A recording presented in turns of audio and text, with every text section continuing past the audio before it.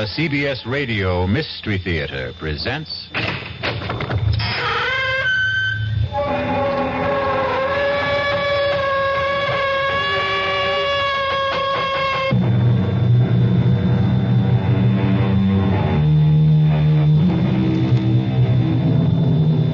Come in. Welcome. I'm E.G. Marshall. Welcome to the sound of suspense, to the fear you can hear, to the world of terrifying imagination. They say, hell hath no fury like a woman scorned. And perhaps it's true. But the question is, how long can that fury endure? How long can the passions burn? Well, Miss Charity Youngblood was left waiting at the church some 200 years ago, and she still isn't over it. Sheriff's Office, Deputy Palmer speaking. Sheriff, there's someone who wants to murder me. Yes, sir. Your name, sir? Well, is that important? Yes, sir, it is. Well, I hesitate to give you my name because you might think I'm unbalanced. Now, why would I think that? Because of the peculiar circumstances involved. Well, why don't you let me be the judge of that? Well, this young lady wants to kill me, and she's armed. Well, what's her name? Well, I wouldn't want her to get into trouble. What? She doesn't look like a killer, and besides, I can't prove it. It's just that I know it. Now, sir, calm yourself and tell me, why does she want to kill you? Because I broke our engagement. All right, it's possible.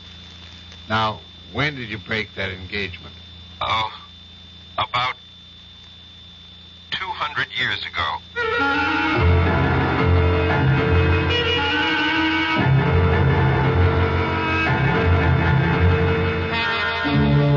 Our mystery drama, A Dream of Death, was written especially for the Mystery Theater by Sam Dan and stars Michael Tolan. It is sponsored in part by new sugar-free Diet 7-Up and by the Kellogg Company, makers of Kellogg's Special K cereal. I'll be back shortly with Act 1. Hello, Ms. Goldilocks here, and welcome to my professional taste testing laboratory. Oh, Papa Bear, could you bring that case of sugar-free Diet 7-Up over here? Another case? Miss Goldilocks, you're drinking this sugar-free Diet 7-Up like there's no tomorrow. You can't still be taste testing it. Oh, no, Papa Bear. Sugar-free Diet 7-Up has already earned my seal of approval. It's fresh, light, natural, delicious. I drink it because I love its taste. Now hurry up. Okay, here. This sugar-free Diet 7-Up really tastes delicious. Ladies, if you're tired of switching from one diet drink to another, take some advice from Ms. Goldilocks. Try sugar-free Diet 7-Up and you'll say, yes, this one's just right. I'll bear witness to that, Goldie.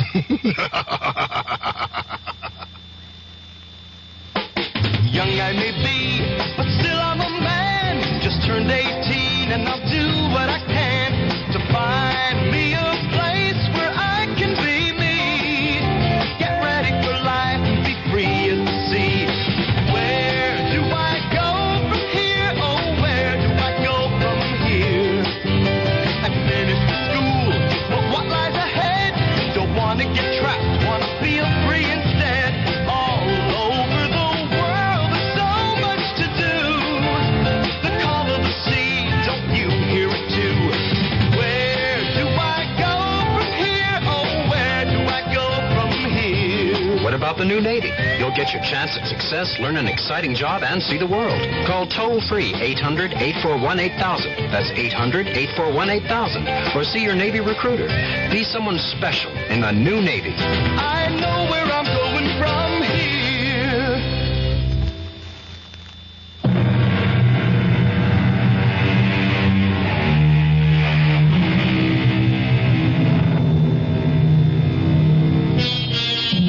Sometimes A few notes of an incomplete melody may steal through your head.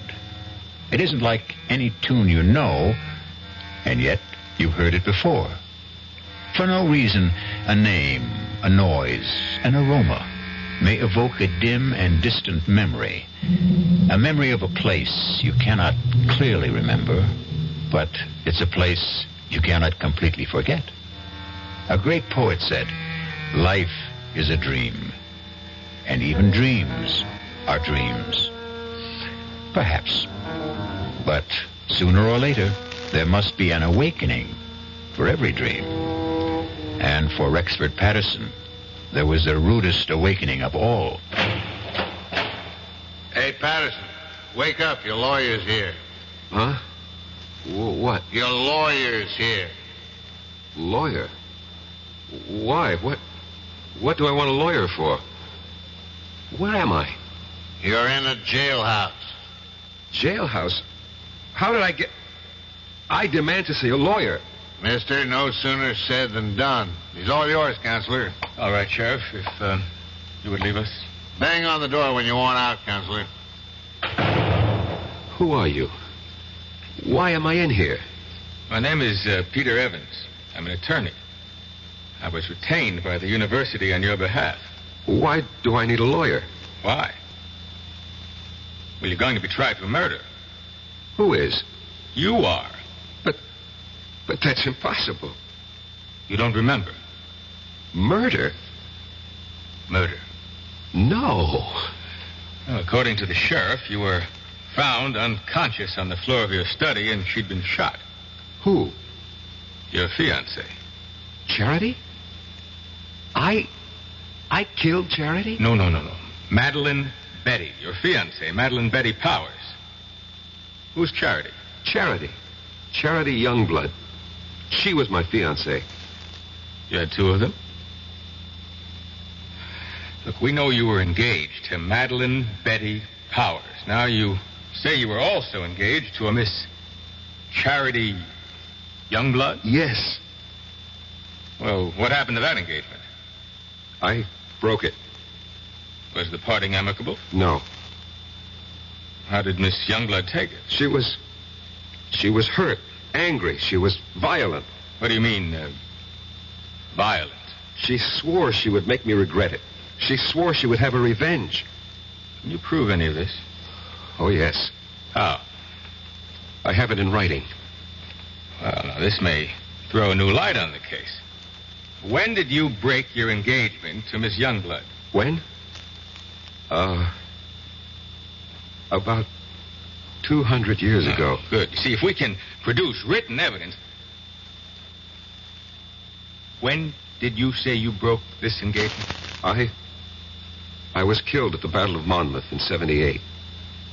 And 3 years before that would be, the early spring of 1775. Allow me to suggest the only plea that will save you. Insanity. No, I will insist that we plead the truth. Well, what is the truth? Self-defense. I killed Charity Youngblood in self-defense. All right. Look. Now, you may have killed Miss Youngblood in self-defense 200 years ago, but it's over. It's gone. It's done with. Nobody wants you for that. You're going to be tried for the murder of Madeline Betty Powers. Exactly.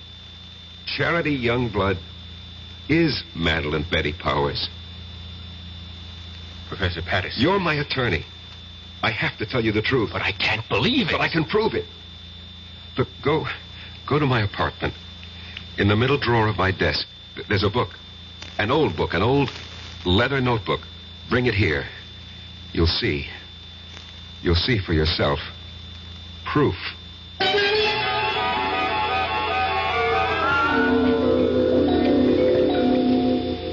You read the book? Yes. It's a diary kept by a girl named Charity Youngblood, daughter of a Connecticut gunsmith during the Revolutionary War. She was jilted by a young officer named Eli Wallington. Naturally, she was quite upset about it. But where is the proof you promised me? I was that young officer. I was Eli Wallington. Oh, look, Professor Patterson, if I'm to represent you, you'll simply have to tell me... The truth. I know the truth. But I tell you the truth, and you refuse to believe But me. it's impossible to believe you. Impossible. That's the key word.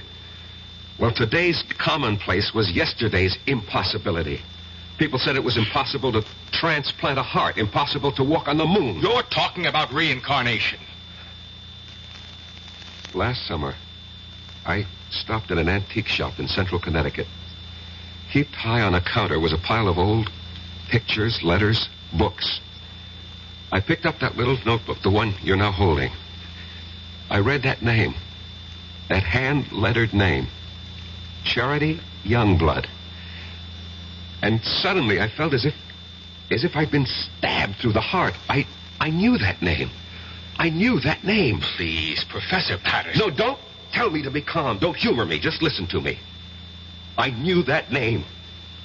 I knew the girl. I knew the time. I knew the place. Here, turn to the page where she describes how he proposed to her. Just don't see how Just all of... do it. All right. Is this what you want? Monday. Eli proposed marriage to me this morning. I read the name Eli. An electric shock ran through my system. I knew I was Eli. And the entire scene ran through my mind. Exactly as she wrote it in her diary. Exactly.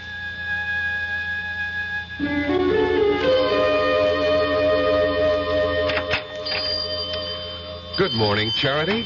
Oh, it's the high and mighty Lieutenant Eli Wallington. Come to see my father? Hmm? Well, that pistol of yours isn't ready. I've come to see you, Charity. I've been foolish. It doesn't interest me. Charity, I love you. Oh, yes, you love me. Believe me. Oh, I believe you. You love me here. You love me now. But tomorrow you'll be somewhere else. You'll see someone else. You'll love someone else. Men are fools. We don't realize at first how important it is to have a woman who really loves us. And you love me. Please go. Marry me, Charity. Eli? We'll have the banns on Sunday and marry the week after. Now, come, close the shop. We'll go riding this morning. But I promised Father... Let's be together this morning. Come with me. Oh, Eli, you're a scoundrel. Yes, Charity. But I'm your scoundrel. You must never forget that, Eli. Never forget that.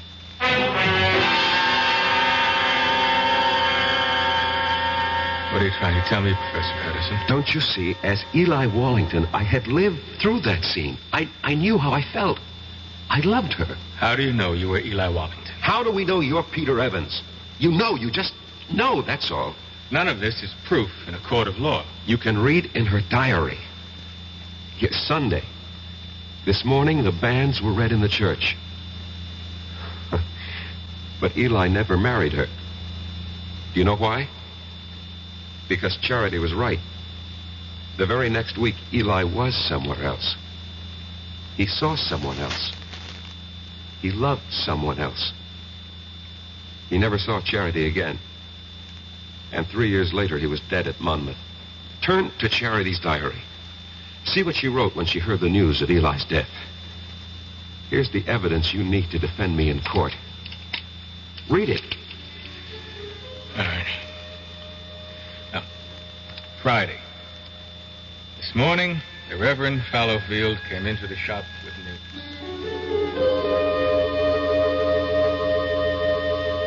Charity, I am told that Eli Wallington has fallen at Monmouth.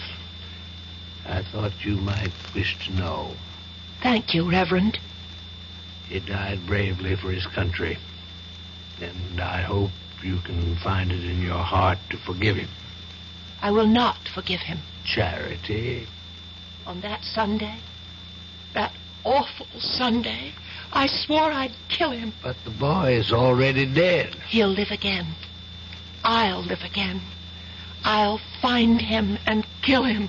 Give up this frightful hatred before it destroys you. He won't escape. If only I could help you, Charity. No one can help me.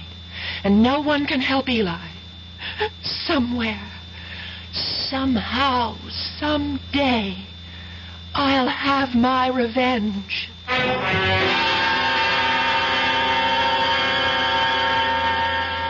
And when I picked up that diary in the antique shop, Mr. Evans, I was almost frozen with terror. I knew I had come back.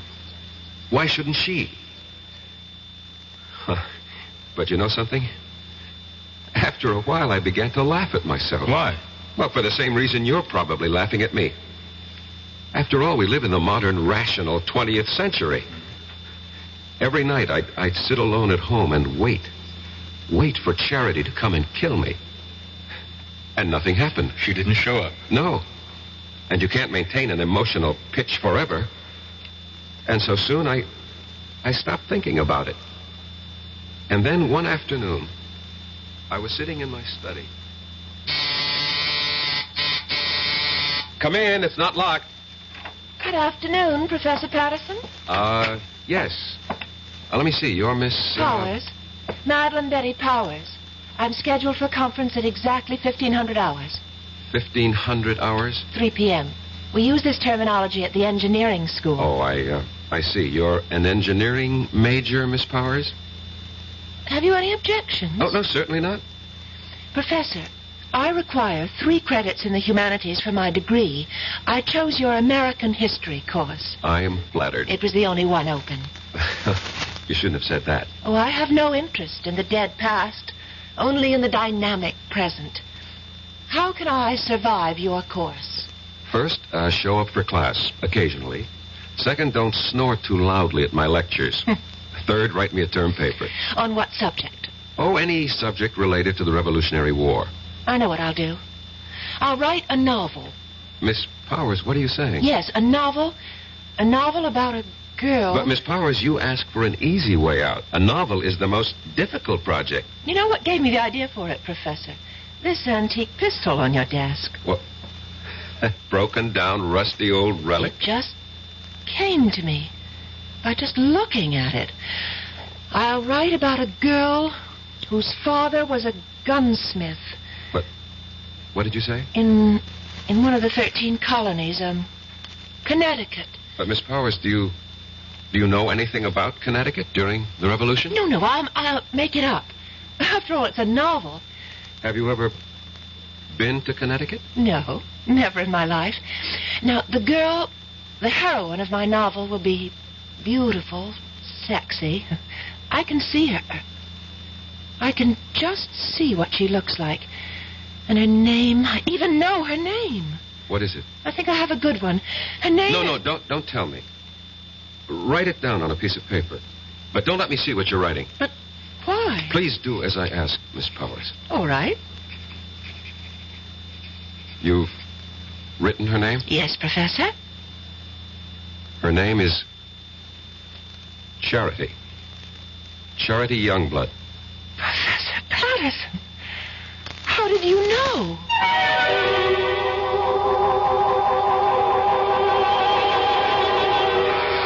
How does he know? Funny how these things work out, no? You can never tell who you'll come back as. Devil-may-care adventurer. He's getting any money, but he's entitled. Well, what's wrong with writing a letter saying that under the law, this man is entitled to receive $220 a month for attending school on a full-time basis. Believe it or not, he can take that letter with the little job, take it to the real estate people, and because he has an additional income of $220, although he isn't receiving it, it makes his chances of getting that apartment much better. And this is what I mean about the little things. Going beyond the duty every once in a while. Just go a little bit out of your way to help someone. That's my philosophy. To me, these are little things, but big things to that person. A big thing to that person. At VA, we try a little harder to help.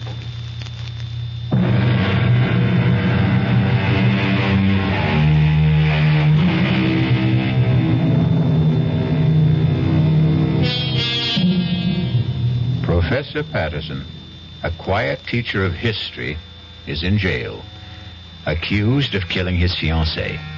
He doesn't deny it. What he's desperately trying to prove is that he killed the one he had 200 years ago. Where, Miss Powers, have you heard that name? Charity Youngblood before? Nowhere. I made it up. You made it up? Well, Charity sounds like a name a girl might have had 200 years ago. And Youngblood has a kind of colonial quality to it. Charity Youngblood. It just sort of popped into my head. And everything just came to you? The whole idea for the novel? The heroine, her name, it all occurred to you just now? Yes, that's right, Professor Patterson. I simply can't account for it. It has no scientific basis. But suddenly, I have feelings that I've never experienced before. What sort of feelings? I can't describe them. Vague ideas, hazy pictures. Of what? But this woman, this girl, this Charity Youngblood, she's a creature of my own imagination. I only conjured her up a few moments ago, and yet she seems to be alive. Give it up, Miss Powers. You know, sometimes when you write fiction, the character takes over, and unless you're a skilled professional author, this can be dangerous. Just attend class, look intelligent, and you'll pass the course. Well, Professor, that wouldn't be ethical. Miss Powers, we'll just let that be our secret.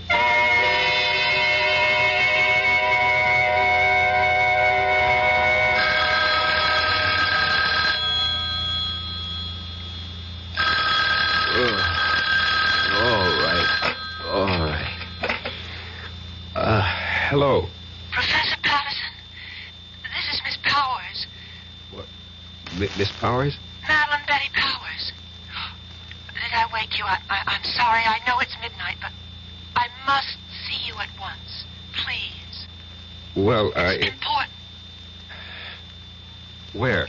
Well, I'm calling from the all-night cafeteria at the Student Union building. I'll be there. Oh, thank you, Professor.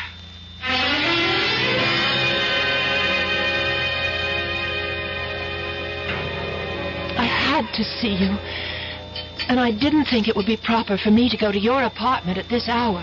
Well, what seems to be the problem, Miss Powers? The story. The story? The story of Charity Youngblood. Well, I thought we decided to drop it. But that's the problem. I can't seem to get it out of my mind. Well, I'm sure you... It's taken over. I can't think of anything else. Well, I'm obsessed by it. This girl, Charity Youngblood. I know her so well, I sometimes think... No, you'll laugh. No, tell me. I sometimes think she's me. Well, of course she's you. What are you saying? Well, when you write fiction, every character has to be yourself in one form or another. No, it's more than that. It's a feeling in my bones. I seem to have an urge to do something. What? I don't know. But I keep writing. Now, I've written 20 pages so far, and most of the time it doesn't even seem that I'm the one who's doing the writing. I get the feeling that I'm just holding the pen, and my hand is being guided.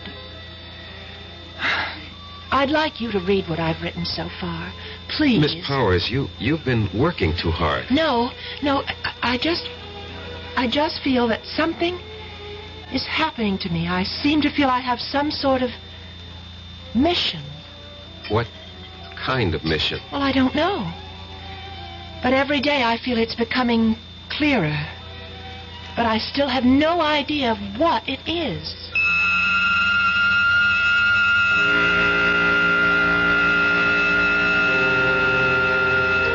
And every day, Mr. Evans, she would hand me a chapter of her novel. And that novel will win me acquittal in court. Why? Because each chapter is word for word a day in Charity Youngblood's original diary. In Madeline Betty's own handwriting. Where's that novel now? In my desk. I did everything I could to get her to stop writing, hoping that somehow I could get her mind off it. But of course that was useless. After all, if she really was Charity Youngblood, and there was no doubt in my mind about it, nothing would stop her from finding it out. And every day she was getting closer. Not just to Charity, but to me. Professor, I decided to give Charity a love interest. We're about to have the war, and I've created a young cavalry officer of the Connecticut Brigade. I have a name for him. Eli Wallington. Eli Wallington? Yes. Miss Powers, you've already written more than enough to earn a good grade. It's already longer than the average term paper. Oh, but I have to finish. Why? This whole thing started as a term project. Yes, it may have started that way, but now it's something that belongs to me, and I can't help it. I have to keep writing until... Until? Until something happens. What? What is supposed to happen? I don't know. But I'm afraid. I'm very much afraid.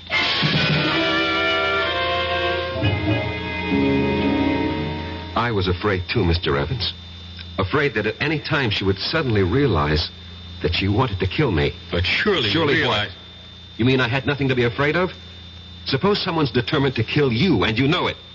You tell me. You know what I think? Although it's academic now. I think you should have gone to a psychiatrist. I did. I went to the top. I went to the head of the Department of Psychiatry at the University Hospital.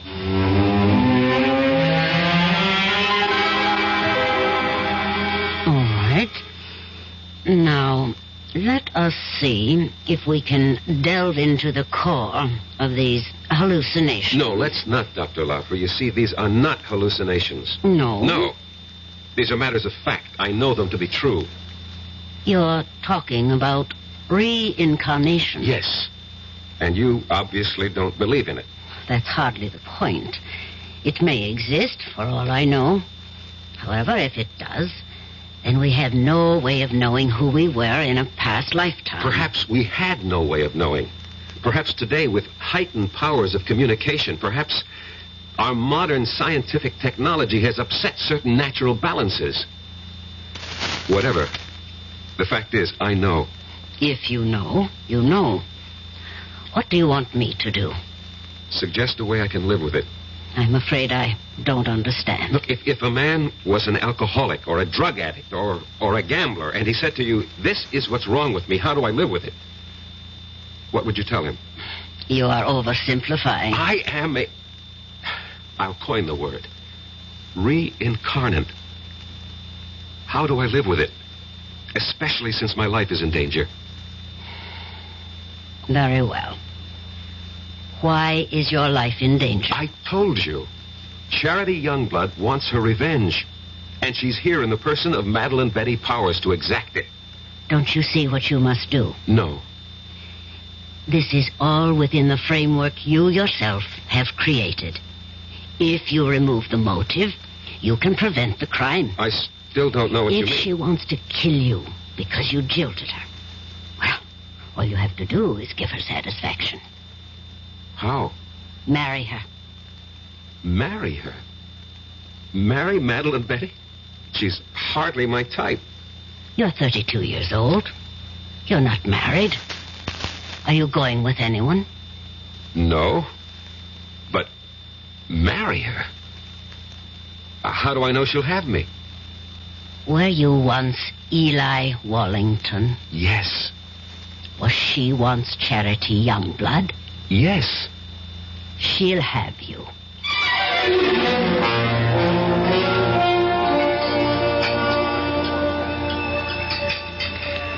Oh, Professor Patterson, you really didn't have to take me to dinner. Well, our conference ran late. We have to eat. Well, I mean, to a place like this. Well, this is a very nice place. Or so I thought. Oh. Would you care to dance? Oh, no, thank you. I dance rather poorly. Oh, I can't believe that. Why can't you believe it? Because you're so charming. I don't think so. At least no one ever told me that. But I think so. Do you? Why? Well, it's a subjective thing. I lied to you just now. I said I dance poorly. The truth is, I don't dance at all. Now, how is that possible? Girls who don't get asked usually don't bother to learn. I don't know why I'm telling you all this. It's just that since the day I met you, I started thinking. I don't know how to describe it. Well, what were you thinking? Oh, crazy things. That is for me. I suddenly wanted to write a book. Why, I'll never know. And I began thinking of a girl who lived hundreds of years ago in a place I've never heard of.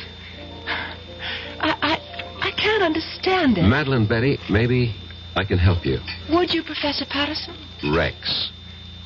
Go on, say it. Call me Rex. Rex. I've also felt something since the time you walked into my study for conference. And I've been trying to analyze it. And I finally discovered what it is. It's love. Professor Patterson. Rex. And so I'm asking you, I hope that you will marry me.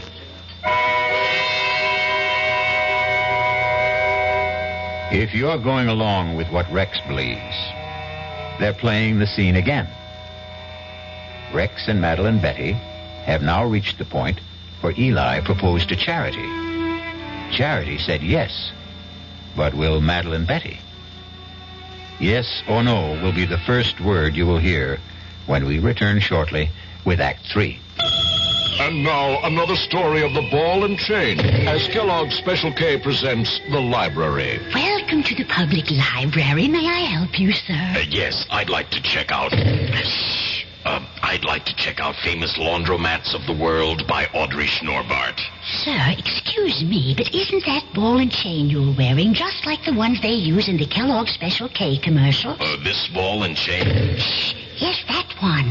How are you going to get rid of it? Well, you know, lots of good exercises, and by eating smart at every meal, starting with the Special K breakfast. Don't you have to watch your calories? Yes, and the Special K breakfast is less than 240 calories. Less than 240 calories? Right. A 1-ounce bowl of high-protein Special K, 4 ounces of skim milk, tomato juice, and coffee. It's really tasty, and it's going to help me get rid of this ball and chain. I'd say it's long overdue, get it?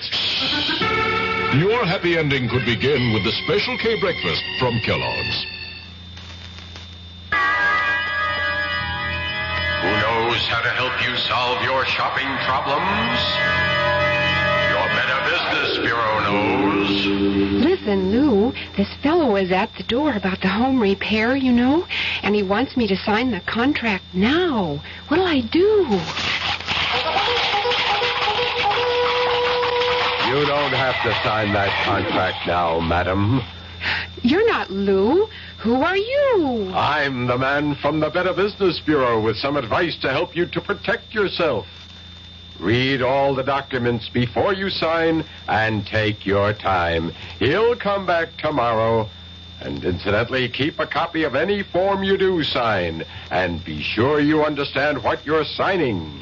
Oh, thank you for telling me. No need to thank me, madam. That's what Better Business Bureaus are for, to help protect consumers like you.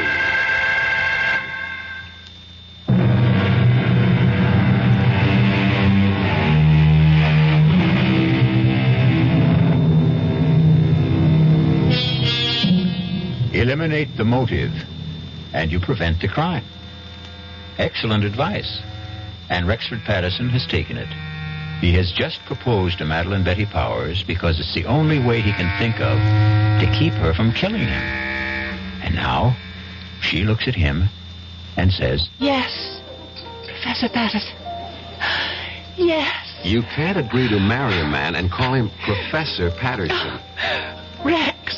I know it's sudden, Madeline Betty. We can get married after you graduate. Oh, I'll marry you anytime you say, Rex. I love you. I love you, too. I fell in love with you. Must have been at first sight. Why? Why? Because you're handsome. I was hoping I had other qualities. Oh, you do. You do. But being handsome's part of it. Why did you fall in love with me? Because you're beautiful. Oh. No, you don't believe it. No, Well, I feel beautiful. You make me feel beautiful. Oh, Rex. I can't believe this is happening to me. It's happening. It's happening to both of us. And I'll be such a good wife for you. What is it? Oh, my head. What's the matter? Suddenly feels so light, so clear. Well, that's good. And different. Different? Yes, different. How? The book. You know the novel that I'm writing for the course? Yes? All of a sudden, I don't want to write it anymore. Why not? I don't know how it came into my head in the first place. Just as suddenly as it came, it's gone out. Gone out? That girl, Charity? Oh, yes, Charity, the heroine of your book. Yes, that's her name? Yes, I seem to remember. Well, she's gone from my mind, too. I simply can't understand how it happened. Well, why bother? Yes, that's right. Oh, why bother about anything except us? Except you and me.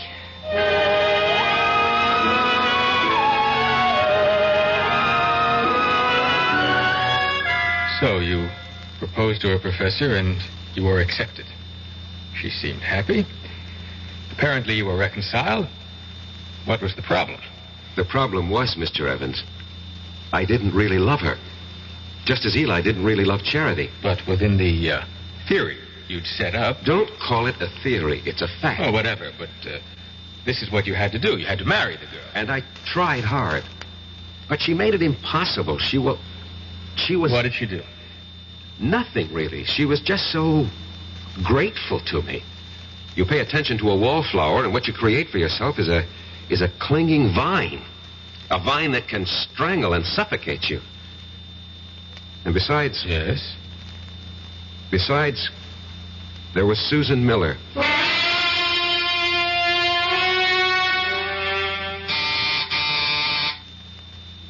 Come in, Madeline Betty. I'm not Madeline Betty, but I came in anyhow. Well, how do you do? Professor Patterson? Yes? I'm Susan Miller, of the English department. You're new here. Oh, I received my teaching appointment last week. Early American Lit. A favorite field of mine. Well, that's the scoop on campus. Anything early American, see Rex Patterson. I just thought we'd chat. Fix you a drink? A soft one. Naturally. Diet, if you have it. I'm watching my weight. Why? I think it's most attractive the way it is. Well, if you think so, I'll keep it that way. Did you know that General Burgoyne wrote a play? Yes, it was called Maid of the Oaks. And it was produced in New York during the Revolution. Yes, and I'll tell you who was in the cast.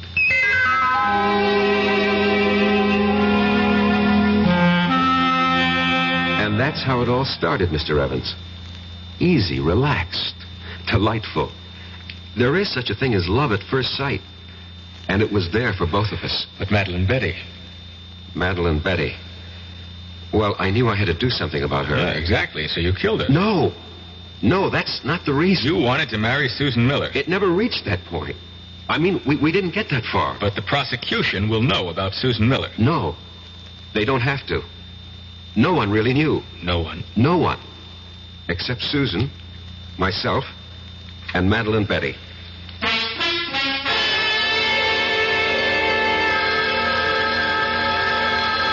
Get it. Hello? Hello. Is Rex, Professor Patterson there? Oh, who's calling? This is Susan. Miss Susan Miller. Rex is for you, Miss Susan Miller. Oh, thank you, Madeline. Yes, Susan? Rex, how about a drive in the country? I have considerable work to do. But I thought you had nothing to do all weekend. So did I, but, I have this research project. I see. Did your project answer the phone? No. No, it's nothing like that. Well, maybe we can get together tomorrow. Sure thing. Goodbye. Bye. And who is Susan Miller? She teaches here. I'll bet. What does she teach? English. You could look it up in the catalog. I'm sorry. I'm so jealous. Forgive me. You're forgiven. I just can't believe my good luck, that's all. Rex, you said you'd marry me any time I chose. Well, yes. Well, I choose now. Now? Well, next month. I want Mother and Dad and my sisters, and I have some cousins. I'd like to see the looks on their faces. The first Sunday next month. That's almost 4 weeks from now. Is that all right? Well, You haven't changed your mind, have you? But I had changed my mind, Doctor. I see. I wish I knew what doctors meant when they say, I see. Patterson, you are the one who set up the ground rules. You said she was Charity Youngblood, reincarnated to have her revenge. I know. I know. And using that, I suggested marriage. It was your only chance. I realize that, but you see, I really don't believe that anymore. You don't? I should have listened to you when you called it an hallucination. You agree with that now? I think I do. What caused this radical change? I'm in love. With whom? A woman. A woman? Yes, a woman. Not a girl, not an immature, neurotic girl, but a woman. A woman who is beautiful, intelligent, who has everything in common with me, who has something to offer me, just as I have something to offer her. And what of Madeline Betty or Charity Youngblood? Charity Youngblood was an adolescent delusion. You're hardly an adolescent. In many respects, I was. I fell in love with the idea of Charity Youngblood, this voluptuous creature, but... Yes. You grow up when you meet a real woman. As I said before, you're hardly a boy. It takes some of us longer than others. And Madeline Betty? What of her? She'll have to grow up, too. Somehow, all this, it doesn't seem fair to her. Life itself is unfair, Doctor. You make everything seem very neat. Somehow, I don't think you'll be able to unwrap the package as easily as you think. But why? Why? I told you, Madeline Betty. I told you. You said you loved me. I thought I did. No. Please, Madeline Betty, don't make this difficult for both of us. Oh, Rex, please, marry me. No, it wouldn't be right. I told everyone, my parents, my sister, my friends. Oh, Rex, what can I tell them now? Would you want us to live a lie? I don't care.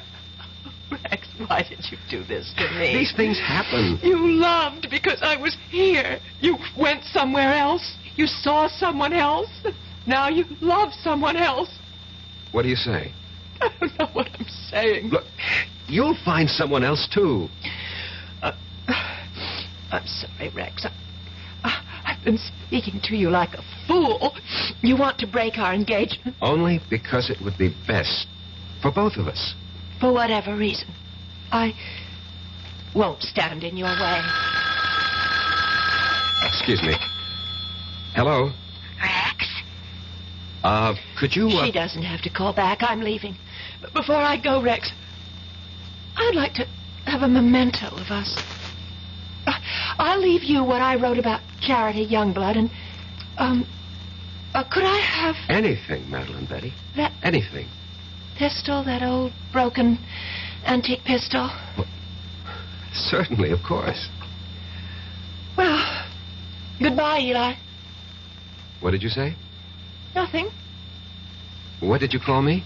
I called you by your name. Goodbye.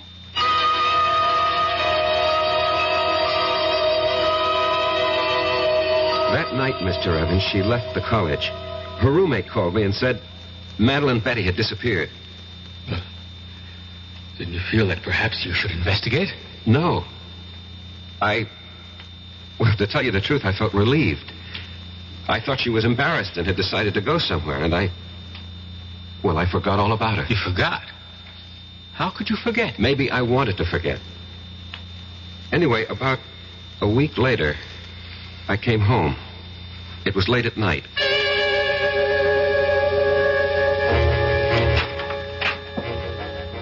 Good evening. What are you doing here? I have a key, remember?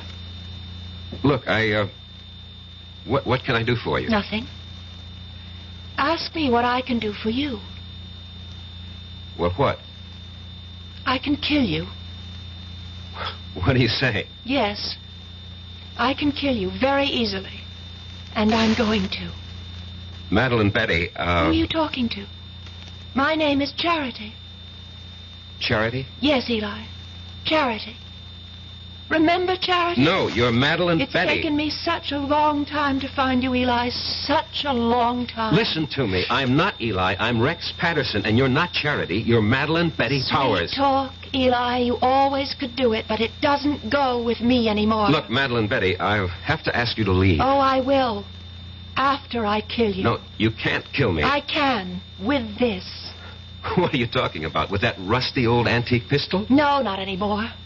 I brought it home to Father, to Isaiah Youngblood's gun shop, and I said, Father, fix this pistol. And he did, you see, how he cleaned it and oiled it. See how it shines now. Madeline Don't Betty. move any closer. Not one step closer. See how it sparkles. He gave it a new frammer and a fresh flint, fitted a new flash pan, and then primed it. Poured in the powder, rammed home the ball, and now it's ready to fire. Charity, no. Get away from me. Take your hands off. No. Get away Drop from it. me.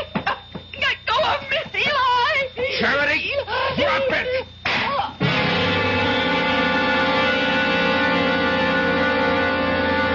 We struggled for the gun, and at the last second, the barrel must have turned toward her. And she pulled the trigger. And that's your defense. That's my defense. You want me to plead that defense? I want you to tell the jury exactly what happened, why it happened, and the way it happened. Show them the written proof. You're sure that's what you want me to do? Yes, I'm sure. I'm sure because it's the truth. Well, I hope the jury buys it. Would you have bought Professor Patterson's story? You would. A pity you weren't on the jury. Because 12 good men and true, actually 6 of them were women, deliberated for a full week and decided that Rex would have to pay the price. Not just the price for Madeline Betty, but also, as it turned out, the price for Charity. I'll be back shortly. This is Ray Scott for the President's Council on Physical Fitness and Sports. Sometimes we're accused of exaggerating the importance of a game, along with millions of Americans across the country. Well, maybe so. But one thing is sure. We certainly under-exaggerate the importance of physical fitness and sports among our children. We send our kids to the best schools we can to get the best education they can, and yet we often completely neglect their physical education. Phys ed departments are usually the first to suffer when budgets are cut.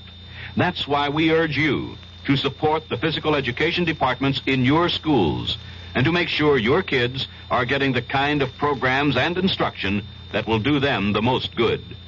Physical fitness can help them develop into healthier adults and help them live up to their full potential. For more information, write the President's Council on Physical Fitness and Sports, Washington, D.C., 20201.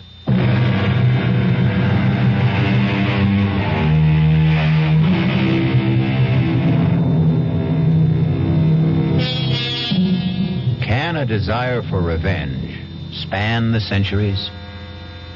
Not a comforting thought, exactly. It's all most of us can do to hew to the straight and narrow during one lifetime. If we're going to have to pay for the sins of other incarnations and existences, well, who has the price? But there is no price for our next meeting, when we shall enjoy another suspenseful experience. Our cast included Michael Tolan, Marion Seldes, E.V. Juster, Ira Lewis, and Robert Dryden. The entire production was under the direction of Hyman Brown.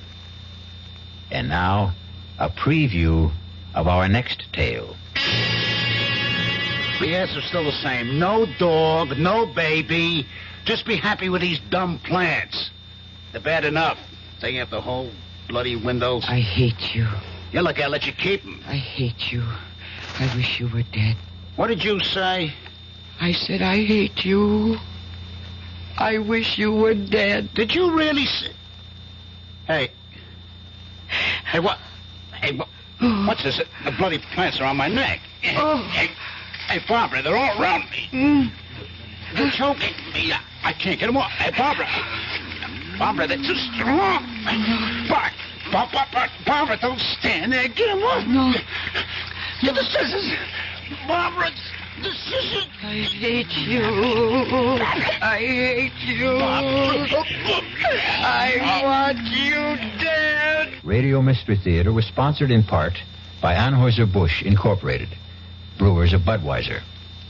This is E.G. Marshall inviting you to return to our Mystery Theater for another adventure in the macabre. Until next time, pleasant dreams.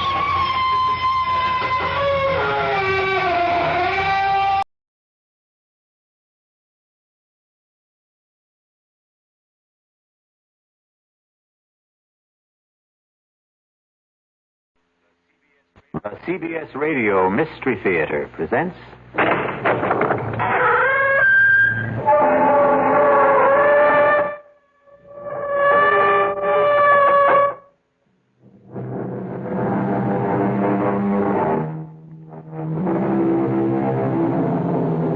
Come in.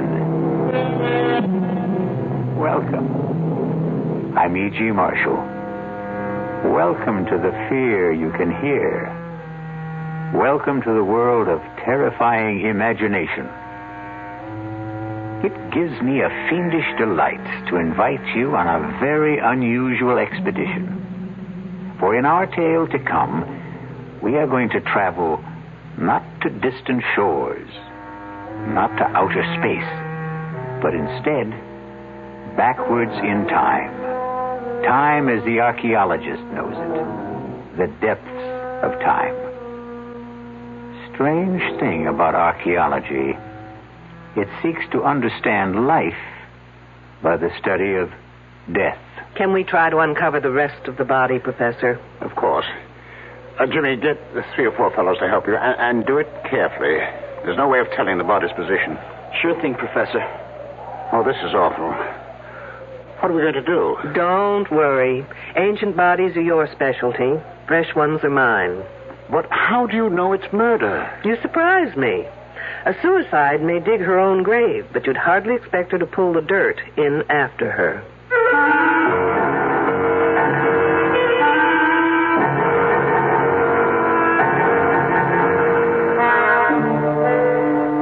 Our mystery drama, Dig Me Deadly, was written especially for the Mystery Theater by S.J. Wilson and stars Louise Larrabee.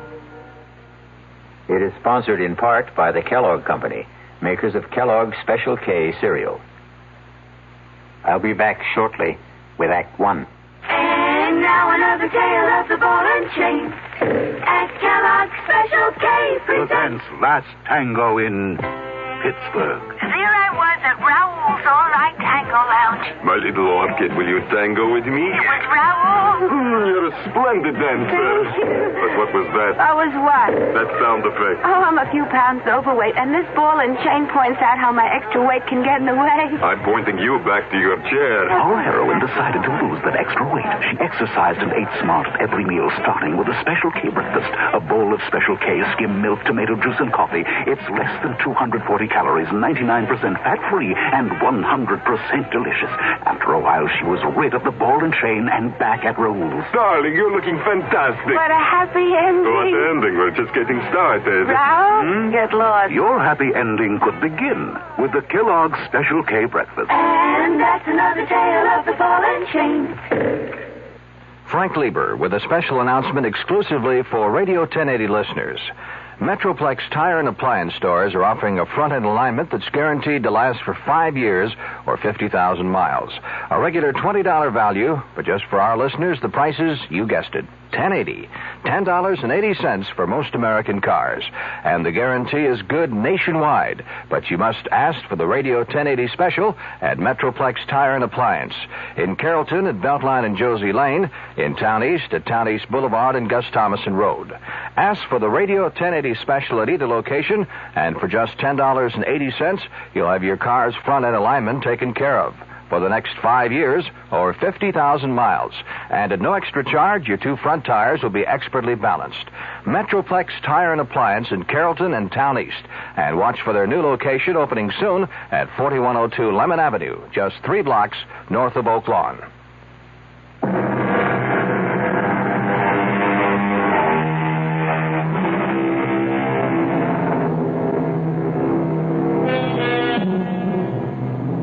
And I know that death is no respecter of time. It often comes unbidden, unexpectedly, even fiercely and murderously. So, get your pith helmets, your sunglasses, your axes, shovels, and all the other paraphernalia you will need to join us in Dig Me Deadly. Young man, why aren't we on a road? Why do we have to cross the desert? Because it's the fastest way to where we're going, Detective Scrubshaw. Not Scrubshaw, Trubshaw. Trubshaw. Detective Claudia Trubshaw. And I bet your last toothpick, which I wish you'd take out of your mouth, that we're really crossing the Rocky Mountains. They're in Colorado. This is Arizona. I know it's Arizona, Sheriff Wiley. It's where I came to spend my vacation with my sister before you showed up with all your hornswoggling. Oh, ma'am, I did no such thing. Now, what else would you call it? I came here to get away from L.A. and all that smog and to breathe in the pure, fresh, clean air of Tucson. Now, thanks to you, I've got more sand in my mouth than the whole Sonora Desert. That's Mexico. This is Arizona. I've got news for you. It's left Mexico and settled in my lungs. Now, do you mean to tell me that in the entire state of Arizona there isn't a police officer, anybody who can cover this case, that you had to drag me into this no-woman's land? Those are my orders, ma'am. But why would my boss in Los Angeles assign me to an Arizona case? Well, I guess he knew you were in the neighborhood. That makes as much sense as kissing one of those cactuses. They're called saguaros. Now stop changing the subject. Now, will you tell me where we are going? Like I said, west of Naco. Good for you. You have advanced to the next plateau. And why are we going there? Because that's where they're digging. Superb. Now, who are they? The kids that are digging. Wiley, did you ever have your IQ tested? Not since I know. Well, don't. It's probably lower than Death Valley. And I know that's in California. Now, why are they digging? For dead bodies, I think. Stop this car at once. Well, what's wrong, Detective? Now, I'm not riding another minute until you tell me what this is all about. Well, what more do you want to know? Why I'm sitting in this rolling junk heap on my way to West Naco or wherever. Well, there are these kids there. What kids? These kids from some school near L.A. Every summer they come, and they dig up things. They're supposed to be real old. In other words, students working on an archaeological dig. Never could pronounce that word. Forget the pronunciation. Just try and make some sense. Well, a few days ago, I am sitting in the sheriff's office when this here girl comes by. Excuse me. Sure, miss. Come on in. Is the sheriff here? Well, the truth is, there is no sheriff. Then who's in charge? Well, I guess I am. Sort of deputy sheriff, you could say, and name is Wiley. I'm looking for help. That's why I'm here. What can I do for you? But you're not a real sheriff. Well, I don't get paid for it, but they give me the badge. Why don't you try me? I'm one of the students working at the Broadfields. The dig. Why don't you sit down? And there's some trouble there. And what kind of trouble? Well, it's just it. I can't tell exactly, but someone's following me. Wherever I go, I have the feeling someone right behind me or hiding and waiting to do something to me. Something terrible. Isn't there anyone in charge? Well, Professor Wilkerson. But he says I'm imagining things. Well, now, have you ever really seen anyone following you? No. But only the other day someone went through my bureau and my luggage. And are they messing? No, but things were all messed up. And what's your name? Rogers. Edith Rogers. Miss Rogers. Now, do you have any idea why somebody'd be tailing you or looking through your things? I think someone's trying to kill me. Kill you? Hey, that's serious. Why would anyone want to do that? Because they're afraid of me, scared of what I could do. Well, you don't look like you could trouble a horned toad. What are they scared of? Well, you see... No, I can't tell you. If they found out I came here, they'd do it faster. Anyway, you can't help me. Maybe nobody can. Wait a minute. Wait there.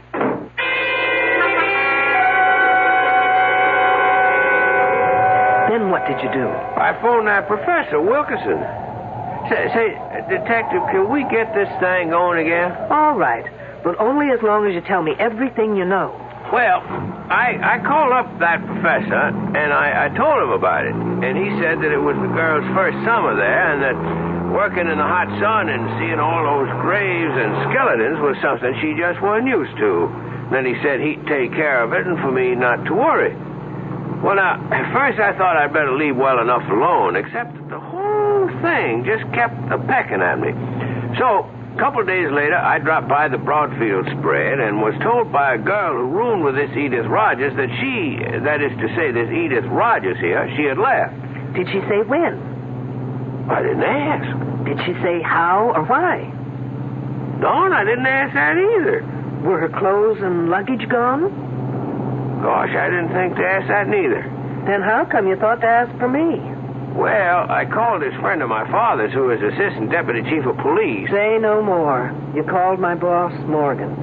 In other words, this isn't an official assignment, is it? Well, he told me you were in Tucson and to speak to you. And dragging me through this sand heap is your idea of speaking to me. Wiley, if I admit something to you, will you promise never to tell anyone? Sure thing, Detective. I know of only one person who's a bigger fool than you. Who'd that be? Me.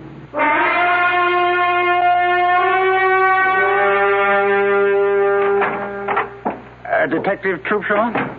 I'm Julian Wilkerson. One of the students tells me you'd like to see me. Only in an unofficial capacity, Professor. If you can be of assistance, fine. If not, I'll understand. Well, I'll try. Professor, this is Sheriff Wiley. Oh, yes. How do you do? Hi. What's it all about? The Rogers girl. I understand she's not here any longer. Yes. I knew that girl would be more trouble than it was worth to bring her out here. Then why was she here? Oh, she was thinking of archaeology as a major. You see, she apparently comes from a difficult home. She had nothing to occupy her this summer, and the dean asked me if we could fit her in. Try to make her feel she belongs to something. A group. Apparently it didn't work out. No. She moped a lot. Got depressed, suspicious. Felt she wasn't wanted. I did everything I could. I got two of the nicest girls to room with her. Who are they? Oh, Janine Boulanger, a French exchange student. Specializes in atomic physics. And Susan Lathrop, a straight-A student, very outgoing, very bright. Were there any young men? Yes, and I didn't like doing it, but I got Jimmy Trumbull to spend some of his free time with her. He's our prize. He's a brilliant fellow. We call him our Libby. Libby? Well, now that's a girl's name, eh? Wiley, you're famous for not asking questions. Why not live up to your reputation? Professor Libby developed the carbon-14 dating system. Oh, he did he? Yes. Anyway, Edith didn't take to the work or to anyone. It's no surprise that she just dropped out. Are her belongings still here? Well, I wouldn't know, but Susan would. She's in the specimen shed next door. Let me call her. Sue Lathrop. Yes, Professor? Well, can you come to my office for a minute? Wiley, why don't you do something constructive, like seeing if you can get me something to wash down this sandstorm I swallowed? Thanks to you. Sure thing. Detective, anything special? Just something soft, wet, and cold, please. I'll be back in a minute. Oh, sorry, miss. I didn't mean to knock. Oh, that's all right. Susan, I'd like you to meet Detective Troopshaw. A detective? From the police? Yes, but not on official business. What for, then? I was wondering if Edith Rogers' belongings were still in her room. Oh, Edith? Oh, no. She took everything when she left. When was that? Oh, about 4 or maybe 5 days ago. I'm not sure. Do you have any idea why she left? Not really. She didn't tell anyone she was going, but then she just didn't get... Well, what can I say? Susan's trying to be discreet. The fact is the girl just didn't belong. Did anyone notify her family? I know I didn't. We just assumed that she hitchhiked her way home, or perhaps to one of the youth communes around here. Then, at this point, we don't know if she left or disappeared. But what would make you think she disappeared? She went for help to what's supposed to be the local sheriff's office. She was frightened, thought she was being followed, that someone wanted to kill her. That's just like her. She was so silly, so romantic, always making up stories where so-and-so loved her madly and so-and-so was terribly jealous of her. And, of course, she was always at the top of the trying. I suppose we could phone her home and see if she got there. You fool! You stupid idiot fool! Such a Well, no call to get yourself all heated up. It's just an old arrowhead. The sign says radioactive area. Do not enter. Sounds like Wiley tried to get me a bottle of atomic soda pop. Oh, that's shenane. Let's see what the fuss is about.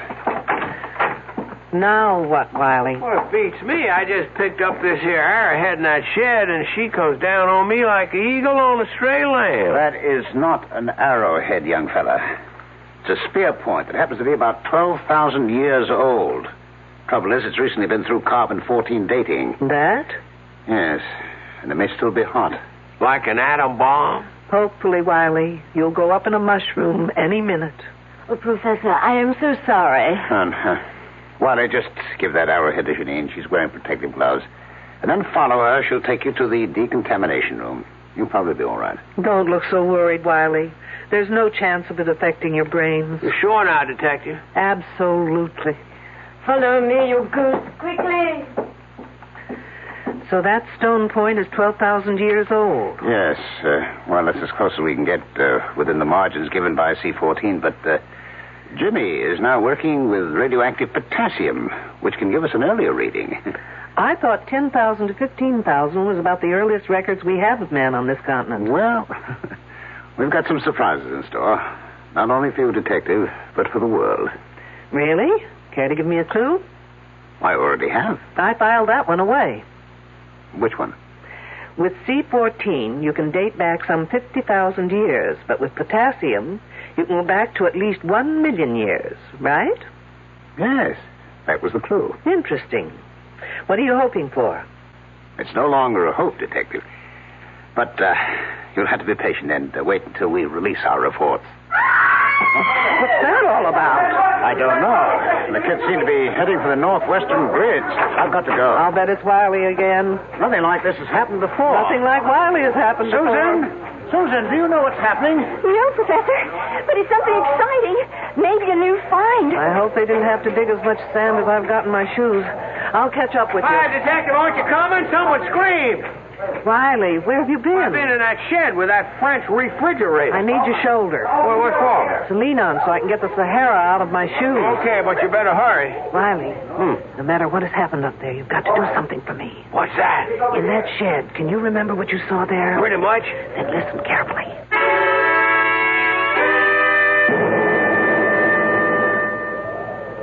Oh, bon Dieu, it's a woman's hand. And I know whose it is.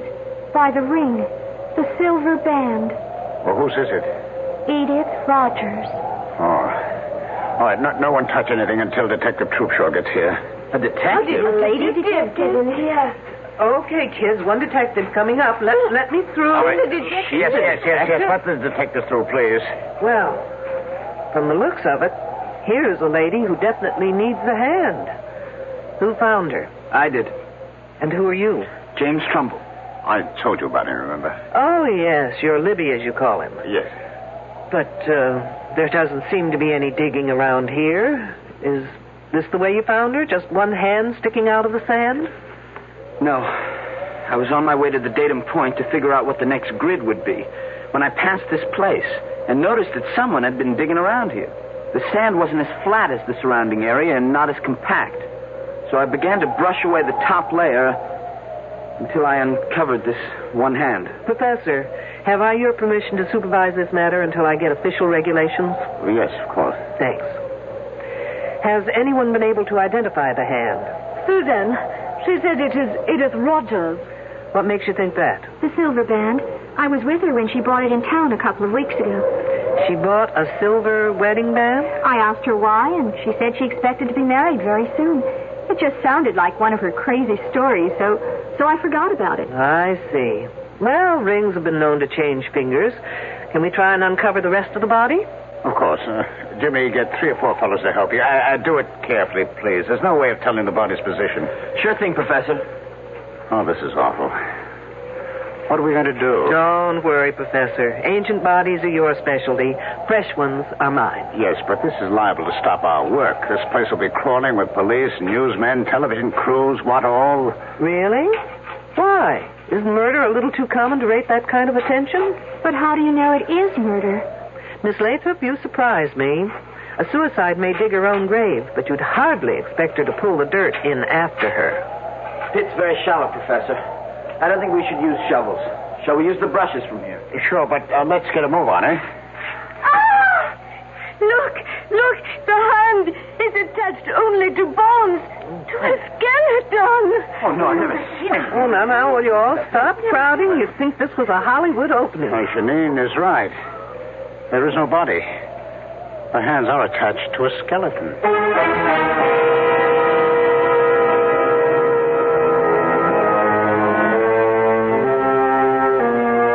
Fully fleshed hands attached to a body that is nothing more than bones. A skeleton. You know, Mother Earth is very miserly about giving up her secrets. But little by little, man has dug them out of her. But never before has there been this kind of puzzle, in which the hands belong to the present and the body to the past. We'll be back shortly with Act 2. Hi, I'm Hal Linden. There's a lot of talk these days about America's energy crisis. Talk about doing without heat, about doing without our cars, about what's going to happen if we run out of fuel. Well, we may not have to run out of fuel if we all work together to conserve the fuel we have. That means turning your thermostats down to 68 degrees during the day and turning them down to 60 at night. It means turning off lights, TV sets, and electrical appliances the minute we're finished with them. It means driving no faster than 50, starting or joining carpools, avoiding the kind of stop-and-go motoring that eats up gas by the gallon.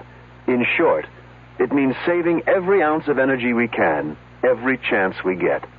So please, do your part to make the fuel supply stretch a little further. For your own sake, don't be selfish. Don't be foolish. Don't be fuelish. This message from the Federal Energy Office and the Advertising Council.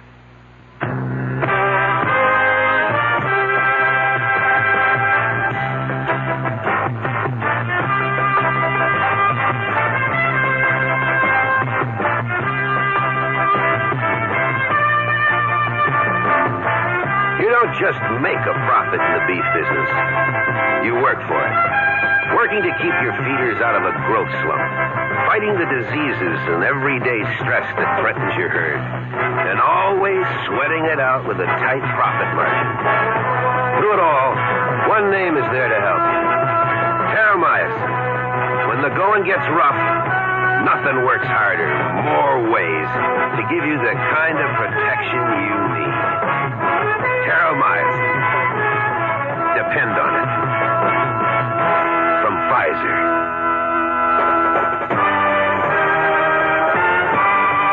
More for growth and health.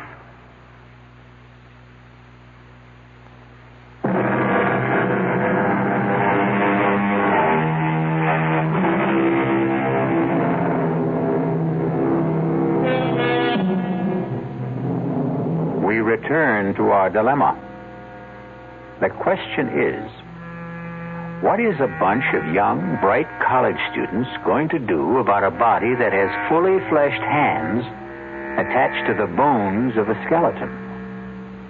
And what is our lady detective, Claudia Troopshaw, going to do with this seemingly improbable corpse? Yes, Captain. You've got to tell me under whose jurisdiction this case belongs. No, there is no local police department. The hands may be the Roger girls, but the body, wait till you get this, it's a skeleton. and the professor tells me is over 2,500 years old. Stop yelling. I know it sounds crazy, but they just did a C14 test on one of the bones, and that's the result. 2,500 years old. But not the hands. Whose case is it, I want to know? Mine? Why mine? Well, will you get in touch with the FBI at once? No, I can't use anyone here to help me that's already here. Why not? Because they're all under suspicion, that's why not. Lunkhead.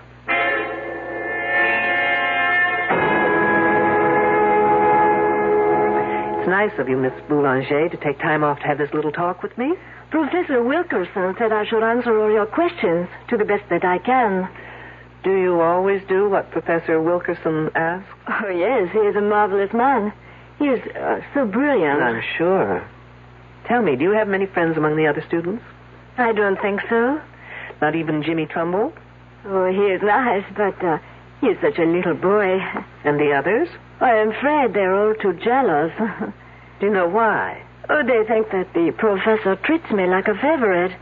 Well, does he? Of course not. But I have studied all this and done it in France before, so I know it very well. And they do not. I think I understand. This body we found, you've seen it? I could not bear to look. Oh, but you did. Now tell me, in all your work, both here and in France, have you ever seen anything like it? No, absolutely not. And you couldn't explain how two perfectly fleshed hands could be attached to a prehistoric skeleton? It's against all possibilities. What did you think of Edith Rogers? She was very unfortunate. In what way? Oh, she so badly needed some kind of an attachment. With a boy, I mean. And I think she almost found it.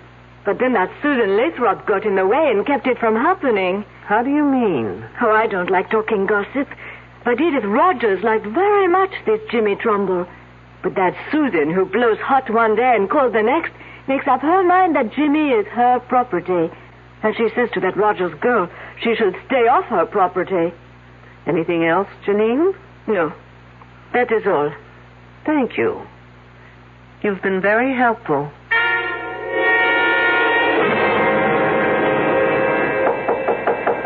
Come on in. Oh, hello, Jimmy. Hello, Detective Troopshaw. Professor Wilkerson says you want to see me. I have just a few questions that may or may not help clear up some of your problems. My problems? No, not yours personally, but the outfit. But where's the problem? Well, if those hands belong to Edith Rogers, it means she's dead. And that, I'd call a problem. This whole thing's crazy. It's some kind of gag. I mean, it's not possible for a skeleton of someone who's been dead for over 2,000 years to have the hands of someone who was alive a week ago, or less. Did you see Edith Rogers about a week ago? Yes, ma'am. I understood you were one of the very few who was sort of interested in Edith Rogers. Well, I was sorry for her. She was lonely and frightened. Did any of the others talk to you about her? No, but Edith had a lot to say about us. Can you give me some idea? Edith thought Susan was a fake, that Janine was phony, and the rest of us pretty silly digging away in over 100 degrees temperature. She just didn't understand why we were doing it. Didn't that make you wonder what she was doing here? Oh, sure. But she was lonely, and she would have done anything to be anywhere. Oh, say, I almost forgot. Something funny happened this morning, and I meant to tell you about it, but with all the rumors and gossip, well, it just slipped my mind. What was it? On my way to the grid we're working on, I ran into this Indian. A really strange guy. He was dressed in some weird Mexican costume and had long drooping mustaches. And he asked me in this queer accent if I knew where Minnehaha was buried. Minnehaha? Was he kidding? Who knows? When I told him I didn't know, he became very sad. And he said his name was Tepexpan, and that his wife had died 10,000 years ago. Tepexpan, no less. The name's sort of familiar. Oh, come on, Jimmy. Even I know that for years the Tepexpan man was considered the earliest specimen of man found in the United States. Oh, of course. What else did he say? Now, let's see. Oh, I wrote it down here. Here it is. He said, she who seeks shall find the answers in her mind if she can find the man that is called Tepexpan. You're putting me on. No, I'm not, honestly. And then he said that she would find the star of Tepexpan in the south of Tuxpan. Can I have that paper, Jimmy? Of course. Thanks. Tepexpan, my foot.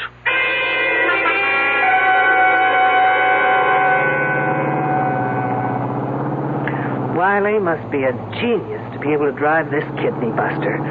I can just about manage to keep the wheels straight. Now, where am I? Tuxpan. Ah, here it is, Tuxpan Avenue. Now turn south. How am I supposed to find the building? The Star of Tuxpan. Ah, lo and behold, a building with a star over the door.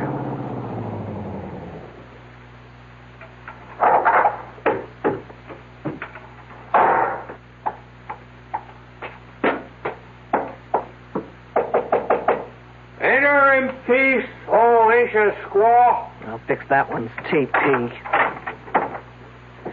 I was told you've been to the ancient burial ground. You have been told well. I go to see my wife.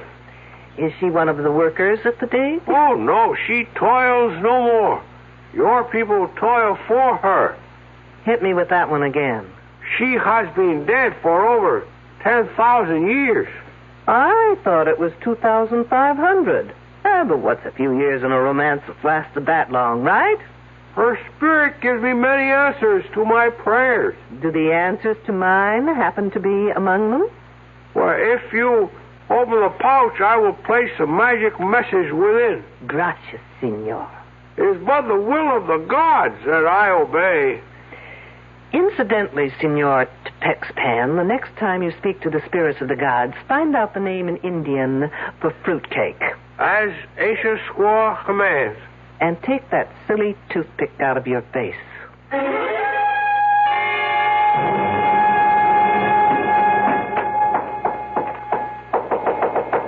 Who's there? Shirley Holmes. Who? Oh, it's you, Detective. I was just being cute, Miss Lathrop. Shirley, Sherlock Holmes, get it? What's there to get cute about? I see you're packing. I'm leaving. I'm sorry, Miss Lathrop, but you're not going anywhere. Why not? Because everyone stays put until I get the answers to a thing or two. Such as? If the body we found yesterday was Edith Rogers... I told you it has to be Edith. They are her hands. Attached to a prehistoric skeleton. I don't care what the radiocarbon dating says. I was with her when she bought that wedding band. She didn't say anything about when she planned to get married. No. And you didn't ask? I thought she was clowning. So she impressed you as the sort of person who would clown about getting married? I guess she wasn't old-fashioned enough to be serious about it. But most of the girls here aren't into things like getting married. We don't have such hang-ups. And Edith Rogers was a square. Very square. You must have found it a bore to room with her. Frankly, she was a bit of a drag. How did Janine get along with her? They hardly spoke to each other. Because of Wilkerson? How did you know? Do you think either of them got anywhere with him? Janine was making points. Not that she's so hot, but her father's an important politician in France, and Wilkerson is impressed by that sort of thing. Ambitious, eh? Even at his age. Oh, come on, Miss Lathrop. He's not that old. Old enough to have a son who's in college. As a matter of fact, it was good old Edith Rogers who told me that. Did she tell you anything else? Nothing important. Have you ever seen anything like that body before? Never. Think hard. Maybe an experiment done on an animal in a lab or in the dating shed? No. Besides, I'm not allowed in the shed. Why not? I don't get to work on dating until next term. Oh, I guess I'll have to take my own advanced course with Professor Wilkerson. That's Janine. I was waiting for the second moccasin to drop. Let's go.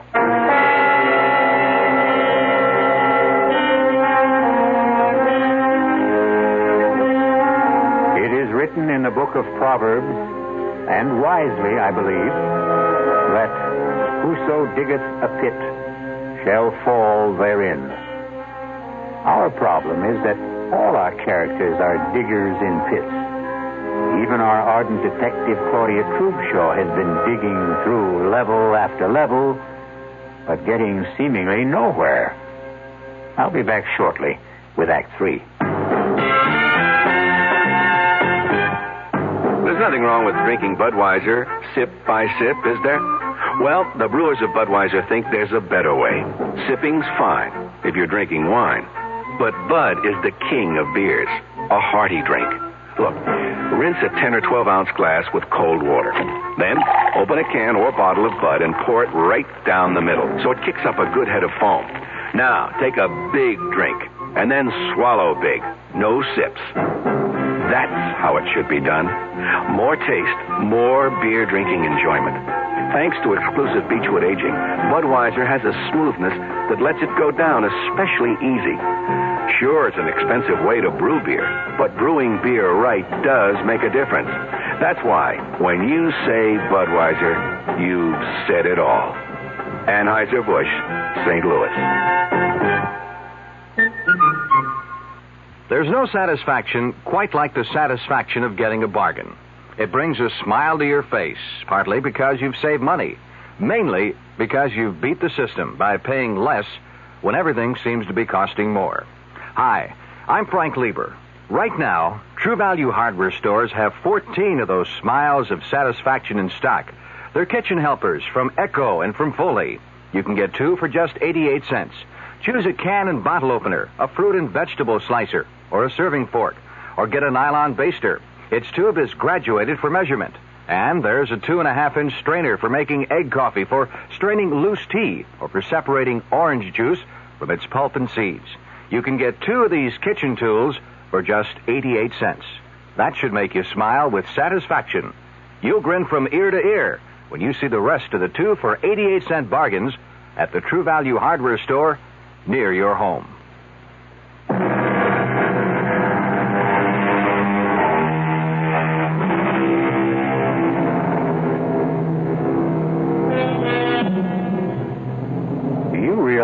That the gunshot we heard at the end of the second act was the first time anyone has used a conventional weapon in our story? Well, gunshots may not only be used to signify someone's end, they may also be fired to start something. Isn't that typical of a woman? She calls for help but doesn't bother to tell where she needs it. It sounded far away. Maybe from the northern grid section. You mean where the body was found? Yes. What could anyone be doing out there? Looking for clues? Or maybe hiding. Well, why didn't I think of that? I don't know. I heard you go. There's our man. You mean Professor Wilkerson? Yes. Hey, Professor. There's Detective. Over here. There he is. He turned on his flash. Professor, hold it a minute. Let me catch my breath. Did you hear Janine call? No, I was covering grid S42. We were working late there. Are you sure it was Janine? Pretty much, unless someone's imitating her accent. We don't know from where she called. I think it came from that north grid. First we heard what may have been a gunshot, and then we heard La Belle Janine calling for help. Hey, has everyone around here gone bananas? They say they heard a gunshot. Detective Troopshaw says Janine cried for help. And where were you, Mr. Trumbull? In the barracks, doing some research. Well, anyway, the detective thinks that Janine is locked in somewhere. Well, how about the lab shed? A thinker in the tank. Come on. Who has the key to the shed? I do, but you'll have to wait out here. What for? I'll have to go in first to check on possible radioactivity inside. Just 1 second, Professor. Janine? Janine, are you in there? Yes, I am. Is it safe for us to come in? Yes, it is very safe. All right, I got my key here. Professor. That girl faints easier than I can think. Janine, are you all right? Don't ask her. She'll say no. Get her back inside. Now, for the rest of you, please, stay out here. Don't go anywhere, anyone. Still planning to leave, Susan? She wouldn't let me. Besides, what difference would it make to you if I did? I'm just being friendly. Isn't it a little too late? What do you mean? Well, now that Edith Rogers is dead, do you think I'd be waiting around to catch you on the rebound? Oh, look, I was just being kind to her. Kind? Isn't there a phrase about someone being killed with kindness? What are you getting at? Now listen, James Trumbull. Because Edith Rogers was a fool doesn't mean all girls are. No one ever said you were. Look, the only reason I took her out a couple of times was because the professor asked me to. Aren't you the obedient student? What professor say, Jimmy do. I don't know how else I can convince you. You can't. And if I were you, I wouldn't try. Look, you can count on my being fair and keeping quiet. I'm not out for revenge. But I'm also not about to stick my neck out for anyone, including you. I still don't know what you're getting at.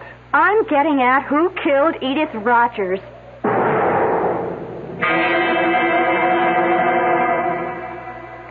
I don't know why it is, Professor, but I've never seen a woman in a faint whose legs didn't look lousy. Oh, what happened? That did it. It always does. Janine. I don't want to interrupt, but like a good archaeologist, would someone please get to the bones of the matter? I'm speaking as fast as I know. I heard a noise at the window. What kind of noise?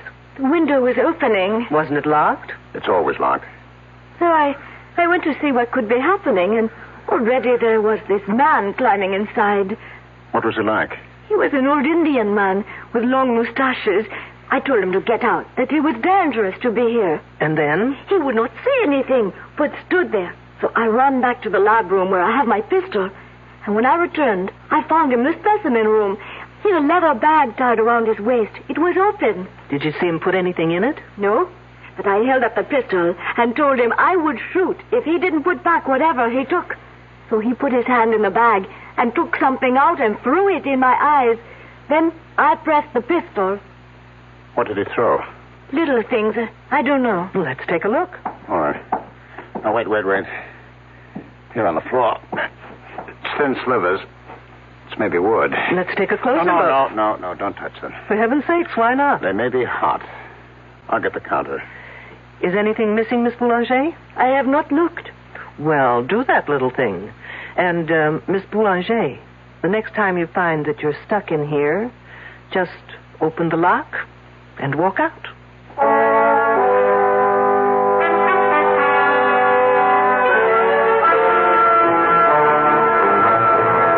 Okay, folks, time has come to stop playing games.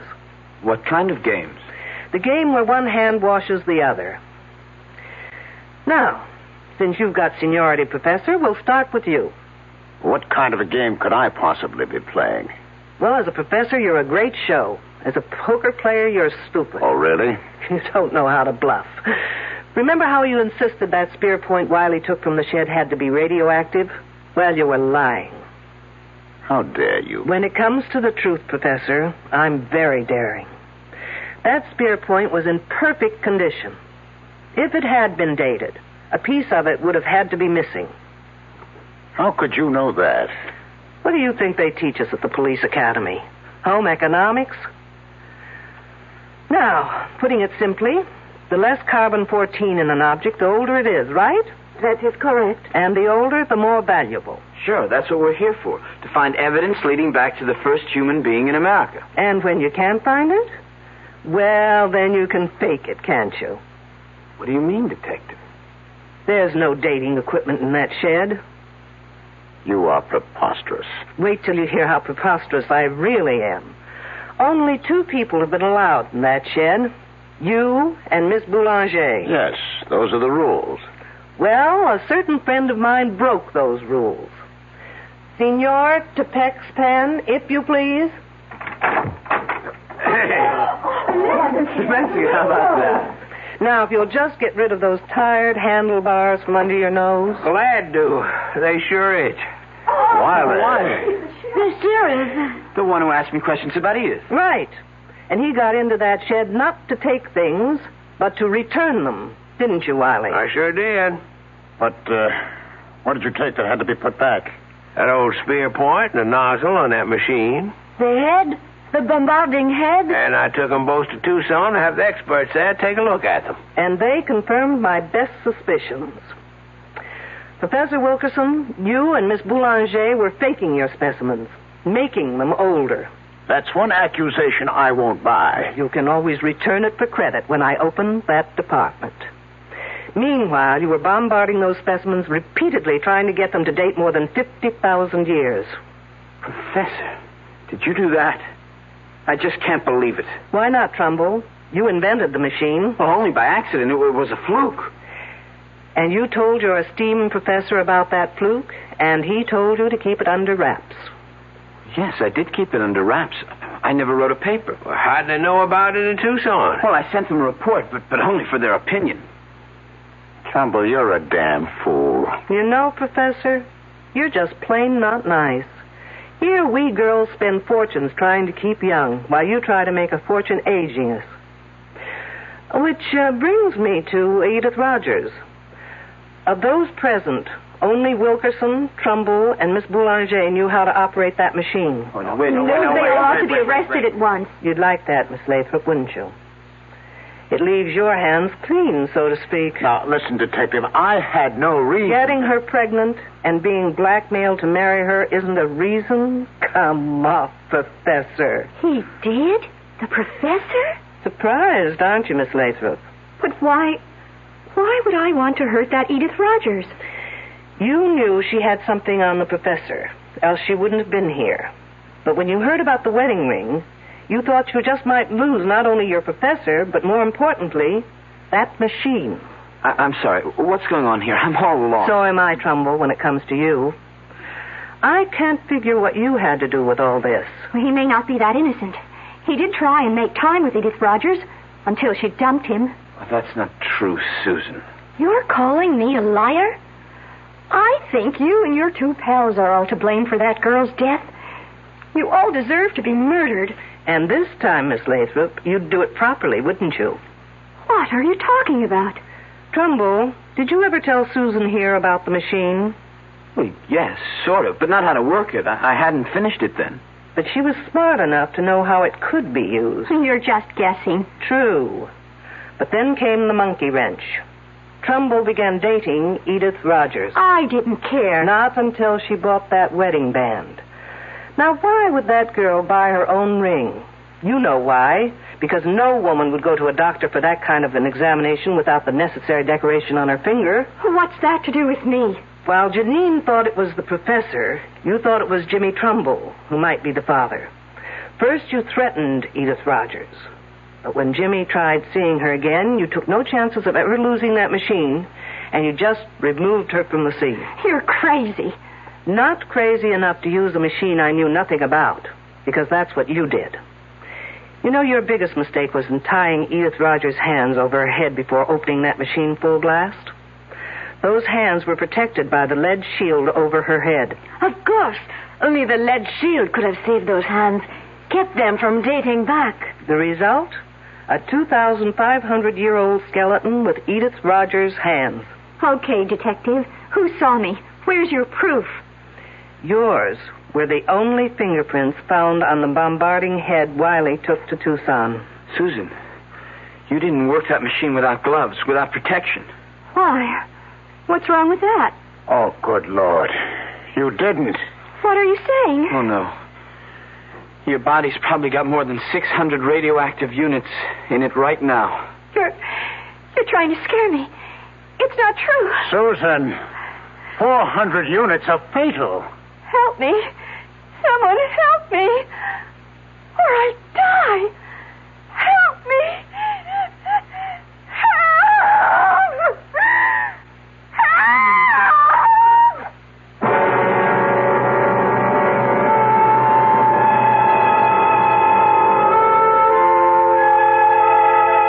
Obviously, Miss Susan Lathrop got a dose of the same medicine she gave Edith Rogers. Except in her case, its effects will be much slower and very much more painful. Sad. Very sad. But it will save the state a great deal of money. I'll be back shortly. Well, it's all right to tell one lie, isn't it?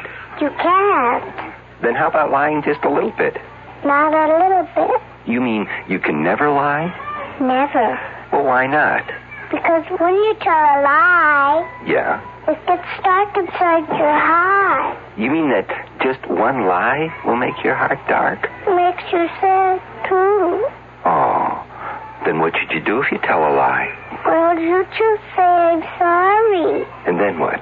Then the light goes inside your heart. Oh, the light goes on? Yeah. Oh, a light doesn't really go on in your heart, does it? Yes, it does. Well, how do you know? Because the light in your heart will shine in your eyes. Oh. And then you'll be happy. I wonder why people tell lies. I wonder why, too. From the Franciscans, with love.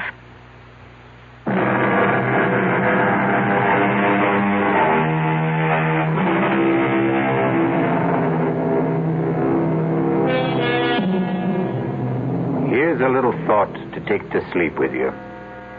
Never indulge in excesses. Eat moderately, drink moderately, and murder moderately. Our cast included Louise Larrabee, Mason Adams, Ralph Bell, Corrine Orr, Ann Costello, and Christopher Tabori. The entire production was under the direction of Hyman Brown. Now, a preview of our next tale. I saw the glowing tips of 2 flip cigarettes. And then... Kiss me, Richard. I'm crazy about you. Stop it! Stop it! Tom! What are you... Marianne, go inside. Go inside, I tell you. Now, wait a minute. Why? If you have anything to say, you can say it here in front of Richard. Go inside. Let go of my arm. Now, listen, you leave her alone. Let go of her. He broke my grip on her arm and pushed me away. His shove made me slip to my knees. I came up swinging at his face and missed. He pinned my arms from behind. Oh, listen, what's the matter with you? Are you crazy? I broke out of his grip, stepped back from him, and fell across the shovel. I grabbed the handle, jumped up. No! And swung at Emery. Too late for me to stop the swing. No! As she rushed in between us, the sharp edge of the shovel hit her in the back of the head. I stood there, holding the shovel, unable to move. Radio Mystery Theater was sponsored in part by Anheuser-Busch Incorporated, brewers of Budweiser. This is E.G. Marshall inviting you to return to our Mystery Theater for another adventure in the macabre. Until next time, pleasant dreams.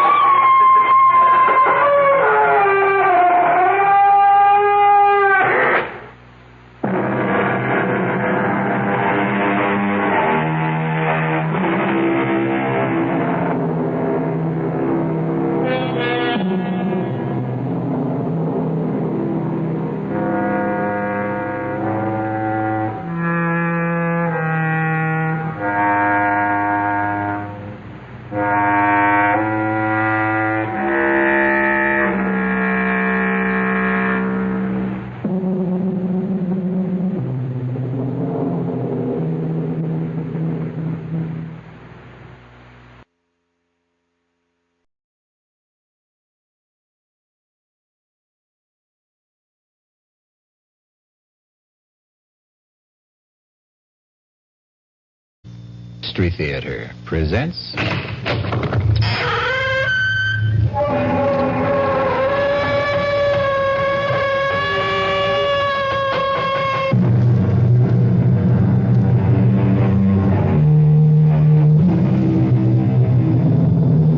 Come in. Welcome. I'm E.G. Marshall. Welcome to another hour of mystery and suspense. To a terrifying battle of wits. Our play poses a dilemma you have never faced or are likely to face in your lifetime. Whether to commit the murder in your heart when your mind tells you to restrain yourself. Listen to what happened to one man, Thomas Drake, who did face that dilemma and what he did about it. Professor Mallory, if you're a friend of Emery's, you've got to tell him to stay away from my wife. Really now, Drake, I don't like to interfere in the personal life of faculty You members. must. You must tell him, or I won't be responsible. I don't want to kill him, but I don't trust myself. Come now, Drake. Sensible people don't solve their marital problems like that. With murder.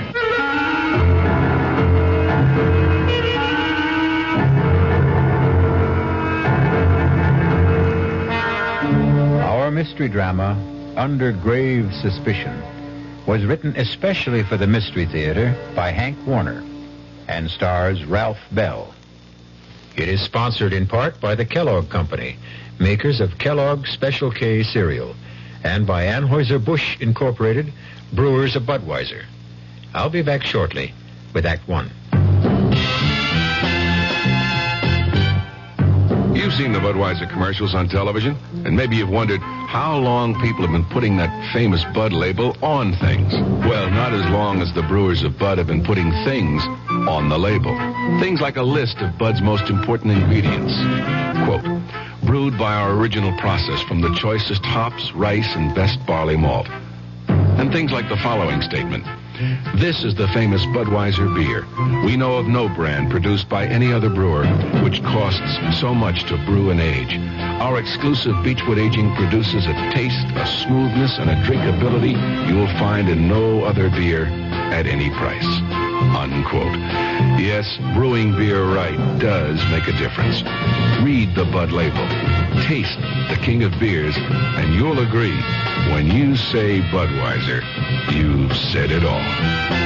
Anheuser-Busch, St. Louis.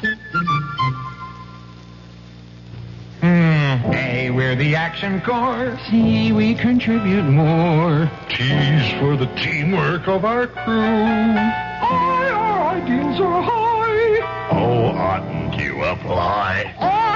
Means it's now that we need you. A, C, D, boy. We could go on all day. Oh, here's why volunteers are needed right away. Action is VISTA, the Peace Corps, RSVP, SCORE, and other volunteer programs that are helping people to help themselves. If you're trained in a skill or just have a little love to share, Action needs you. Yeah, baby. Action really needs you. Don't crawl under a rock. Get into action. Oh, yeah. This is a public service of this station and the Advertising Council.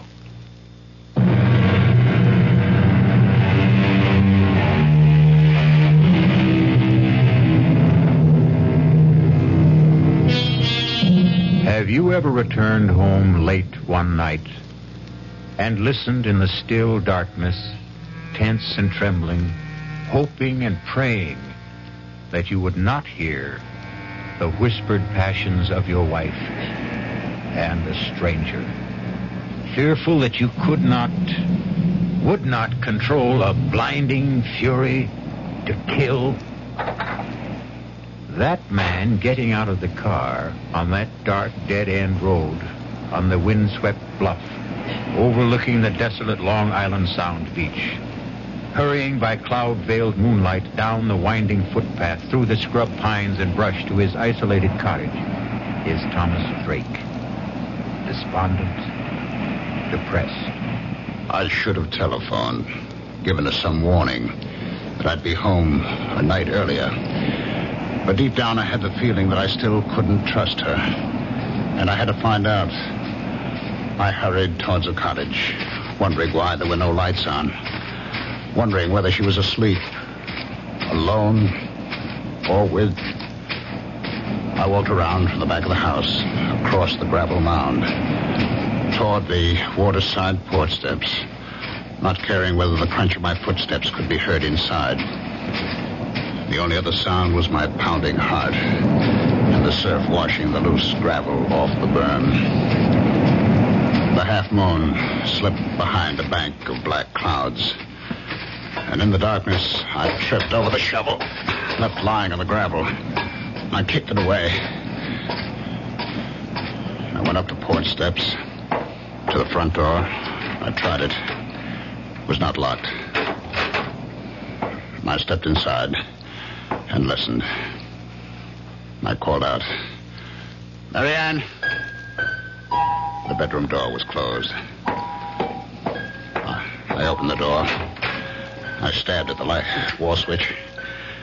The ceiling flooded. An empty made-up bed. I went to the kitchen. Turned on the light. It was swept and tidy. The counter, the sink, the stovetop, bare and dry. Not a trace of food particles. No lingering cooking odors. The dish mop, dish towel, bone dry. I needed a drink to calm down. I reached for the bottle of bourbon in the kitchen cabinet. Poured myself a stiff one. Wondering where she was. The drink only added fuel to my slow burn. I flushed with waves of anger. I had to get out in the air to think. I put out the house lights, carried the bottle and the glass to the porch, and settled down to wait. The cool onshore wind on my face. The moon playing hide and seek with the dark clouds. The lights of Connecticut blinking across 10 miles of black water. The old field light alternating beams of green and red. It was restful. But as I nursed the bourbon, I couldn't altogether get her out of my mind. My thoughts wandering back in time, wondering if she'd left me or would, once again like the first time, before we were married. And we're living together in my apartment on Manhattan's swinging east side. Two modern, sensible singles willing to give it a try.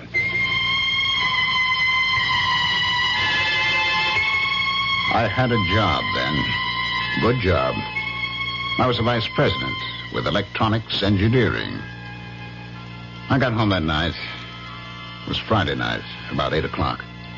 And as I let myself in... Yes, dear. I heard her talking on the phone. Come on up, Jack. Oh, ask the doorman to hold a cab. He just got home. Oh, who was that, Jack Harrison? Of course. Who else? You know, I'm getting tired of his hanging around. Why did you tell him to stop calling you? He didn't. I called him. You look so surprised, Thomas. You don't have the time anymore for anything but dear old electronics engineering. You did phone me you wouldn't be home for dinner, so I called him. There's a movie I want to see. That's the third time this week. Oh, I didn't know you were counting, darling.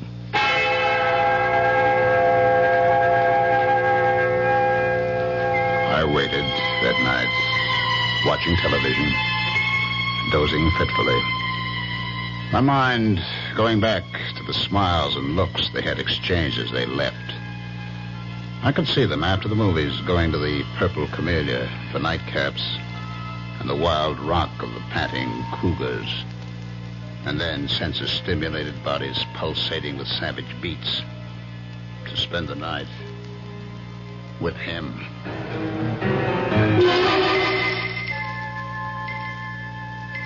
I was awakened from my sleep in the chair by the buzzing TV set. It was 4 o'clock. I fought off the idea of phoning her at Harrison's apartment. I had no one but myself to blame. We had agreed, like two sensible moderns, that there'd be no strings, that we'd be free to live our own lives. And for the first time, I admitted to myself I didn't want that freedom. By 10 o'clock that morning, I couldn't stand it. I phoned Harrison's apartment. There was no answer. I went down to the lobby reception desk to get the mail. It hadn't arrived yet. But the clerk handed me an unstamped envelope. My name and apartment number on it, in Mary Ann's handwriting. I tore it open. Dear Tom, I'm sorry. I think it would be best for both of us to call it quits. I'm going away. There was no date on the plain white notepaper.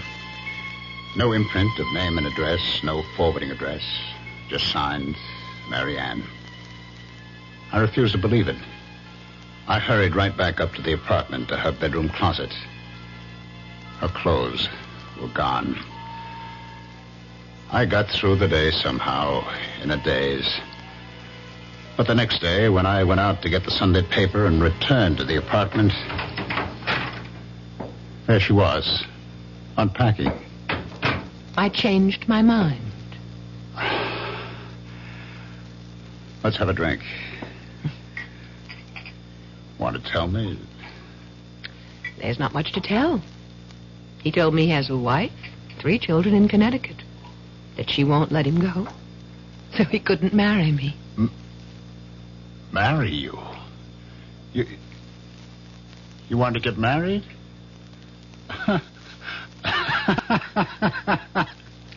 Is that all? You wanted to get married?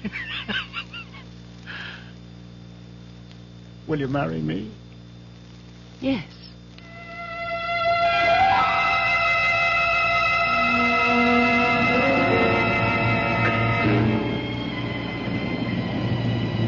Now, here I am, waiting once again.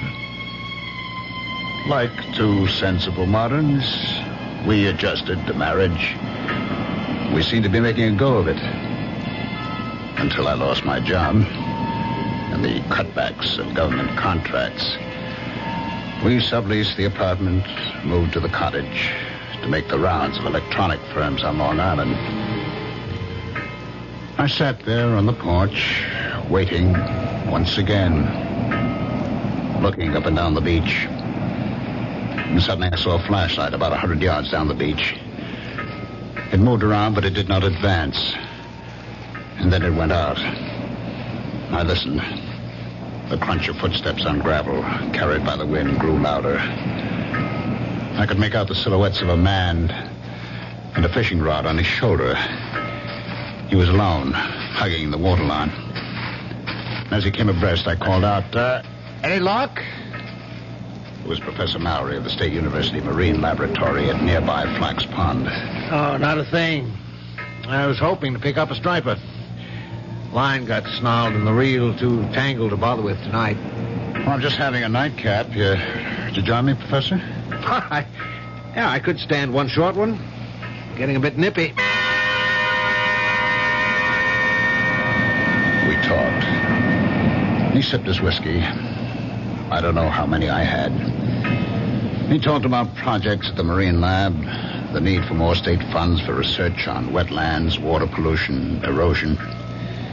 He knew I was trying to get relocated. Had given me a letter to an executive at the Grumman plant. Hear anything from Grumman? No, not a thing. I've about exhausted the job possibilities on Long Island. I spent yesterday and today in New England.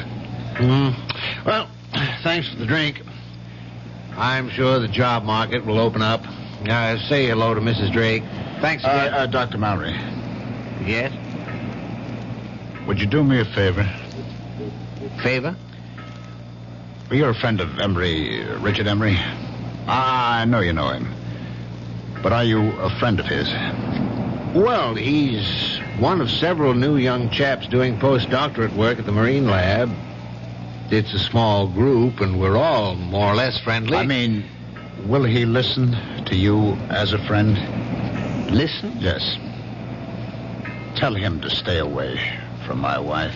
Well, Emery? Your wife? That's right. Don't ask me how I know. Little things, I know. I come home tonight. She's not home. I know. Well, it's a rather personal matter. I don't feel I have the right to meddle in the personal affairs of a faculty member. If he doesn't, I'll kill him. Now, Drake, don't talk like that. Sensible people don't solve such problems like that. That's what I always thought, but now... Look, Drake, if you don't mind my giving you some advice, why don't you just get a divorce? Or a separation? You just tell Emery to stay away from her. You must tell her, Mallory. You must. I don't want to kill her, but I'm afraid. There'll be a breaking point. You tell him, Mallory, tell him. If you don't, you'll share the responsibility. Now, Tom, you're overwrought. You'll feel better in the morning. All right, I'll talk to Emery. Thanks. Good night, Tom.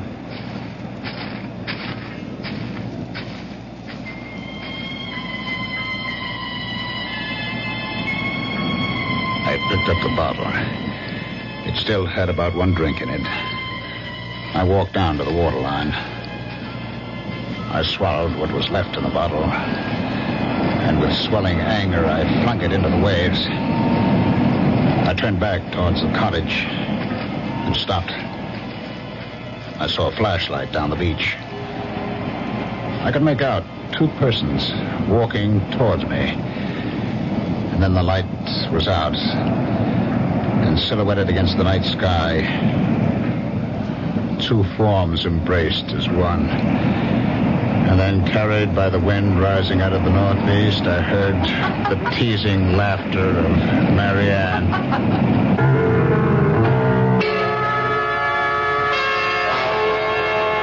Well, there may be laughter in the wind, but for poor Tom, this is no time for levity.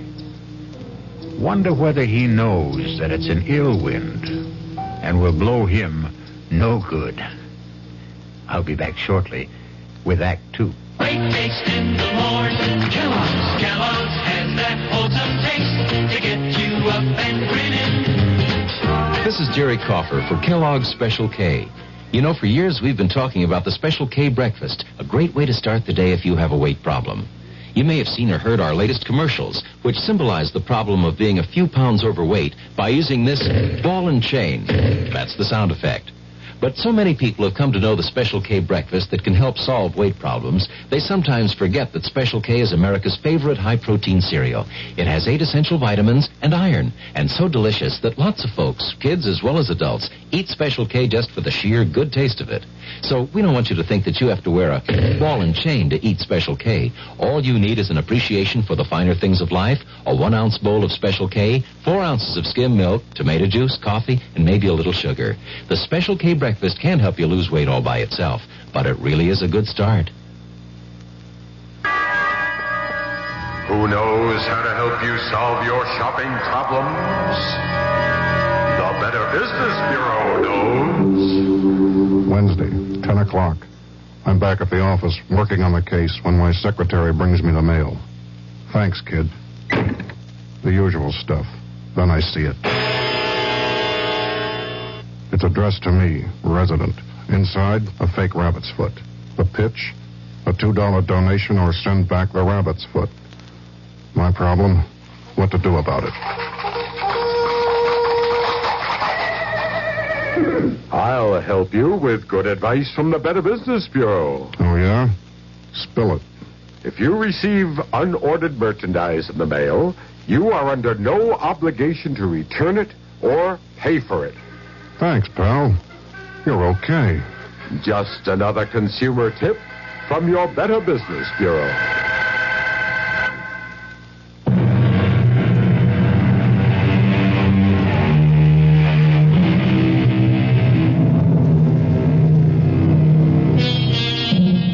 Now, what's a fella to do? Poor Tom Drake is in the dark and all at sea, wondering where he ought to be or not to be. But let's not blow the man down. Just lend me your ears, and we'll listen.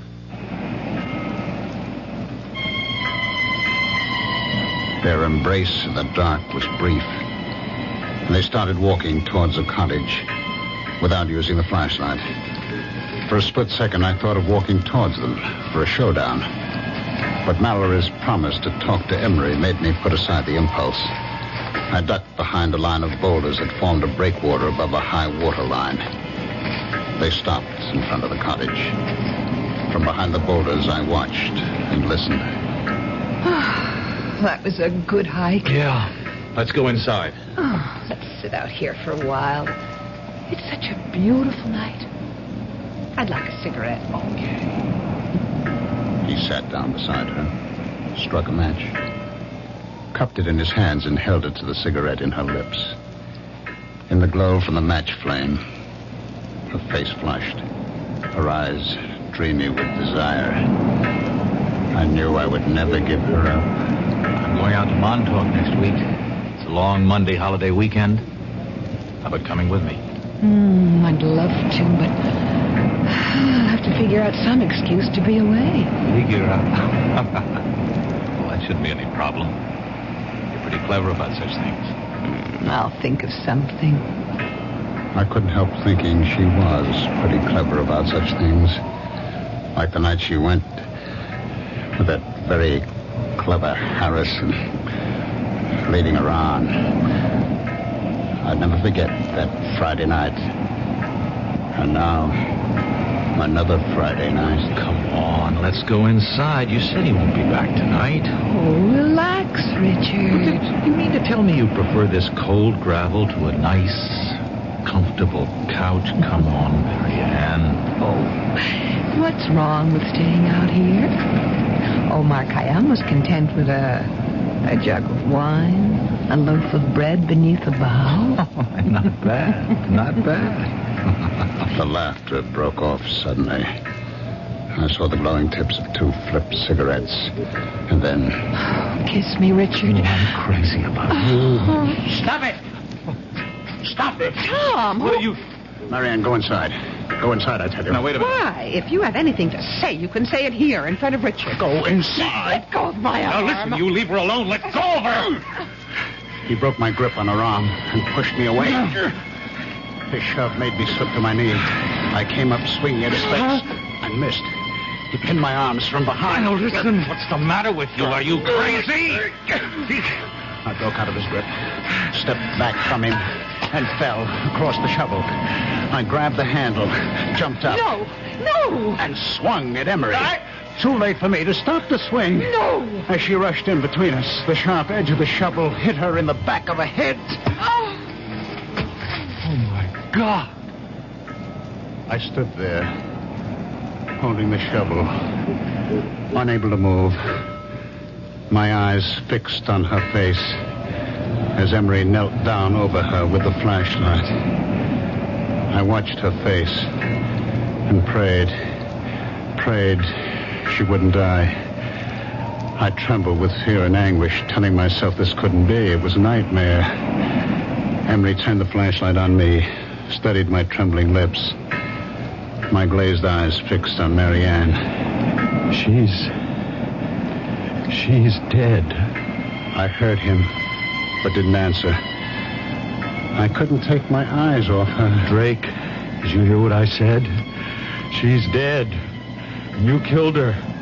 You better go in the house and call the police. I looked at him, puzzled. My mind, my eyes, my memory playing tricks on me, wondering who he was.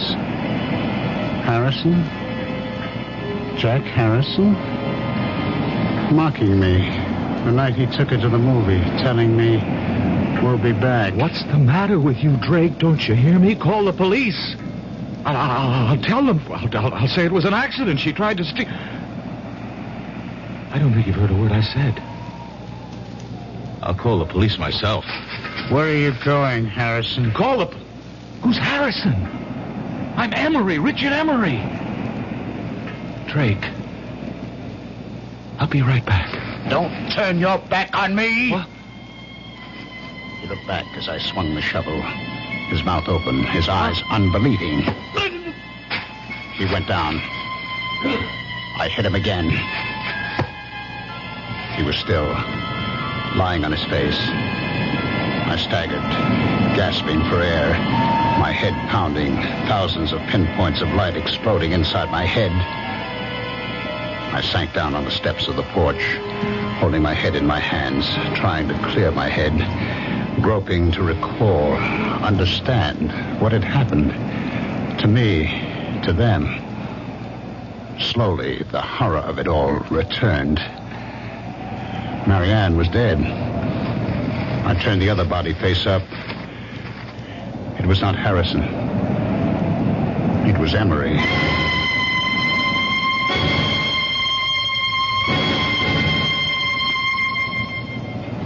I don't know how long I sat there on the porch steps. Finally, I faced it. I decided to try to get rid of the bodies, bury them temporarily in the gravel berm. I'd have to get a small boat, that rowboat, in the woods just above the flood water line stored by one of these summer residents. I'd row the bodies out to the channel, weight them, drop them overboard on an outgoing tide, The strong current on the bottom of the channel would move them out to the sea. The loose gravel was only about 3 feet deep.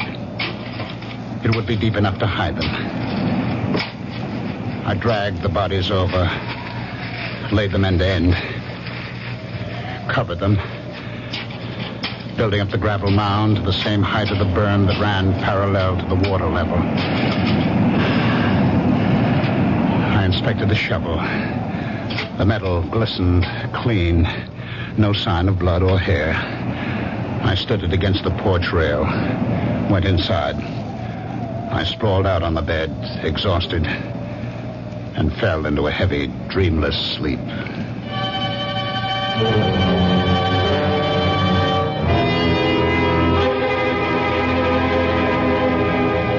I woke up the next morning about an hour after sunrise. My mind clear, instantly aware of what had happened, what I had done. I jumped off the bed, went to the porch door, looked at the gravel graves on the burn. It looked natural, peaceful, like a cemetery. I knew what I had to do. I put on the coffee, showered, changed my clothes. Became aware that her clothes were still hanging in the closet. I got the old note she had left me on that weekend with Harrison. Read it over and over as I had my coffee on the kitchen counter. I turned on the radio for the weather. The Bureau reports Hurricane Gilda moving past Cape Hatteras, leaving a devastating I trace placed the down note on the counter, the Carolinas. carefully spilled a spoonful of coffee on the counter, wetting a large corner of the paper, and then blotted it with a paper towel. I knew I'd have to keep checking the weather. But first, get rid of her clothes. I put them in a large plastic garbage bag. I knew I'd have to stay close to the cottage until I got rid of the bodies. Lay in a supply of food, so I drove to the supermarket, put the clothes into the collection bin of the Salvation Army on the parking lot. I did my shopping and was back in less than an hour. I went up to where the rowboat was on the bank of trees. It looked all right. Aluminum, light enough to drag. The oars were in it, and burlap fish bags, strong enough to hold the rocks I'd use for weights. I'd have to wait until dark to move the bodies. In the meantime, I could move the boat. It was a couple of 100 yards. I placed the boat on top of the grave. By nightfall, the Coast Guard was sending out small craft warnings, and all through the night, I was glued to the radio for weather checks, feeling trapped, helpless to do what I had planned. I finally fell asleep on the couch. I was awakened by the Sunday morning church music and a loud knocking on the porch door. Gail! Are you in now? I didn't recognize the voice. I hesitated. The knocking stopped. I heard him walk down the porch steps.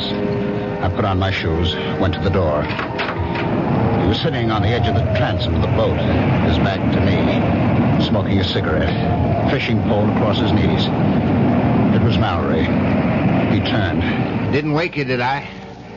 I heard the radio, and I thought I'd stop by. Feel all right? Okay now, but yesterday, what a head. All day. How about some coffee? Oh, thanks, but I've got to get back to the lab. I didn't know you had a boat. Oh, it's not mine. Belongs to the Johnsons. I saw a couple of kids dragging it out of the patch of trees up there. They ran when I started towards them. Thought I'd better keep it here for them. I guess it's safe enough here, unless we get that hurricane. I'd pull it up on higher ground if the weather gets worse and Gilda doesn't move out to sea. Well, I'm glad to see you feeling better. Dr. Mallory, did you get a chance to talk to Emery? No. Matter of fact, I haven't seen him. I stopped by his room Friday night after I left you. He wasn't in.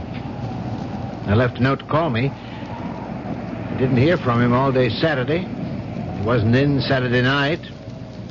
Not in his room this morning either. It's not like him to go off without a word? I've been thinking over, Dr. Mallory. It's no use talking to Emery. I can't keep it tied to me. She's left me. Oh, did she? I'm sorry. Perhaps for the best. Well, she didn't get home Friday night and left me a note. I found it in the kitchen Saturday morning. Is she leaving you for Emery? She didn't say. I see. Uh-huh. Well, I'm sorry, Drake. I really am.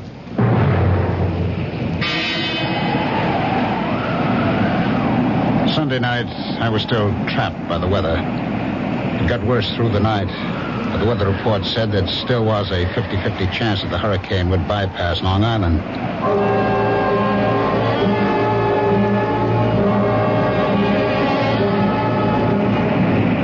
About noon the next day, the wind died down. I stood there by the rowboat, wondering whether I should take the chance in broad daylight. Long Island Sound was still, calm as a lake. I heard a helicopter coming across Crane Neck. Routine patrol of the shore. I could read Suffolk Police. And then Dr. Mallory coming down the beach towards me. I stood there waiting for him. Well, I'm glad I found you home, Drake. I just been answering more job ads. Yeah, have you heard from Mrs. Drake? A letter, perhaps? A phone call? Why, no, I haven't. Well, I'm getting really concerned about Emery. No one at the lab has seen him or heard from him for 3 days. This morning, I looked through his room. His clothes, his suitcases were there. I can't understand. I was hoping if you'd heard from Mrs. Drake and knew where she was, I'd ask her if she had any idea about where Emery might be. Well, I do have her mother's phone number in Ohio and her sister's in Connecticut. If you don't mind. Do you want to call from here? Thanks, but I'm on my way to the village hall to see Police Chief Raymond. I stood there watching him make his way along the beach to the village hall at the old field lighthouse, wondering just what he'd tell Chief Raymond. Well, you know what they say. The path of gory murder leads but to the grave. What do you suppose will happen to Tom Drake? Will he be like that comedian who murdered people with stolen jokes and was hanged by his wits' end? I'll be back shortly with Act 3. Hi, Ms. Goldilocks here. Professionally taste-testing diet drinks can be very difficult, but I've just had to bear with it. Then I found sugar-free Diet 7-Up. It doesn't taste like other diet drinks. It's fresh, light, natural, delicious. Sugar-free Diet 7-Up tastes so good that I've taste-tested it hundreds of times, and each time I've given it my seal of approval. Yes, this one's just right. You've finally made your gift list. Your neighbor's child is 2, your niece is 6, and nephew is 7. But before you go to the toy store, there's something else you should do. Write Toys, Washington, D.C., 20207 for a free booklet on toy safety. That's Toys, Washington, D.C., 20207. This message is brought to you by the U.S. Consumer Product Safety Commission.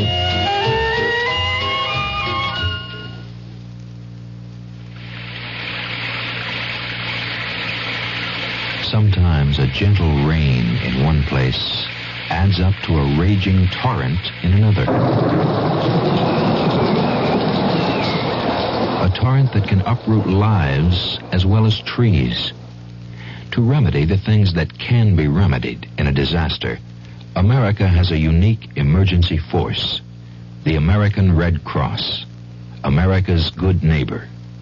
Red Cross is on call 24 hours a day, every day, to cope with emergencies, whether they're on the next block or a continent away. Most of the help that's given is from volunteers. The money's from volunteers, too. Volunteers like you. If you need help, join us. If you can give help, join us. The American Red Cross. Help us help people just like you.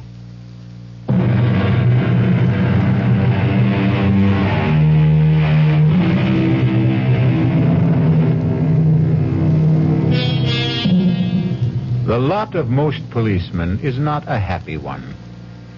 Wonder how Police Chief Raymond will receive Professor Mallory. Will he use the right bait and make a haul, or lose hook, line, and sinker?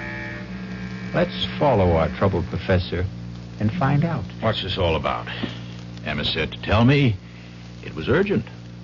Well, I mean, it's not a matter of life or death, is it? I hope not.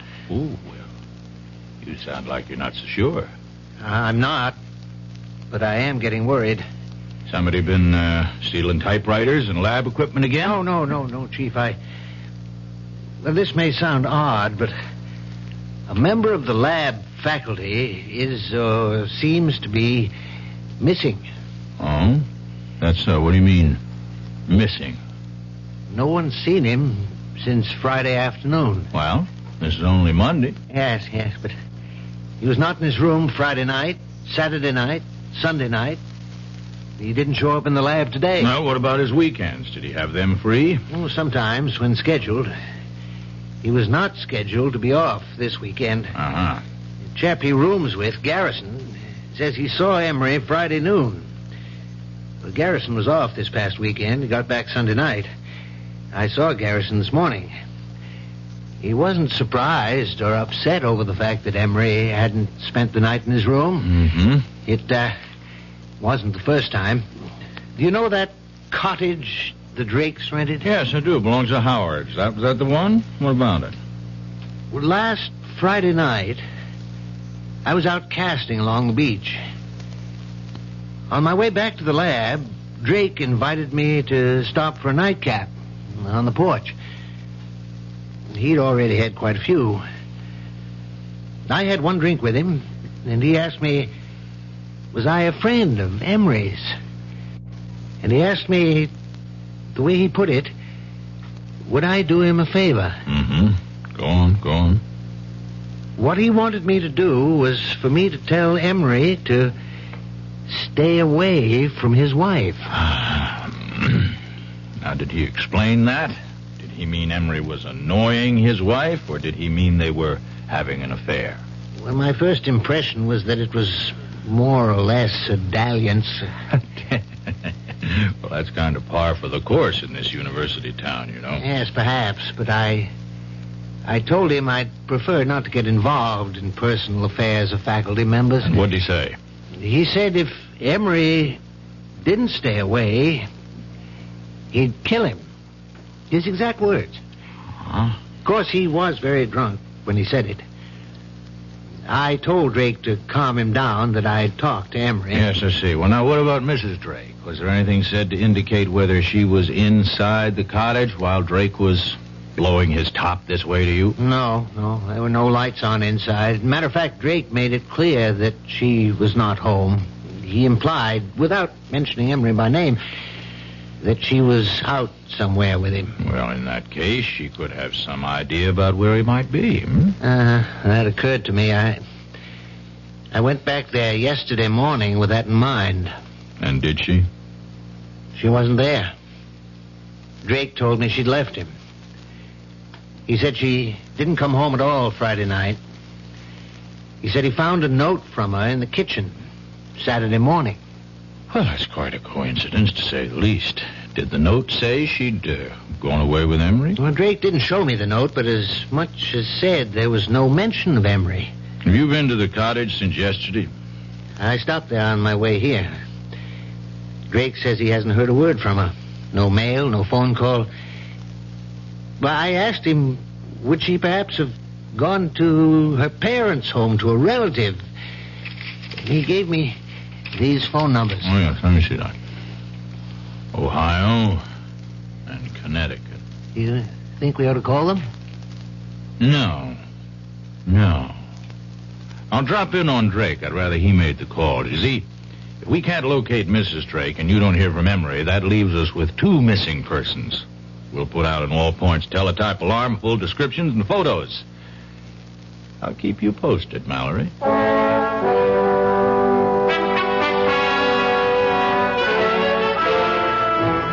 I'll come to the point, Drake. Mallory, Professor Mallory up at the Marine Lab, came to see me. And he's a bit worried about the absence of a faculty member, one Richard Emery. There's no use being delicate about this, Drake. From what he told me, it does look like Emery and your wife ran off together, doesn't it? Yes, it sure looks like it. Do you mind if I see that note she left you? Oh, no, not at all. It's on the kitchen counter where I found it. We went into the kitchen. He picked up the note, studied it carefully, looked at the back of the paper, felt the coffee stain. When did you, discover this note? Saturday morning. Well, that stain's some coffee spilled from my cup as I was reading it. Oh, I see. You mind if I, look around? Oh, go right ahead. I followed him into the bedroom. He looked through her dresser, the closet, the night table. Well, her clothes are gone all right. I was looking for a letter she might have received from a friend or relative, inviting her for a visit for a few days or a week. I mean, did she mention such an invitation to you? No. Well, if she did get such a letter, she could have taken it with her. I mean, have you called her parents or her sister? Well, frankly, no. I was hoping I wouldn't have to do that when she'd come back, or write or phone. Well, if they don't turn up in a week or 2, we might perhaps go on the assumption that they're dead. You see? And start a search for their bodies. You don't think... Well, look, Chief, I was drunk when I told Mallory... No. I don't think you killed them. Of course not. What would you do with the bodies? Bury them out there? Let's not get morbid about this. You don't think I'm going to call out the tractors to scrape down the gravel, do you? Oh, by the way, how long are you planning to stay on here? A couple of weeks. All right, fine. Well, now keep in touch. I'll call you if anything develops. Phone me if you get a letter or a call from your wife. I followed him out. He looked at the rowboat, studied the sky. I'd pull that little boat up higher beyond that low ground back of the house. I wouldn't be surprised if we get some of Hurricane Gilda before night's over. Better keep the radio set on the Coast Guard reports. I watched him go down the footpath across the low ground behind the cottage, and then uphill to where his car was parked, top of the bluff. It was not till he was out of sight that I stopped sweating.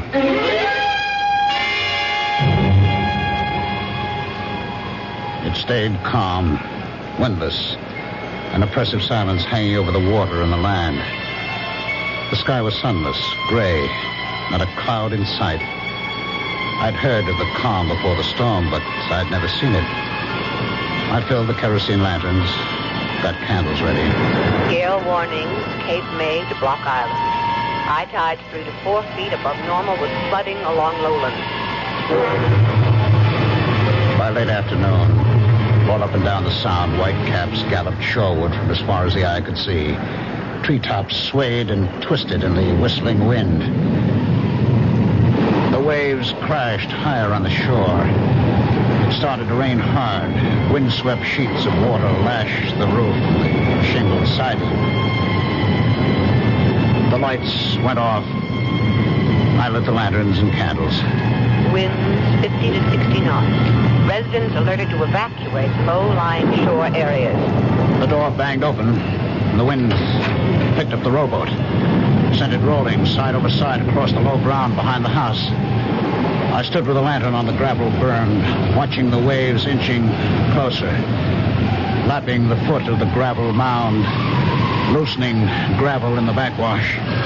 And then I heard the phone ringing. I went to it, picked it up, still watching through the open door, the waves breaking over the gravel. Hello? Hello, Drake. This is Police Chief Raymond. What the hell are you still doing out there? Didn't you hear the evacuation alerts? Oh, the phone fell out of my hand. I saw waves crashing over the grave and ran out. Drake, you listen to me carefully. beach and the shore about a quarter mile down the beach. Get the hell out of there. You'll be cut off. You hear me? Are you there? Hello? Hello? I must have gone dead, that idiot. Well, better get going with the motorboat.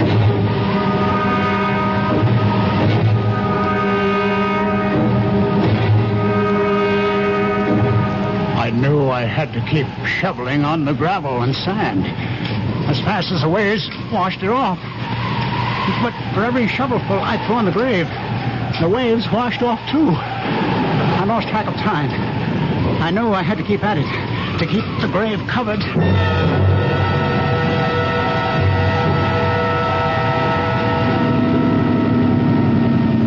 Head in close to the house, Mallory. Yeah. Ray! Ray! All right, let's go ashore. Nose it into the bank. You better bring your flag. All right.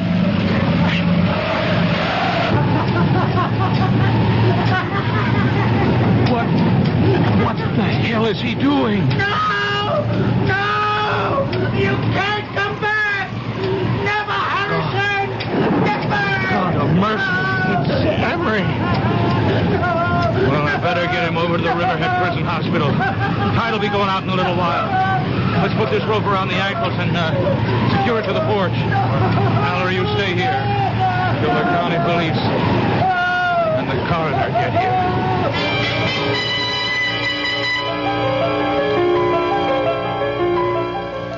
Chief, I'm at the morgue at Riverhead. Dr. Henderson of the police lab gave me an envelope to get to you. He said you wanted an analysis report in a hurry. That's right. What's it say? Read it to me. It says, the coffee stain is less than a week old. The ink is at least a year old. Well, thanks, Mallory. By the way, do me a favor, will you? Leave a note to Highway Superintendent Murphy in the state office building. And tell him I said, I won't be needing those tractors.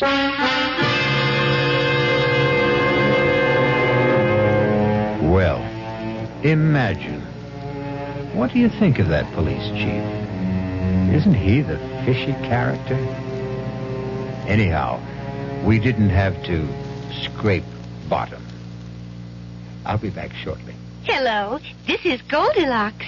It seems like only yesterday that I was a little girl tasting porridge. You know, this one's too hot. This one's too cold. And now I conduct taste tests on diet drinks. And there's one I must tell you about. Sugar-free diet 7-Up. It has a fresh, natural, delicious taste. It drives my taste-o-meter crazy. Sugar-free diet 7-Up. This one's just right. Answer on. I'm building a kite out of tissue paper, and it's beginning to rain. What do I need? Umbrella or plastic kite. Answer on. How many children are born with birth defects? 250,000 a year in the United States. What's being done? The March of Dimes supports research, medical service, and public education programs. How can I help? Answer on. Like me, the March of Dimes needs money for answers. Give to the March of Dimes.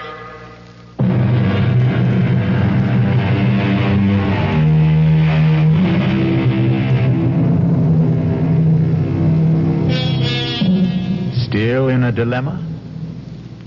We hope you never have to face it. We can offer some advice, though. When you are uptight about any matter, nothing like settling down at your radio and letting the cares of the day slip away as your mind and ears carry you off on a relaxing journey of mystery adventure. Our cast included Ralph Bell, Patricia Wheel, Robert Dryden, and William Redfield. The entire production was under the direction of Hyman Brown. And now, a preview of our next tale. No, I want to know. Well, I'm afraid he had the head impaled on a pike and left to wither on the battlements. The body, of course, was interred. Oh, my God. Nasty types they were in those days. How old was she? Oh, see, I think I remember. Oh, yes, 24. Just my age.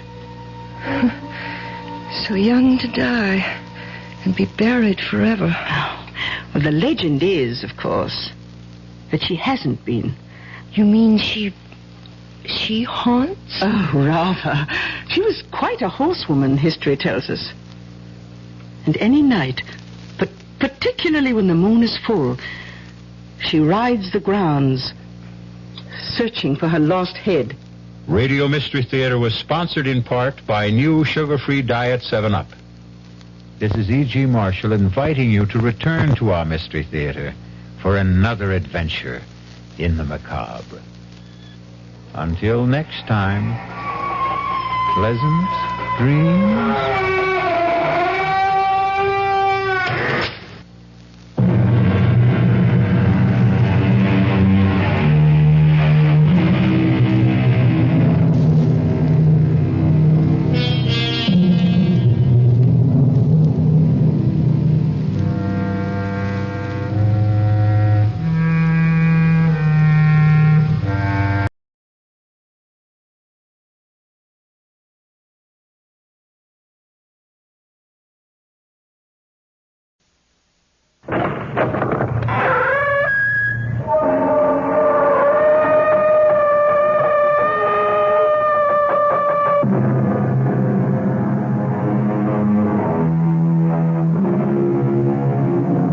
Come in.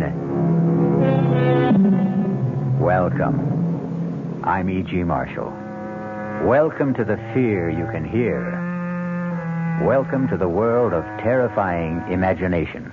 Our suspense-filled tale is about two ladies. One heedless, one, alas, headless. To meet them both, we shall have to span an ocean and several centuries. The story of both ladies comes from Rudley Castle in the Cotswold Hills of England. But the tale of the first lady belongs in this century, while the legend of the second comes riding to us out of the medieval past. Charles. Charles! What? Charles, wake up. Can't you hear them? There they are again. What is it, Beth? The hoofbeats. This time they're coming straight for the house. Where are you going, Beth? I've got to see. It's the dead of night. You can't see anything. It's bright moonlight. Oh, God. She's right in the courtyard below. She's stopping. Out of your mind? She's throwing back the hood of her cage. You come back to bed. Oh, she has no head. There's nothing out there. Oh, no. Her head in her hand. She's holding it up by the hair. Charles, come quick. All right, I'm coming. The face, it looks 1,000 years old. Oh, it's my face. Charles, help me. It's me.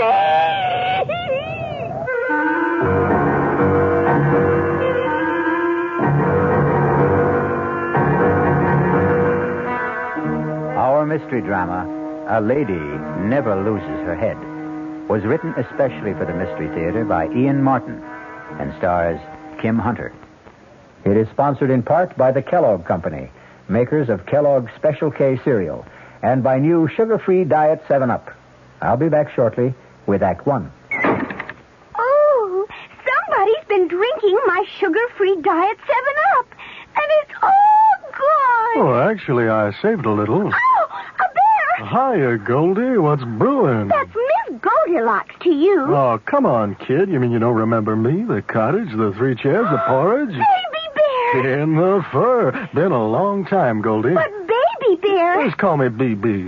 You drank all the sugar-free Diet 7-Up, and I have to conduct another diet drink taste test today. Well, yeah, I saw the sign on the door, a professional taste tester, huh? But how can I conduct my taste test now? Why bother? I tried those other diet drinks, too. You'll notice there's still plenty of them around. Why not ask me? Well, okay, BB. Tell me, why did you drink all the sugar-free Diet 7-Up? I like the taste. Light, fresh, natural, sugar-free Diet 7-Up is definitely unbearably delicious. Mm-hmm. The title of our tale is A Lady Never Loses Her Head.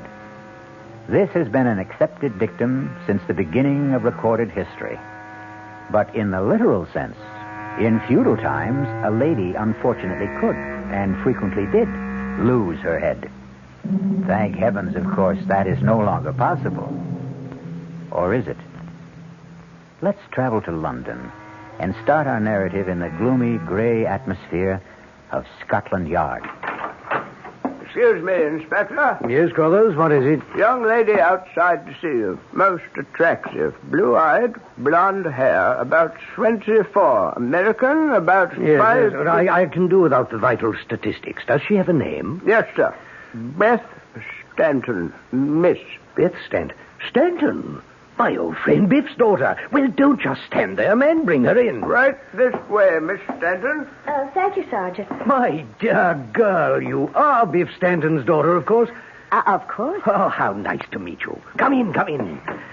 Dear me, this is a pleasure. Oh, do sit down. Oh, thank you, Inspector Finchley. Tell me, what are you doing in England? Well, first, before anything, following Dad's orders and coming to see you. Also, I brought you something from him. Really? I should have brought it earlier or sent it, but well, after he died, I was a mess. For so long, it had just been the two of us.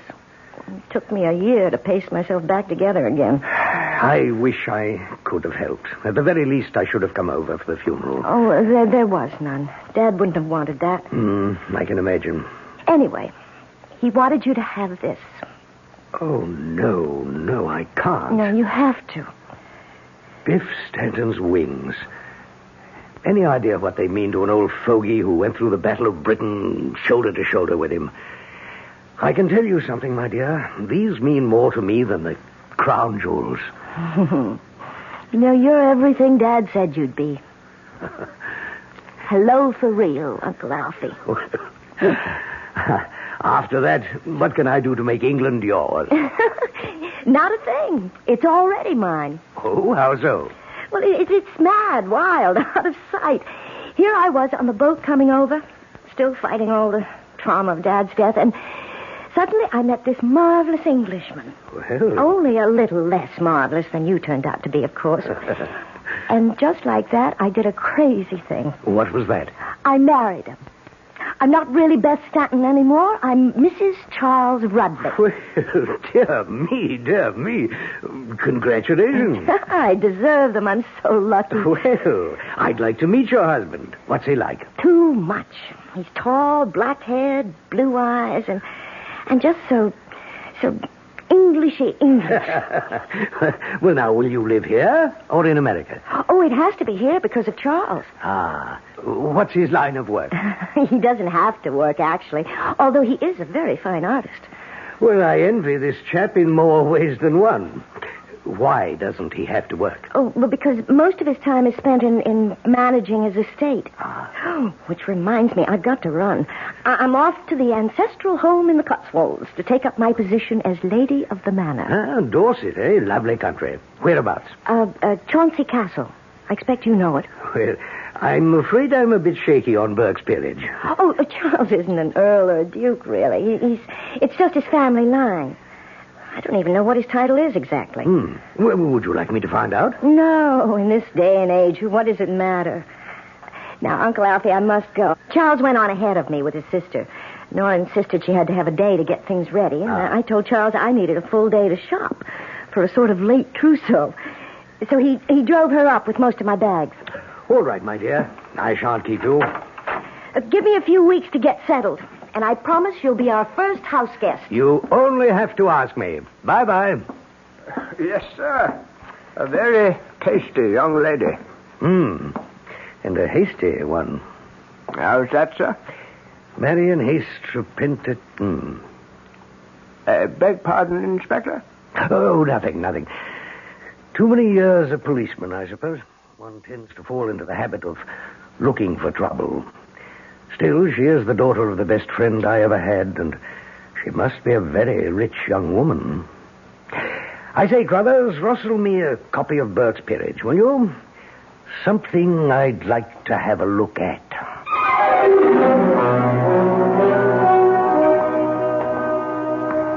So, milady, how do you like your castle? Oh, Charles, it's something else. It's what? I mean it's too much. It's magnificent. It's breathtaking, thrilling. There just aren't enough words. But it's sort of creepy, too. Creepy? Well, you know, everything's so old and so big. Yes, and so very drafty. I'm glad we won't be living here. Well, we can if you want, my darling. Oh, no, please, no. I feel like an exhibit. It's so comfortable at the gatehouse. Yes, except for poor Nora. She is sort of underfoot. Oh, come on. It's not that small. And I'm not going to put Nora out of her own home. You're sure you don't mind, dear? Are all these paintings legitimate ancestors? Yes. Charles? What is it, Beth? Who's that? Ah, yes. I thought that one might pique your curiosity. That was the Lady Elizabeth Chauncey. Beyond question, the most attractive of all the family. Until now. But she looks just like me. A very pallid copy, my darling. Besides, she was very dark.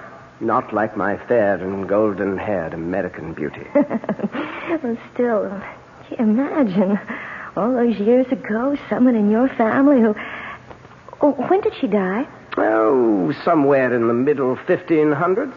She died very young, as the story goes. How?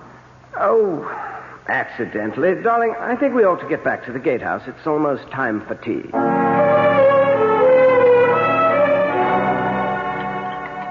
Do you have milk in your tea, Beth? No, thanks. Oh. Well, how did you like the castle? Oh, it's great. I mean, it's terribly impressive and fascinating and inexpressibly gloomy, damp, and musty. Well, I didn't say that. Oh, but it was what you were thinking. Oh, no, you're marvelous. Yes, I thought all of those things. I just hope Charles doesn't want to live there. Oh, heavens, dear, not a chance. You see all the rebuilding, refurbishing that's going on there? Yes, I did. That's why I thought maybe... Oh, not intended for private life, Beth. Strictly for the public. Beg pardon? Well, the only way of supporting these charming and historic white elephants is to open them to the public for a small fee, which mounts up. Oh, what a shame. Your own home. Poor Charles. Oh, he doesn't mind any more than I do. The place is much too big and full of cobwebs and ghosts. It gives me the shivers. Ghosts? You mean real ones that actually haunt? Well, if you want to believe in such things... Oh, the usual clanking of armor and dragging of chains. Except, of course, for the Lady Elizabeth. The one whose portrait I saw today? Oh, I'm not sure if I know you did. We've had a great many Elizabeths. Well, the very young one. The one who looked like me. Oh, that would be she. Yes, you do favor her. You know, Charles was so funny about her. I mean, he didn't seem to want to talk about how she died. Jolly right, I should think. Gruesome, silly story. Well, she was married to one of the first Earls of Chauncey. A man quite literally, believe it or not, old enough to be her grandparent. And so, quite naturally, she fell in love with one of the young bloods who traipsed around in the retinue. Oh, what was his name? Oh, heavens, dear, I haven't the foggiest. No one remembers him. At all events, sex being just as urgent in those days, if not quite so publicized, the two of them were caught cavorting in flagrante delicto, I think is the polite Latin phrase. And the elderly Earl was quite put out about it. So much so that he had the poor little thing beheaded. Oh. Violent times, you know, violent measures. Even that wasn't quite enough for him. What do you mean? What else could he do to her? Well, it gets a bit bloody, dear. Maybe we'd better just... No, I want to know. Well, I'm afraid he had the head impaled on a pike and left to wither on the battlements. The body, of course, was interred. Oh, my God. Oh, nasty types they were in those days. How old was she? Oh, see, I think I remember. Oh, yes, 24. Just my age. So young to die and be buried forever. Oh. Well, the legend is, of course, that she hasn't been. Our parlor legend. You mean she haunts? Oh, rather.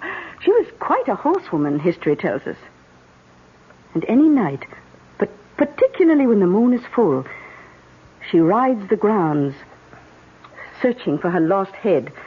She's quite famous locally. I must admit, when the wind's from the west, I sometimes swear myself I can hear the hoofbeats.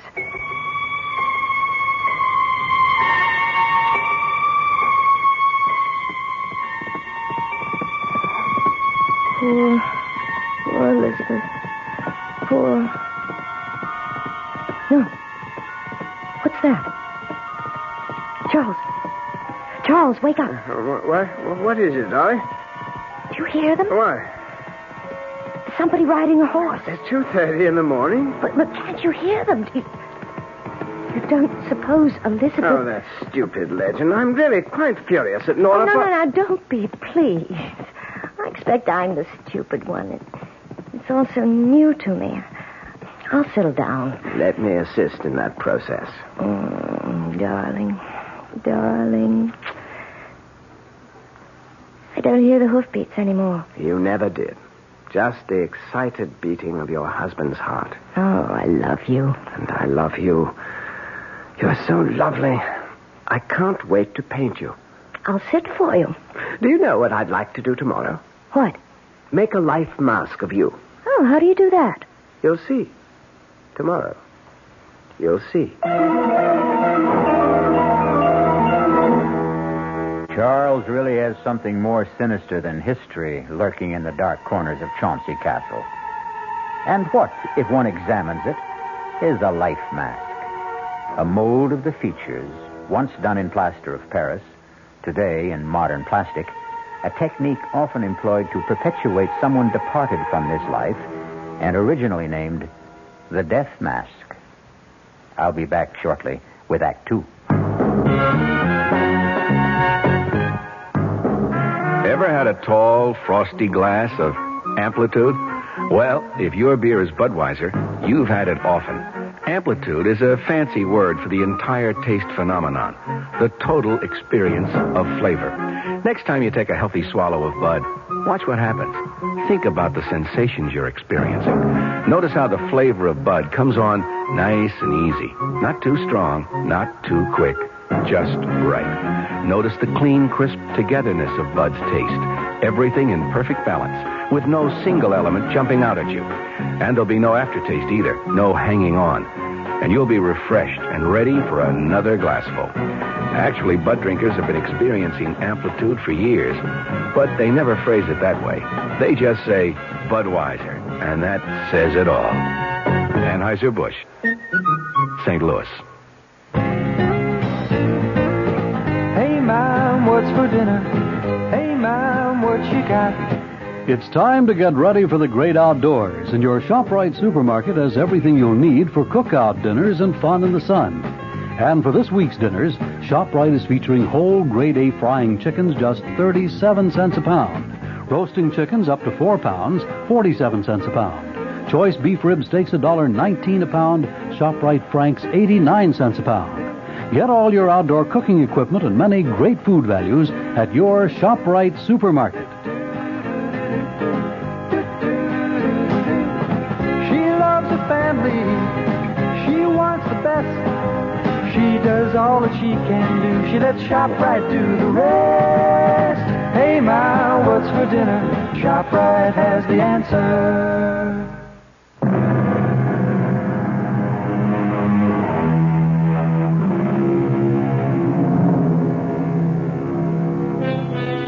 Have you ever had a mask made of your face? It's a quite terrifying experience. The material is laid on like shaving soap or a mud bath, and you lie there while it hardens and sets. In the last moments, there is an excess of heat and a feeling as if you will be buried forever in concrete or stone. You can breathe, but the shut-in feeling, the claustrophobia, suggests you can't. That maybe whoever it is making the mask wants to kill you, smother you, like Beth, wordless, speechless, helpless at this moment. Hand me the straws, Nora. Here you are. Oh, what a really dreadful thing to do to the child. Now, don't try to talk, dearest. The plastic is just beginning to set. It won't be much longer. I'm going to have to cover your mouth now, so I'll put these straws in your nose, and you'll be able to breathe. Now, the thing is not to get panicky. Oh, the whole thing is perfectly barbarous. Shut up, Nora. There's not a thing in the world to worry about, Beth. It just sort of draws, and there's a feeling that it's clamping down. But it's soon over. Trust me, darling. Please don't worry about a thing.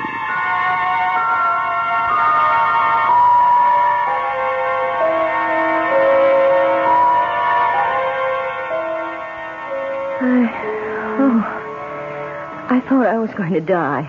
I've got the most beautiful mold of your face. You'll see it was worth it. Oh, honestly, darling, I was scared. I'm like Elizabeth. I'm much too young to die. Will you forget her? I'd like to, but she haunts me. I never ever thought about death before, and now suddenly... Darling, have you made a will? Good Lord, Beth. You are morbid. No, since you ask. Well, you should. Well, everyone should. Well, I expect you're quite right. I'm rather careless about money matters. I'll take care of it first thing in the morning. May I come with you? Why, if you want. But... I want to make one too, Charles. It's really quite important. Well, my dear, if you insist. You see, I never told you, Charles, that I'm really worth an awful lot of money.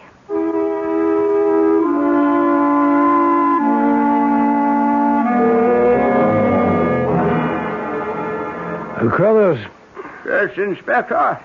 Remember that chap in Margate we had to look into because he kept getting rid of well-to-do wives at quite a clip? That'd be Humbert, sir. Yes. Tall, dark chap with a thick beard. Made a joke about Bluebeard. Oh, did I?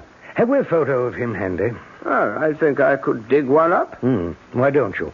And, by the by, next weekend's Halloween. I think I might leave crime to the small fry and take a busman's holiday. Oh, you deserve it, sir. Where away? Well, I might take a run up to the Cotswolds. Sort of a sentimental journey, you might say. Morning, Beth. Special today, kippers. Oh, no, thank you, not for me. Oh, out of sorts, dear? I didn't sleep so well. Just a little orange juice and coffee. Oh, absolutely. Well, anything wrong? Oh, no, not really. You know, I guess maybe I ought to look out for those toddies of yours. Why, Beth, nothing but a little Scotch, sugar, and lemon. I didn't mean I suspected the ingredients. It's just that maybe I can't handle quite so much whiskey. Oh, there was only a nip in there. Child, you do look a little wan. Should we have Dr. Yule in to have a glance at you, do you think? Oh, I can't need a doctor. I'm always so healthy. Oh, change of clime and all that, dear, and damp old England. Flu is always floating around. Why don't we just play safe? What do you think, Doctor? Oh, well, nothing serious, of course, but a high-strung young lady, you know. Well, sensitive, naturally. But high-strung. Well, you know Americans, very suggestible. What is this notion she has about somebody on horseback without a head? I beg your pardon? Some legend about a girl who looked like her centuries ago. I haven't the foggiest idea. Yeah. Well, for the moment, there's no real concern. I've left a sedative to be filled at the pharmacist with your sister. Convenient thing she happens to be an RN.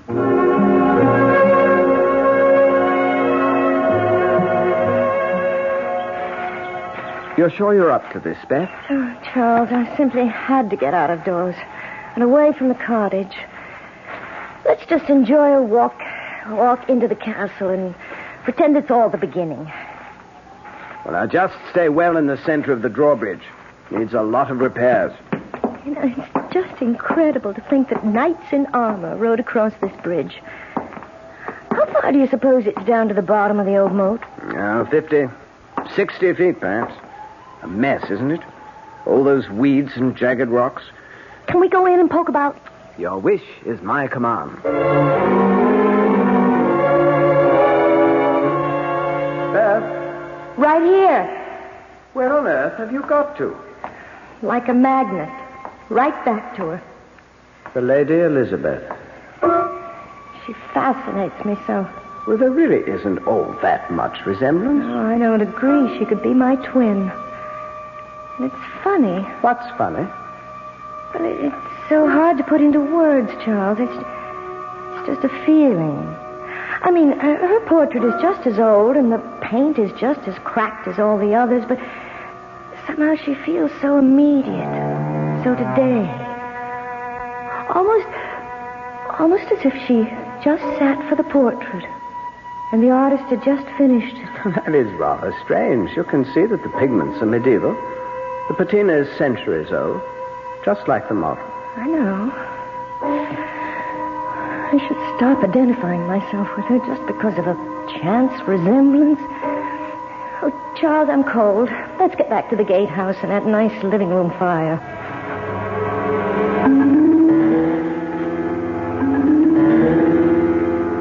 Oh, you do look a bit knocked about, Beth. Perhaps you ought to turn in a little early. I guess so. On top of everything else, I do think our damp weather does take a bit of getting used to.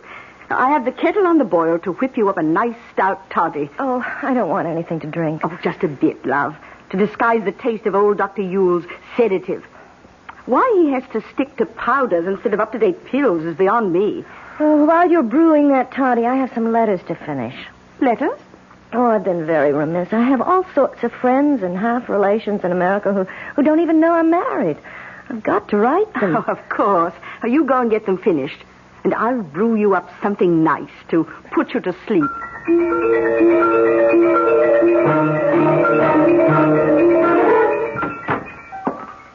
Here you are, darling. Nora's best. Plus Dr. Yule's guaranteed potion for a restful night. Thanks, Charles. Oh, I'm sorry to be such a bother. Hush. Get all your letters finished? Yes. I must mail them first thing tomorrow. Let me have them, darling. I have to run into the village to pick up the post. I'll send them off then. Okay. And by the by, I hate to bother you with this, but as long as you have pen in hand, want to look this over and sign it? What is it? That last will and testament that you insisted on making. Technically, I suppose I should have John and Nellie witness your signing, but I'm sure they'll take the will for the deed, if you'll excuse a complicated pun. Sign it later. Oh, yes, let's get it out of the way. I have enough morbid thoughts as it is. What morbid thoughts? There. I hope to God it never has to be executed. Amen. Now drink your toddy, and it will relax you. All you need is a good night's sleep. I'd give anything for that. If I could just stop dreaming about her, or hearing those hoofbeats. Charles. What, dear? You don't think I'm going crazy, losing my mind? Oh, now, come on. Drink up. And I'll hold you tight till you go to sleep. It's strong. But it does feel good. Charles, you're so good to me. How can I ever repay you? You will, darling. You will.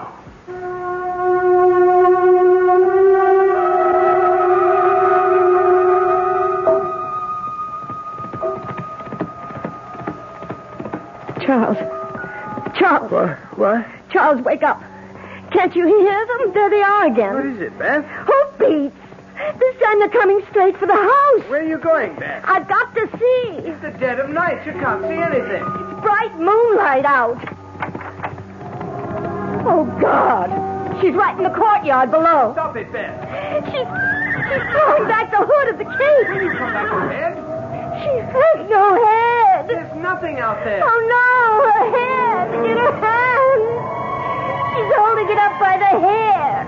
Charles, come, quick. All right.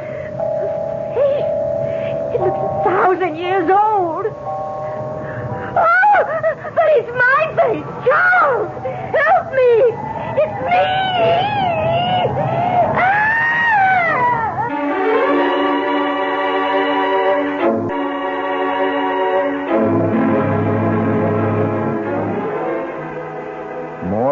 hour, the question narrows itself down to a very simple one.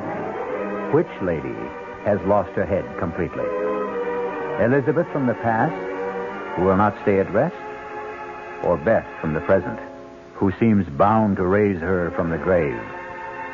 I'll be back with at least some of the answers when I return shortly with Act 3. And now another story of the ball and chain as Kellogg's Special K presents Veronica and Jack. Oh, Jeffrey, isn't this romantic? Out in a quiet lake at night with you rowing the boat. Yes, Veronica, it's really neat. Jeffrey, what was that? Frogs. Frogs that go bonk? They're pretty weird frogs. Oh, Jeffrey, you're such a card. You have a ball and chain, like the ones they use in those Special K commercials. Yes, Veronica. It symbolizes my few pounds of extra weight. But I'm going to get rid of it. How? By exercising. You know, like rowing this boat and eating smart at every meal, starting with a Special K breakfast. You mean a 1-ounce bowl of high-protein Special K, 4 ounces of skim milk, orange juice, and coffee? Precisely. It's less than 240 calories, and it tastes delicious. It'll help me get rid of this ball and chain. I'll help too, Jeff. After all, we're all in the same boat. You have a ball and chain, too. Your happy ending could begin with the Special K breakfast from Kellogg's. This year, Italy gives you the one thing every vacationer wants for his money. More. In fact, your dollar buys more in Italy than in 85% of the tourist countries of Europe. Take restaurants. There's one in Rome called Ambasciata d'Abruzzo. Without asking you, the waiter brings a whole ham, 24 kinds of sausage, a huge antipasto, and 3 courses of pasta. When you've consumed all this, the waiter finally asks, "What would you like to eat?" You order the meat platter and get 6 kinds of roasts. After a salad, cheese, fruit, and cake, the waiter now asks, "How much would you like to pay?" You agree to $5 a person. And how do you get to this feast? On Alitalia. No other airline flies only 747s nonstop from New York to Italy. Call an expert, your travel agent, or Alitalia, and come to Alitalia's Italy, where you get more than you dreamed of for less than you thought. Based on exchange rates as of April 1st, 1974. North Jersey is certainly getting a higher yield this spring, especially with Suburban Savings' special high-yield savings certificate that you can raise for fun and profit. All you have to do is plant a modest $2,500 minimum in Suburban's limited-issue 7.50% savings certificate. Then put your certificate in a nice, safe place. Suburban takes care of the rest by compounding interest continuously from day of deposit, paid quarterly. You'll get a nice, healthy 7.90% effective annual yield on your 7.50 savings certificate when you let it grow from 4 to 10 years. Early withdrawal prior to maturity is, of course, subject to a substantial penalty. So for a nice, healthy 7.90% annual effective yield, grow Suburban 7.50% savings certificate for fun and profit at any Suburban saving office in Bayonne, Edgewater, Elmwood Park, Emerson, Hackettstown, Morris Plains, Nutley, Paramus, and Sparta.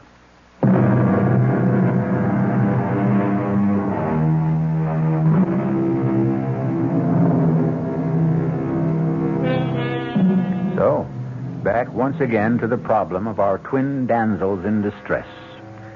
The medieval one has vanished into thin air by now, if indeed she ever materialized from there, while our modern Beth has confounded us and her husband by doing something quite medieval, or at least old-fashioned. Beth? Mm-hmm. Beth? Oh, yeah. Beth, it's Charles. Wake up. What? Charles? Oh, what happened to me? What happened to her? Charles. Now, darling, listen to me. There was nobody there. Oh, but I saw her sitting side saddle on the horse, and when she dropped the hood... Beth, it was a dream. She had no head at all, except in her hand. You've got to stop it, Beth. She was holding it by the hair, and the face was all wrinkled like a mummy. Beth, And it was my face, just like me. And do you know what she was doing? Do you know what she was doing? You've got to stop this. I can't... She was beckoning to me, Charles, calling me down. She wanted me. She wanted my head. Stop it, Beth. Stop it, Beth. Beth! Do you know the awful thing? I could feel myself being tugged, pulled toward her. If I hadn't fainted, Oh, God. God, Charles, what's the matter with me? What's wrong? What's that? Beth, get hold of yourself. It must be Nora. Yes? Charles, has something happened? Come in, Nora. The door's open. Oh, bless us. What's the matter with the child? She just had a bad dream. It wasn't a dream. The headless Elizabeth again? Yes, she thought she heard her ride into the court below the window. I did see her. Oh, let me take the child, Charles. No. Get her sedative powder. We've got to calm her I down. don't want any medicine. Just let us take care of you, Beth. We know what we're doing.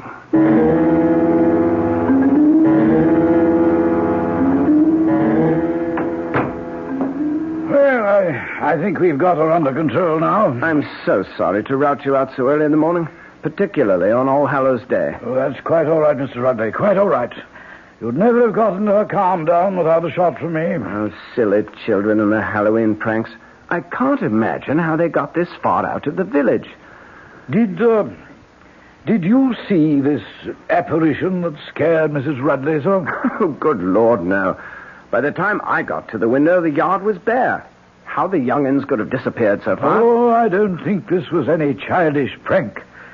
What? No, it's something much more serious, I'm afraid. You don't mean sleepwalking? Oh, dear me, that too. I see. Now, you say she lost her father recently. Yes, a year ago. And they were very close. Yes, extraordinarily so, I would say.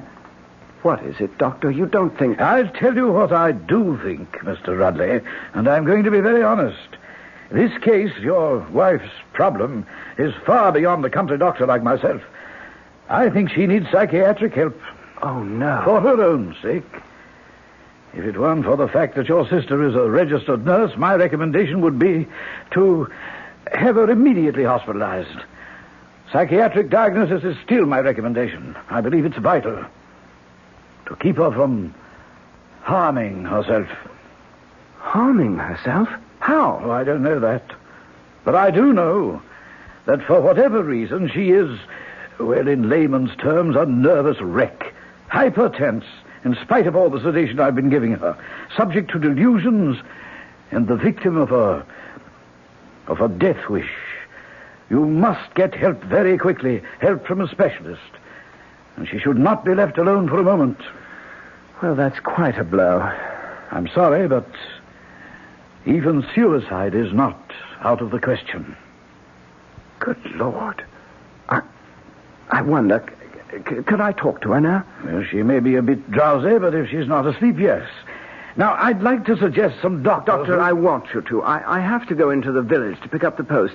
Would you mind dropping me? We can talk on the way. Oh, splendid. I'll only be a minute. I want to go back to Beth. Meet you at your car.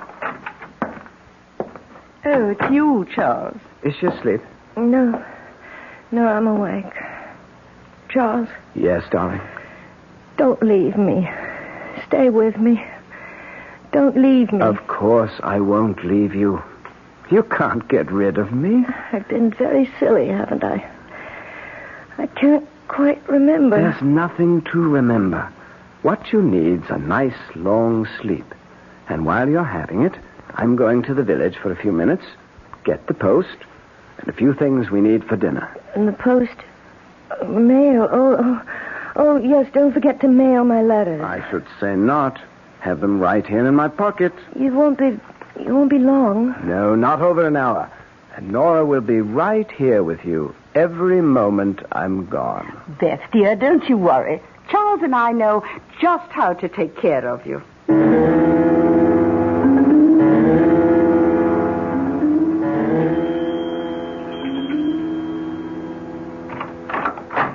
Yes? Oh, how do you do?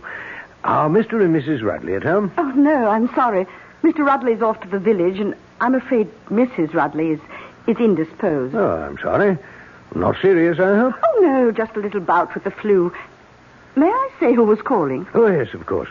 Alfred Finchley. Oh, well, are you a friend of Mrs. Rudley's? No, not really. Old army chum of her father's. Oh. just happened to be driving by, and I'd heard she'd been married, and I wanted to, well, you know, pay my respects. Oh, well, I know Beth will be so sorry not to have seen you. I'm her sister-in-law, by the way. How'd you do? Perhaps later this afternoon, if there was some place she could call you. Oh, no. I'm driving back to London.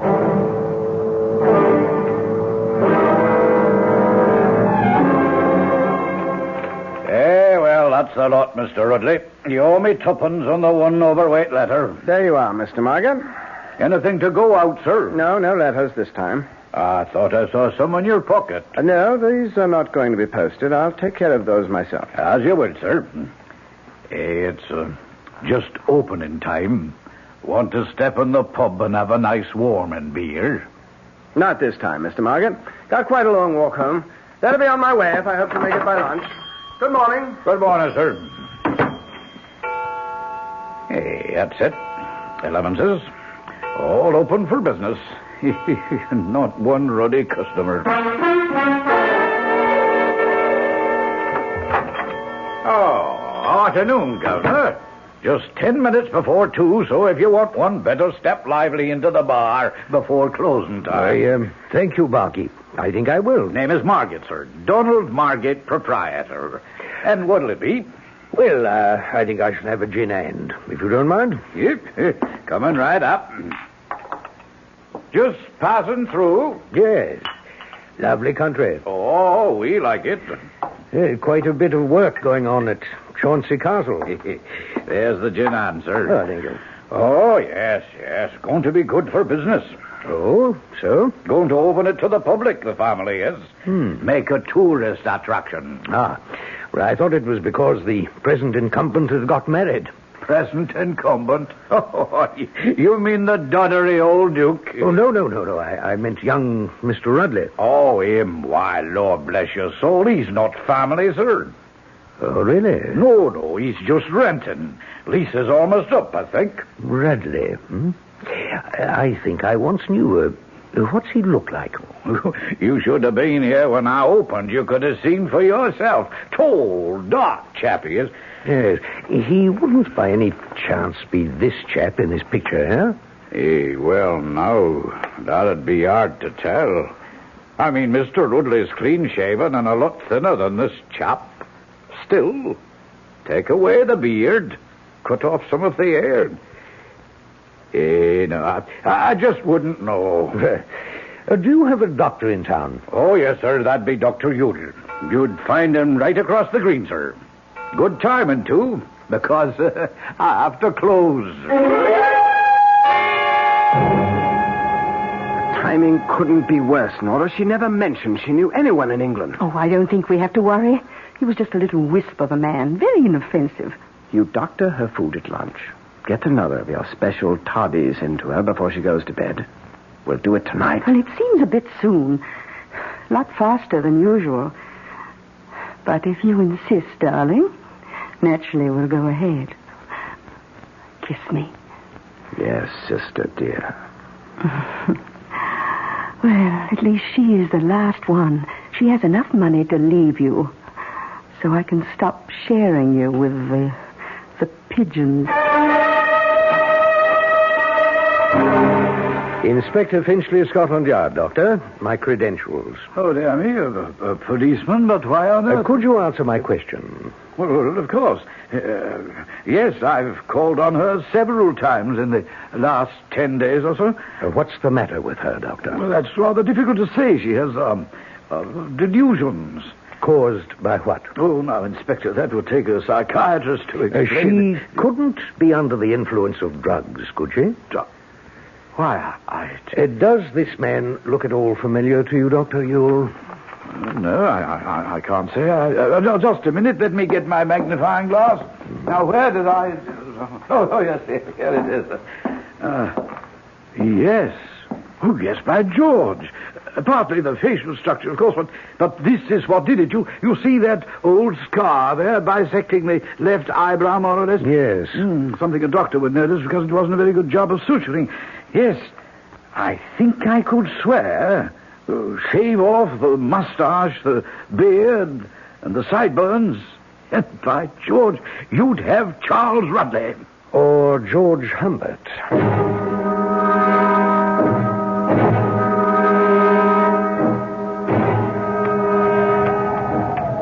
Thank God for the help of Elizabeth's phantom steed. I thought we'd never get her downstairs. You wouldn't think she'd be so heavy. Dead weight, brother dear. Not quite yet. Poor Beth. A pity. No time for sentiment. She's worth a lot more to us, dead. Now help me get her off the horse and then get him back to the stable and call the doctor. After you throw her over into the moat, you'd better make very sure she's dead. I'll make sure. All right. I'll get her off the horse. Stand still, Radley. Just hold it right there. What? I've got you covered. This is the police. Don't move. Oh, you fool. Well, they're not going to get me. It's too late. Get out of my way. Watch it. Don't shoot after the horse. We don't want to harm the girl.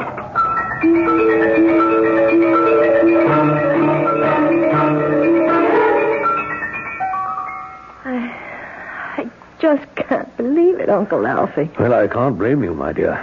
Nasty chap you got mixed up with. 3 others before you he got away with. The same way? With variations. He got a little too fancy on this one. The false portrait, but the apparent nervous ailments and the sleepwalking were the key to all of them. I feel as though I'm going to be sick. It'll pass, dear. He was a bad lot. Worth not one single tear. And Nora, she was the one on horseback? With the costume rigged to appear as if the wearer was headless, and a papier-mâché head made from your life mask. I think she's almost worse than him. And to think she got away scot-free. Not quite, my dear. We'll catch up with her. Now, you rest a while and don't worry. I'm right outside. As long as I'm around, you'll never have to worry again. Good night. Good night, Uncle Alfie. All right, Doctor? Oh, yes, she'll be fine. You say you did catch up with the woman? Nora. A lot more than just police caught up with her. You know the work they're doing on the castle? How's it called? Well, apparently they found some structural weakness in the arch of the main gate. So they supported it by stretching a thin steel cable from one side to the other. Well over normal head height, of course, if you're walking. But unfortunately not high enough to clear someone on horseback. Good Lord, no. Oh, yes. Cut her head off as clean as a whistle. Charles Rudley was eventually convicted of murder of one of his earlier wives. He was sentenced to life imprisonment. His common law wife, Nora, lost her life and, of course, her head. It's nice to consider that, in her case at least, the punishment fit the crime. I'll be back shortly.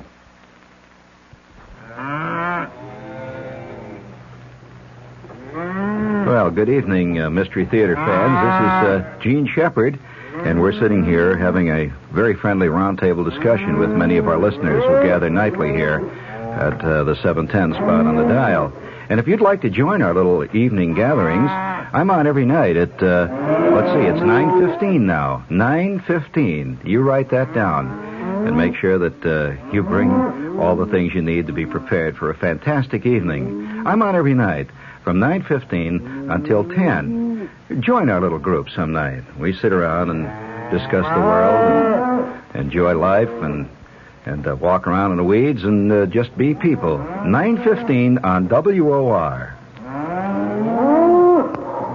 From the WR newsroom, the winner of the 100th running of the Kentucky Derby, Cannonade. Details upcoming in the news at 6 with Roger Skibinis. An invitation. This is Peter Roberts. Join us Sunday morning, 8:15 to 10 here on WOR for Rambling with Roberts.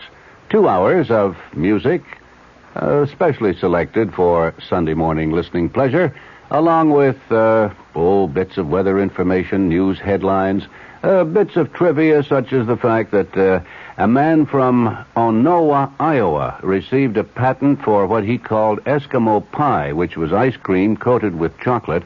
It all happened in 1922. It may not seem like very much in the way of history, but it does take place, these little bits of trivia and information, on Rambling with Roberts. So, of a Sunday morning, make a note. 8:15 to 10, right here at 710 on your dial, come Rambling with Roberts. You don't have to give us an RSVP. Just be on hand. Thank you.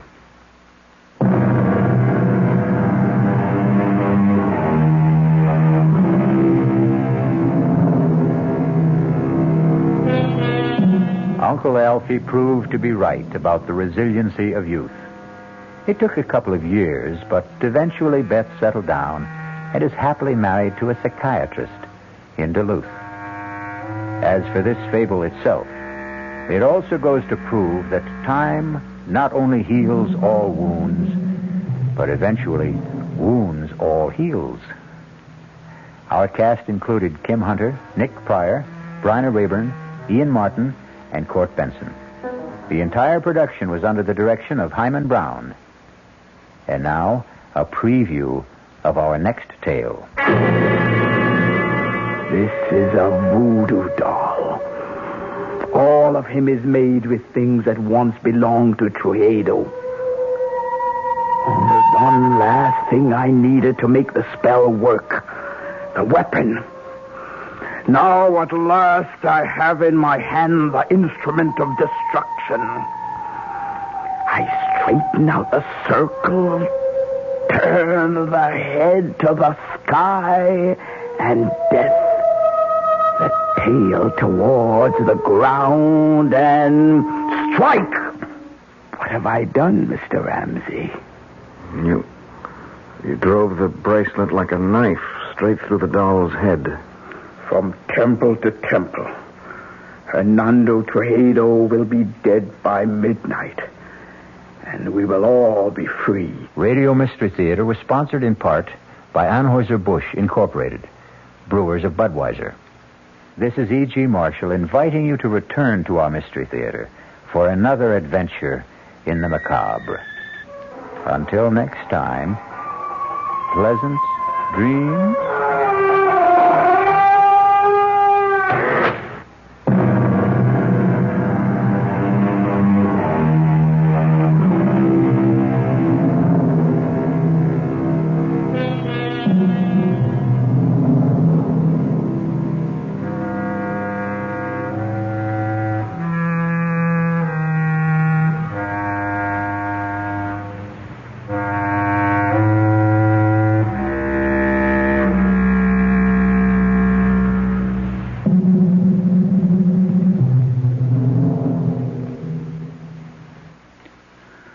The WR Mystery Theater has been brought to you by ShopRite Supermarkets, where you get a lot more for a little less, and by Suburban Savings, with offices throughout North New Jersey.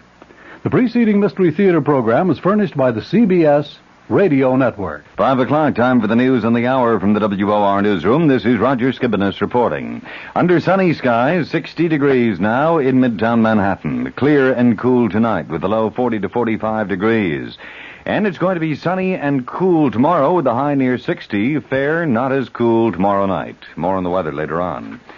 Some $20 million in art treasures were recovered today in Ireland. Police in Dublin say the masterpieces stolen a week ago in what has been described as the biggest art robbery in history were found in West Cork.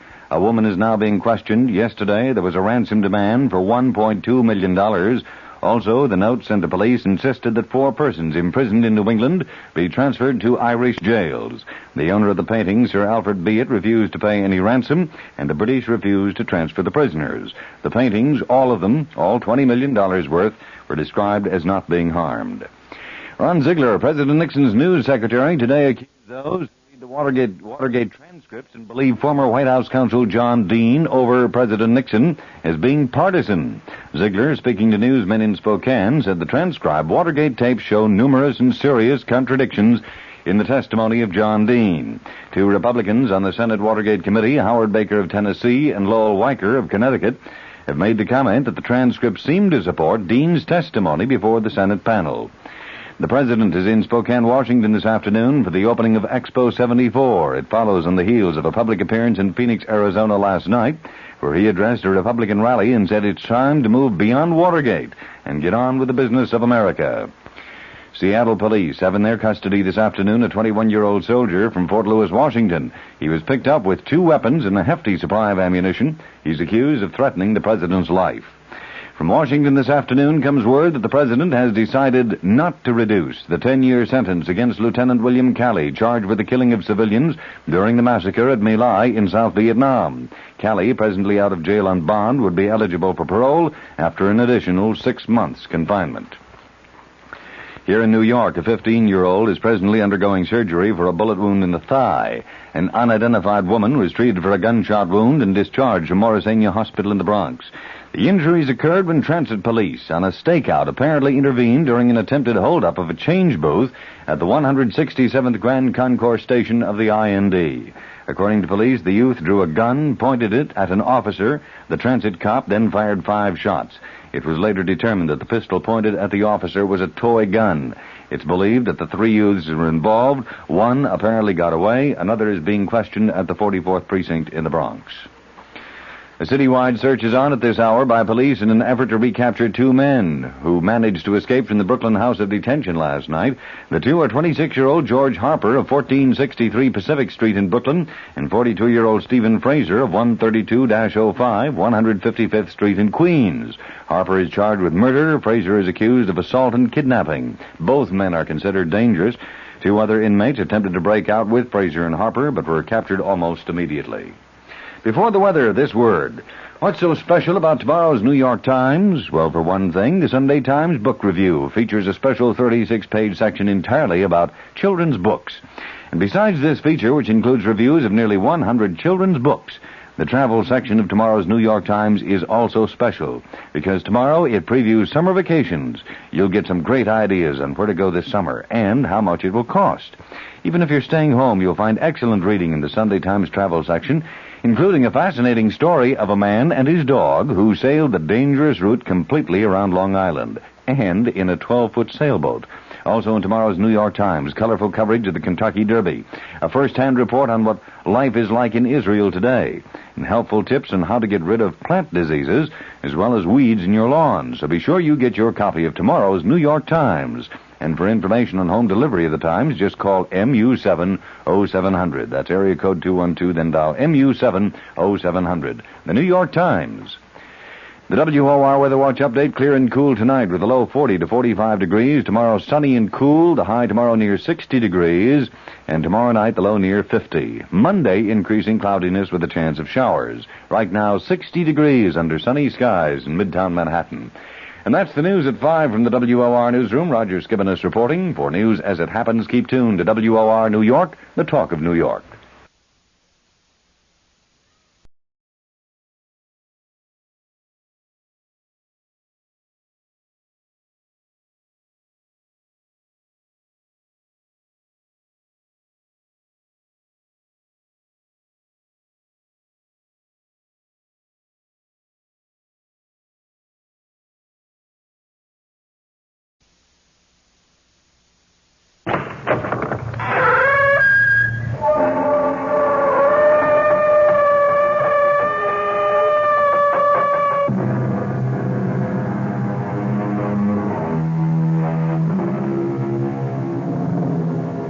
Come in.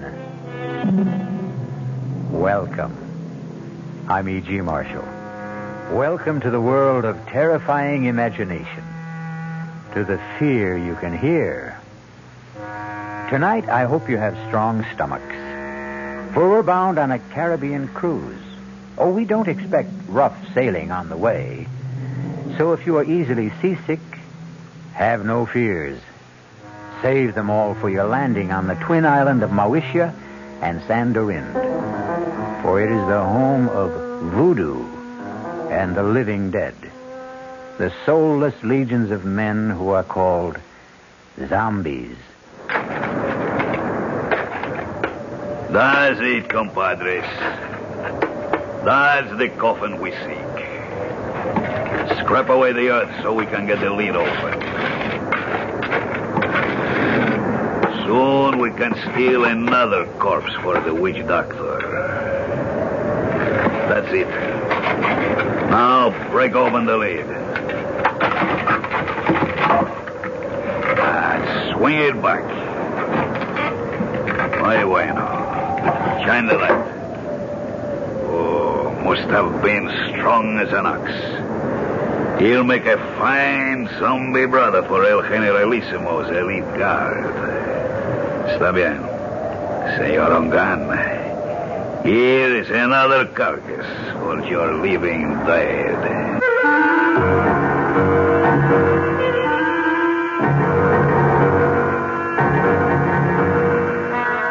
Our mystery drama, The Walking Corpse, was written especially for the Mystery Theater by Ian Martin and stars Tony Roberts. It is sponsored in part by Anheuser-Busch Incorporated, brewers of Budweiser, and by the Kellogg Company, makers of Kellogg's Special K cereal. I'll be back shortly with Act One. Breakfast in the morning, Kellogg's has that wholesome taste to get you up and grinning. This is Jerry Crawford for Kellogg's Special K. We've been having some fun in our television and radio commercials by using a ball and chain to symbolize the slight overweight problem common to so many of us. We point out that being a few pounds overweight is just a little more difficult for you. Climbing stairs, just walking around, even sitting down can feel, well, like you're wearing a ball and chain. In case you missed the message, it's this. If you really want to get rid of that extra weight, you really have to work at it by exercising and with sensible meals like the Special K breakfast. A 1-ounce bowl of Special K, America's favorite high-protein cereal, 4 ounces of skim milk, tomato juice, and coffee. Less than 240 calories. Nutritious and, by the way, delicious. So why not begin each day with a Special K breakfast and then keep up the good work? Special K can't help you lose weight all by itself, but it really is a good start. Hey, Mom, what's for dinner? Hey, Mom, what you got? What's for dinner? Your ShopRite is featuring ShopRite or Shenandoah brand Grade A Rock Cornish hens, a real family treat at just 47 cents a pound. What's for breakfast? Listen to these ShopRite values. ShopRite Grade A large eggs, 59 cents a dozen. ShopRite sliced bacon, 1 pound package, 79 cents. ShopRite Grade AA butter, 1 pound brick, 69 cents. Crown Top white bread, 22-ounce loaves, 3 for $1. Save on every meal at ShopRite.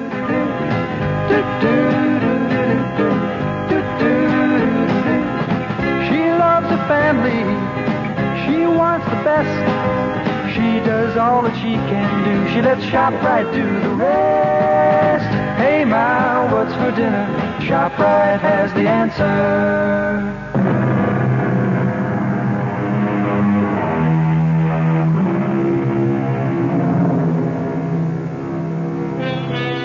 The body of a dead person, given the semblance of life, usually for some evil purpose.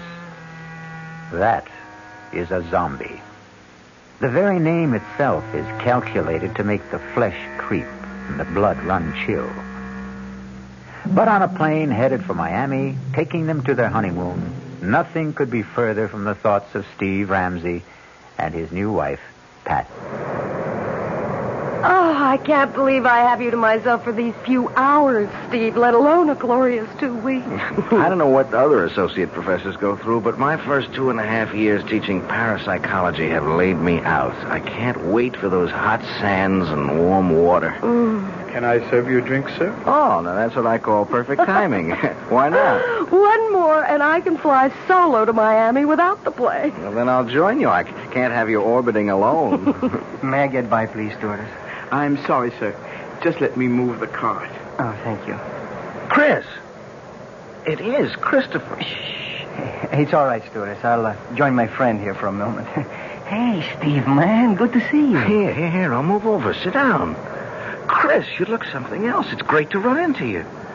Only just for a moment there, I thought you were thinking of giving me the brush. You? Never. I'll explain in a minute. Oh, Pat, this is Christopher LeClaire. I want you to meet my brand new bride. Oh, this is a pleasure, Mrs. Ramsey. Let me congratulate you on your impeccable taste, Steve. And both of you on your marriage. I'd like to buy some champagne, but you already have your drink. No more champagne, thank you. We've had enough in the last few weeks to float a battleship. At least let me get a drink for myself to toast the bride and groom. He's your old football buddy, right? Yeah. Greatest running back I ever saw. All-around athlete. He could have made it big in the pros. Any sport. Isn't he a prince or something? And his father is the king of Mawisha. I wonder what's bugging him. Now, this is better. A toast from my country. To be a good man is first to have a good wife. Abusantes. Thank you, Chris. And to yours. Yours, too. Oh, yes. Drink to my good health, please. What is it, Chris? You want to talk about it? I wish I still had you calling the plays for me, but this is a different ball game. You know about my father? No. What? He's dead. Oh, no. What can I say? Hang in there, man. Oh, I will be tough, all right. Was it recent? The day before yesterday. I didn't see anything about it in the papers. It wasn't in the papers. He didn't die. He was assassinated. Oh, no. Any idea who did it? There is no proof, but I know.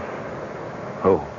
Oh, maybe not by his own hand, but at least on his orders. Hernando Trujillo. The Generalissimo? But I thought he was your father's best friend. And my godfather. His gift to me on my 21st birthday. His own good luck charm. The bracelet of the sacred serpent. The head, the voodoo symbol of life. The tail, the symbol of death. You see, they are woven together. But then why should he? Because, Mrs. Ramsey, my father gave our people freedom. A freedom the San Dorindian cannot share. Why not? Because if they had it, they would tear the man who rules them by terror to pieces. So he's planning to move in on Mawisha and annex it. The moment my father's assassination is revealed. A coup d'etat while the people are in confusion with no leadership. That's why I've given up any dream of becoming a doctor and am going home. A private plane will meet me in Miami to fly me to Mawisha. To save time, I took this commercial flight under an assumed name. You think Trujillo might... I was warned just in time. Less than an hour after I left my apartment, a bomb gutted it. I'm a dangerous man to know these days. So, before I do cause any... Oh, my God! Steve, what is it? Two hoods with machine guns. It looks like a sky. Senores. Ladies and gentlemen. Oh, my God. May I have your attention, please? That's Juan Garcia, Trujillo's hatchet man. What can we do? Nothing. It's me. Everyone quiet. If you do as I say, no one will be hurt.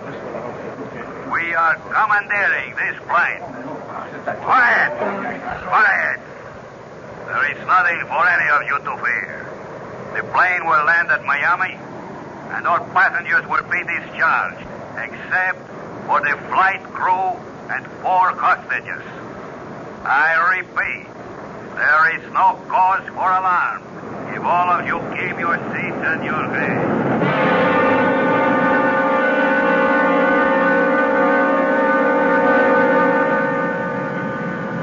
Hold still, everybody. Just follow orders. Anyone who doesn't will be shot. Okay. All right. You 3. Up, point into first class. Look, Garcia. No names. And no wrong moves. My orders are to bring you dead or alive. I was only going to ask that my friends... Your friends can identify you. We don't want that for a few days. They will only be held as hostage till we are ready. If they do as they are told, they will be released unharmed. Now move. Join the other hostages you were sitting with in first class. Steve, I'm so sorry. It's not your fault. You okay, Patricia? Ready, unwilling, but able. That's my gal. Let's go. Just walk ahead of me, nice and steady. Muy bien, mis amigos. Zanka, drop on. Nobody moves till I come back. Okay? Inside. That's it. Go sit by him.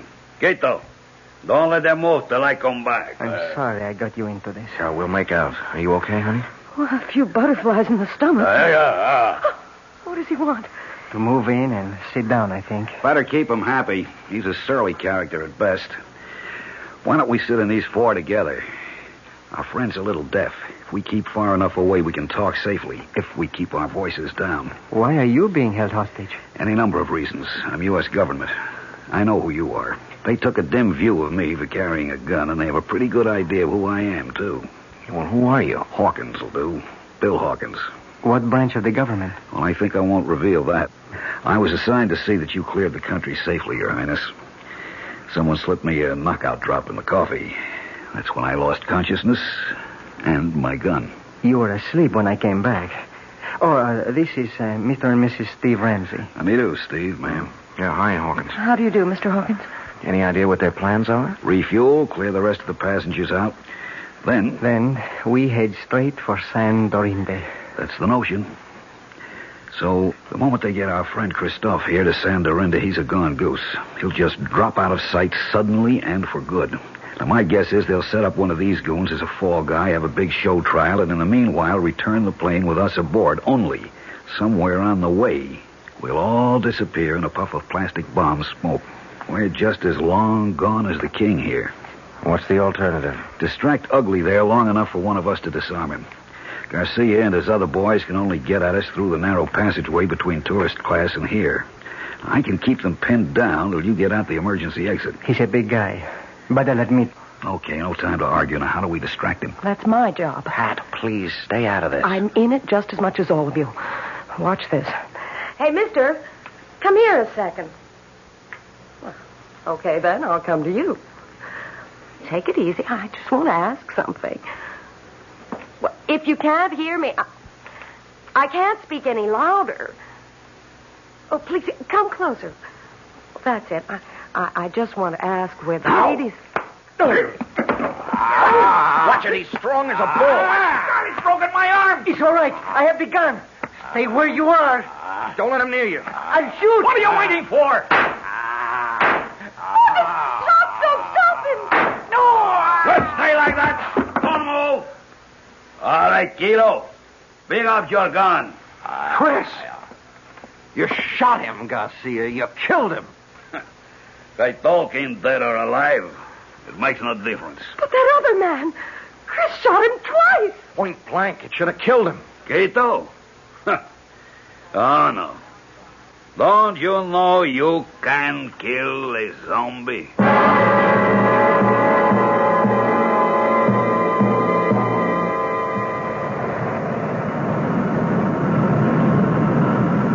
We're coming in for the landing now. How's Chris? He's alive, but just barely. If he can just hang on, maybe when we land, a doctor can help him.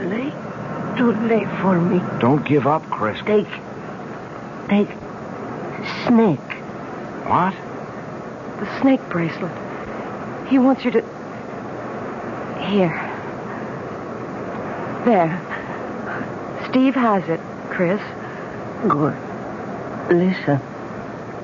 You go down Solange. She hide you. Save you. Give her bracelet. But where do we find her? Où est votre tante? Quelle rue? Quelle place? Pense Avenida de las Muñecas. Avenue of the Dolls. Yes, what number? Up there. Ugly serpent. Take me home. Take me home. Don't se loge. Help. This sign of the black boat.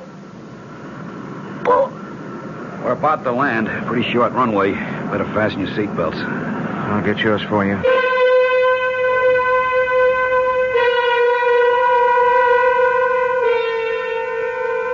Not the most promising way to begin a honeymoon, particularly when it seems there is more than a little chance of ending it, even before it's begun. Who knows what kind of reception is ahead for the newlyweds? I'll be back shortly with Act 2. Oh, sure. You can talk about good-tasting diet drinks, but I know. I'm Goldilocks, and here at my taste-testing laboratory, I taste-test them all. And nobody's been drinking my diet drinks until I tested sugar-free Diet 7-Up. And then, kabloomy! Every bear wanted some. Diet 7-Up is fresh, natural, delicious. Sugar-free Diet 7-Up. This one's just right. There's a very special deal going on at all offices of Suburban Savings throughout North Jersey. It's called Suburban Special Interest Deal. And you'll be especially interested in these savings you get. A top 7.90% effective annual yield on Suburban's limited issue 7.50% savings certificate. And Suburban guarantees it from 4 to 10 years, minimum deposit $2,500. Early withdrawal prior to maturity is subject to a substantial penalty. Suburban compounds interest continuously from day of deposit, paid quarterly. So you not only get interest on your savings, you get interest on the interest. And Suburban offers you the highest interest rate allowed by law. Here's your chance to get a great savings. A top 7.90% effective annual yield on Suburban's limited issue 7.50% savings certificate.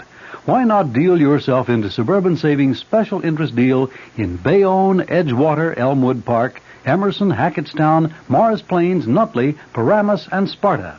There is no mystery about the morning when you come rambling with gambling. Good evening mystery fans. This is John Gambling, and every morning, Monday through Saturday, here at WOR from 5 a.m. till 10, we get the crew together to try to put the morning together for you, to tell you what the weather's going to be like, whether there's heavy traffic coming into the city, whether the subways and the commuter trains are running. Bob Harris is in WOR's Weather Center every morning with all that very complicated equipment that he has to help prognosticate the day's weather. We cover sports completely with Don Cricky. In the news department, Peter Roberts, Henry Gladstone, and Harry Hennessy. And up in the helicopter, George Meade or Fred Feldman, keeping an eye on the traffic scene. So altogether, we do try to take any mystery out of the morning. And just to brighten up the beginning of your day a little bit, I think we have some kind of nice, listenable, and tuneful music. So tune in tomorrow morning or any morning for Rambling with Gambling. Now, back to the mystery.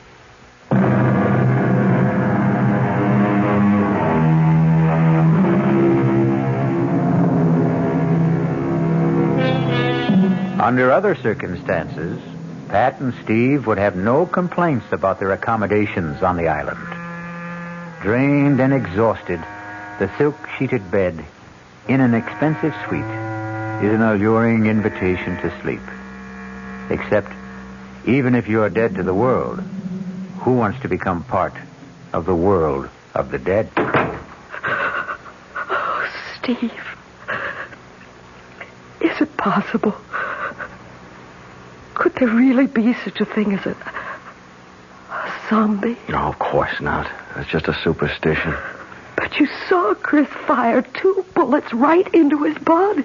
Yes. And he didn't even flinch. Cogito ergo sum. What? I think. Therefore, I am. Pat, look, under any other circumstances, I'd be fascinated. But, I mean, this is my field. And you do believe that there are walking dead? Do I believe that a man can be exhumed from the grave and life breathed back into his corpse? No, I can't accept that. That's beyond my credulity. But I've seen things in parapsychological experiments and in psychic research that... Honey, the power of supernatural belief is beyond belief. The right subject, particularly one of low mentality, under hypnosis, is capable of incredible feats. Superhuman strength, no sensation of pain, no shock reaction. Oh, Lord. Now what? The knock wasn't at the door we came in. It's that one over there. Wait a minute. Stay where you are, Pat. Yes? Who is it? Bill Hawkins.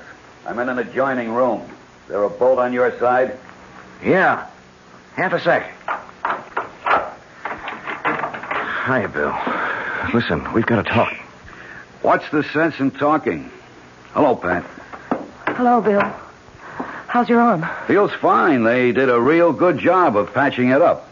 I just wondered before we all turned in if you had a radio in here. There's one right over there. Good. Mind if I turn it on and see if I can catch some news? Uh-oh. Only one band. Well, let's see what it's got. Hey, I see they provided you with a meal, too. I never even noticed. Pretty good grub. You should try it. I wouldn't touch it. Nor I. Look, I don't see how well. All right, we can cut the comedy now. This place is bugged. The radio ought to block us out. Now, we've got to plan some kind of escape. How? I may have that lined up. It's where to hole out after we bust from here that's got me stumped. I've got a possible answer to that. What? Tante Solange. Who? Chris's aunt. She lives here. Where? The Avenue of the Dolls. It's a long, winding street. Any idea where? You know it? Well, I spent 6 months on Secret Service here before we closed down our embassy. Did he give you a cross street, a number? He was pretty incoherent before he died. When I asked him, he just sort of rambled on about the great serpent and the black bull or something. The serpent is the basic symbol of the voodoo religion. The black bull I never heard of in this liturgy. Wait a minute. The chicken in the Obeah cult is a sacrificial animal considered to... Maybe it was the black pull. He was trying to say black pullet. Does that mean anything to you, Bill? Yeah, wait a minute. It's sort of a souvenir shop. You know, a typical tourist trap with straw hats and dolls and voodoo drums, you name it. Yeah, well, could you find it? Sure, it's not far from here. But how do we get out first? You got slacks on. Good. You got a dark scarf to cover that blonde hair? Right here. All right, come with me. Walk soft. Keep your voices low. Turn up that radio a little. Roger. I'll get the door.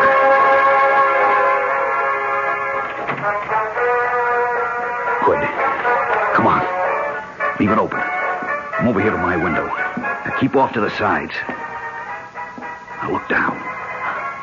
There's one of those zombies down there. But you see, there's a balcony and steps that lead to the street. With something subhuman, or maybe I should say superhuman, armed with a gun right at the bottom of them. If he's cold-cocked, it isn't going to do him any good. Bill, you have a lot of guts, but you're no Muhammad Ali, and the only strength I have is in my brain. Hold out your hands.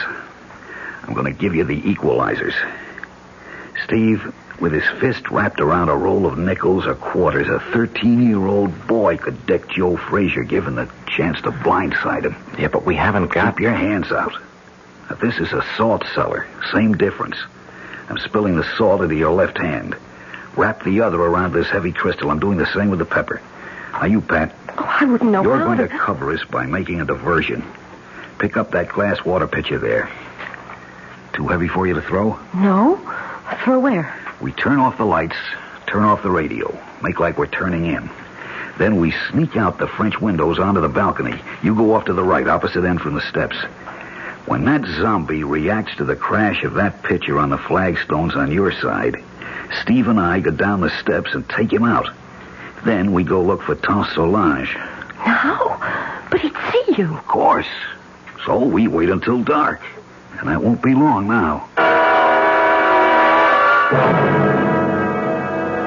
Now! You take him, Steve. He's still not out. I'm throwing the pepper. Throw the salt in his eyes. There you are. Watch it. I think I killed him. Well, don't stop to find out. The light's going on. Come on, Pat. We'll have to run for it.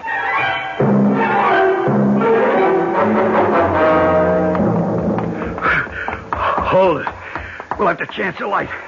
Which way? Ahead. To the right. Go to the next block. They're right on our heels. Give me that flashlight and you get out of here, both of you. What about you? Don't be a fool. Somebody's got to be a decoy. You have a wife to think of. Now hurry. Come on, Pat. Run. To the left. They went to the left. Follow that light.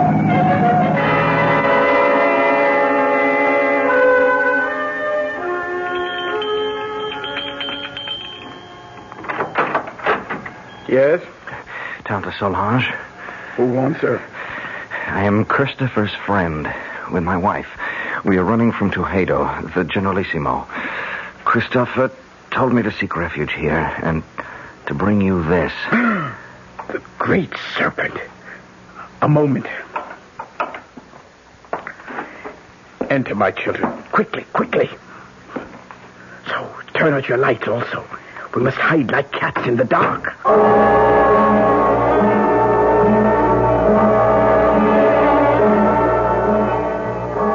So, they have killed little Christophe. First my brother, then his son. Well, he will be made to pay. An eye for an eye, a heart for a bleeding heart. Now shall the tyrant bleed. Now at last my curse shall enter his vitals.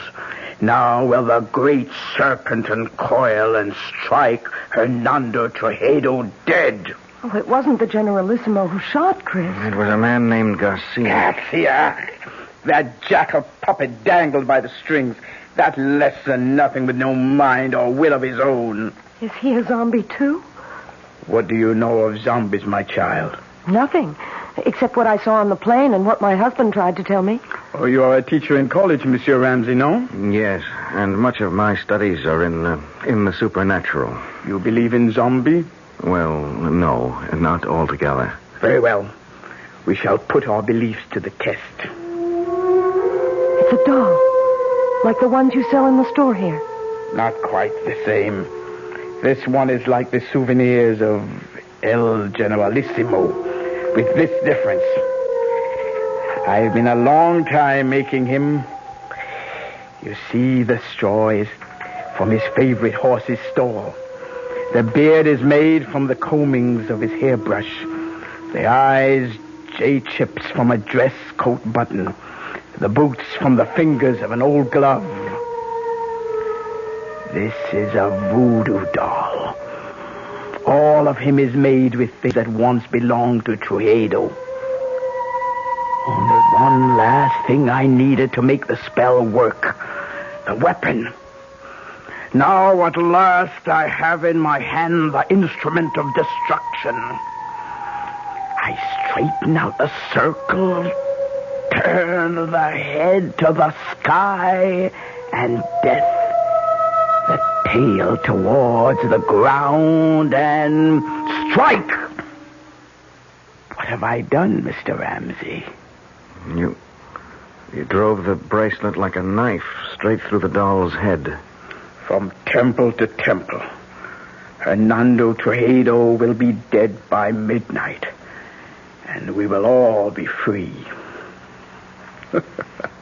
You still do not believe.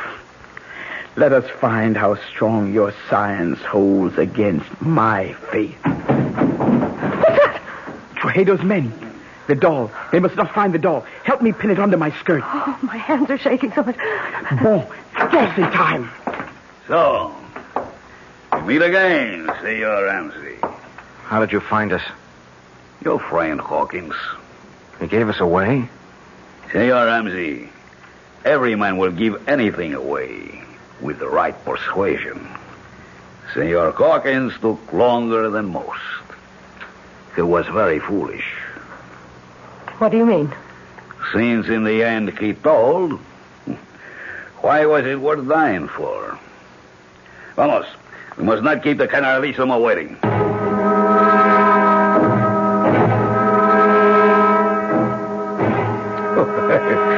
Please, let me assure you that you have nothing to worry about. I ask you all to relax. Now, the table is set for a late supper. I am sure you must all be famished after a long and difficult day. Won't you be my guests?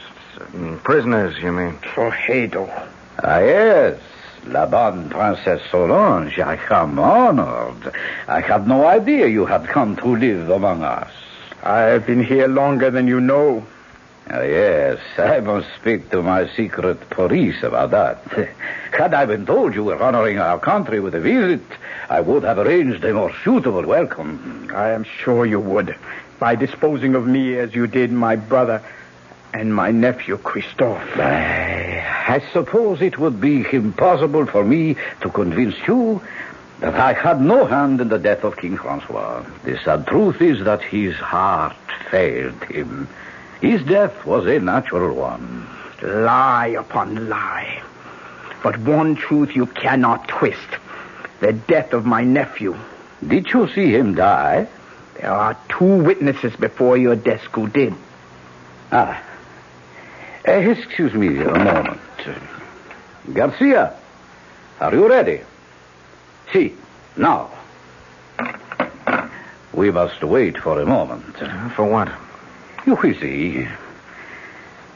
Senora Ramsey, let me ask you a question.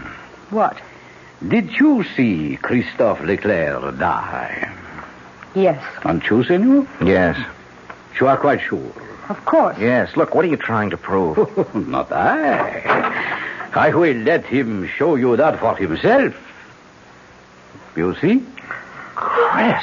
Monsieur Baby. Steve. He's alive. It's Chris. Chris. Is it really you? Sure, man. Sure. Don't you know me? There is no mistaking the tall, lithe figure, the regal bearing, the proud, handsome face. All those belong to Christophe Leclerc. He might easily have remarked, as Mark Twain once telegraphed, "The reports of my death are an exaggeration." We'll return shortly with Act 3. Some research experts say you can't taste the difference between beers. Well, if they're right, then Anheuser-Busch wastes a barrel of time Beechwood aging Budweiser. Only they don't think so. Brewing beer right does make a difference. And they're betting a bundle that you can taste the difference in Bud. When it comes to brewing Budweiser, the Anheuser-Busch choice is to go all the way because they still care about quality.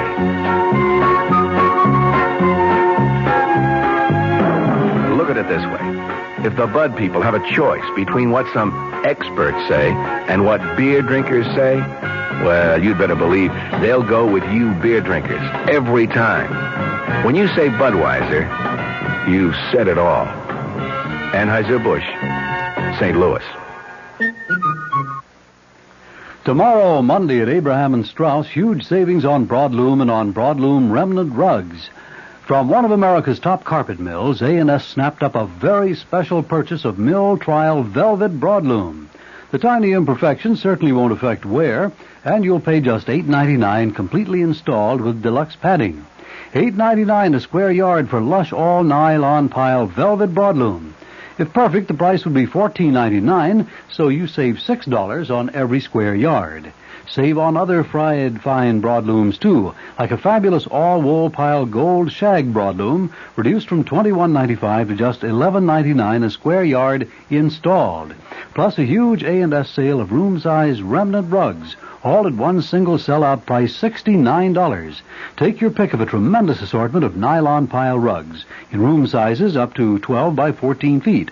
Originally $99 to $119. Tomorrow, your choice, $69. Tomorrow, Monday, at your nearest A&S store except Garden City. Come early.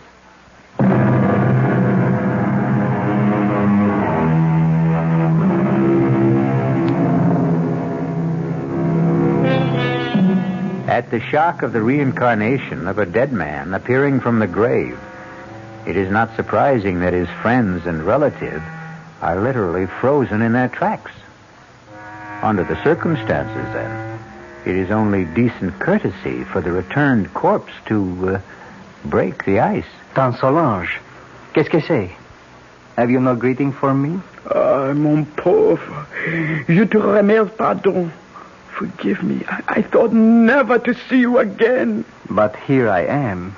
Ah, mon cher baby, mon cher baby. Well, now, here is a reunion worth celebrating. That was a pretty rough wound you had, Chris. Worse than it looked. Thank God. It was mostly flesh damage. The doctors tell me the bullet bounced off my sternum and never entered the chest. But should you be on your feet? long enough to ease your minds about me. I'm still a bit woozy. It was like the time you took the XB2 slant off tackle against Ohio State and that big linebacker, Sawchuck, kicked you in the head. Something like that. Tell them the good news, El Generalissimo. Set my aunt's mind at rest. Well, I know you hold out my motives, even Christoph did. I can hardly blame him, since I took such extreme measures to bring him here to Sandorinde before his planned arrival at the Moesia. What was your reason for that? We walk a tightrope on this shared island of ours.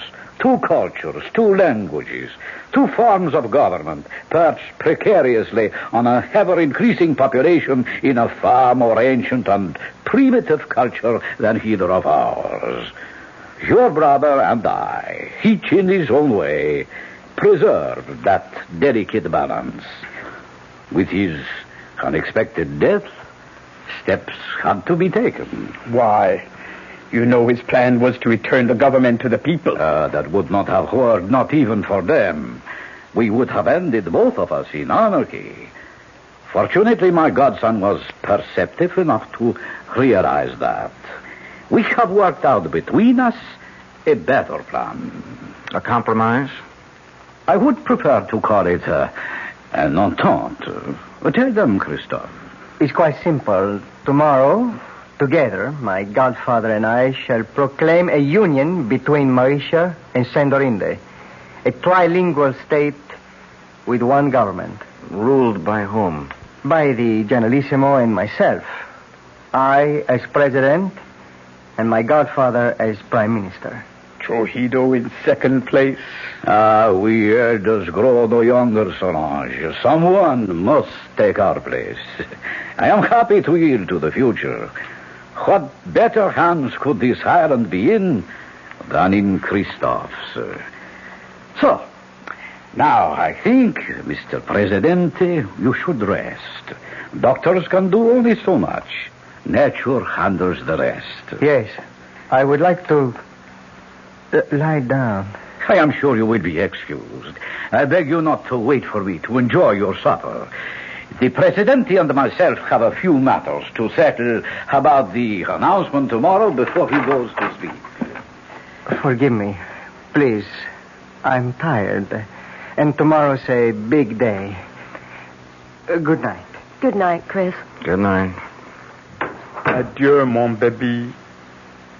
Goodbye. Forever. What is it? What's the matter with you two? You saw? You know? Do you now believe in zombies? What are you trying to say? That wasn't Chris who was here just now. I don't understand. You don't know him as I do. First, he never would accept this deal. The guy's too decent, too honest to be part of it. But there are other things. What? Well, first off, our school never played Ohio State. Second, Sawchuck was no linebacker, but a running back who murdered us on the only loss we had together. Third, XB2 wasn't a run play, but a deep pass play that had nothing to do with Chris except as a decoy. I don't understand the things your husband says, but I tell you, that was not Christophe Leclerc who just left. Not my nephew. They have stolen his soul, and that I cannot allow. Well, what can we do about it, Tante Solange? It is a very few minutes to 12. I told you Hernando Trujillo would be dead by then. Remember? Yes? Here is a conjured doll which will make his death. I place it on his desk so he can see it. For it is by his own guilt he must die before the end of this day. But if he doesn't return? He will return. It is written in the dust. Oh, nobody feels like eating, Well, I don't suppose I can altogether blame you. Shall I have you shown to your quarters for the night instead? Where is Christophe? Oh, I should never really have allowed him to overtax himself after being wounded. He was absolutely exhausted. I saw him to bed. And you return to suggest the same to us. I think we are all tired. Whatever discussion there may be between us can wait for tomorrow. For you, there is no tomorrow. What do you mean? Liar, cheat, thief, murderer. Look on your desk. A conjured doll. Your image. Made piece by piece from your belongings. Fashioned in your likeness. Christened in your name with the blood of the black pullet. Your own bracelet of the sacred serpent driven through its brain. Do you think I could buy such childish superstition? I am no savage. What a man thinks is what he is. This primitive mumbo-jumbo will have no effect on me. Are you sure? How large is a bag of guilt you carry? Will nothing convince you, woman? Your nephew and my nephew, Christoph. Christoph is dead. How can you say that? You have just seen him. I saw a walking corpse. More idiot superstition. Like my conjured doll? Of course. You don't believe in it. No.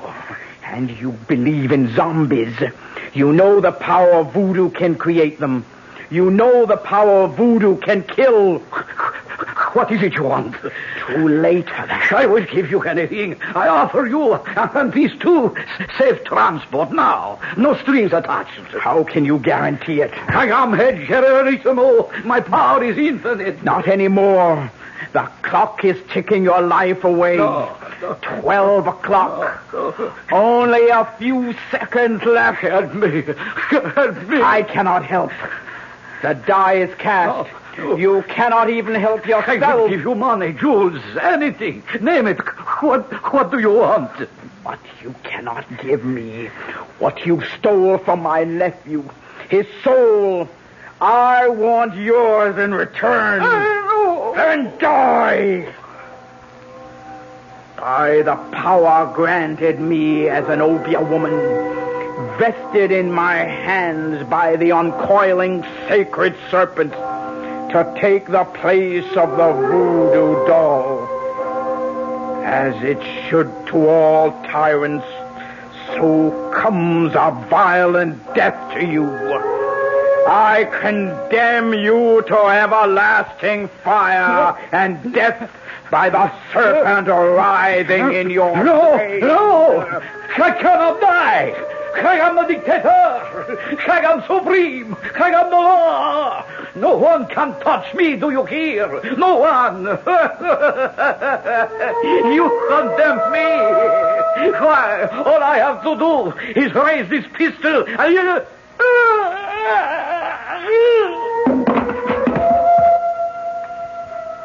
What happened? I wouldn't like to guess. Does it matter? He's dead. Are you sure? He's dead, all right. Now what? Got to get away. Escape somehow. Yeah, only how do we get through the palace guard? At least I have his gun. We'd better try and make a run for it. We have to rescue my nephew first. But Tante Solange, he's our enemy now. I still must rescue him. Mi perdona, generalissimo. Let him see me on the gun! That's for Bill Hawkins. Pat, Tante, run for it. I'll try to hold them off. You can't kill dead men with that. Garcia, yes, but not a zombie. Hand me that salt cellar. Here, but what good... Salt is the only thing that will kill a zombie.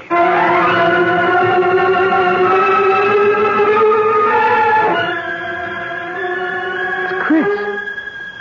Lying on the bed. Is he... No, he's still breathing. He's just asleep. Leave me alone with him. Go if you want to, but leave me with Christoph. Will you be long? As long as it must take. Go. Well, we can't find our way out of here without you. We'll wait. Oh, great serpent who coils about the sky and holds our world together. Help me now. Help me to break the black magic that chains my baby to a living death. Help me to bring his soul home to you. Christoph. Christoph. Listen to me. It is Tante Solange who speaks.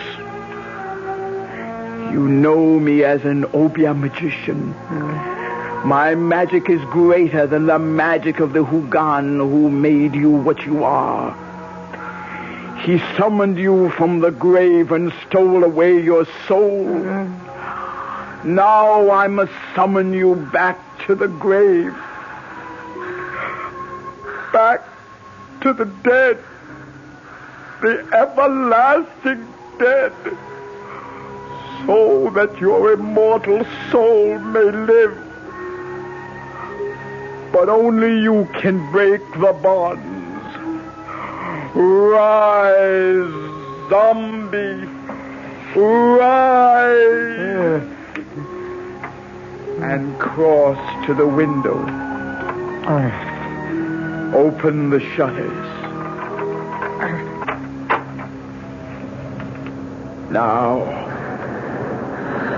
Now, open your eyes and look at the sea. No! In the name of the great serpent, I command you, open your eyes. Tante, I'm going home. My baby.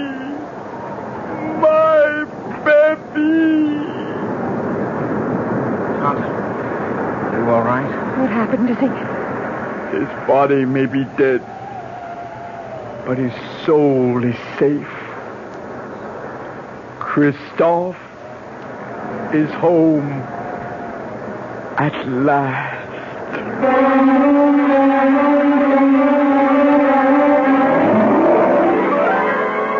The death of the dictator set a people free in a mad orgy of festival and delight. In the wild celebration that lit up the city, no one had time to pay any attention to the three somber people who found their way back to the hotel. For Pat, Steve, and Tante Solange, there was sadness, but solace, too. The king was dead, but so was the zombie who might have held him prisoner for eternity. I'll return shortly. Hi, Ms. Goldilocks here. Professionally taste-testing diet drinks can be very difficult, but I just had to bear with it. Then I found sugar-free Diet 7-Up. It doesn't taste like other diet drinks. It's fresh, light, natural, delicious. Sugar-free Diet 7-Up tastes so good that I've taste-tested it hundreds of times, and each time I've given it my seal of approval. Yes, this one's just right. United Airlines steward Jack Nestor talks about friendship service to California. Our 747 to LA, we have a movie, we have a stereo, and a choice of 3 different hot meals plus a deli plate. United's Californians. Another reason more people choose the friendly skies than any other airline in the land. You know, we have people that come up to us and say, I'd like to play bridge, do you know if anyone else is interested? So we'll make an announcement and get a group together. People who like to play chess. It seems like on a 6-hour flight, you can do a lot more for people. You know, you get off feeling like you've done something. Come along, sing a song, people, now's the time. The friendly skies of your land, United Airlines. United has 7 daily non-stops to California, including wide-body jets to Los Angeles and San Francisco every business day. This is Patricia McCann, and we'd like to tell you what the McCann program is all about this coming week. Monday, Dora McCann gives some good ideas on how to prepare the best food buys of the week. Tuesday, we begin a 2-part series on nutrition against arthritis, diabetes, heart disease. Our guest, Nathan Pritikin, will discuss research that shows diet can prevent and sometimes reverse some of these degenerative diseases so common in this country. Thursday, Dora McCann interviews Bob Reinhart and Dick Woods on how to prepare elegant meals in very cramped quarters. And Friday, the program will be in praise of mothers and housewives when Ariana Stasinopoulos, author of The Female Woman, gives her argument against the women's liberation movement.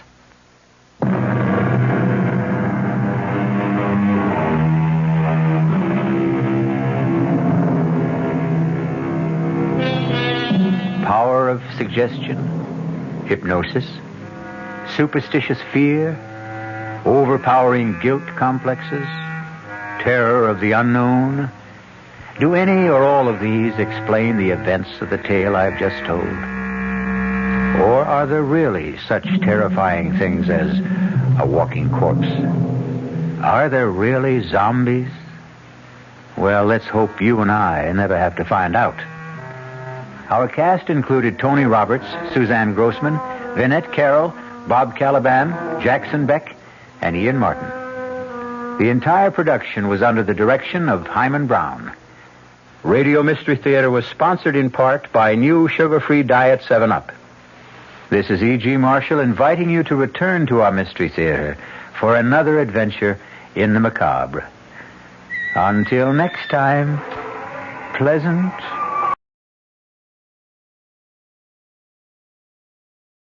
The CBS Radio Mystery Theater presents...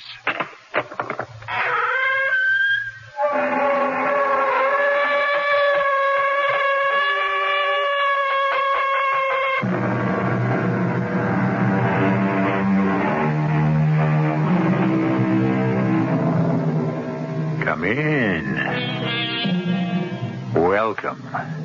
I'm E.G. Marshall. Have you ever known terror? Have you ever come up against something that so threatened you, so horrified you, that it stopped your heart for a moment? If you never have, count yourself lucky. But don't count on your luck too much. After all, who's to say that terror may never touch you, huh? Consider Helen and Jim Crane. They never thought it would ever touch them.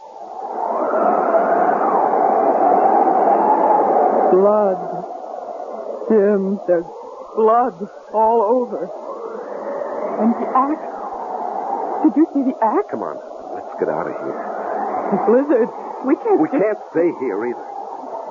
There must have been a terrible fight in that kitchen, and I'm not waiting for the winner to come back. You don't suppose... What? The murderer the police are looking for. The man who slaughtered the Grant family. They said he was holed up somewhere on the mountain. This cabin, maybe? You don't think... All I think is that we'd better get out of here.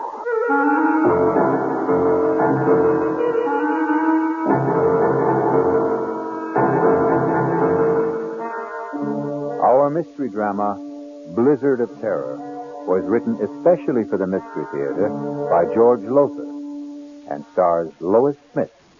I'll be back shortly with Act One. More of the Mystery Theater on WABC.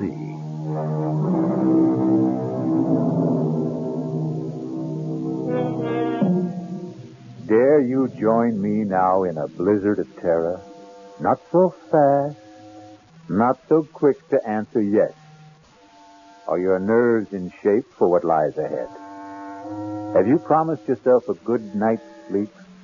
A promise you want to keep? In simple brief, are you who now listen to my voice ready to cope with terror? Very well. You made the choice, not I. Come along, then. Well, come on.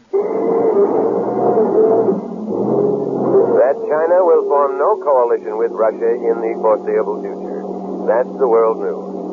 Now I have a special bulletin from the big Indian Sheriff's Office. Jim, turn the radio Sheriff off. Ed Ralston warns all motorists to stay off the roads on Thunder Mountain. Not only because of the blizzard, but also because the man sought for the brutal murder of the Grant family is believed to be hiding out somewhere on the mountain. Please, shut it off. All of them, with a kitchen carving knife. The Grant family... Thank you, Mr. Crane. You're welcome, Mrs. Crane. We don't need to be told again and again that we're in a blizzard on Thunder Mountain. We know we are, thanks to you. I'm sorry. Okay, skip it.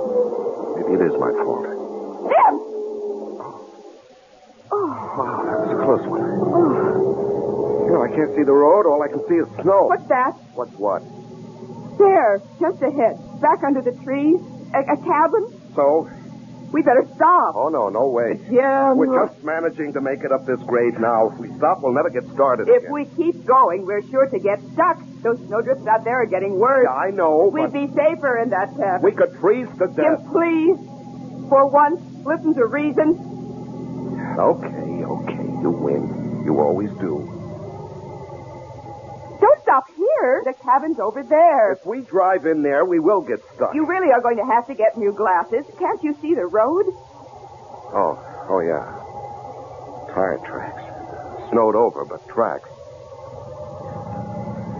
Those tire tracks, they mean somebody's there. Yes. Look. Smoke coming out of the chimney. Ah, now, are you glad we turned in? Swooning with delight. You're angry because I was right. When are you wrong? When are you ever wrong? Oh, you are something. You are. You are really Why do we quarrel like this, fly at each other every time? Well, maybe if you weren't so darned independent. Forget it. Okay, come on. Ooh. Oh, inside. It's so cool. Yeah, all right, let's get inside. Fast. Hello? Anybody home? Hello? Just open the door and go in. Well, I don't like to just barge in. Jim, under the circumstances, if you won't, I will.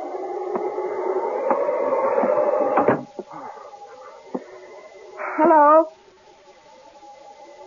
Anyone here? Hello?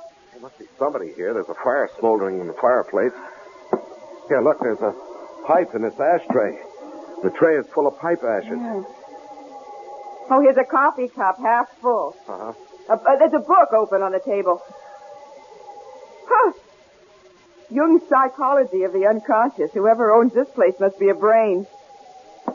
Hello? Anyone here? Hello? Helen, don't do that. You've got no right to go nosing around. Bedroom. Nobody in it. Must be the kitchen. Behind that door. Helen. Yes. Let's just sit down and just wait for whoever owns this place to come back, huh? I just want... You've got no right, Helen. Now, the owner of this place must be the kind of person who wouldn't like people nosing around. Oh, now, I'm telling really? you. Just look at it. This isn't just a cabin. It's a kind of lodge. Here, that wall lined with books. There, a hi-fi. Stacks of records, all classical. And those paintings on the walls. Helen, please. I want a cup of coffee, and if this door leads to the kitchen... Just won't ever listen. Well, what are you standing there for? Now that you've opened the door, go on in. Oh. Good Lord. What is it? Oh. Jim. Oh, Jim. Helen, what is it? What? Jim. Oh. The kitchen. Ah. Here. Helen, here. You better sit down. You look like you're going to faint. Now, you just sit there. I'll have a look.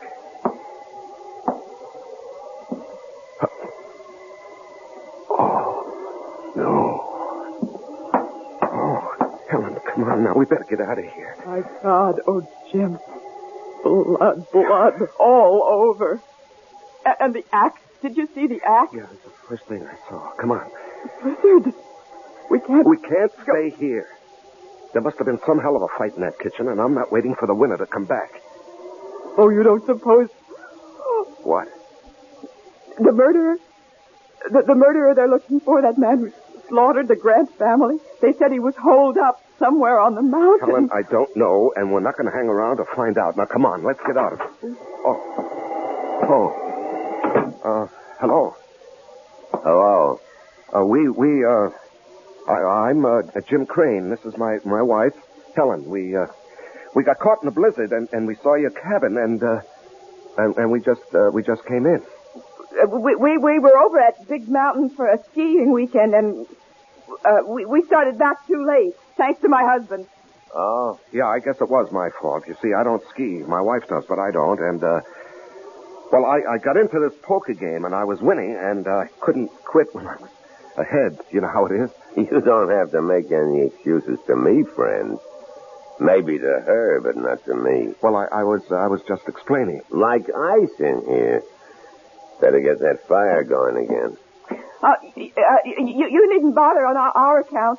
I'm not. Well, what I meant was we were just leaving. Not in that blizzard, you're not, Mrs. Crane. It's Miss Morgan, if you don't mind. I thought you said she's your wife. Well, she keeps her maiden name. You kidding? No, You marry a doll and give her your name and she won't use it? What's the matter, excuse me, Ms. Morgan, you said, huh? What's the matter? Your husband's name isn't good enough for you? It isn't that. Then what is it? I prefer to keep my own name, that's all. A lot of women do these days. Yeah, they call it women's lib. Women's what? Lib. For liberation. You know, they keep their names, their independence, their jobs, everything. Everything, eh? That's too bad. You were my wife, doll. You wouldn't keep your name or your job or, anything. What do you do besides letting her get away with all this? Engineer. I'm an engineer. You drive a train? Oh, no, not that kind of engineer. Hydraulic engineer. Water power. Oh. Cigarette? No, thanks. I don't smoke. You? I don't smoke either. And I thought you... Huh? Nothing. You thought I was? Well, I noticed the pipe in the ashtray, so... Oh, well, yes, I do smoke a pipe now and then. Cigarettes, too. You haven't told us your name. Jake. Jake what? Jake's enough.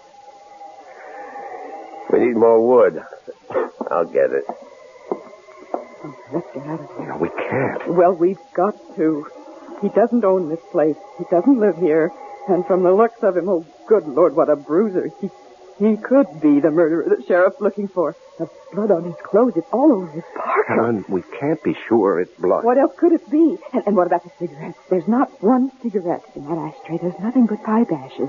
Yeah, that's true, all right. And he's stupid.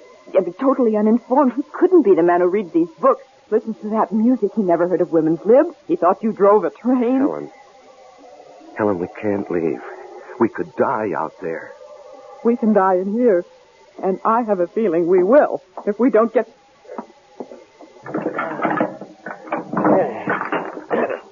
That'll hold us for a while. And enough wood in the shed to keep us warm through the night. As though with a little lady like this to keep you warm, you wouldn't have to worry too much, would you? Well, don't look so upset, Jimmy boy, would you? I wouldn't. But then I'd see to that. Not a bad idea, come to think of it. How about a drink, sweetie? Or don't you do that either? I could use a drink, yes. You, Jim? Thanks, yes. What do you do, Jake? Right now, nothing. Well, I mean when you do something. Let's see, we got scotch, bourbon, vodka. What'll it be? Helen? Scotch. Huh? I said scotch. No, please? Excuse me, please. Jimmy boy? The same. Please. One thing you gotta say for men. They got better manners than women. Well, come on. Pull up to the fire here. Let's all get, cozy. That okay with you, Helen? It'll certainly be warmer by the fire. That isn't what I said. I know what you said. What'd I say? Here you are. Thank you. Showing better manners. Good. Thanks. That's better. Easy chair, warm fire, drink. That's much better. Nice place you've got here. It's all right. You must do a lot of reading, all those books. I read some, yes. Mm-hmm. I see you like classical music, too. Hmm. Who are your favorites? Composers, I mean. Oh, Beethoven, maybe? Yes, I like Beethoven. Oh, me too. I'm especially fond of his 10th Symphony.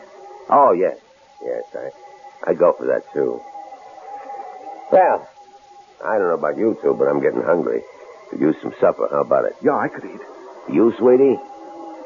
Oh, I suppose. Yes. Good. But first, we'll have to clean up the kitchen. It's a real bloody mess out there, and I mean bloody. What do you mean bloody? Just said there's blood all over. All over me, too. See? Oh, yes. How, what happened? I didn't want to kill him. I had to. I surprised him out there in the kitchen, and he came for me. It was an axe, and it was the handiest thing, and I used that. I sank it into his skull, deep.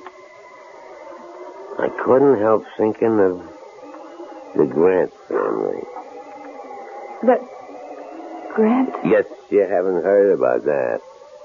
Whole family down in the valley. Slaughtered. Blood all over. Like out there in the kitchen. Well, we better get to it. You mean me? There's a lot to clean up. I can't do it by myself. Jim will help you. No. You will. I'd rather not. I didn't ask you whether you'd rather or wouldn't. I'm telling you.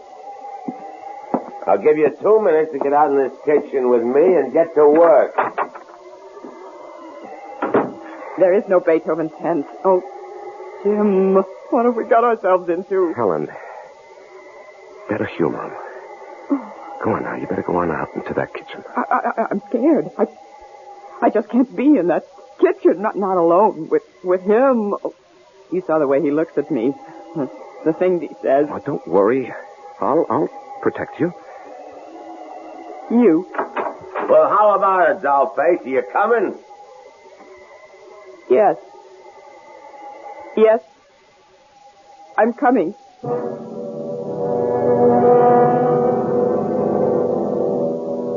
Helen and Jim feel the first stirrings of terror. But worse, much worse, lies ahead for them. I'll be back shortly with Act 2. On WABC.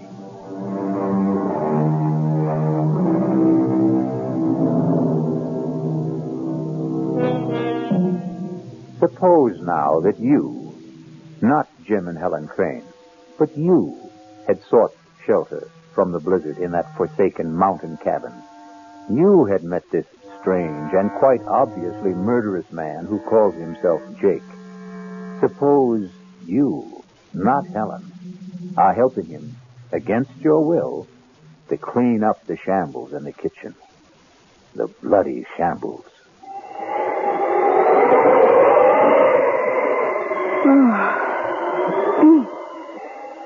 Well, that's it, I guess. The axe needs to be washed. There's blood all over it. Well, go on, wash it. I can't touch it. And not as liberated, wasn't that the word, as you thought? I don't see what that's got to do with it. I kind of got the impression you felt you could do anything a man could do. All right, I'll wash the axe. You start making supper. Well, what are you standing there for? Get busy. I don't know where anything is. Lots of canned stuff in that closet, and there's a can over on the wall. Think you know how to use it? I'll try. Spunky, aren't you? Spunky. You know there was a killer in this kitchen this afternoon, and I was the one who used this axe. You know that, but you got the nerve to stand up to me. Maybe too much nerve. There's beans and spaghetti, stew, and that's about it. What do you want? You decide. I figure you're good at deciding things. That's what's wrong between you and your hubby. How do you know there's something wrong? No sweat. 5 minutes with the two of you, and anybody could see you're too pushy. And him, He's too much the other way. Yep, like I said, you're too spunky. Somebody ought to take a little of it out of you. Get your hands off me. Oh, come on now. Now let me go. Oh, stop it. Stop it. Hey, what's going on here? Oh. What's going on? Well, you might say I was, starting to do what you should do, Jimmy boy. Well, don't try that again. You do. And you won't do any more than you're doing right now. Oh, no? Oh, no? Oh, Jim, please. It's all right now. No harm done. I'm not hurt or anything. What's the big deal, Jimmy boy? Little kiss between friends. What's to get psyched up about? Come on, chum. Let's you and me have a friendly drink while Helen gets supper ready. No, I don't want to. Come on. You know how to use that can opener, sweetie? I'll manage. That's my girl. Scotch, right? Yeah. Oh, I see you tried to use the phone. Don't look so surprised. You put it back the wrong way around. The phone's dead. I could have told you that. The wires are down, I guess. No. I cut the wires. You cut? I see. Well, you drink, Jimmy boy. Cheers. Oh, and by the way, in case you've got any other ideas about getting help, those guns over the fireplace aren't loaded. And neither is that revolver on your mantel. Jake. Yeah? I'll make a deal with you. What gives you the idea that you're in any position to make a deal? I'm not, but you've got aces back to back. I know that, but I'm still in the game, Jake. You're a good poker player. You're bluffing, but I'd never be able to tell it in your face. Are you going to listen? All ears. Let us go, Helen and me. Let us go, and we won't say a thing, not a thing, to anybody. About what? What? You know. I don't know.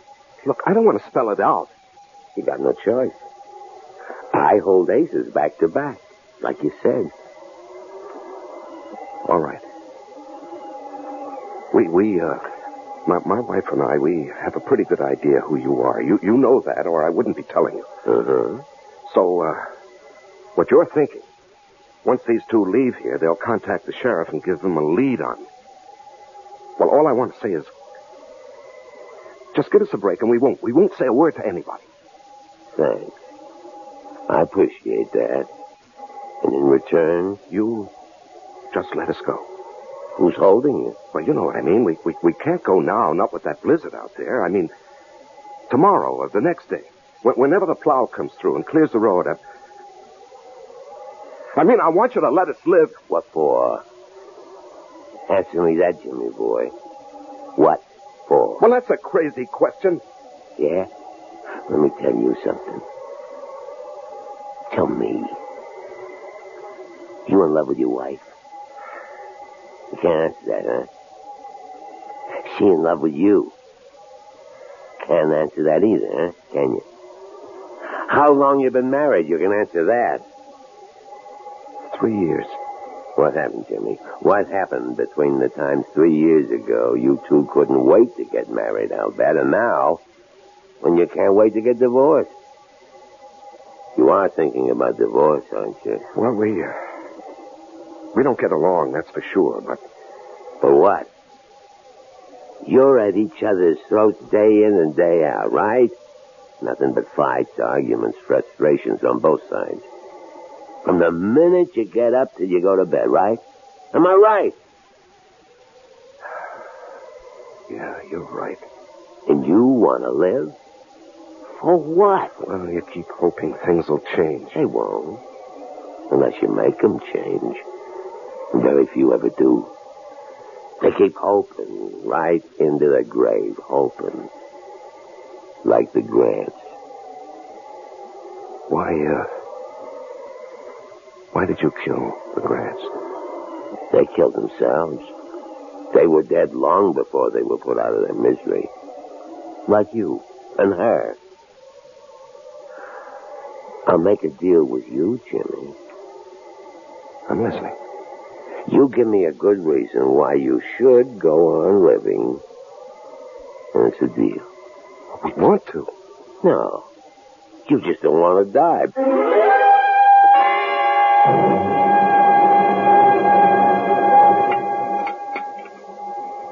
Now, it wasn't a bad meal, sweetie. You're real talented with a can opener. Thank you. Yeah. Storm's getting worse.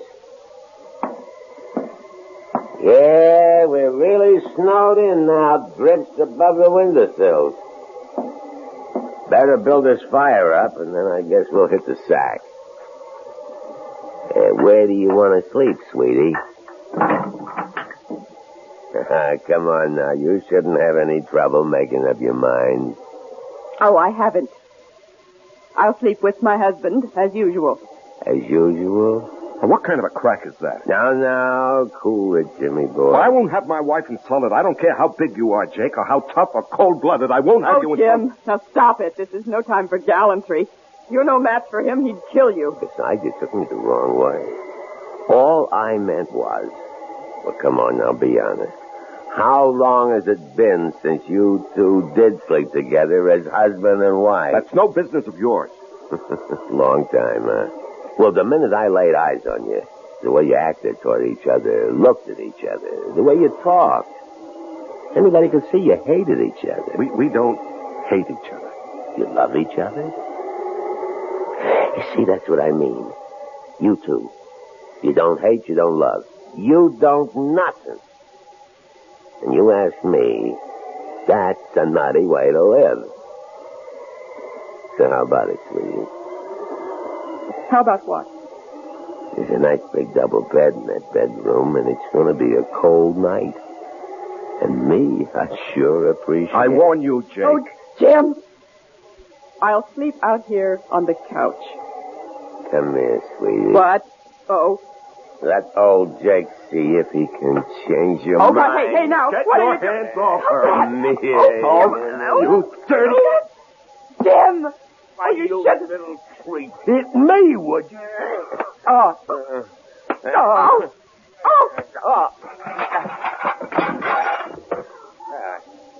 I guess I'll hold you for a while, Jimmy boy. Now, you, dog. Oh, no. Yeah. You can kill me if you want to. You could torture me for hours, but I would never.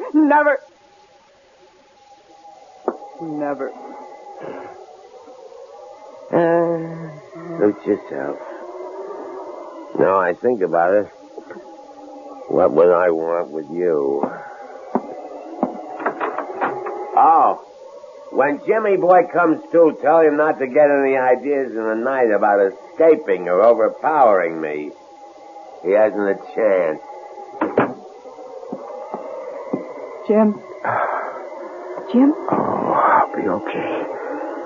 He sure packs a mean wallop. You shouldn't have even thought of standing up to him. Some things a man will take and some things he won't. And manhandling his wife is one of them. Jim, can we get out? Do you think? Would there be any way? No. We're snowed in. Even if we could get to the car, we wouldn't be able to drive it afoot in those drifts. What about telephoning for help? Well, the phone's dead. He cut the wires. Oh. But don't you worry. Don't you worry, Helen. There's one thing he overlooked. What? That revolver on the mantelpiece. This. It's loaded? Not yet, but it's going to be. He made a big point about those guns over the mantel and this revolver having no bullets in them. I knew that without being told. Those guns were the first thing I went for when you two were in the kitchen. But if they're unloaded... Well, I nosed around. I couldn't find any ammunition for the guns on the wall, but I found these in that drawer. Do they fit? Looks as if they ought to. We'll soon find out. They do. They fit. Yeah, thank heavens. What do we do now? We'll wait till morning. But we're safe now, Helen. Safe. Thanks to you, darling. You know, you haven't called me Dad in I don't know when. Jim, there's something I forgot to mention. I kind of figure you must have found the bullets for that revolver in the desk drawer. You did, didn't you? What of it? Don't bother loading that gun. It doesn't work. The trigger's broken. Nice.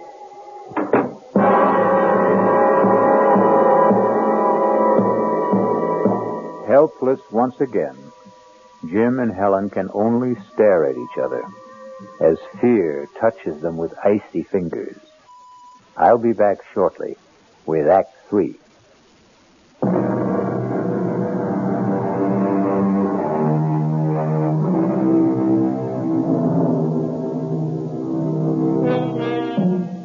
Terror's icy fingers grip Helen and Jim Crane as they face all but certain death at the hands of Jake. Curious, though, isn't it? Even strange that their fear, shared in common, brings them closer to each other than ever before in the 3 years of their marriage. Strange. Curious. Jim, Oh, I didn't know you were awake. I've hardly slept. I'm sorry. I've done the best I could with this fire through the night to keep the room warm. I know. I watched you get up out of that chair again and again. Thank you, Jim. What? You did it mostly for me. For my comfort. Thank you. Oh, nonsense. I need a little warmth, too, you know. You don't get much, do you? From me. Could be I don't rate much. I think you do. Why do you withhold it? I only just found out. Found out? It wasn't the cold that kept me awake through the night. It was thinking about Jake and us. Yeah, well, we'll manage a way out of this. I don't know how, but we will. I wasn't thinking about that. I was thinking about something he said last night. He said, we don't hate each other, we don't love, we don't nothing. And then he said, you ask me, that's a nutty way to live. Well, it is, isn't it? If what he said was true about us, but it isn't. It is. Not for me. I did a lot of thinking, too. I love you, Helen. I always have. It's just that... Yes? I don't know. It seems I can't reach you anymore. Something happened to us along the way, and I can't figure out what it is. I think I can. Tell me. I don't know. I think maybe it's just the times we live in. I mean, oh, well. Take women's lib. I don't see anything wrong with women's lib. The fact is, I'm all for it if it doesn't go too far. It did with me, I think. Oh, I don't know. I do. I wanted to be... I still want to be my own person. Myself. Me. The last thing I wanted was to be dependent on anyone, and I guess especially on you. But last night, oh, Jim, I was scared. And when you fought for me, when you, well, you just went for him like a raging animal, Jim, and you did it for me. I know you wouldn't have done it for yourself, or maybe for anyone, but you did it for me. Oh, Jim, I needed you. I really did need you. Well, maybe the truth is... The simple truth is that we need each other. I don't mean just you and me, but everybody. I mean, we're all in the same boat, aren't we? Same world. We are dependent on each other, so... Why do we fight it? I'm not fighting it anymore. I made up my mind to that during the night. Jim? I love you. You are a wonderful husband, only I just never gave you the chance to be. Oh, Helen, sweetheart. Oh, I do love you. Oh, Jim, I do. Oh, I do. Oh, dearest. Well, look what's going on here. When did you two scrappers become lovebirds? Never mind. The fire needs building up. Get some wood, Jim. It's out back in the shed. Okay. So, you think you've fallen in love with your husband all over again, eh? You were listening. You overheard. I'll laugh myself sick. I don't see anything funny about it. You wouldn't. You believe it. So does he. Fact is, the two of you in the same boat, and no, you better row together or else. Or else what? You'll find out, sweetie. What will you take to let us go? Kind of putting the cart before the horse, aren't you? Go where? The blizzard has stopped. But those drifts out there must be 6 to 8 feet high. They must plow that road. They have to keep it open. A plow is sure to come through, if not today, tomorrow. Could be. Well, then. Well, then what? Don't kill us. Let us go. Why should I? I'll give you anything you want. I'll do anything you want. How do you know what I want? What makes you so sure you can supply it? You've made that plain enough. Jake, I beg you, let us live. At least, let Jim live. And I'll do anything. Anything. Oh, Jim! Oh, what happened? Jim. Oh, I was bringing an armful of wood, and I stepped on a log. Oh, twisted my ankle. Here, let me give you a hand. Just lean on me. Now, take it easy. Jim, dear. Easy now, easy. Yeah, sit right there. Let me get that shoe off. Let him get it off himself. He's no cripple. You get out in the kitchen and scare up some breakfast. You heard me. Oh, the pain. See if you can stand on it. Stand? Try it. I can't. I'm helpless. Oh. Yeah. Real helpless.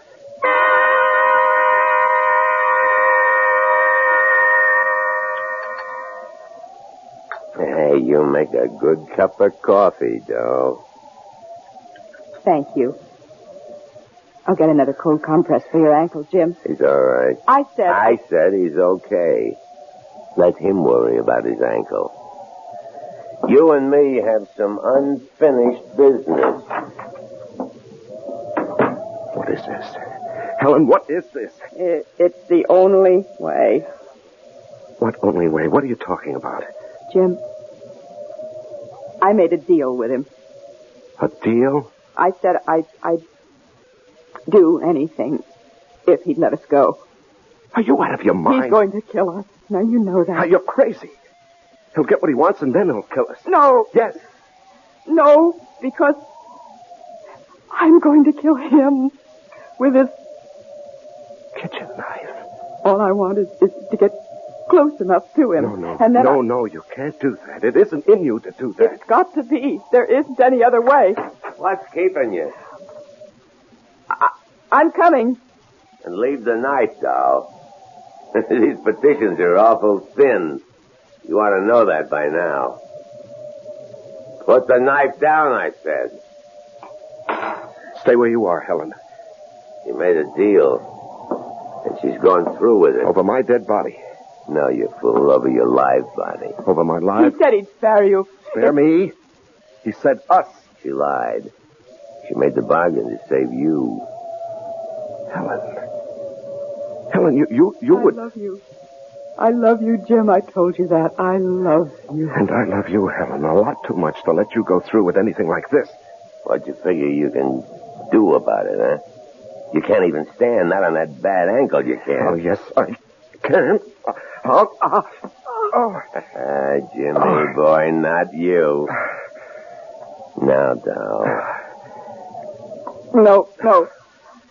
I can't. I can't go through with it. Oh, yes, you can. Leave her alone. Leave her alone. Oh, please, I can't. Stop it, you hear me? Stop it. Jim. You... How did you? I don't know, Helen. I somehow grabbed the poker and made it across the floor and hit him with it. I don't know how I did it. Oh, I've got to sit down and get off this. Oh, here. Oh, lean on me. All right, now. Easy. Yeah, thanks. Better have a look at him, Helen, see if he's breathing. I may have killed him. He's breathing. His head's bleeding where you hit him. All right, get something to tie him up with. See if there's some rope around. And snap it up. He's coming to. Oh, yes. It's the phone. He said he cut the wires. He couldn't have. It was a bluff. Hello? Sheriff? It's the sheriff and Big Indian. Who? Professor Moran. No. There is a man here. I'm afraid he's hurt. Me? My name's Helen Crane.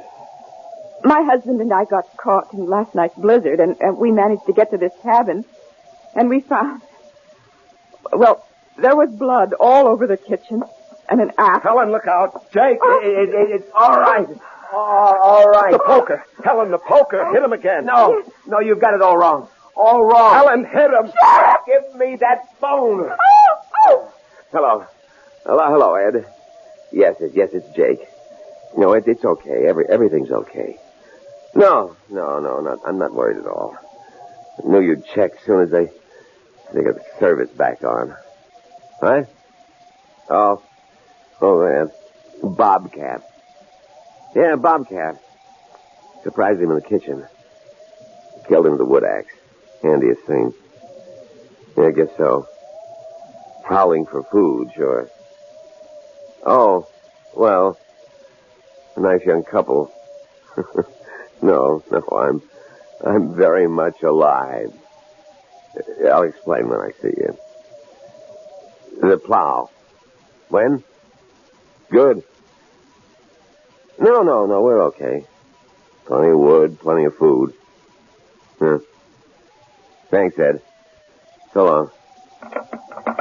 You... Professor Moran? Yes. Why? I don't get it. We thought you were the killer they're looking for. Yes, I know. Why didn't you tell us who you were? Why didn't you explain about the blood in the kitchen? Well, more important, why did you act the way you did? You acted the part of the killer. Yes. Why did I act the part? Well, you were guinea pigs, I'm afraid. Guinea pigs? Yes, I'm head of the Department of Psychology at City University. I sized you two up the minute I saw you. Your marriage was headed for the rocks, and like most couples, you didn't know it. No, I guess we didn't. Like any other young marrieds in this day and age, you'd lost contact with each other. We're going separate ways. Well, I set out to bring you back together, and as I said before, people in the same boat have to pull together. And all I did was put you both in the same boat by making you face a common danger. A danger that never existed. Well, I'm hanged.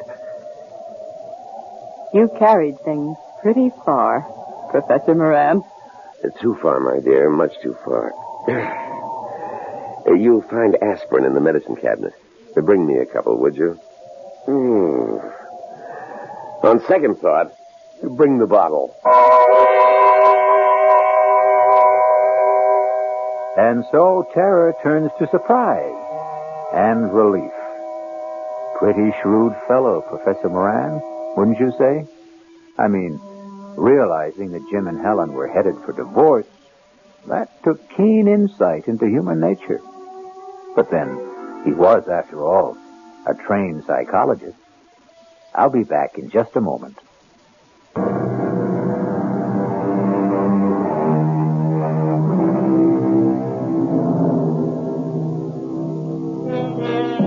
Marriage is two people in the same boat. A cliche, of course. But the very core of every cliche is truth. All is not gold that glitters. A stitch in time saves 9, and so on. I couldn't help thinking that all humanity is in the same boat. And what an infinitely better and happier world it would be if we all learned to pull together. Our cast included Lois Smith, Larry Haynes, and Leon Janney. The entire production was under the direction of Hyman Brown. This is E.G. Marshall inviting you to return to our Mystery Theater for another adventure in the macabre. Until next time, pleasant dreams.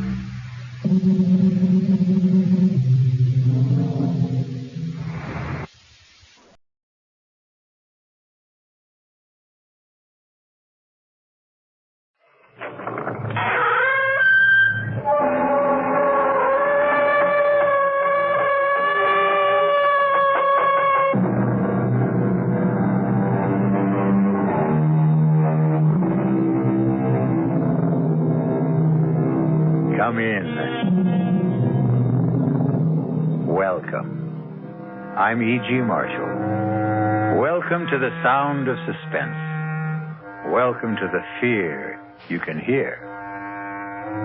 Even before Phoenicians first sailed out of the Mediterranean and opened up the seven seas to mankind, the rolling waters of the world have boiled from their depths some of the greatest stories of adventure, romance, and mystery. And of all the stories dredged up from old Davy Jones' locker, I think my favorite is the strange and seemingly insoluble puzzle of what happened to the Annabella. How best to start the story?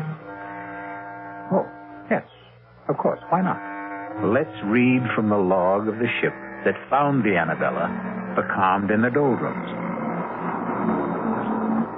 August 7th, 1865. Log of the Penguin, Captain Brisket commanding. No wind again this day as we drive through the doldrums, moving by paddle and steam to find becalmed a merchantman named Annabella. No answer to repeated hails. Sent Mr. Bascom to board her. His report as follows. Not a living soul aboard.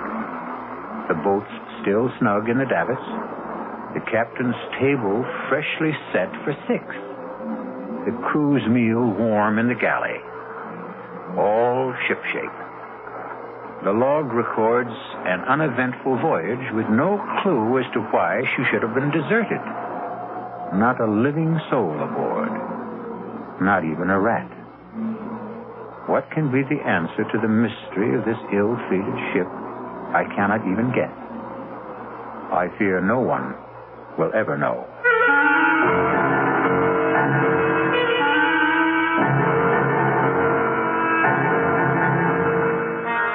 Our mystery drama, Sea Fever, was written especially for the Mystery Theater by Ian Martin and stars George Matthews and Brett Morrison.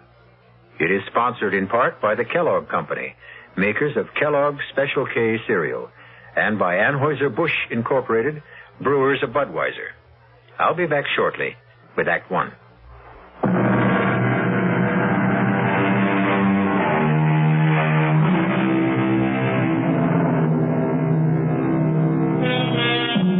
The Annabella set sail from Charlestown Harbor on the 13th day of July, 1865.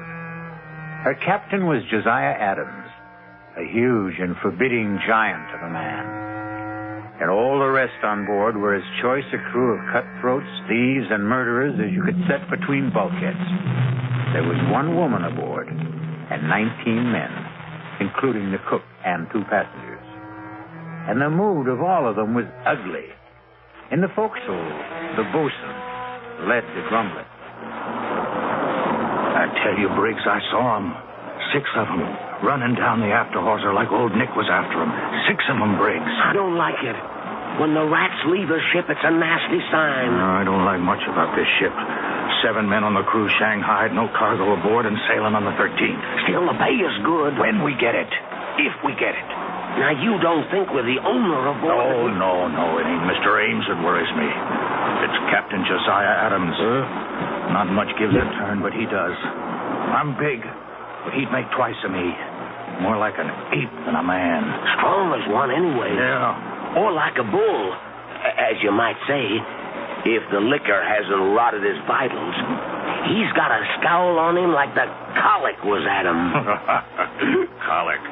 There's no colic that's eaten him. Have you ever seen him without his cap? How often does a forecastle hand see a captain bareheaded? What do you mean? It was when I piped Mr. Ames aboard. I went to his cabin to tell him the owner was on ship. He opened the door and I saw him.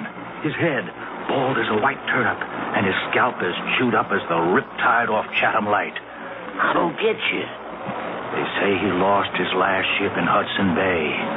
He was washed ashore and found his way back to the States overland. The Indians caught him and... You mean? I scalped him. And he lived. You see? So that explains his sour face.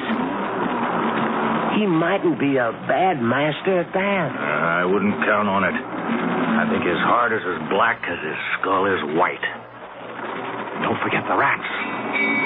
There's 4 bells. Your trick at the wheel. Let's not keep Mr. Peabody waiting. Come on. What more do you know?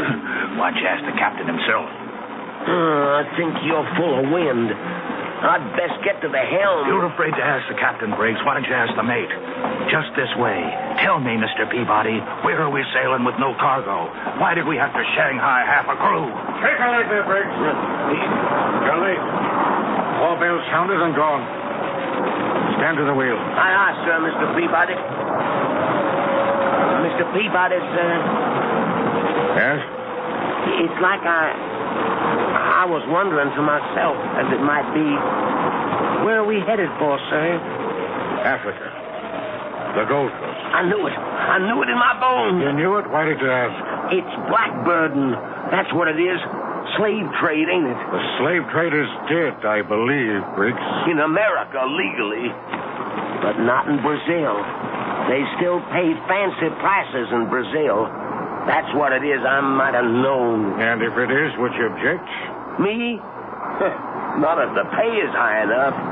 One question, sir? Any further questions or answers you'll have to get from the captain.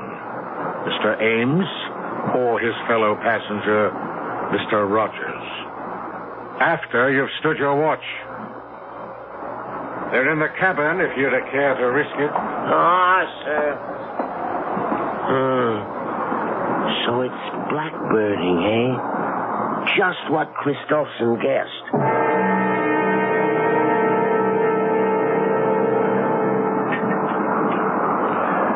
Wine, Rogers?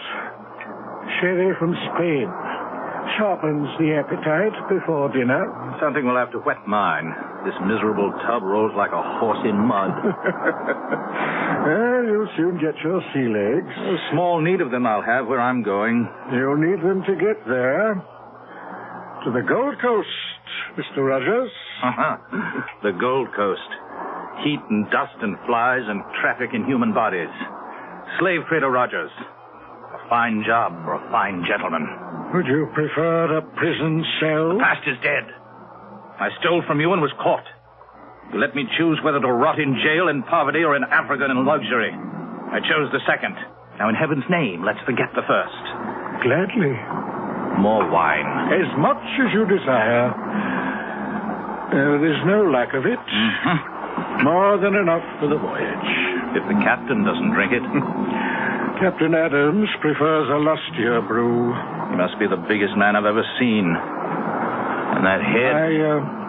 I wouldn't refer to it in front of him. He's tender about that scalp plate. I wouldn't blame him. How he ever survived. Tribute to his magnificent constitution. The man is all steel. Not all. What? No, he has at least one soft spot. You mean his wife? Well, you know, the old legend is that it's bad luck to have a woman aboard. A woman aboard? Are you trying to tell me that Mistress Adams is aboard this ship? Why, of course. I thought you knew. This is no place for a woman. Oh, damn it, Rogers, I won't have it. The woman must be put ashore. I want to talk to the captain immediately. If you want the captain, you'll find him on the bridge. How do you know? My reputation as a ladies' man, Mr. Ames, remember? I make it a point to determine first when the lady is available. You better be joking, Rogers. I wouldn't give that for your life if Captain Adams discovered you toying with his wife.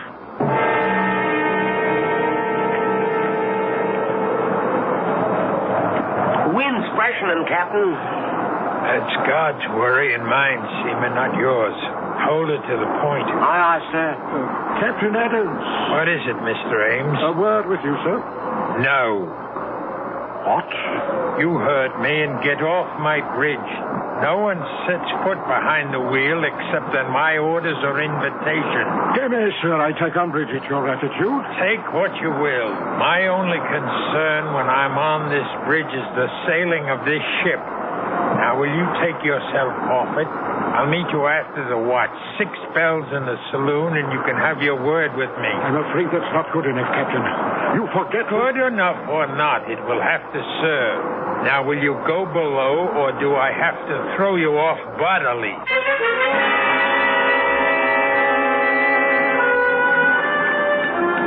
What time is dinner, Cook? Oh, Captain said 6 bells for you and Mr. Rogers and the mates. He and his lady will eat later. What? They don't join us? No, sir. Really? Neither one? No, sir. Curiouser and curiouser. Why is this lady so afraid for us to meet her? I couldn't care less. She won't be with us long enough to trouble about it. Well, still, it's intriguing. Whitey, you've shipped with the captain before. Is it always like this when his wife is aboard? Mistress Annabella has never sailed with the captain. Till this time. And this time will be a short voyage. Tell me, Whitey, what does the lady look like? Is she fair? Dark? Whitey, you talk too much. This is the last time I warn you. Now, hustle those old bones of yours to the galley and tend to your own affairs.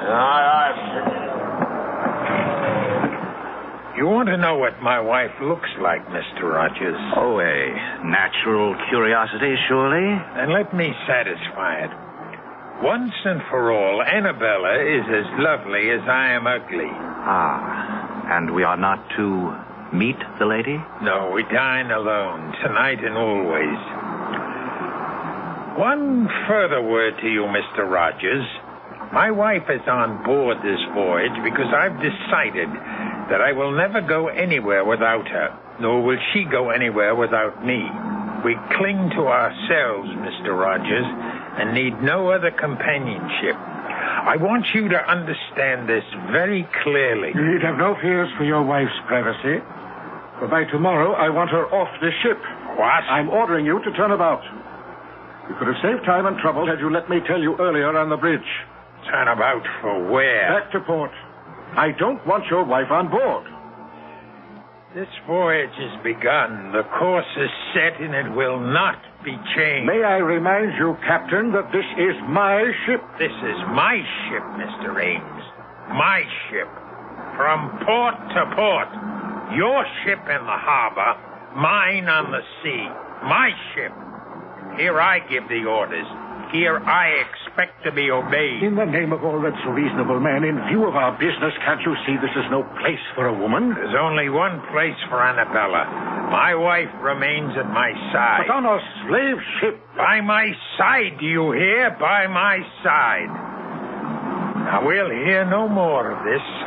For by the living God, owner or not, I'll clap you in irons. So began the voyage of the Annabella. Distrust and fear below and 'tween decks, with bad luck hoving in the shrouds like a storm gathering. Her bow cut the water with good speed, but it was towards the wake the crew's eyes turned. For the legend is that Davy Jones swims the wake of any vessel marked for his locker on the bottom of the sea. I'll return shortly with Act 2.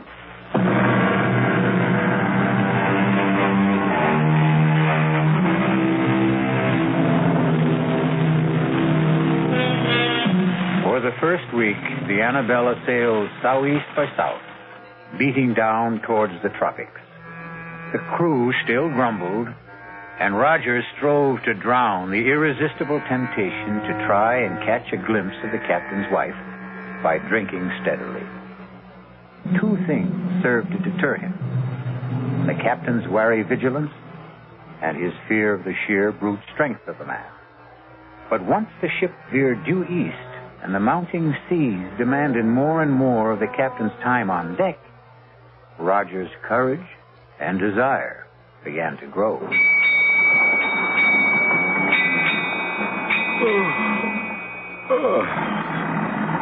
Well, it's time to turn in. Really? What time is that? 8 bells. I'd take a turn on deck if the sun wasn't down.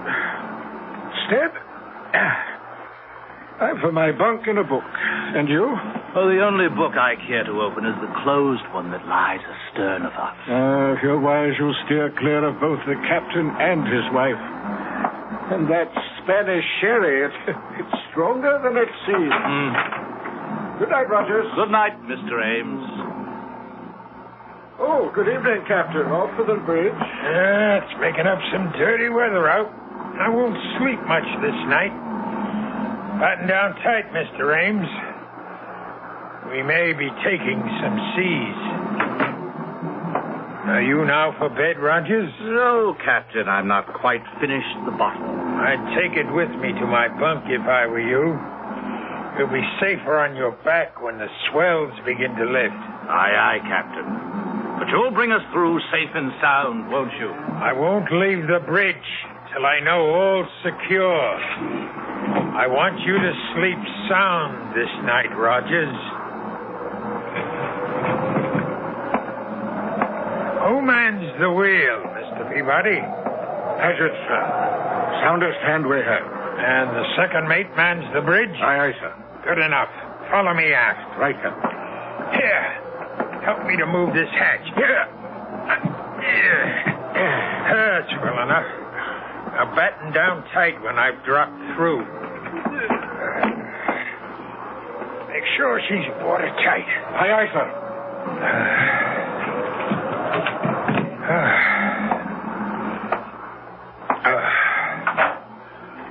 Who's that? Who's there? Oh, Josiah. I thought you were going to the bridge. I intended you to think so, Annabella. Disappointed to find me back so soon? Disappointed? No. But how did you come back? Through the stern hatch. But why? I had my reasons. You're sure you're not disappointed that I returned? No, dear. You don't find it lonely shut in here in the cabin? Well, sometimes. I'd like to go on deck and feel the fresh salt breeze on my face. And meet the crew or the passengers, perhaps? Perhaps. At least the passengers. The owner of the ship and... Mr. Rogers, isn't it? You know his name. Whose name? Rogers. You said it just now. How did you know his name? But you've mentioned it to me yourself, Josiah. How else would I know? And you love me, don't you? Of course, Josiah. And you'll never leave me? Never. Oh, forgive me, please, my dearest. You mustn't mind my jealousy. That Rogers, I see that look in his eyes. A hunger. A burning hunger for the sight of a woman and the feel of her body beneath his hands. Annabella, you knew his name. If you've been deceiving me... I've never even seen the man. How can you accuse me of ever forgetting I'm your wife? How can... What is it? Someone's coming to the cabin. Who is it? I don't know. Who is it? Josiah, what's in your mind? Whoever it is, I swear... Go in the inner cabin. But you... Do as I say. Very well, Josiah. Mistress Adams, are you alone? Come, I know you are. I saw the captain off to the bridge for the night. Would you allow me to introduce myself? Thomas Rogers, gentleman, at your service. Can I persuade you to share tonight's vigil and join me in a glass of sherry? Oh, how kind of you. The sight of a pretty face. A pretty face, Rogers? Captain Adams. Mine was not the face you expected to see. Oh, you see, I thought you'd gone to the bridge. So you did. Won't you come in? Well, I think perhaps... Said come in.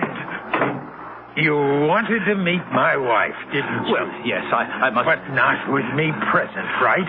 Believe me, Captain, you do misunderstand. Oh, no, Rogers. The misunderstanding is all yours. Your first sea voyage, you said. You should have said your last. No. In the name of God, wife. Do you hear me? Mine, and no one shall touch her but me. No one will take her from me.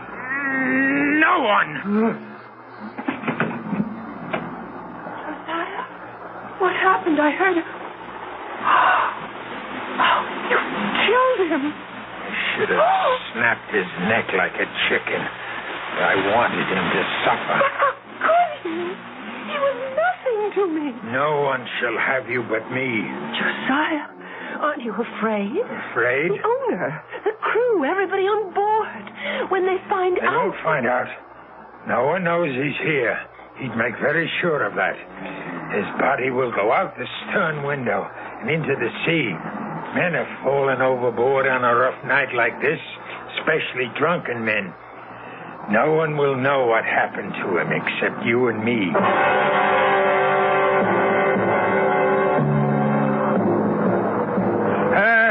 Trim her a little, Briggs. You're losing wind. Bring her nose up, man. God, rot you for a clumsy fool. Here, let me have the wheel. Aye, sir. Your eyes, you've lost way on her. Sorry, Captain. The wind just veered a couple of points. Sailor should smell a wind change. Yes, but I Save your excuses. You think you can hold her on this tack? Just try me, Captain, sir. Yeah, then. But keep her running, all right? Yes, Mr. Ames. Like a word with you below. I can't leave the bridge. Have I your permission to join you? If you insist.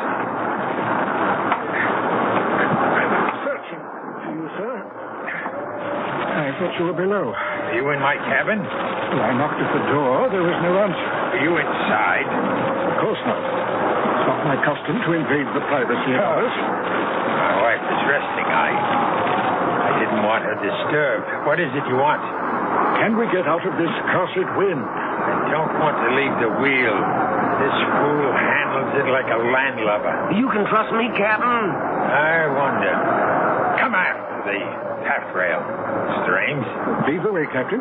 Over here on the lee side. You'll find the breeze a little more to your liking.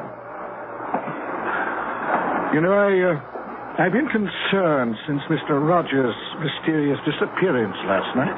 Mysterious? A drunken sot who never found his sea legs? I warned him to steer clear of the deck. We did every mortal thing we could to find it. Yes, I know. But without him now to leave as my agent on the Gold Coast, Go on. Well, it's deuced awkward. Without someone to recruit the next batch after we leave, there's little point in continuing on. So, you think we should put back for America?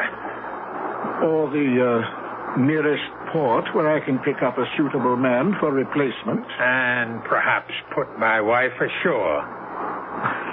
Well, since you mention it, I don't trust women too much in a business like this. They talk too much. Just drop her at whatever port we touch. Oh, I should be glad to make sure she's suitably settled, if you wish it. If I wish it. Do you take me to be mad, Mr. Ames? Mad? Why, believe me, sir, nothing... Don't you think I see through your childish subterfuge? Leave Annabelle with you while I sail off to the ends of the earth? No, please, You, too, trying to steal her away from me. But you can't have her any more than Rogers could. Captain, your wife means nothing to me. I'll make sure she doesn't.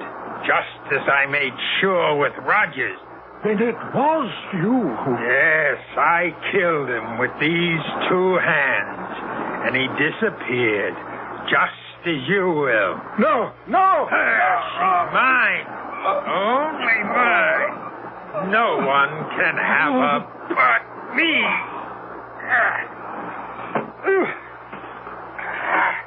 Into the sea, Ames, like Rogers.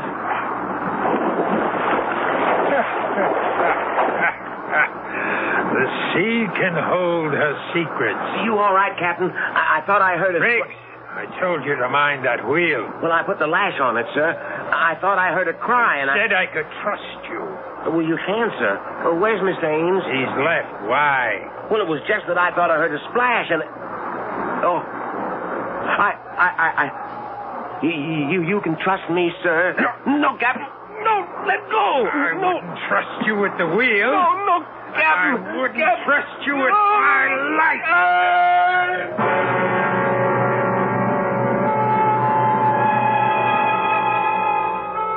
2 more overboard. 19 men the Annabella sailed with, and now there were 17. Evil men, all of them. And Davy Jones swam the wake, waiting for them. For the captain, mad with imagined jealousy, had crossed the line of sanity. His obsession convinced him that he would know no peace till everyone on the Annabella was gone, save himself and his wife. I'll be back shortly with Act 3.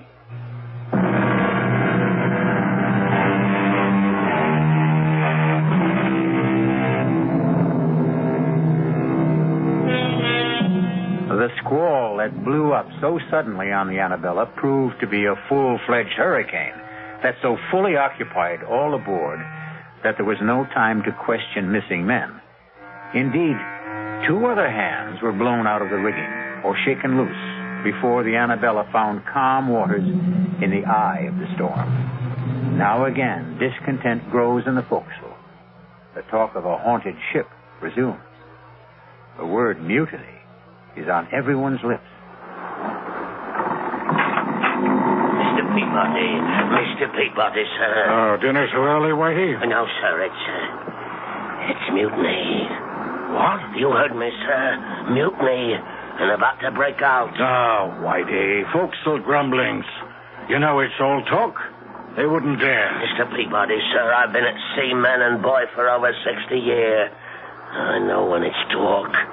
They say the ship is cursed. Who says? The bosun, sir, Christopherson. He says he saw the rats leave the ship before we sailed. And for an old wives' superstition, he's ready to mute. It's a great deal more than that. There's 5 men lost already.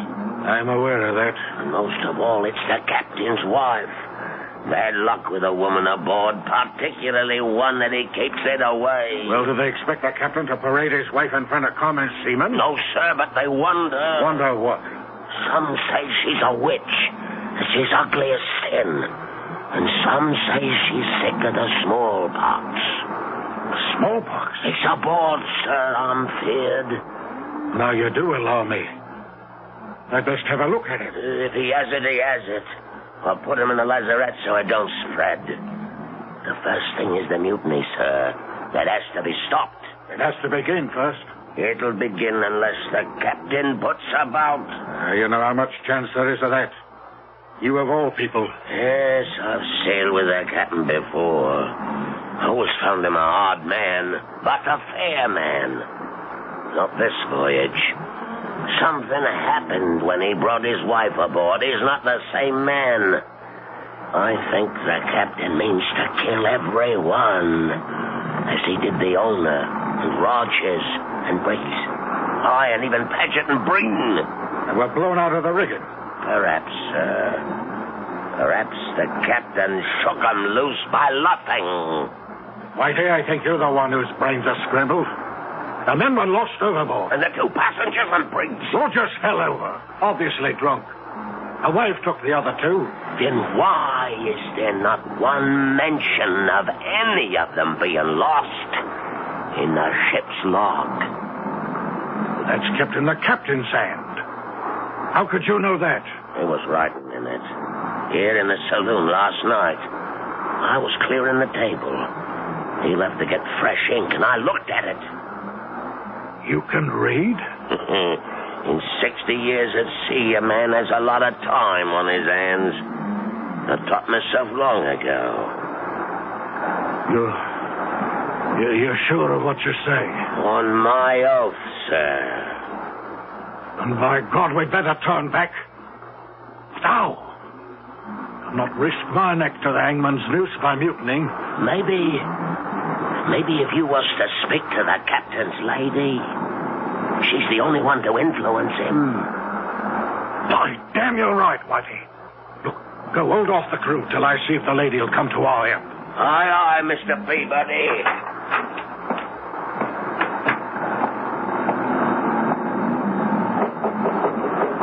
Mistress Adams?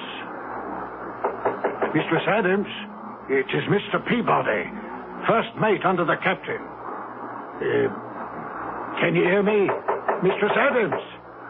I wouldn't disturb you, but the matter's urgent. Mr. Peabody, may I ask what you are doing? Captain, I wanted to talk to your wife. My wife is indisposed. She's a poor sailor, and these last days have worn her out. How dare you disturb her? I felt the matter urgent. Attend me in the saloon, Mr. Peabody. First, let me see to my wife. Aye, sir.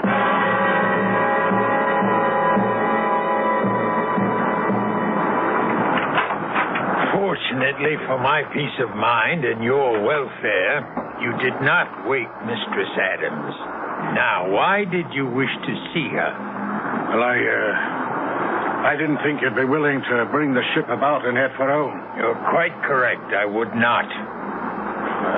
Feeling sure of that, I hope to enlist Mistress Adams' aid in persuading you to change your mind. That was the only reason you chose to disobey my orders? That no one was to approach my wife? What other reasons? What other, indeed? Why would you be so anxious to turn for home, Mr. Peabody? Because otherwise you face a mutiny, Captain. Mutiny? Damn. I could ask for nothing better than to cut down some of the forward scum. If I didn't wear my pistols at all times, I'd have a knife between my ribs before this. Mutiny, eh? And if they do, where do you stand, Mr. Mate? I'm an officer, sir, but unarmed. We'll remedy that. Fetch the second mate while I break out the arms. Then we'll muster the crew on deck and have this out. Aye, sir. What about the bosun? The bosun? No. I won't put firearms in his hands. The three of us can stand them off. Turn back, Turn back, for a pack of lily-livered swine. I'll see us on the bottom first. Now, hark to what I tell you. This voyage can make us all rich. No owners split now. The profits are all ours. Sail on with me to Africa, and we'll all reap our reward. Aye, Deep Sixth in Davy Jones's locker. Speak for yourself, Mr. Christopherson, or all. Or for both. This ship is cursed. Turn back and we'll make it happen. You question my orders? I say to hell with your orders. Mr. Peabody, sir, you know what's happening aboard this ship. We'll sail under you. Will you stand by us, sir? Well, Mr. Peabody, where do you stand? You see where my pistol is aimed, Captain? At me. I suspected something like this when I found you below at my cabin. What would you do now? I'll ask for your pistol, sir. I'm taking over the ship. But I guarantee you safe conduct home. And my wife? Your wife, too, of course. And if I refuse? Don't make me pull this trigger, sir. That's just what I intend to do. Don't come any closer. You fool. Do you think I'd have handed you a loaded gun, knowing what was in your mind? Punishment for mutiny is death. Well, who's next? Who else wants to go on trial? I thought so. We'll smell the wind. The hurricane's coming back. To the rigging, all of you. And reef sail or by heaven... Reef them yourself, old baldhead. We've taken a lost order from you, you murdering devil. Go back to your cabin and tell your wife... I warned you, Christopherson. Captain Josiah, some are armed. You should never have started this. Never started it. It's just what I want. I want to be rid of you scum. Now I have my chance. Turn back to where I will lose Annabella forever. Never! Never!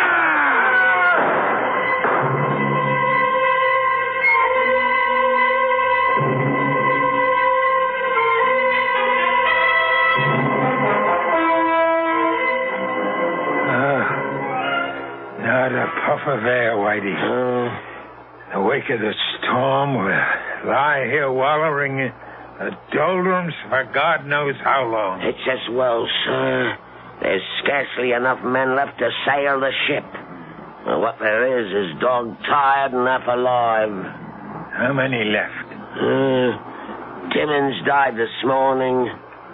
4 killed in a mutiny. 1 more lost overboard. And Rudge, who died in a fall from the crow's nest. That leaves 5, sir. Are they counting you, Whitey? Counting me. 5 of you still between us. We're woeful short-handed, sir. Yes. I have a mess cooking for the crew. Can I sit him down to eat? Huh? Eat? Oh, yes, of course. We must all eat. But first, serve all hands a double ration of grog, including yourself. I'll put a cask of rum out in the saloon. Oh, sir. Before you serve the crew, though, set the table in the saloon. Yes, sir. For 6. For 6, Captain? Certainly. The passengers, the 2 mates, myself, and my wife. Oh, at last, my darling, I can bring you to the table as befits a captain's wife, for they're all dead. We have nothing to fear from them anymore.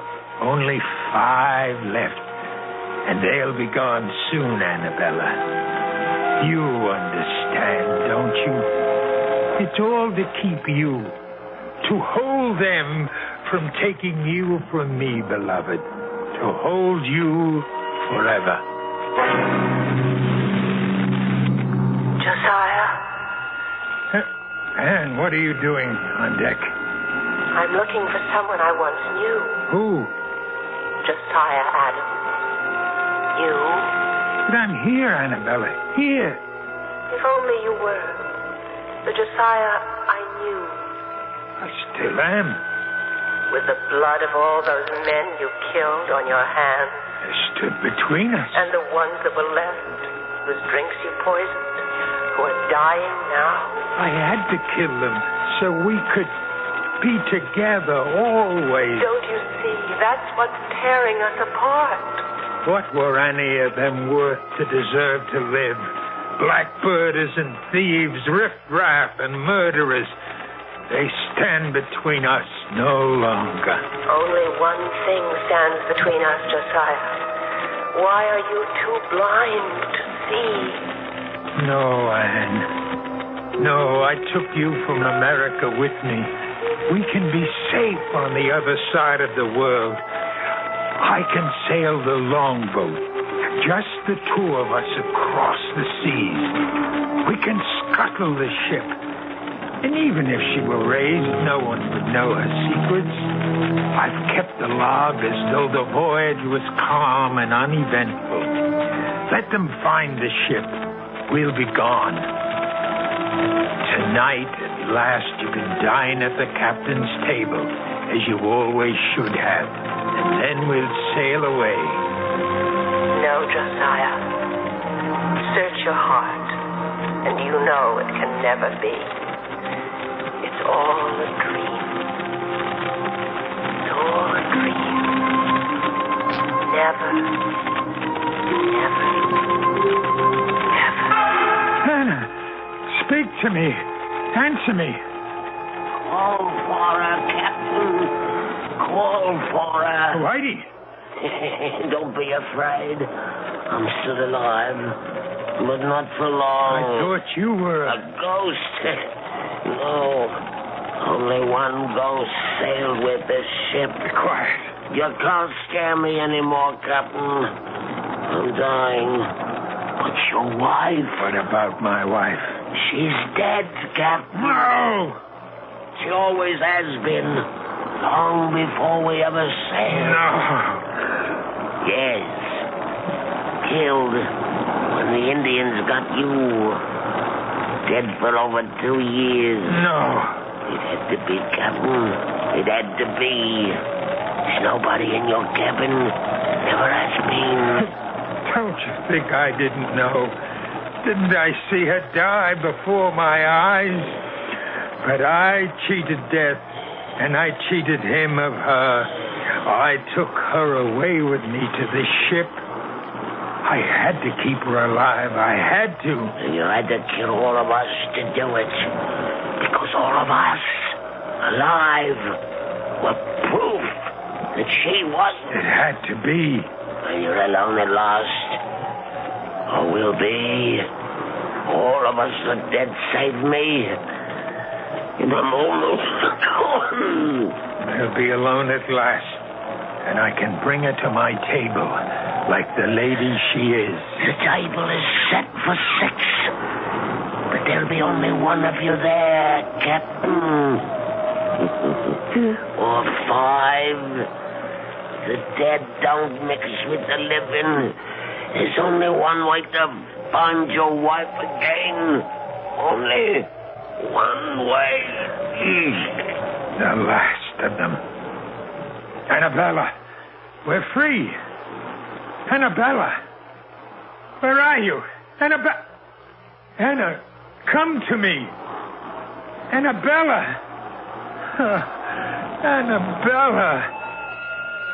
I know you died long ago in America. But you lived on in my mind, in my heart, and in my blood. I thought if I took you with me to the sea, away from the land where I dug your grave, you could still live and breathe for me alone. There's only one way to find you at last. Oh, Annabella, forgive me, love, for all that I've done. I'm coming home to you.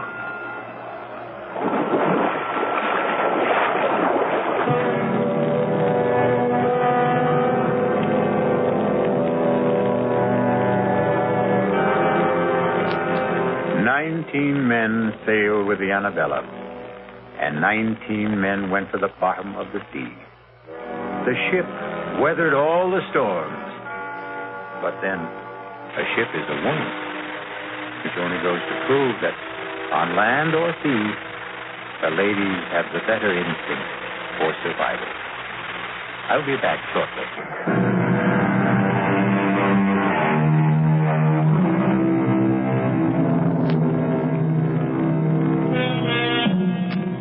Somewhere in the green depths, I wonder if the captain sits presiding at his table. But if he does, there's at least one empty seat. For Mistress Annabella died on land.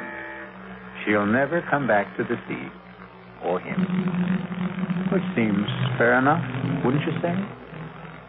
He didn't exactly deserve a happy ending. Our cast included George Matthews, Brett Morrison, Marion Seldes, Leon Janney, and William Redfield. The entire production was under the direction of Hyman Brown. Now, a preview of our next tale. Lightning strikes again. I never dreamed it would, did you? Well, it's a slightly different bolt of lightning this time. Not the devil, the white goddess, I believe the notice said. I copied it down. On February 8th, at 6 o'clock in the evening, the white goddess will run naked through the members' lounge. Naked, eh? Cudworth, just who is the white goddess? Daughter of Astarte, I believe. And Just who is the starter? I'm sorry not to be up on these things, but... I believe the starter is the goddess of fertility and sexual love. Don't say. You don't believe she'll run naked across the members' lounge, do you? I didn't believe the devil would come down the chimney. Radio Mystery Theater was sponsored in part by New Sugar-Free Diet 7.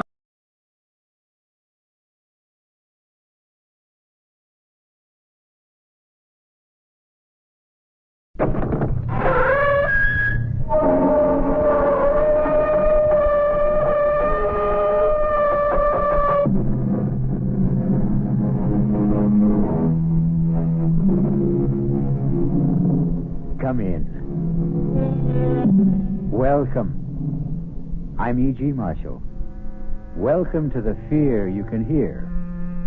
Welcome to the world of terrifying imagination. We are about to bring you a tale of magic. What a word, magic. What do we mean by magic? What are we thinking when we say something is magical?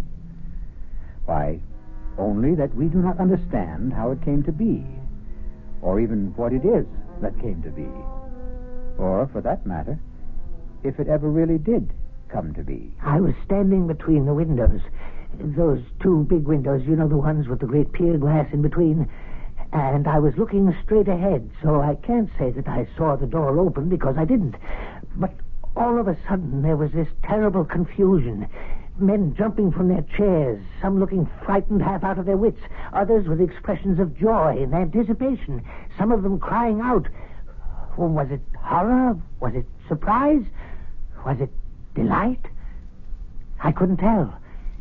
It was all mixed up.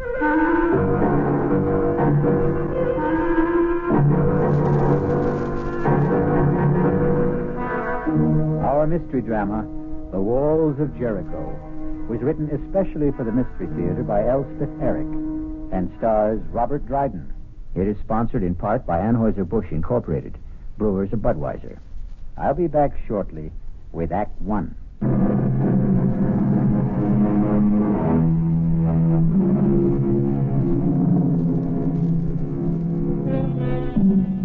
Anything can have magic. A name, a poem, a face, a touch, a phrase of music, a sudden silent thought that brushes across the mind. But it won't be captured. No, not magic. For magic merely happens. Watch out. Ready or not, here it comes. It's cold in here, don't you think, Cudworth? Well, Drindle's gone to fetch another log. We'd best hurry, or the fire will have burnt itself out completely. That's asking a bit much, isn't it? For Drindle to hurry? I suppose one shouldn't ask too much. Ah, poor old Drindle. How old is he now? What would be your guess, Ashley? I wouldn't hazard one. He's been steward at the club since before I became a member. Ah, here he comes. I don't like to see him carrying a log that size. Oh, Drindle. You wanted something, Mr. Ashley? A half an hour ago, Drindle, I asked for a brandy and soda. But you have your brandy, Mr. Ashley. Ah, but have I my soda? Haven't you? Oh, you haven't. I'll get it for you right away, sir. Right away. Possess your soul and patience, Ashley. The club should really start to think of retiring him, wouldn't you say? Start to think? That's all we ever do.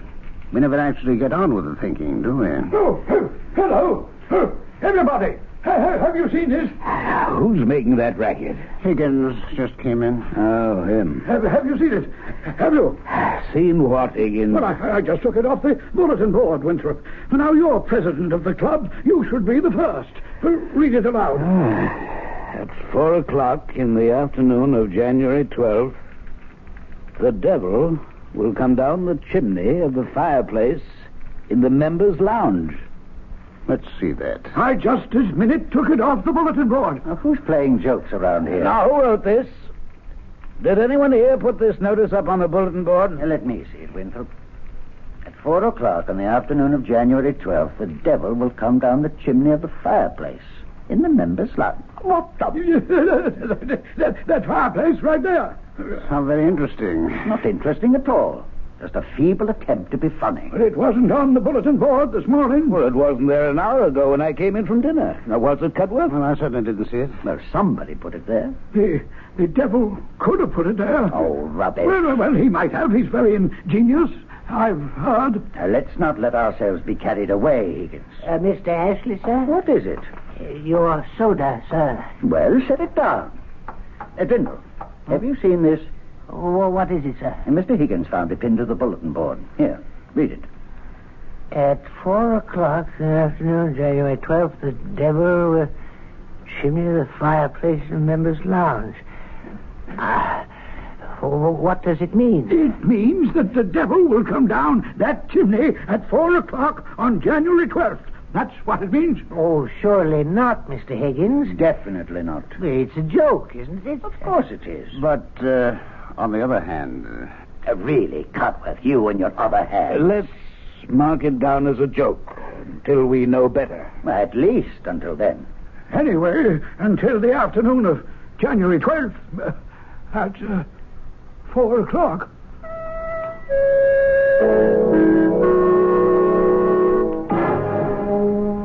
Fools. Halfwits. Come to the table. Boobies, every one of them. Now, your oatmeal will get cold. Those clods. Don't blame me if it's spoiled. I bamboozled them like the bunch of noodles they are. Anytime you'd care to state what you're talking about, I'm all ears, as the saying goes. Meantime, come sit down. The esteemed high and mighty members of the Ralph Waldo Emerson Gentlemen's Club, from the president, the exalted Mr. Amos Winthrop on down. Oh, them. Imbeciles. Now, you didn't go making trouble, did you? That remains to be seen. Because they're just waiting for an excuse to give you the sack. You're not so young anymore. I know that, Martha. And not always strictly teetotal on the job, I suspect. I'm never drunk. Well, a man needs to be a little elevated to spend 10 hours a day with those Back Bay snobs, but I flim-flammed them. Now, look here, Timothy Drindle. Don't you go doing anything to raise the hackles on those gentlemen. Nincompoops. Because if they should give you the old heave-ho, you know where you'd wind up, don't you? Right here at home with me, and I won't have that. They're not about to fire me, not right away. As a matter of fact, it's I who may have lighted a small fire under them. And they should be starting to feel the heat of it soon now. Very soon. Timothy, what have you done? Oh, nothing very much. I only posted a notice on the bulletin board, that's all. What kind of a notice? A modest little notice stating that on January 12th at 4 o'clock in the afternoon, the devil would descend the chimney of the fireplace in the members' lounge. You said the devil? You should have seen the excitement, especially Mr. Higgins. Oh, he's such an emotional little man. You invoked the name of the devil? No, I did no such thing. You summoned up the devil? No, I played a joke on those superior snobs who've been taking me for a joke all these years. That's all I did. Oh, once you summon up the devil, Timothy, it's not so easy to send him back where he came from. Will you stop it, Martha? I only want to make them worry. Those fine gentlemen who've never had a care in the world since the day they were born. Worry? How? About what? Worry. Will he come down the chimney?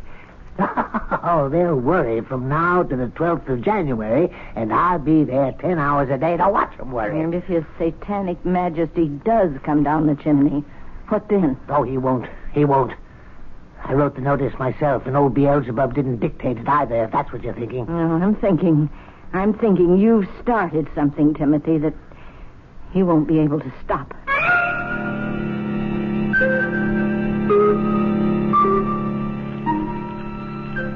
Your coffee, Mr. Winthrop? Oh, thank you, Drindle. That's quite a fire you've got going there. I always try to keep up a good, smart blaze, sir. Nothing special about this particular fire, Drindle? No, sir. It's January 12th, Drindle, and precisely 3 minutes before 4 in the afternoon. Is it indeed, sir? Oh, come off it, Drindle. Surely you're not indifferent to the heralded appearance of the Prince of Darkness down the chimney. Well, it's really no concern of mine, Mr. Winthrop. No, the membership doesn't share your aplomb, Drindle. Lounges filled to overflowing. Oh, so it is, sir, and I'd best stir myself. Other gentlemen will be wanting coffee. Bring me a brandy, Drindle, if you have the time. All the time in the world, Mr. Higgins. Old Drindle's the only cool character in the room. Even Ashley, who thinks this whole thing's nonsense. Ashley doesn't even believe the devil exists, for goodness sakes. Well, he's still been sitting on that little hassock by the fireplace since noon. I tried to get him to lunch with me, but he wouldn't budge. Oh, suspects a trick, no doubt. What do you? Well, it is possible, I suppose. But who'd want to play a trick like that? I mean, even if someone wanted to, how'd he go about it? Now suppose something, or someone, descends that chimney at 4 o'clock, as I am firmly persuaded he will. Who or what could do that? There's a great roaring fire going. Drindle saw to that. Well, suppose someone with a perverse sense of humor should toss a dummy down the chimney. We'd find it afterward. Well, none of it was reduced to ashes. But something would remain. It couldn't all burn up. Am I right? Well, ask Cudworth. He's the brainy one. Gentlemen, all prepared for the big moment? Hello, Cudworth. Only the devil himself could survive a trip down that chimney. Am I right, Cudworth? I'd say so, yes. It's nearly time. Nervous? Well, I don't know what to think. I mean, I don't know what to expect. The whole thing is nerve-wracking. Positively devastating. It's time. What's that? It's him. It's him. The devil himself. He's there. See him? There he is. There is certainly something there. Someone. Oh, it's the devil. It's old Harry. The devil. Is it really the fiend? Look at him. Standing in the flames. He's laughing. Is he really laughing? Oh, that old serpent. Look at him. He's gone. No, he's not. He's still there. In the flames. Laughing in the flames. He's... Well, now he's gone. Well, that was quite an experience. Yes, it was. Oh, it was the most wonderful thing that's ever happened to me in my entire life. Oh, really extraordinary. Well, now, are you all satisfied? What do you mean by that, Ashley? His Satanic Majesty failed to put in an appearance. Of course he put in an appearance. You didn't see him? Now, don't tell me you did. Of course we did. He was all in black, head to foot. No, he was dressed in red. Black and red, I thought. Well, he had red hair. You couldn't see his hair. He wore a cap. I saw his hair. It was sort of waving in the flames of a draft or something, but it never caught on fire. I distinctly remember noticing that. He wore a cap. You couldn't see his hair, and his mustache was black. No cap. A cap and a big black cape. He kept his cape around him all the time he was standing there. Yes, but the cape was red, a very bright red. Now listen to yourselves. Listen, will you? You all saw him. You all say you did. But each of you saw something different. Huh? Red cape, black and red cape. Why, it's ludicrous. It is not ludicrous at all. We were all overexcited, all worked up over this thing, and maybe our accuracy, our powers of observation were impaired. That's possible. Except, I know he wore a big black cape. Beg pardon, Mr. Higgins? Yeah, don't bother me now, Drindle. Your brandy, sir. Now, Drindle, settle this argument for us, will you? What was the devil wearing? The devil, sir? What was he wearing when he came down the chimney? I wouldn't know, sir. I was not in the lounge. I was fetching Mr. Higgins' brandy. Did the devil make an appearance, sir? How then was the devil dressed?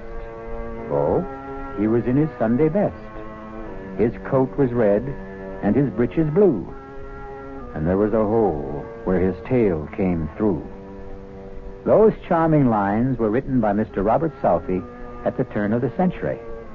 But not our century. No, 100 years before. Clearly, the devil had time to acquire a new suit of clothes.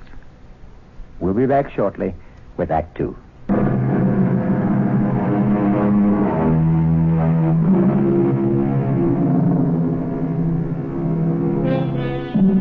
Did the devil indeed descend the chimney of the Ralph Waldo Emerson Club in the afternoon of January 12th and stand laughing in the flames? There isn't complete agreement among the club members even now, more than a month later. Cudworth, I have to talk to you. Sit down, Winthrop. Have you seen it? I've seen it. It wouldn't do any good to take it down from the bulletin board, I suppose. Well, half the membership's already seen it and told the other half. Lightning strikes again. I never dreamed it would, did you? Well, it's a slightly different bolt of lightning this time. Not the devil. The white goddess, I believe the notice said. I copied it down. On February 8th, at 6 o'clock in the evening, the white goddess will run naked through the members' lounge. Naked, eh? Cudworth, just who is the white goddess? Daughter of Astarte, I believe. And, just who is Astarte? I'm sorry not to be up on these things, but it's not really in my area of concern. I believe Astarte is the goddess of fertility and sexual love. You don't say. That would account for her being naked, wouldn't it? Cudworth, do we still believe in such things? Goddesses of sexual love? Why shouldn't there be such a goddess? And why shouldn't she have a daughter? And why shouldn't the daughter be called the white goddess? You don't believe she'll run naked across the members' lounge, do you? I didn't believe the devil would come down the chimney. But you did see him, didn't you? Yeah? Or something that looked very like him. Assuming, of course, I know what the devil looks like. Cudworth, I saw his horns. Did you indeed? Have you seen it? Have you seen the notice? Yes, we've seen it. Do you know that members are pouring in from all over the country? Oh, no. Members that haven't been inside the club in 20 years. We can't even begin to put them up. Half of them are stopping at hotels. Oh, heaven help us. Oh, cheer up, Winthrop. There's a chance the white goddess won't show. I don't know, Cudworth. I have a sinking feeling that she will.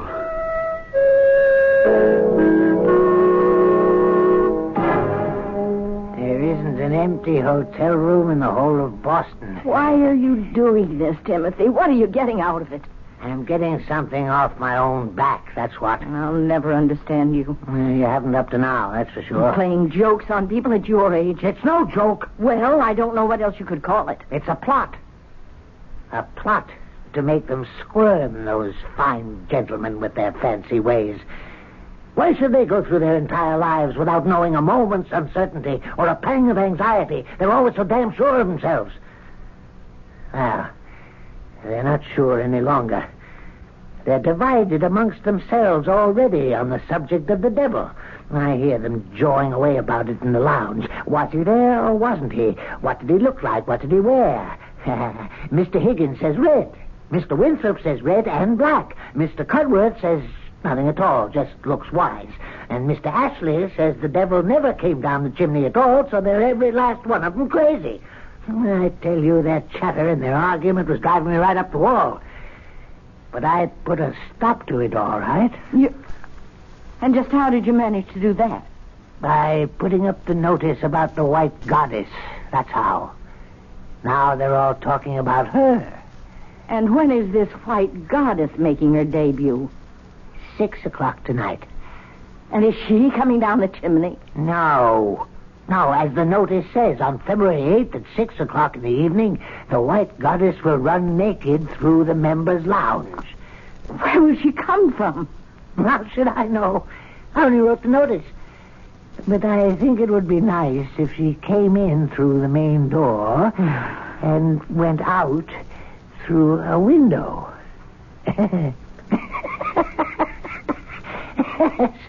That would be rather nice.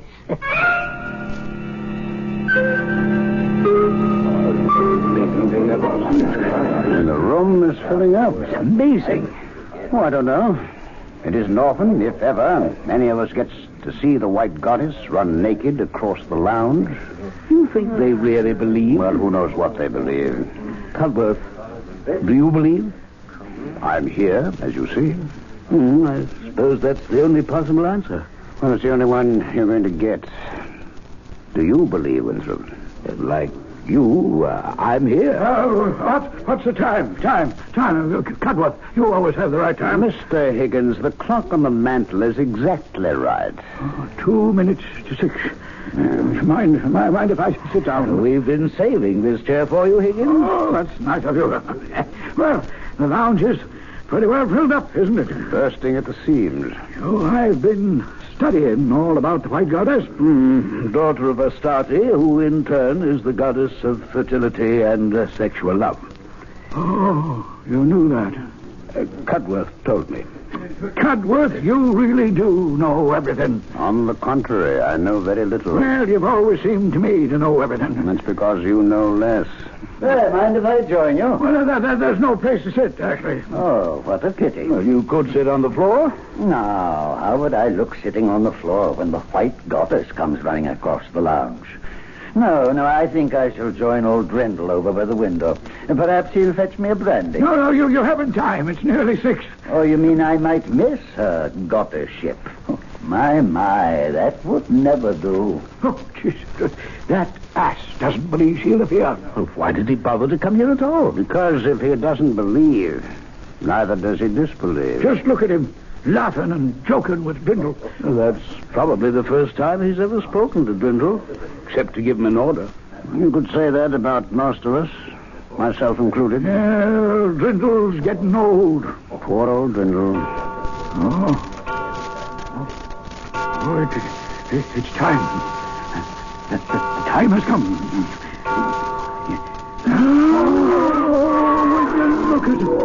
Look at her. She's beautiful. Sublime. Oh, my goddess. Oh, heavenly thing. I never thought I should live to see anything so beautiful. The most exquisite thing I ever saw. Or ever shall see. Where did she go? She was here such a little time. She disappeared through the window. The wall, I think. No, through the window. The one back of where Ashley's standing with Drindle. I saw Ashley turn and look out the window just as she vanished. You don't think it's possible he saw her, too? Oh, no. Not Ashley. Well, Ashley? What? If you can stop staring at the stars, I'd like to ask you something. Magnificent. Yes, the stars are magnificent, but I have something else in my mind. Well, what's troubling you, Cudworth? Why, nothing very much, Ashley. Is something troubling you? The way she disappeared. Simply melted into the astral light. Who melted into the astral light, Ashley? Why, the White Goddess. Well, don't tell me you didn't see her. Oh, yes. I saw her. Radiant in all her nakedness. Glowing like mother of pearl. Her long hair flying out behind her. Oh, but then, you saw her? Yes. Now, the others, did they see her? Oh, yes. Of course. So everyone must have seen her. Now, Drindle. Yes, sir? You saw her.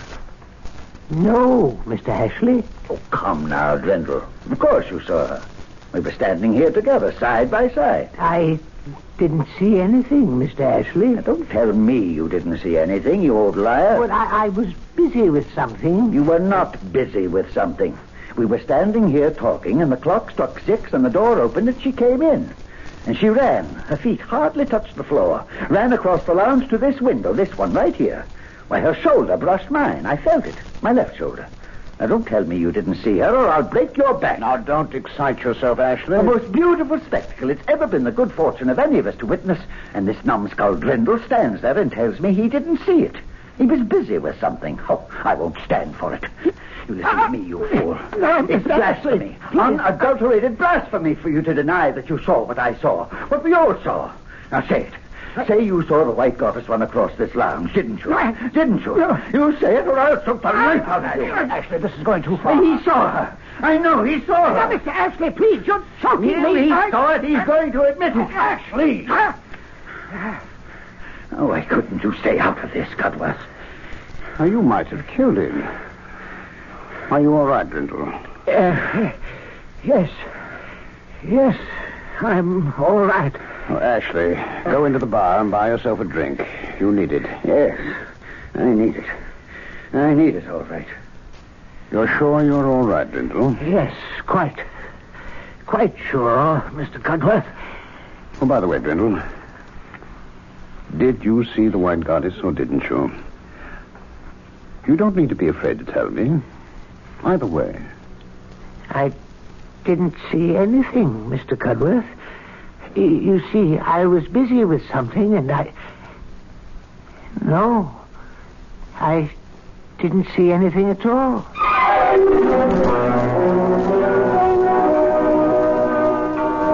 Well, I think I must be getting on home. Yes, it's been quite an evening, isn't it?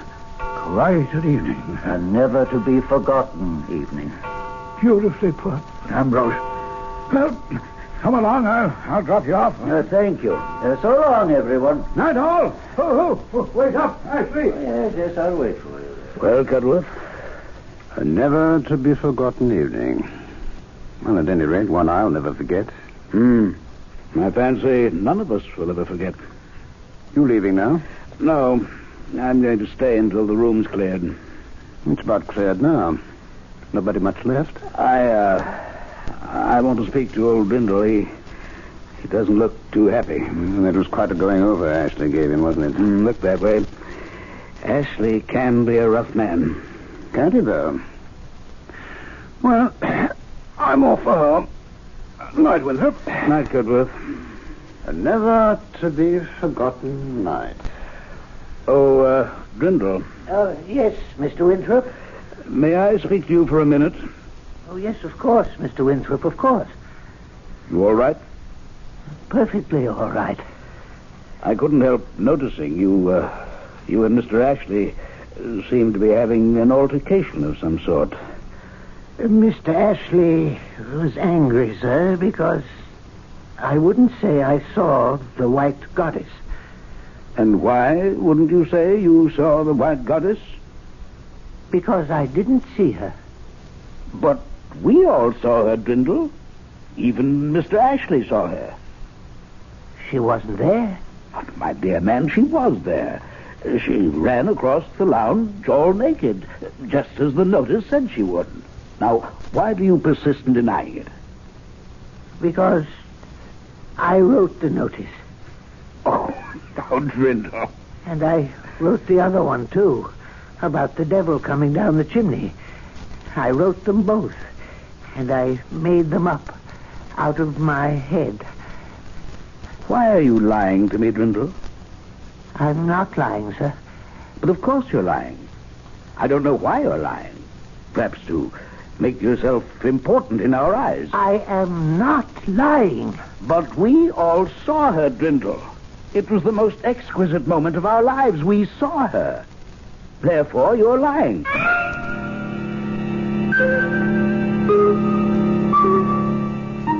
All minds are little. In this great universe of ours, man is a mere insect as compared with the boundless world about him, as measured by the intelligence capable of grasping the whole of truth and knowledge. Yes, Virginia, there is a White Goddess. We'll be back shortly with Act 3.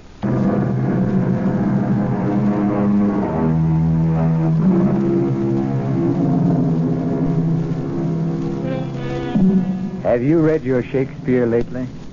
If you have, you'll remember Hamlet's observation to his friend. There are more things in heaven and earth, Horatio, than are dreamt of in your philosophy. If you haven't read your Shakespeare, now for the third act of The Walls of Jericho. Come eat your breakfast, Timothy. It's on the table. It's ridiculous. It's absolutely absurd.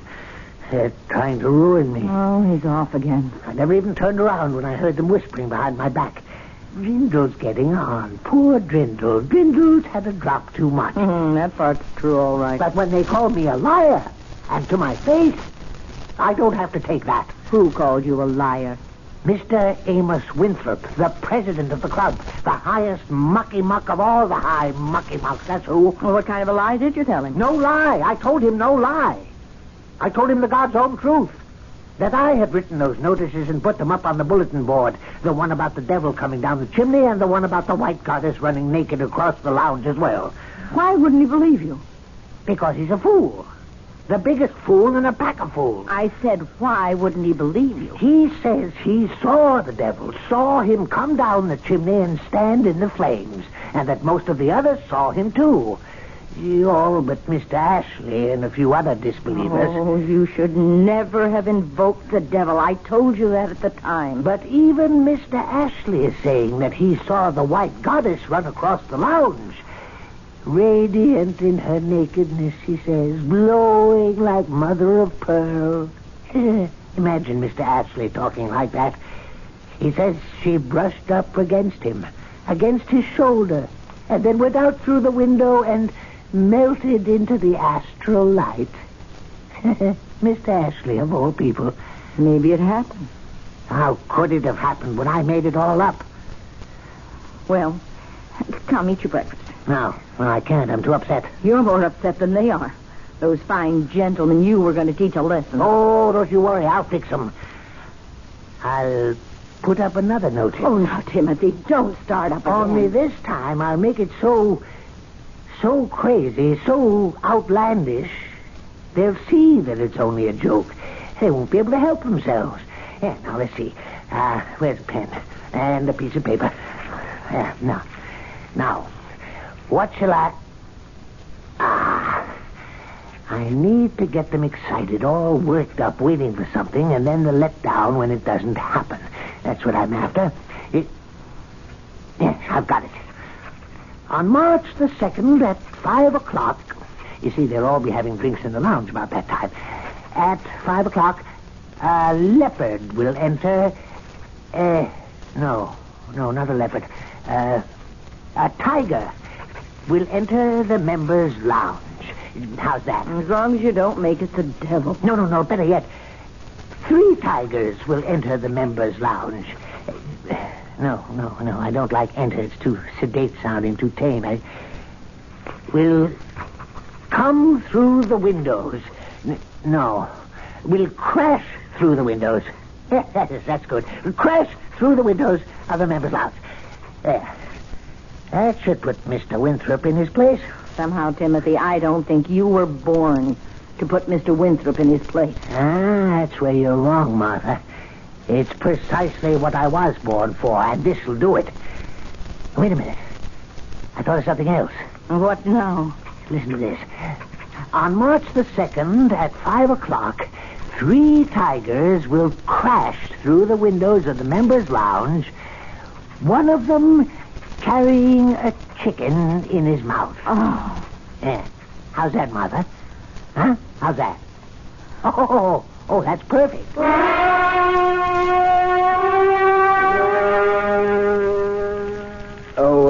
Brindle. Mr. Winthrop, yes, sir? Stir up that fire, will you? Yes, sir. That's fine. Would you like another log, sir? No, that'll do it, I think. Weather's letting up a bit. Yes, it seems to be. You're in the club a bit early today, sir? Yes, a bit. Why, yes, it's only a little after 4. Are you waiting for the tigers, sir? How's that? I just thought perhaps you might have wanted to be the first one on hand when the tigers crashed through, that's all. You're being impertinent, Dwindle. That's very unlike you, Dwindle. Is it, sir? Same as you're lying. It was unlike you to lie to me. Yeah, I suppose it was. You know it was. Now, you're not going to tell me the latest notice on the bulletin board was also your invention, are you? I'm not going to tell you anything, Mr. Winthrop. Well, I'm glad to hear that. I'm sure you'll agree that it's not my place to tell you anything. I most certainly and emphatically do agree. I thought you would. Not that I'm certain that the 3 tigers will crash through the windows. No, I'm not certain at all. It's absurd on the face of it, isn't it? Most absurd. 3 tigers. Well, now. Perfectly ridiculous. And one with a chicken in his mouth. It's laughable. Well, don't laugh. Because it just may happen. Precisely as the notice predicts. We simply do not know. I promise not to laugh.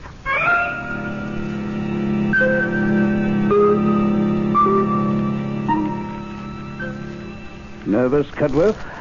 A few flutters. It's the uncertainty, of course. I've been here since 4 o'clock. Can you imagine that? I had a hard time staying away myself. I had a few sharp words earlier with Drindle. Sorry to say. The old man's getting very independent, very opinionated. Where is he? He's usually around taking drink orders by now. He's standing over there by the main door looking very superior. We really have to retire that fellow, Cudworth. Winthrop!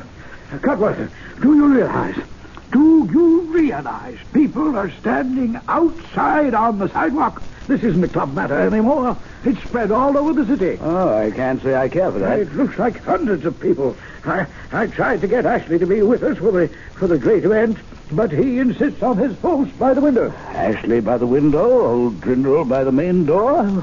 Well, we're well covered. We should be quiet. It's time. I don't think our conversation will either deter or encourage the tigers. Yes, but all the same, you quiet.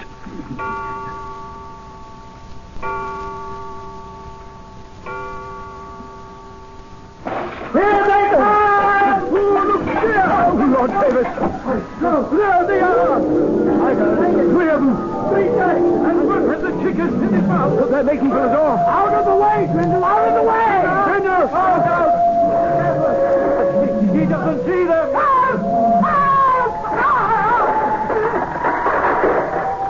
Cudworth, did they... Is he... Don't look, Winthrop. Better not look. Is Drindle... to the tigers getting... I don't know. Well, here's Ashley. Maybe he knows something. Ashley, what happened? Old Drindle's dead. Oh, no. How did it happen? Heart attack, apparently. Not the tigers? There isn't a scratch on him. They simply jumped over him, knocked down the big door, and disappeared. Old Drindle never believed in the tigers. Oh, is it conceivable he didn't see them? Oh, he saw them all right. Well, how can you be sure? Well, don't you remember, just before the tigers reached the door, he called for help. He saw them. He called for help. And he dies. Of fright, do you think? Can you think of anything more frightening than the sight of something you never believed in coming to get you?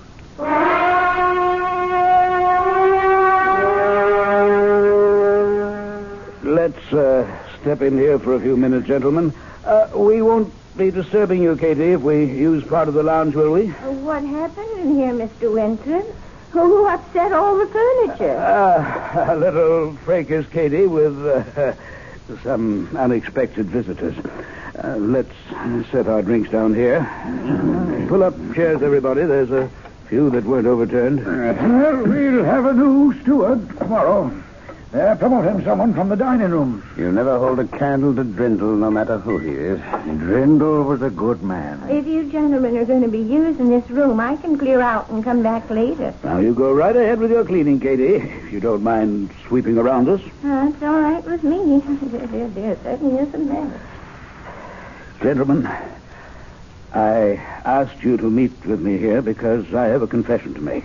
And I'm sorry I didn't tell you before, but... well, I didn't. But now I must. After the incident of the White Goddess, gentlemen, Drindle told me that he himself had posted those notices on the bulletin board. Drindle? The one about the devil? And the White Goddess, that one too? I didn't believe him. After all, we saw the devil, most of us, and we all saw the White Goddess. And to believe Drindle would be to admit that he had the power to summon them up. What about the 3 tigers? One with a chicken in his mouth? We saw them too. And in all probability, so did Drindle. And the sight killed him. Is it possible that a man like Drindle had the power to invoke such things? Well, I must now concede that he did. There I must take issue with you, Winthrop. Drindle only put up the notices. The power lay within us, the membership. I, for one, claim no such power. You, for one, have no such power, Ashley. Nor have I. Nor has Winthrop or Higgins, or any member of the club separately, or consciously, but unconsciously and collectively, the power is ours. Together and without knowing it, we can do such astounding things. Together and without knowing it, we are constantly doing astounding things, are we not? And always have, both for good and for evil. I call your attention to the biblical story of the Battle of Jericho.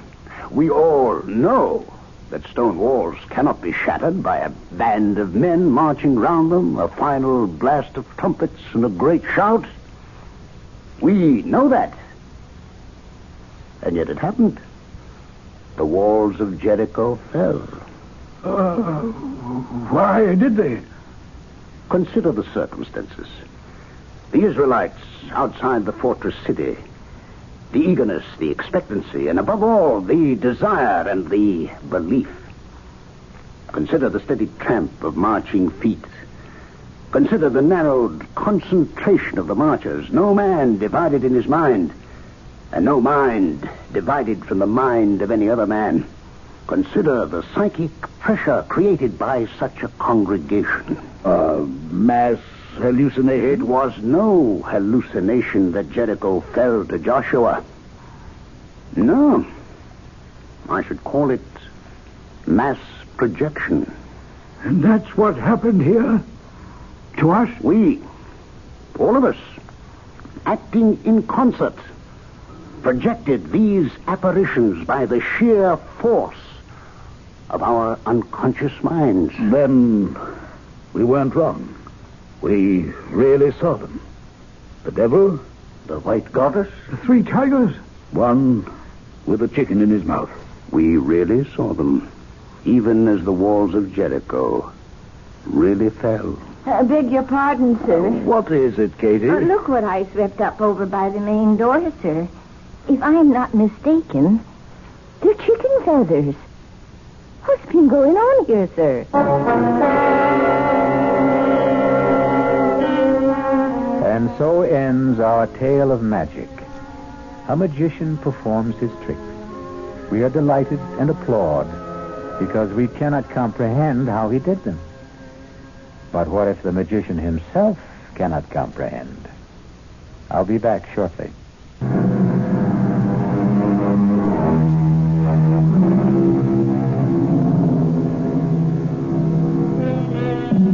Seek to know the truth, for the truth shall make you free. I believe that, but it's a long search and a weary one. And let's be glad that a lot of mystery remains, and there's a little magic here and there along the way.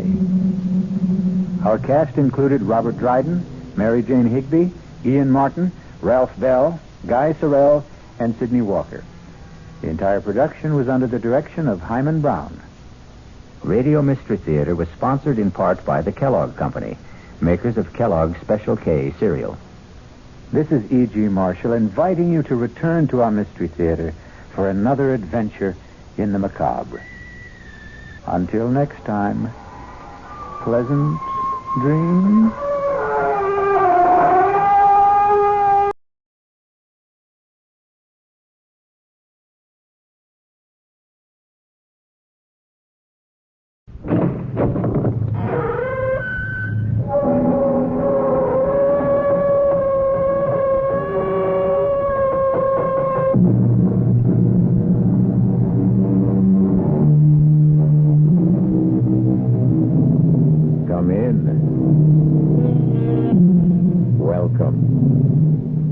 E.G. Marshall. Welcome to the sound of suspense. Welcome to the fear you can hear, but mostly to the world of terrifying imagination. The story you're about to hear concerns one of the most unusual killers in the annals of crime. A brutal murderer who carries not one but 4 deadly weapons wherever he goes. A huge monster of a creature weighing hundreds of pounds. But this isn't a horror story. In a way, it's a love story. It's called The Horse That Wasn't for Sale. And now that you've heard the title, you've already guessed the identity of our killer. But that doesn't mean you know what Stargazer is really like. No, you keep away from me here. Get back, Stargazer! Get back, get away! Please, stop it! Please, somebody stop him! Save me!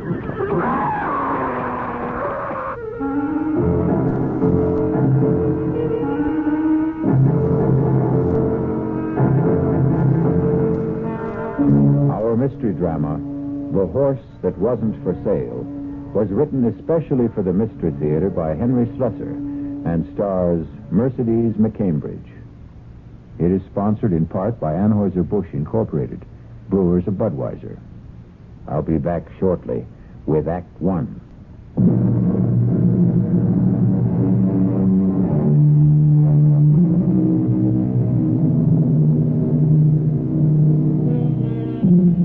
Our tale begins in an idyllic setting. Just picture the gently rolling hills of a horse farm in the early days of autumn. The colors of the trees all red and rust and differing shades of amber. See the ranch house nestled comfortably in the valley. The long row of white stables. But now you may notice something unusual about this farm. The stables are empty. No horses neigh and whinny in the paddocks. The only sound is the tapping of a typewriter. And at a desk in the front room sits a very handsome and very sad-looking young lady whose name is Chrissy Runyon. Judge Simmons, I thought it was only fair that I tell you the whole story about Stargazer, so that at least you'll know the animal isn't entirely to blame for what happened. It began on the day my father was buried. And, of course, it began with our trainer, Clem Burnett. He was all alone at Runyon Farms that day, and he took advantage of the fact to sample some of Daddy's best bourbon. Ah, shut up, you. Stand still if you want to get brushed. Ah, what's the matter with you? Stand still, you mangy beast. Oh, for the love of... There goes the blasted phone now. I ain't got one job to do, it's another. All right. I'm coming. Hello. Mr. Burnett, it's Chrissy Runyon. Oh, hello, Miss Runyon. How is everything out there? Oh, everything's fine. Just fine. What about bobbling? Is she still off her feet? Bobbling's fine. Just fine. Are you all right, Mr. Burnett? Sure I am. Everything out here is just the way it should be. Tell me, how was the funeral? I'm calling to ask about the horses, Mr. Burnett. Is Stargazer still restless? Well, that horse ain't been nothing but restless since the day he was foaled. Well, then don't trouble him, Mr. Burnett. Do you understand? Just let him be, and I'll take care of him when I get out there. Huh? You mean you're coming out? Of course I'm coming out. Why shouldn't I? Oh, no reason. I just thought, well, you ain't been here in a long time, Miss Runyon. Well, I have to arrange things for the auction. Huh? Auction? What are you talking about? I'm sorry, Mr. Burnett, but the horses have to be sold, and the farm, too. My father's debts were too, well, never mind. I'll be there sometime this weekend. Now, wait a minute. You're telling me that I'm out of a job? I'm sorry. There's nothing I can do about it. Now, look here. I worked 6 years on this place. 6 years, and your old man never gave me more than a... I'll see you on the weekend, Mr. Burnett, and we'll settle then about your wages. And remember what I said about Stargazer. Just let him alone. Goodbye. Just like that, huh? Just like that, huh, Miss Snooty? I'll let him alone, all right. He can starve as far as I'm concerned. Well,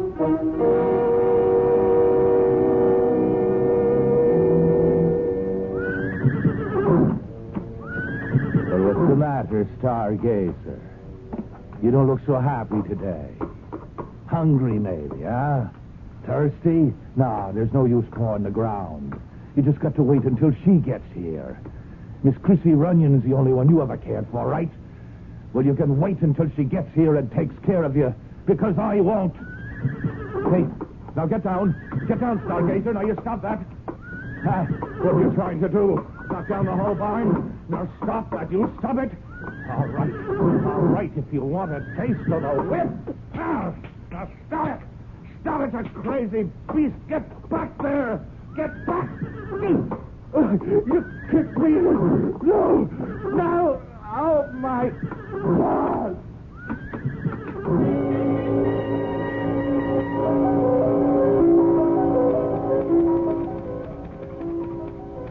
Well, you know what happened to Clem Burnett better than I do, Judge Simmons. You viewed the remains of his body for the inquest. That was something I couldn't bring myself to do. I'm sure you remember the day after the hearing, when you asked me to dinner. Please, Judge, why don't you tell me what's really on your mind? It's about Stargazer. Well, I appreciate your accepting this date. Now, I know you're anxious to get back to the city. No, I'm anxious to get back to my home, Judge. Yes. It's hard to think that Runyon Farms isn't your home anymore. Well, it hasn't been for years. You know that Daddy and I didn't get along? Yes, I know that only too well. Your father used to say, the only thing that keeps Chrissy coming back is that horse, Stargazer. And you were right the first time. It's that horse. Yeah? What about it? Well, I think you know, Chrissy. Even though I handed down the verdict I did about poor Clem... Do you know what that man was doing to Stargazer? As I heard testimony, remember? Well, it's the truth, Judge. He was deliberately starving the poor animal. He was depriving it of feed and water. And that's why Stargazer did what he did. Chrissy, stop thinking that animals are so aware of human motives. Now, I love horses, too, but I don't give them that much credit. Well, they know cruelty from kindness. And you think it was merely Burnett's cruelty that made Stargazer stomp him to death? Yes, I do. Then what about Clayton? Well, what about him? Clayton wasn't killed. Are you telling me that he wouldn't have been killed if your father hadn't reached the stable in time? I didn't know that you knew about Clayton. Your father told me himself. I didn't realize you... He swore me to secrecy because he knew how much you loved Stargazer. He's my horse, Judge. Daddy gave him to me. Yes, but he didn't know that he was giving you a killer. Oh, don't say that. You can be glad I didn't say it at the inquest, Chrissy. Now, I was tempted to, let me tell you. It was only the fact of you sitting there with those big blue eyes of yours filled with tears. Well, I was crying for my father. Yes, of course. But you were crying for your Stargazer, too. Now, you're afraid the verdict would be against the animal and that somebody would have to put a bullet in that proud head. Judge, please don't say such things. Chrissy, you're not going to allow Stargazer to be sold, now, are you? Is that why you wanted this lunch, to ask me that? The horse cannot be ridden. Not even you dare ride him again. A horse doesn't have to be ridden. Chrissy, your beautiful stallion is mad. Mad? Killer mad. The way some animals get when they're treated just a little too cruelly. But Stargazer wasn't ever treated that badly. And between Clayton and Burnett and you... Me? Yes, Chrissy. Yours was the greatest cruelty of all. What do you mean? Your horse loved you, child, and you left him. You went out of his life, and you stayed out of it. Well, I was in college. And afterwards... Well, Judge, I did have a life to live. I didn't want to live it under the thumb of my father. Yes, and Stargazer forgot kindness and learned indifference and cruelty, and he went mad. Now, you have to do something for him. Judge, please, listen to me. I know he's valuable, Chrissy. And I know your father left you with too many creditors, and Stargazer will probably bring you a higher price than any other horse on the list. 8, maybe 10,000 from the stud farm. Judge Simmons, you needn't have worried. I made up my mind about that even before Stargazer... Even before Burnett was killed. He's not for sale. You mean that, Chrissy? I'm putting every single horse up for auction, but not Stargazer.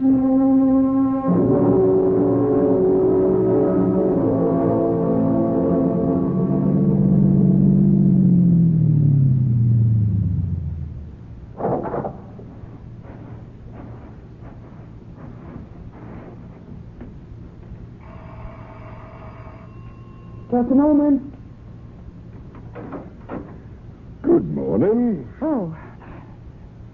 Hello. You remember me, don't you? Alan Carlin from Wildbrook Farm? Yes, of course. I remember you, Mr. Carlin. Well, I thought you might have forgotten me. It's been a couple of years since we've seen each other, Miss Runyon. I remember you. In fact, I saw you at the auction. Well, I'm flattered that you noticed me. You bought 3 of my father's horses. Yes, I bought 3. I meant to buy 4. Listen, do you mind if I come in? Oh, please do. I was really shocked when I heard he died. He wasn't a youngster, of course, but just the same. My father was 71. Well, I always figured he was younger, seeing as how he had such a young daughter. But I know it took Will a long time to get around to marrying. He was practically 40 by then, wasn't he? But then, that's how your father was, always putting things off. Including paying his bills, huh? Is that why you're here, perhaps? I beg your pardon. No, I know that you are on my father's list of creditors. Oh, but that's not the reason I came to see you. You see, I bought 3 horses at your auction, but I meant to buy 4. The only reason I didn't was because the horse I really wanted wasn't for sale. Huh. You mean Stargazer? I suppose you think I believe those rumors about the animal? Well, I don't. I've been around horses all my life. A good thoroughbred doesn't go crazy overnight. So any compunction you might have about selling him... You're mistaken. Stargazer was kept out of the auction at my request. He's my horse, and I don't want him sold. Well, I attended the inquest, you know. I listened to every word, and I know Burnett mistreated the animal. That's why he got stopped. Mr. Burnett was a fine trainer. Oh, yes, indeed. The point is that I'm willing to take my chances, Miss Runyon. I won't ask you to cut the price because of the horse's reputation. There's no price tag on him. I'm sorry. Miss Runyon, you're still a sporting woman, aren't you? Would you be willing to make a little wager? What? Well, I've ridden horses with reputations 5 times worse than Stargazer's, and I can prove it. Now, if I do, will you talk about a sale? No. Oh, you're your father's daughter, all right. Everybody said Will ought to raise mules that would have been more in character. Now, look, you don't have to worry about me. I was born in a saddle. If anything happens, the responsibility will be all mine. Your responsibility? Do you really think I care what happens to you? Yeah, but nothing will. If you were at that inquest, you know what it means if Stargazer hurts anybody again. They'll destroy him, and they'll have the legal right to put him away. And I won't let that happen. But it won't be that way. It will. There is something wrong with Stargazer. I've known that for a long time. And I think Daddy knew it, too, but he gave him to me thinking that I might win him over with kindness. Well, I failed, you see. And now when he feels that hateful weight on his back, he... Oh, please, go, Mr. Carlin, please. All right, Miss Runyon. I'm just so terribly sorry you won't let me prove you wrong. Oh, dear. I should start my packing. Feels like the whole morning is gone. Oh, no. I hope that man isn't bothering Stargazer. He must be out at the stable. Mr. Carlin, don't. Please don't. Mr. Carlin, don't. Mr. Carlin, stop! Bring him back here! Don't ride him!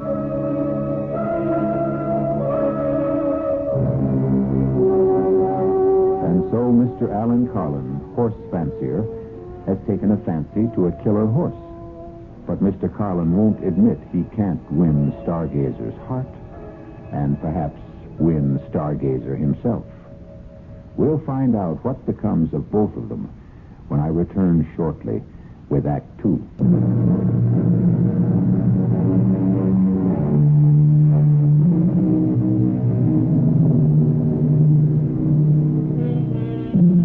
And now, here's Act 2 of The Horse That Wasn't for Sale. Alan Carlin knows horses, knows the feel of them, the moods of them, knows when they respond to a rider's touch, and knows when they resent it. But there are times when even the best horseman allows his ego to override his common sense. And Alan Carlin is about to learn that his time is now. Okay, boy. Take it easy now. Easy. Slow it down, boy. Come on. Those branches. Oh, good Lord, Stargazer, slow it down, boy. That tree. No. Oh, God, my back. My spine. Crazy horse, she was right. You are crazy. No, you keep away from me. Get back. You get back there, Stargazer. You get away. No, stop it. Somebody, please, somebody stop him. Save me.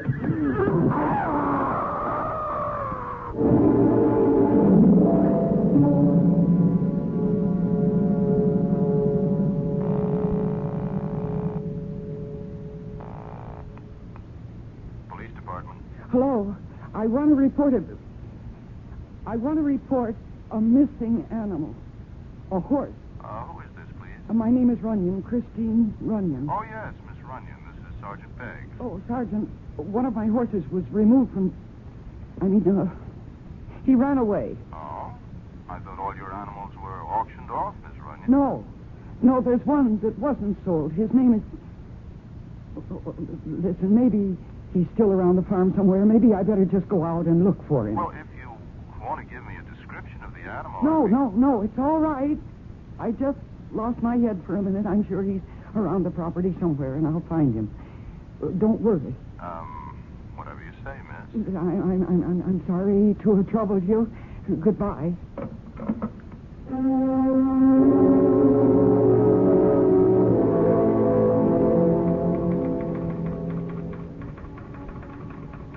Of course, I knew that Stargazer wasn't around the farm. I knew where Stargazer was. Somewhere near the woods, with Alan Carlin on his back, if he was still safely in the saddle. And I knew that I had to find him. I saw Carlin's automobile parked outside, and I decided to take it instead of my own, so that I could send Mr. Carlin back where he belonged. I just hoped and prayed that I wasn't too late.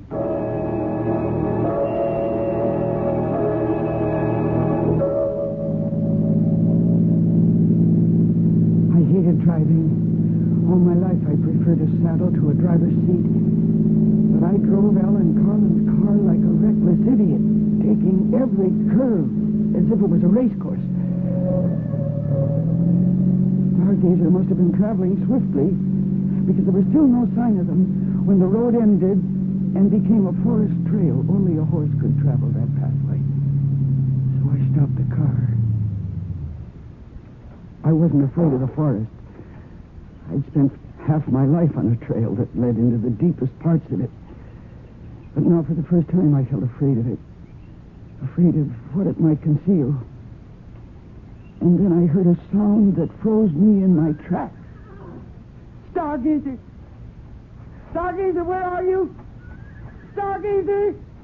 Mr. Carlin! Oh, thank heavens you're all right, Stargazer. You are... Oh, dear God. No!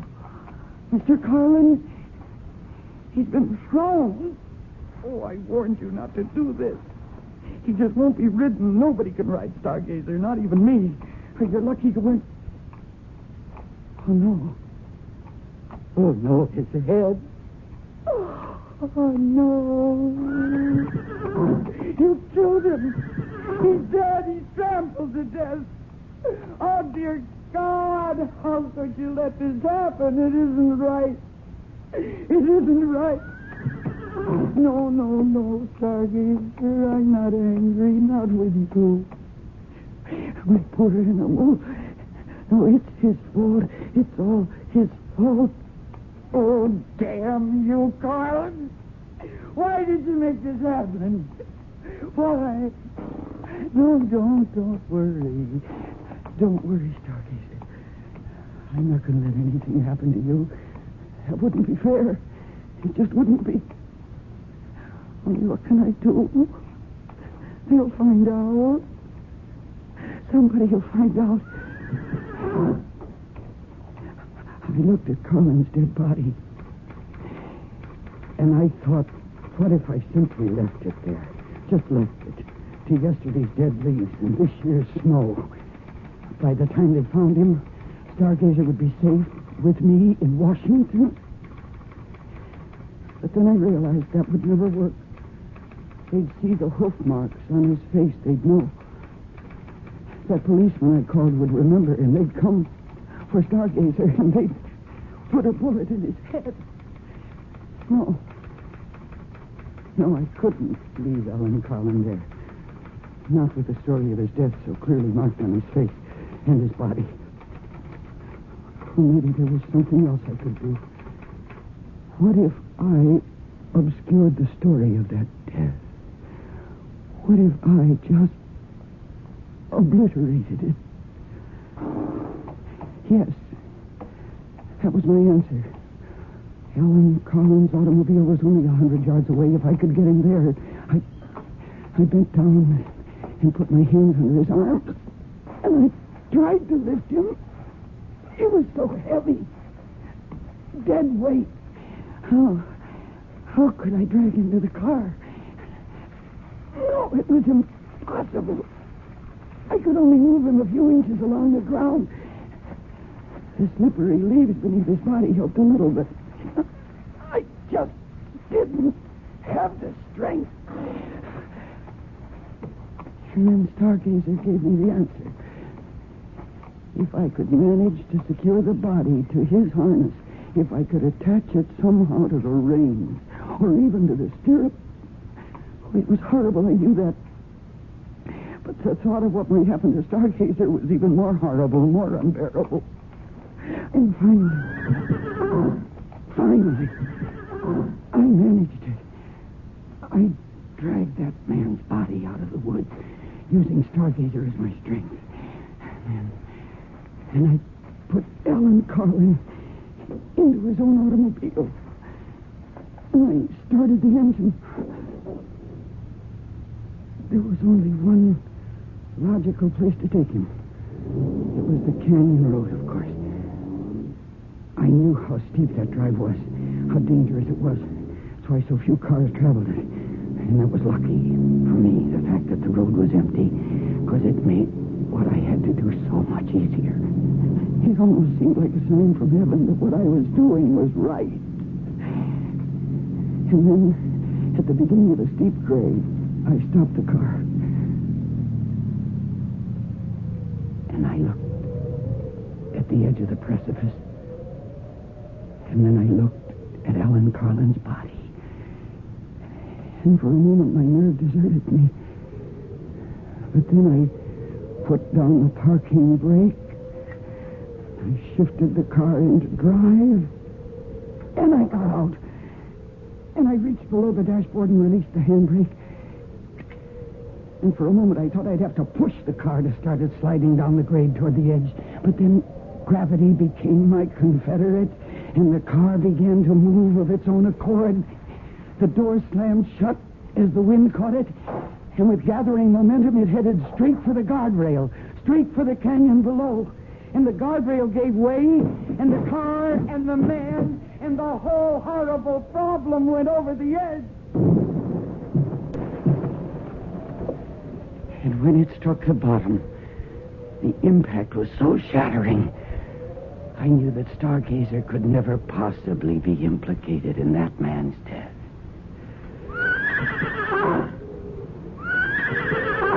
Then I made the long walk back to the woods, back to my horse, to my old friend, who stood patiently tethered, waiting for me, trusting in me.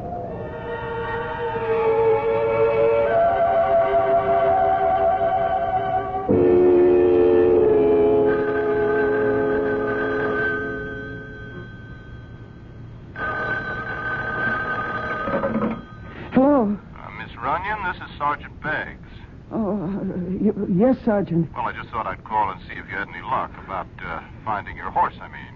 Oh, yes, I found him. I was foolish to have panicked. He hadn't gone very far after all. Oh, good. Still on the property, you mean? Yes, he was. That was silly of me. He was just a short distance away. Well, that's fine. That's just fine. I'm glad to hear it. Better make sure you keep that stable door locked. Huh? Yes, I will. Thank you very much, Sergeant. You're welcome, Miss Runyon. Goodbye. Goodbye. Oh, I think I could use a drink. Oh, no. No, what? Hello? Hello, is this Miss, is it, Bunyan? No, the name is Runyon. Who is this? Well, you wouldn't know me, Miss Miss Runyon. Name's Sam Fryatt. I work over at Wild Book Farm for Mr. Carlin, you know. Yes? Oh, what do you want? Well, I was wondering if you were going to be home this afternoon, Miss Runyon. A little something I wanted to talk to you about. No, I'm sorry. I have a great number of things to do today. I can't receive visitors. Well, I figured you'd want to talk to me, Miss Runyon, on account of what happened this morning. Oh? What do you mean? Oh, I think you know. What happened out there? On that canyon road? I haven't the faintest idea of what you're talking about. Sure you do, Miss Runyon. You see, I saw you kill Mr. Carlin out there. I saw you murder him. Now, can I come and talk to you?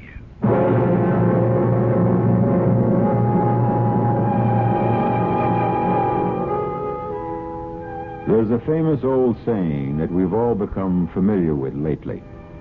Oh, what a tangled web we weave when first we practice to deceive. At the moment, it looks as if Chrissy Runyon has woven herself a tangled web, and one in which she herself seems to be caught. But we'll learn exactly how tangled her affairs are when we return shortly with Act 3.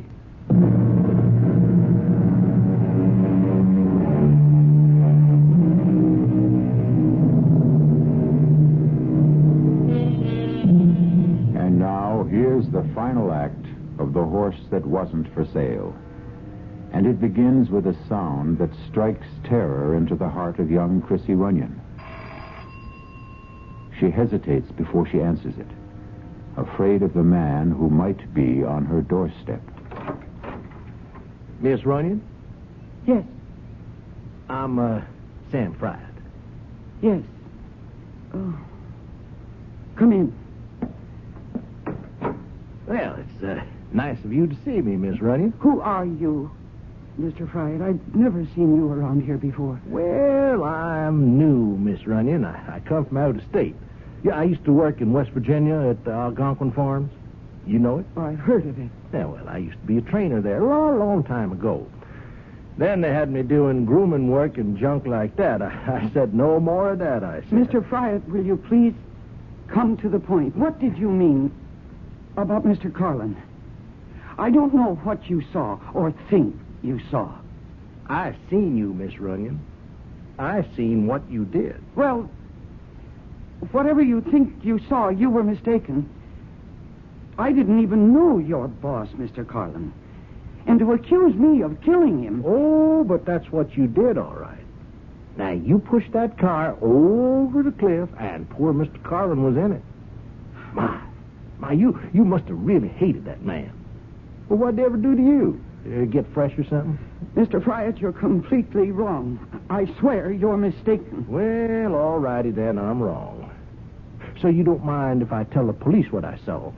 Now, I figure they're not so dumb they can go looking for footprints or something up there, like tire tracks and stuff like that. It was an accident. Of course, I don't have to tell them what I saw.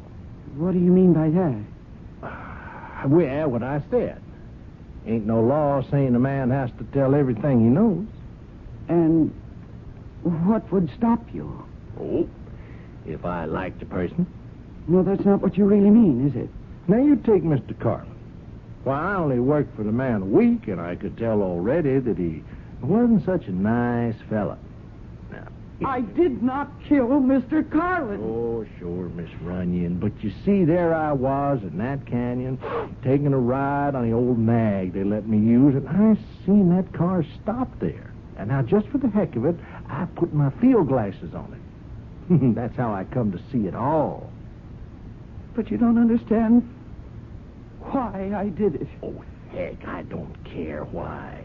Now, I told you I didn't like the man. Sure could sit a horse, though. Now, I'll give him that. I swear to you he was already dead. You know, people around here know that he treated your pa pretty bad. Can't blame you for what you did. No, you must believe me. Mr. Carlin was already dead when his car went over into the canyon. He'd been killed by an accident. Now, I had my reasons for doing what I did. Sure, miss, sure you did. And you can just tell the police all about it. No, they may not understand. Yeah, that's true enough. Yeah, they may not understand. I mean, not the way I do. But just the same, if they ask me questions about it, now, I'd have to tell them what I know. Well, unless, of course, I wasn't around to tell them anything. Not around? Well, with Mr. Carlin dead, there's not much point in me hanging around Wildbrook much longer. Maybe I ought to move on. Find me another job. If I did that, well, I wouldn't be here when the police came around. Understand? No, I'm not sure I do. If I could get me a stake, now, I'd leave right away, tomorrow, maybe. It wouldn't take much. 4,000 or 5,000, maybe, huh? That ought to be enough, don't you think? Oh, now, wait a minute. Well, better round it out to 5. Yeah, 5,000 would do her, Miss Runyon. You expect me to give you that money? Well, sure help if you did. But that's impossible. I don't have a penny. Auction must have given you plenty, Miss Runyon. Why, Mr. Carlin bought some of your stock himself. But every cent goes to my father's creditors, and even that won't be enough. Well, I don't know about that. All I know is 5,000 would do me just fine. Now, you think it over, Miss Runyon. I'll come back tomorrow afternoon. It won't do any good. Yeah, we'll see. There's just no way I can raise that money, Mr. Fry. Oh, you'll find some way. Women these days, they can do just about everything. Fly airplanes, run companies, kill people. Well, you'll figure something out, Miss Runyon. Well, so long now. Mr. Fry, please. I'll see you in the morning. Oh, dear God. What am I going to do? And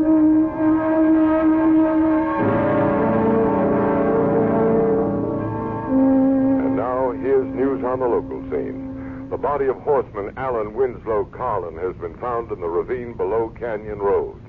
Carlin, the victim of an auto crash that completely demolished his vehicle, had to be identified positively through examination of his dental records due to the condition of the body. An investigation by the State Highway Patrol is underway. Yes? Miss Runyon, my name is Sergeant Beggs. We spoke on the phone earlier today. Oh, yes, Sergeant. Could I please come in? Well, if you're still worried about my horse, I told you that I did find him again. Oh, yes, miss, I know. Well, then, what's the trouble? Oh, nothing about the horse. It's about your neighbor, as a matter of fact. If I could just come in for a minute, please.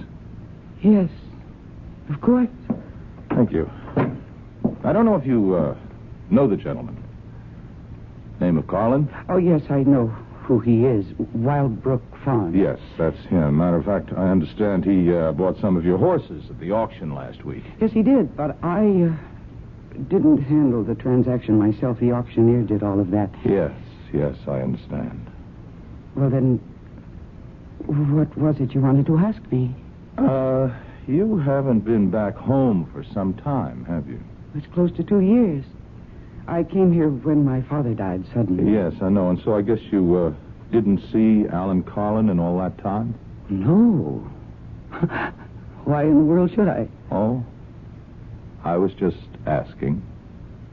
Oh, Sergeant, I think you'd better tell me what this is all about.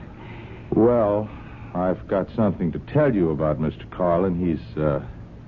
He's dead. He died in an auto crash this morning. Yes. I just heard that on the news. Oh, I see. Well, it was pretty bad. He was halfway up the canyon road, heading for the Leap. You know where the Leap is? Sergeant, I was born and raised in this part of the country. Oh, yes, of course. Excuse me. Anyway, he went out driving that way, and he must have skidded or something. Car went over the edge, plowed right through the guardrail. Oh, that's terrible. It's such a dangerous road. Oh, yes, it is a dangerous place. I would have thought Mr. Carlin would have had more sense than to take it at high speed or whatever it was he did. Anyway, the car went over, and it was totally demolished, of course, and that's a long way down. Oh, that poor man. I'm terribly sorry about Mr. Carlin. But I really can't take his loss very personally. I hardly knew the man. Uh-huh. Well, your father knew him well, though, didn't he? Yes. They were neighbors for many years. And friends. Oh, I suppose so. Only they had some kind of falling out about money, I understand. Well, what does that have to do with all this? Just curious, Miss Runyon. Are you trying to imply something? No, miss, of course not. Why should I do that? Oh, there is just one more thing, though. One more thing. When Mr. Carlin left his place this morning, he told one of his servants that he was coming here to see you. Oh, that's right. He was here. Mm-hmm. What time would that have been? Oh, I don't remember exactly. Around 11, I think. Did he stay very long? No. No more than 10 minutes. I don't see the point of all these questions. Well, you see, we're just trying to understand what happened, Miss Runyon. Mr. Carlin, he was a pretty careful driver. He knew that mountain road as good as anyone else in this part of the country. And we were just wondering if he might have been, let's say overtired or drinking too much or depressed, anything like that. How'd he seem to you? I just don't recall. I see. Well, then I guess that's all for now. What do you mean, for now? Oh, the Highway Patrol is investigating the accident, too, and since you were the last person to see Mr. Carlin, they might be talking to you, too, Miss Runyon. Oh. Is that the horse out there? One that got away? Yes. That's my horse. My. That's a fine-looking animal. Oh. I guess he's the only one you didn't sell off, huh? That's right, the only one, Sergeant.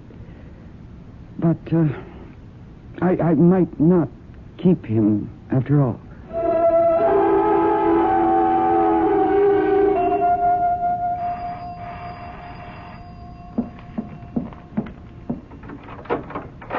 Well, hello, Miss Runyon. Hello, Mr. Fryer. Come in. Well, thank you. Well, I sure wouldn't mind. How do you take it? Black, just fine. Oh, thank you, miss. That's real nice of you.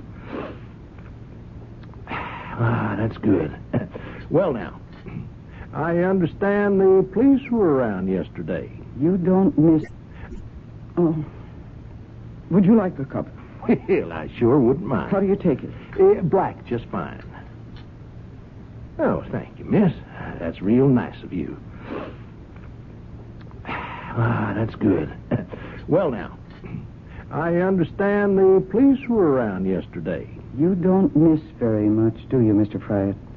Pays to keep your eyes open, I say. Oh, yes, I'm sure it does. Now, the question is, how much does it pay? Mr. Fryatt, I don't have the money you want.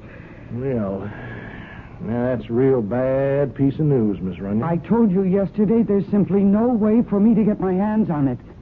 The money that came to the estate through the sale of the ranch and its stock went directly into escrow. Now, I wouldn't know about fancy words like that, miss. All I know is the estate has no money, and I have no money of my own. Well, that's really too bad, because that means I can't leave.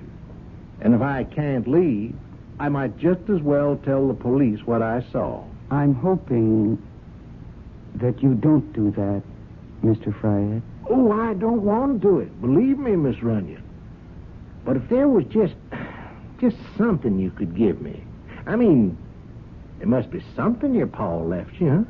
A man like your daddy wouldn't die and leave his only child nothing at all. Well, there is one thing. Hey, what's that? It's the only legacy I have. The most valuable thing he owned. Look, out the window. That horse, you mean? Yes. His name is Stargazer. A thoroughbred. A champion. Yeah, oh, that's some stallion, all right. You said you were a good judge of horseflesh. How much do you think he's worth? Well, I wouldn't know for sure. I've been told he's worth between $8,000 and $10,000. Yeah. Hey, a man would be mighty proud to own a horse like that, right? Well, he's all yours, Mr. Fryatt. What? I'll transfer my ownership to you. Right this minute. Oh, you really mean that? Oh, why, that would be real fine, Miss Runyon. That would be real kind of you to do that. It won't take more than a few minutes for me to prepare the papers. Oh, I'd really appreciate that, Miss Runyon. You know, I'd sure like to take him out for one last ride before the sun goes down. And, of course, that's just what happened, Judge Simmons. Sam Fryatt took Stargazer out for his very last ride.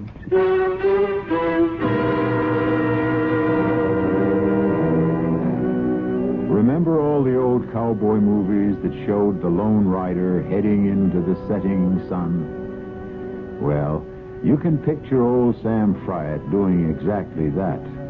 Only when the words that say "the end" appear on the screen, you can also be sure they mean the end of old Sam Fryatt. I'll be back shortly.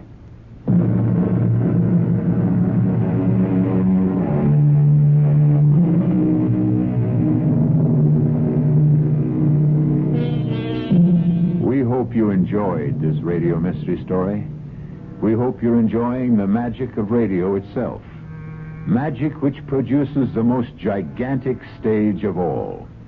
A stage large enough for one galloping horse or an entire herd of galloping horses. This is E.G. Marshall asking you to tune in. Will someone please head those horses off at the pass? Our cast included Mercedes McCambridge, Arnold Moss, William Redfield, and Earl Hammond. The entire production was under the direction of Hyman Brown. Mystery Theater was sponsored in part by the Kellogg Company, makers of Kellogg's Special K cereal. This is E.G. Marshall inviting you to return to our Mystery Theater for another adventure in the macabre. Until next time, pleasant dreams.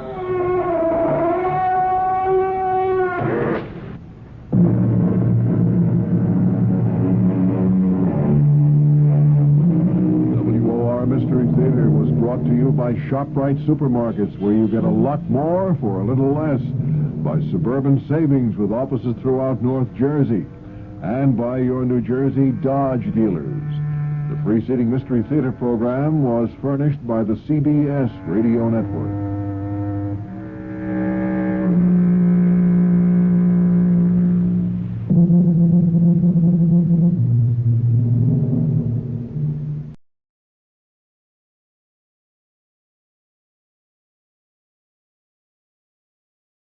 Time on KRLD. The CBS Radio Mystery Theater presents...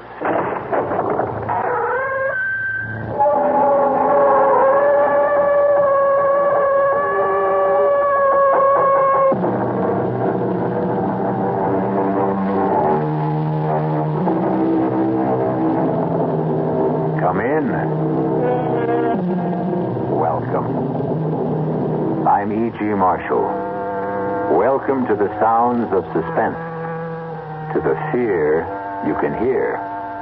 Welcome to the world of nightmarish probability, where the icy fear of the unknown can lead one down strange and terrifying paths.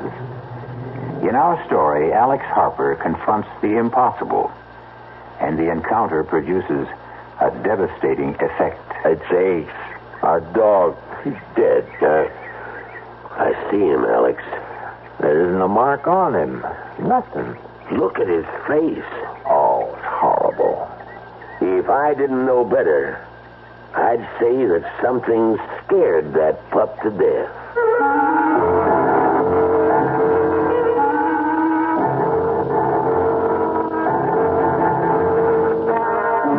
Our mystery drama, The Edge of Death, was written especially for the Mystery Theater by Saul Panitz and stars Patrick O'Neill. It is sponsored in part by Anheuser-Busch Incorporated, brewers of Budweiser, and by the Kellogg Company, makers of Kellogg's Special K cereal. I'll be back shortly with Act One. When you drink beer, do you tilt the glass for long, hearty swallows, or just tip it and sip it? Well, sipping's the thing for wine. But Budweiser beer is a hearty drink, brewed for zest and character. The best way to enjoy Bud is to drink it. Not chug-a-lug, just man-sized beer drinker swallows. That's when that famous Budweiser taste, smoothness, and drinkability really come through. Smoothness and drinkability that come only from natural carbonation and exclusive beechwood aging. Smoothness and drinkability, too good for any half-hearted sipping. So drink up. You'll see that brewing beer right does make a difference. And that when you say Budweiser, you said it all. Anheuser-Busch, St. Louis. It happens in an instant. But this is the way it feels.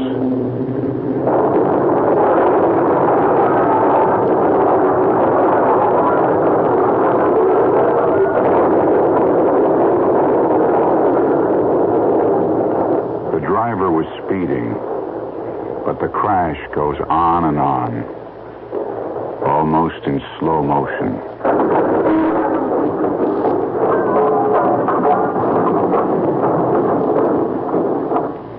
With a mechanical device, we've slowed down the sound of the accident so you could think about it.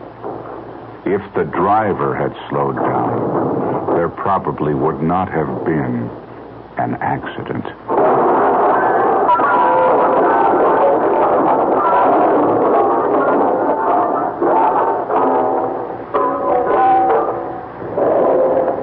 This message was brought to you by the General Motors Corporation.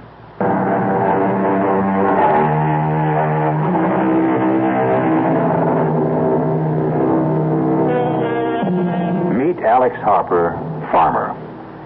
Right now his left arm is in a sling, heavily bandaged to protect the more than 20 stitches. Just a small accident on his tractor.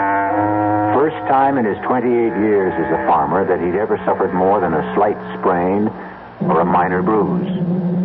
It is a late August morning, an unreal sky, so blue it almost hurts the eyes to look at it.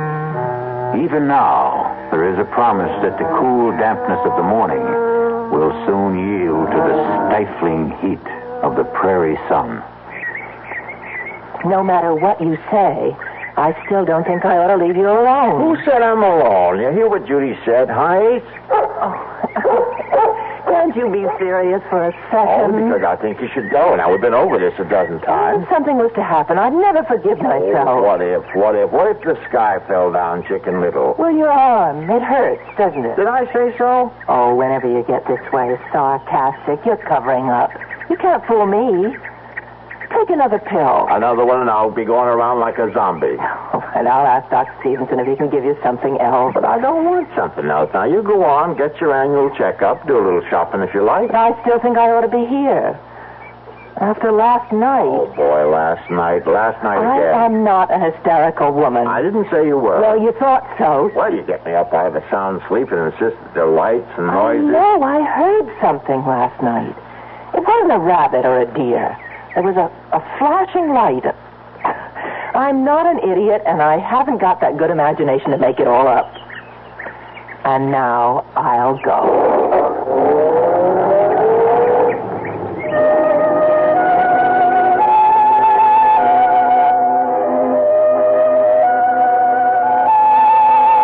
Ace, where are you?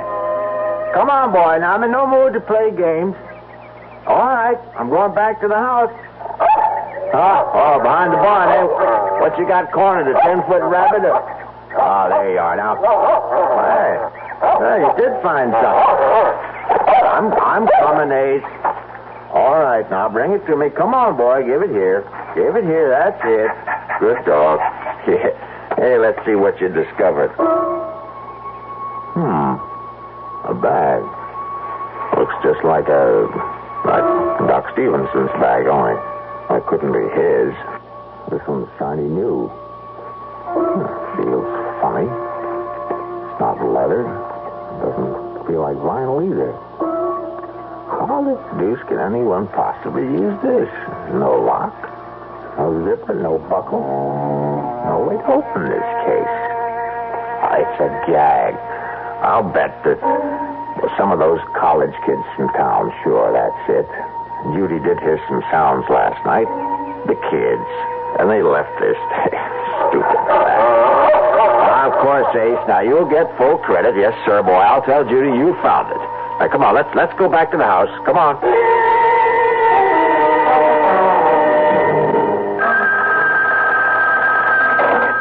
That's you, Alex? Doc, hello. How's the arm? Not bad. Now, when are you going to take the stitches out? One of these days. Now, don't rush it. That's a mighty bad tear. Will you level with me? Shoot. Will the arm be as good as new? Well, not really. Some of the muscles were torn. Oh, you'll have movement, but there will be limitations.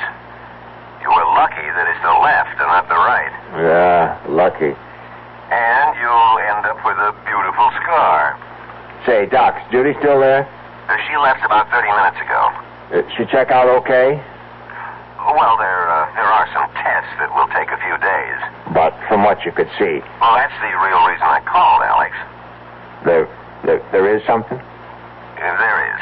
Well, not serious. Yes and no. Oh, what the devil does that mean? Well, it's your heart. And before you jump to conclusions, listen. If she watches herself, obeys a special diet, there's no reason why she shouldn't live a normal span of life.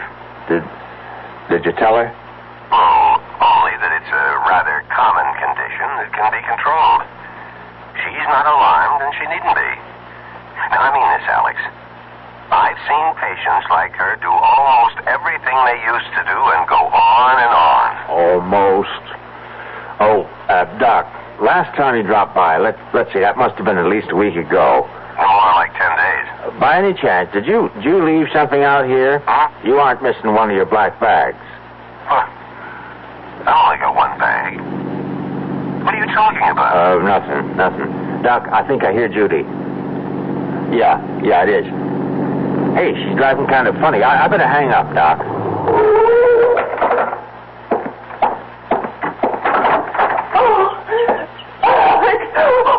Easy now. Whatever it is, you're home. I'm so frightened. Oh, sure. A few miles Past the Clearwood Sanitarium. You know the big curve through the woods? Yeah. I slowed down. Well, would you rather talk about it a little later? You're shaking all over. Now, come on inside, Judy. I'll make some tea. Come on. Yes, like that. Inside. With the walls around me. Oh, Alex. Yes? We're in danger out. Oh, now, Judy. I saw him. I tell you, I saw him. Who? Death. Alex. I saw death.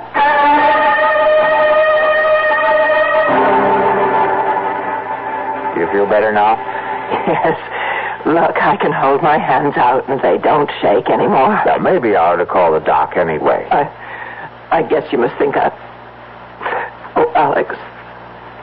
I was maybe a minute or so past the railroad bridge when I heard this thing. What thing? It was on the news about a patient at Clearwood escaping. And, you know, please notify if you see him and telephone number and all. Any description? Well, all I can remember was something about his being dressed all in black. Nothing more. Hear that? What? Siren? Police siren? Well, it could be a fire truck. Oh, yes, I suppose so.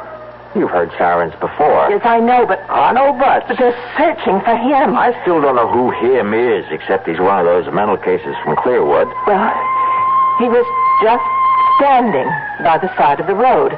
But first I could barely see him in the shadows, dressed in black as he was. Well, what'd he do? Nothing. Just stood there, looking. Didn't threaten you?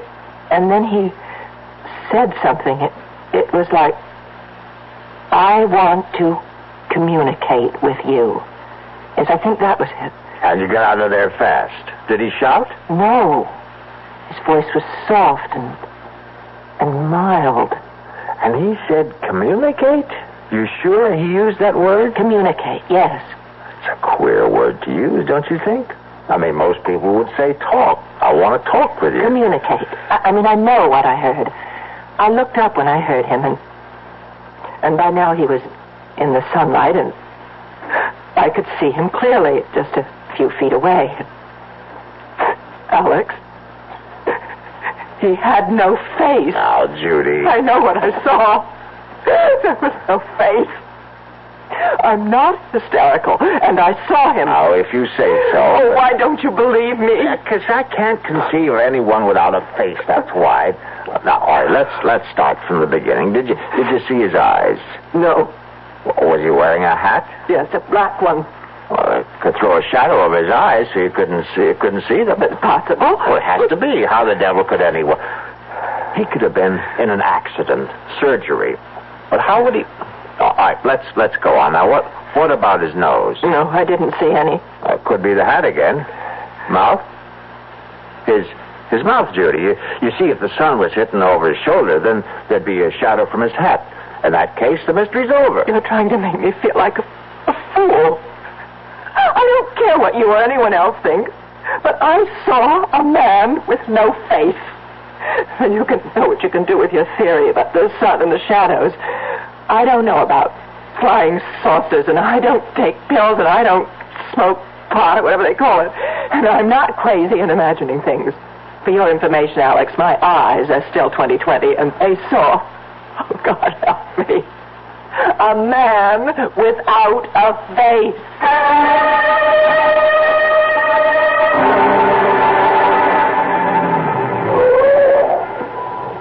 Alex, what's this all about? I mean, meeting you down the road instead of at your house. I didn't want Judy to worry, Ben.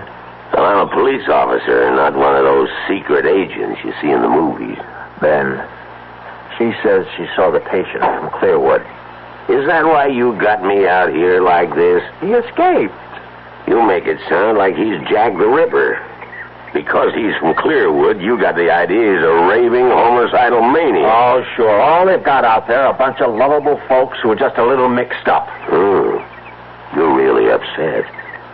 Never seen you like this. Guess I didn't know how much until right now. Judy ran into him on that big curve near Clearwood. She wasn't the only one. We've had calls from all over. Funny, you get sober citizens seeing him at the same time, and miles apart, and dressed different. Happens every time. Take a hot day, mix in a little imagination. And this was real. Of course it was. And Judy's not, but she's not the type. Now take my word for it, Alex. Every time something like this happens... Naturally, they're doing something about it, like cruising the highways, enjoying the scenery. I'll give him credit for enough brains to hide out. Oh, I suppose you want police officers out in the field? That's where they ought to be. Sure. We'll hire a couple of hundred extra. Won't that make the taxpayers jump for joy? Come here. What for? Now, come here. I won't bite. I want you to hear this. This is 5. This is 5. Receiving 5. That you, Ben? Over. Look up something for me, will you? Over. Go ahead. Over. How many identifications we got on the Clearwood thing? Give me a second. Here it is. Ben, we got 12 so far. Over. Hear that, Alex? 12. Everyone's a positive, too. Point blank range. Over. What's the spread? Over. This will kill you. Nearest one is 2 miles. Longest is over 30. Over. See, Alex? Everybody sees what he wants to see. You still with me? Over. Yeah, right here. Over. Something you might be interested in. Over. Standing by. One of the boys here says it must be some kind of calls it mass hysteria or something, about half the identities claim this guy is nothing like anything you or me ever seen. Like how? Get to it, will you? Well, they say they had a close look and that he ain't got a face like you and me.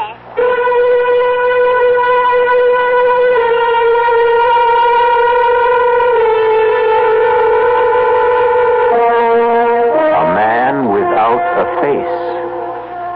Judy is not the only one. But think for a moment. In this last part of the 20th century, and its attendant wonders and discoveries, what is true and what is unreal? Is there anything no longer possible? Is there? I'll be back shortly with Act 2. Hi, son. Hi, Mom. Hi, Dad. Hi, Junior. Kellogg's Special K presents Junior Gives Up.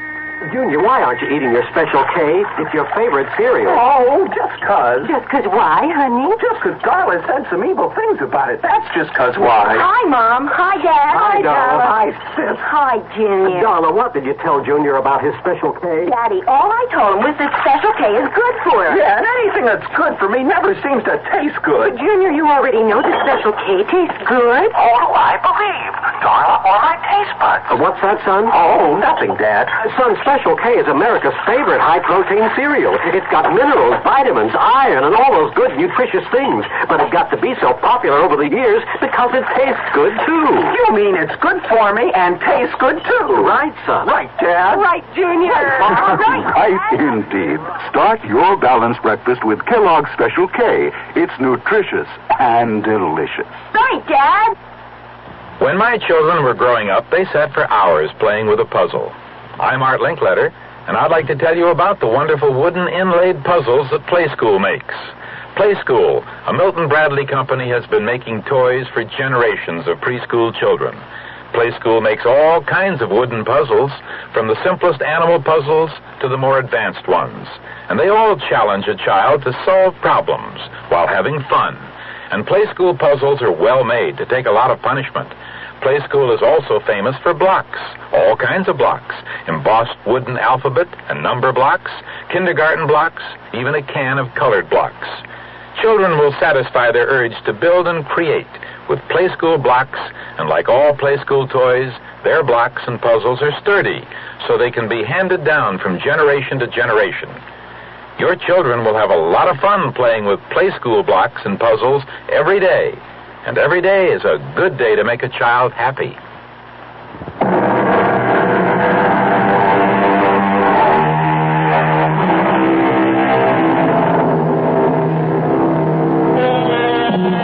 Well, the doubting Alex knows that there's nothing wrong with his wife's power of observation.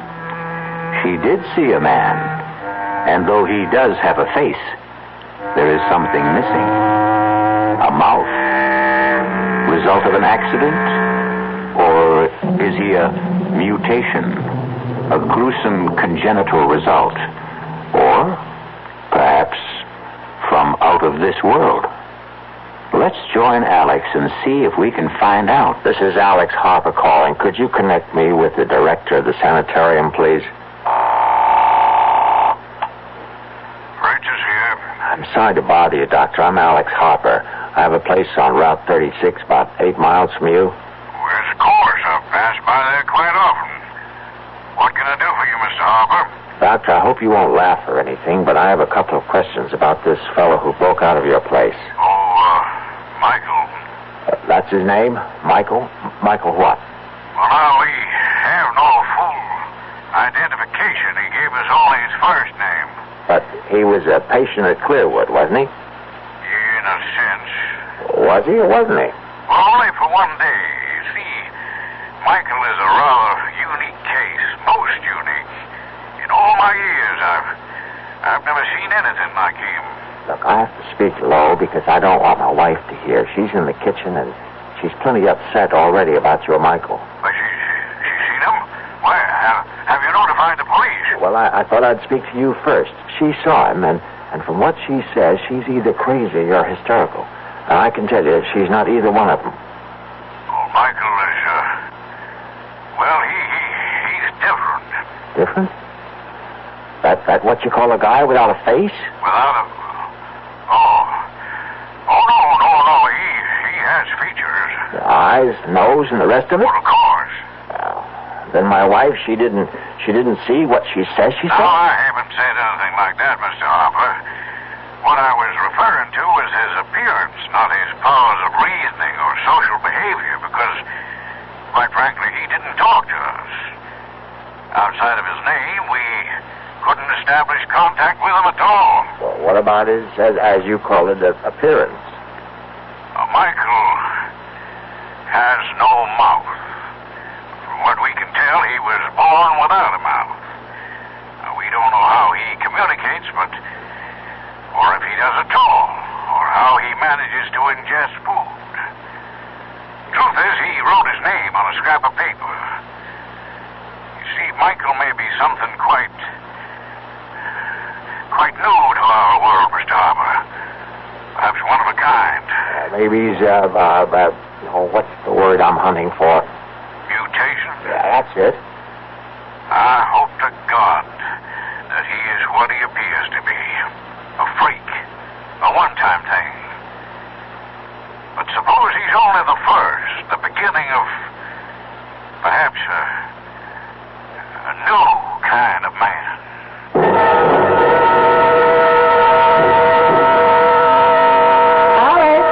Right in. Uh-oh. What were you... Oh, no. Oh, it's only an old ashtray. No big loss. How'd that happen? I got up when you called, and this case was on my lap, and it fell off. Well, you'll pick up the pieces, won't you? I've got something cooking. Sure. Hey, it's open. Judy, the bag is open. What's open? Oh, well, never mind. Well, what do you know? Hey, will you look at this? Now, Alex, you want me to ruin supper? Well, it's almost like a miracle. You see, Ace found this bag, and I couldn't figure out a way to open it. It looks just like the kind of bag Doc Stevenson carried. You don't have to be an engineer to open one of those. Oh, yeah? Well, this one has no lock or no nothing. And when I just dropped it and broke the ashtray, it opened up. And look what's in it. Let me see this eighth wonder. All these bottles. Oh, that's strange. Hmm? Doesn't feel like glass. Plastic? Mm-mm. Not plastic either. I never felt anything like this. Oh, what's the difference? Say, here's one that says cardiac arrest. And this one's cerebral occlusion and lymphoid carcinoma? Ajana pectoris and respiratory carcinoma. Spinal sarcoma. And this one at the end, tuberculosis. Alex, what is all this? What are these pills? Well, how should I know, except that they're important. Here's one that's different. For cuts, bruises, and dermatological eruptions. Looks like talcum powder. It obviously belongs to a doctor. But what a doctor? What does that mean? Have you ever heard of a doctor who has a bag full of pills that cures heart disease and cancers, not to speak of stroke? The worst plagues of mankind, and here in our hands are the answers to what science has been searching for. Cures? Those pills aren't cures. Who ever heard of a pill curing cancer, heart disease, or stroke? Well, why not? Think a moment. Look at this bag, Judy. Ever seen anything like it in your life? I tell you, I don't understand it. I don't know where it came from, but it's like nothing on this earth. And these pills, now go on and laugh if you want to, but I know they can do what their labels say. Now, I can't prove it, but I know. All right, dear. If you want to think that, you go right on. I've got dinner to make. Now, don't patronize me. Alex, aren't you carrying this a little too far? You don't seem to realize what we have here. And you do. Those things could be dangerous for all you know. Oh, my God. Now, how can I prove? Whoa. Wait, there is a way. And right now, here, help me. Here. No, don't, Alex. All right, then I'll get these bandages off myself. Now, I'm begging you. Now, the doctor said that... It's kind of awkward. Now, get scissors and cut some of this away. Now, get it. I won't be part of this stupidity. Now, you've lost your mind. Are you going to help me or not? Now, once I get the bandages off, I'm only going to put some of that powder on the stitches and on the skin where it's so red. That's all. A little powder. Oh, now, what can happen? What? Honey, don't you realize what this is all about? If this should work, and it will, you'll see, then those pills for cancer and heart... See now? Alex, these things happen in stories, but not... It's for you. You'd be well. Don't you understand? When Doc told me what he'd found, that you had a heart condition, But he assured me it was nothing to worry about. Oh, the old bedside manner. He wanted to break it to you easily. Did he tell you that it No, was... I can't say that, but how can heart disease be anything but serious? So when somehow the bag opened and I saw what was inside, I couldn't think of anything but that you could be cured just like that. Oh, honey, I love you. Oh, Alex, I guess it's all right. Where are they? Here they are. That's better. Now, careful now. You don't want to cut those stitches. Good. That's fine. The skin is so red. Sorry, looking mess, I know. Now, please, give me that bottle of powder or whatever it is. Alex. Please. Here. The bottle is warm. Well, a hot day. Oh, it feels as though it's generating the heat itself. Isn't that wild? Judy, will you do the honors? Just shake some all over. All right. That should do it. A little more. It's all covered. That ought to do it. Feel anything? Not yet. How long do you think it'll take?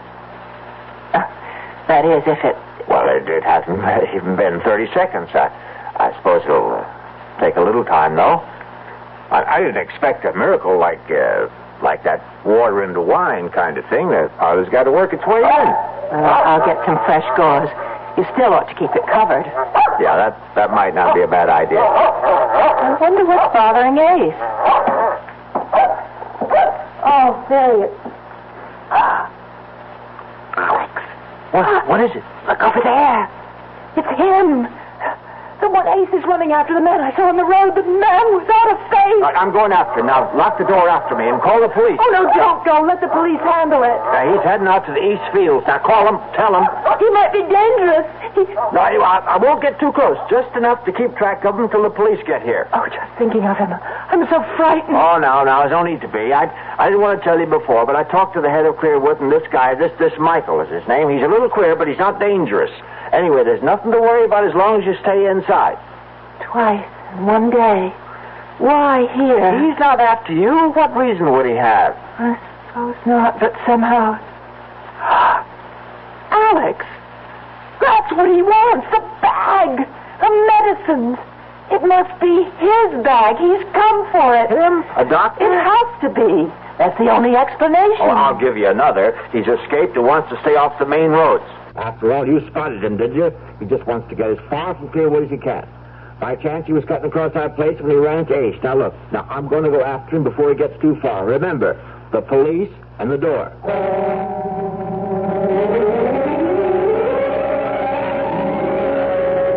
Now, don't get your dander up, Alex. We've known each other too long for that. You just show me again where you saw this fella last. Then I know that a good cop ought to be skeptical, but by God, I saw him run under that tree, then up and over that fence. Now, why would I lie? I don't mean to make out that you did any such thing. It's just so darn queer. Huh? Look for yourself. Look at what? That's it. Nothing to see. Oh, come on now. Let's stop this rustic routine. No footprints. Prints? Feel the ground. Soft, isn't it? So it's soft. And where are the prints? You say he was running? Yeah, with Ace right behind him. A man running puts down a mighty heavy print. Heavier than if he was walking. He could have gone across these rocks? Could have. But nobody could jump from rock to rock. That must be 20 feet between them. Yeah. Unless he can fly. Must be clear out of the county by now. Now, how do you come to that conclusion? Ace. That's why. We were anywhere near that there Michael, we'd be hearing Ace. You know he's always been a noisy dog. Well, he could have lost interest and run off after a rabbit or a woodchuck. Yeah, maybe. Something right over there, Alex. To your right. Grass is too tall. I can't see a thing. Something black. This side of that thorn bush. I see it. He's wearing black. Everything black. Yeah. Come on now. Stand up. Now, I'm telling you for the last time. Put up your hands and come out. Now, I'm going to fire a shot in the air, and if that doesn't fetch you, I'll put the next one into you. Ben, I don't think he's coming out. He won't shoot, will you? Just you watch. But he isn't armed. How do you know that? Well, if he was, he could have cut you down. Standing up, you'd make a beautiful target. You got something there. I'm going in. I got an idea. He's so scared he can't move. Now, don't be stupid. Come back. Oh, my God. Of all the stupid things... Oh, it's Ace. Our dog. He's dead. Yeah. Gee, I'm sorry. Oh, there isn't a mark on him. Look at his face. Oh, it's horrible. If I didn't know better, I'd say that something scared that dog to death.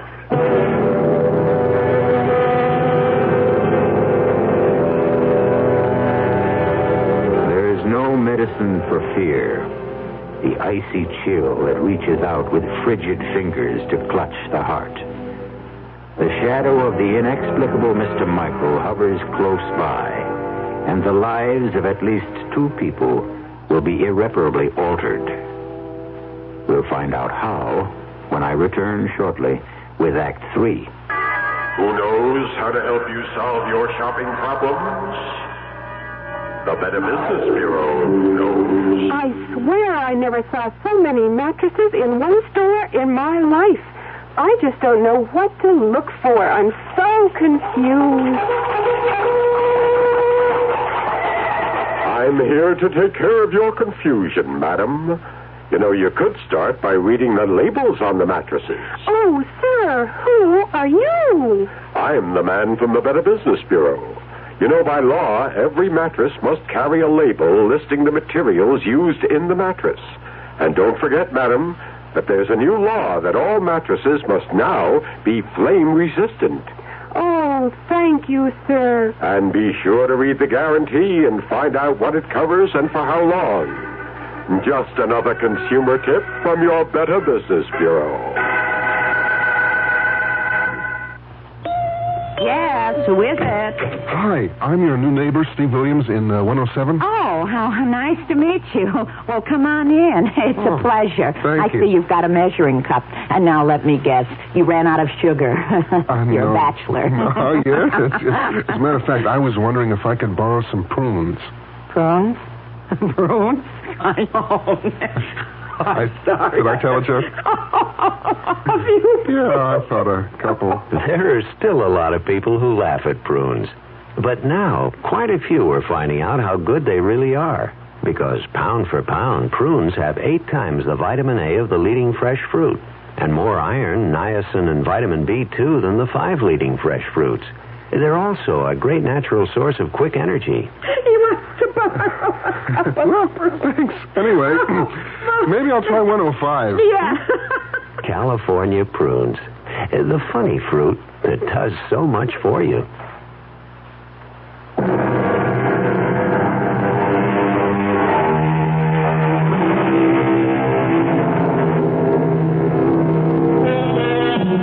The family dog has died mysteriously, and the presence of Mr. Michael is as real as if he had knocked at the front door.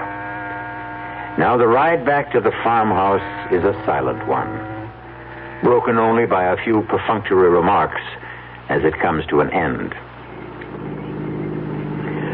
I'll keep in touch, Alex. Mm-hmm. If you see anything, give us a call. Yeah. Mighty sorry about Ace. See you, Alex.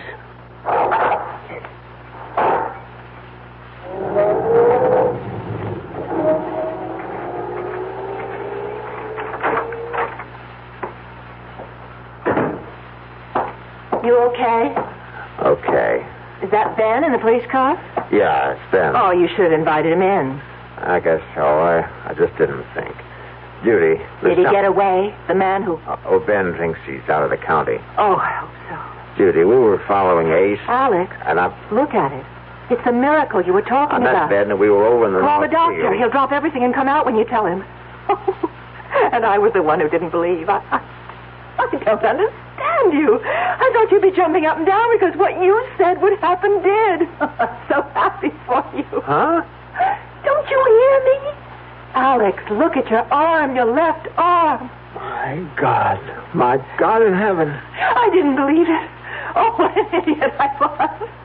Talcum powder. You want to know the truth? I thought you slept. Absolutely over the deep end. Telling me to shake powder off. Hey, I'm moving it. You see, like it was before the accident. Like a young arm. It's brand new. Yahoo! No more pain. No more stitches. No more pain. He wouldn't believe it. He won't believe it. Oh, Doc Stevenson, boo on all doctors. Hey, what do they know anyway? You'll never have full use of that arm. However, if you followed my advice, you'll think I borrowed another arm. Look, got a single scar. It looks like the skin was never even scratched. Oh, it's so wonderful. Oh, and I love you. You won't be angry with me. Oh, how could I be? And why should I be? The doctor's bag, the one Ace found? Yeah, the bag. Where is it? I have it. Well, get it, now that we have proof. Judy, you're going to be as good as new. The proper pill and no more heart condition. Hear that, world? Listen, oh, gracious universe. Well, it's on the desk. Well, what are we waiting for? Alex. Look, if it works like the powder, we'll stand them all on their collective ears. Judy, the bag is locked again. I was so full of doubt. When you left, I looked at the bag and... Oh, Alex, to me it was the embodiment of everything evil. And I wanted to destroy it, so I picked it up and somehow I pushed the flap down. Well, now I can't tell where one part fits into another.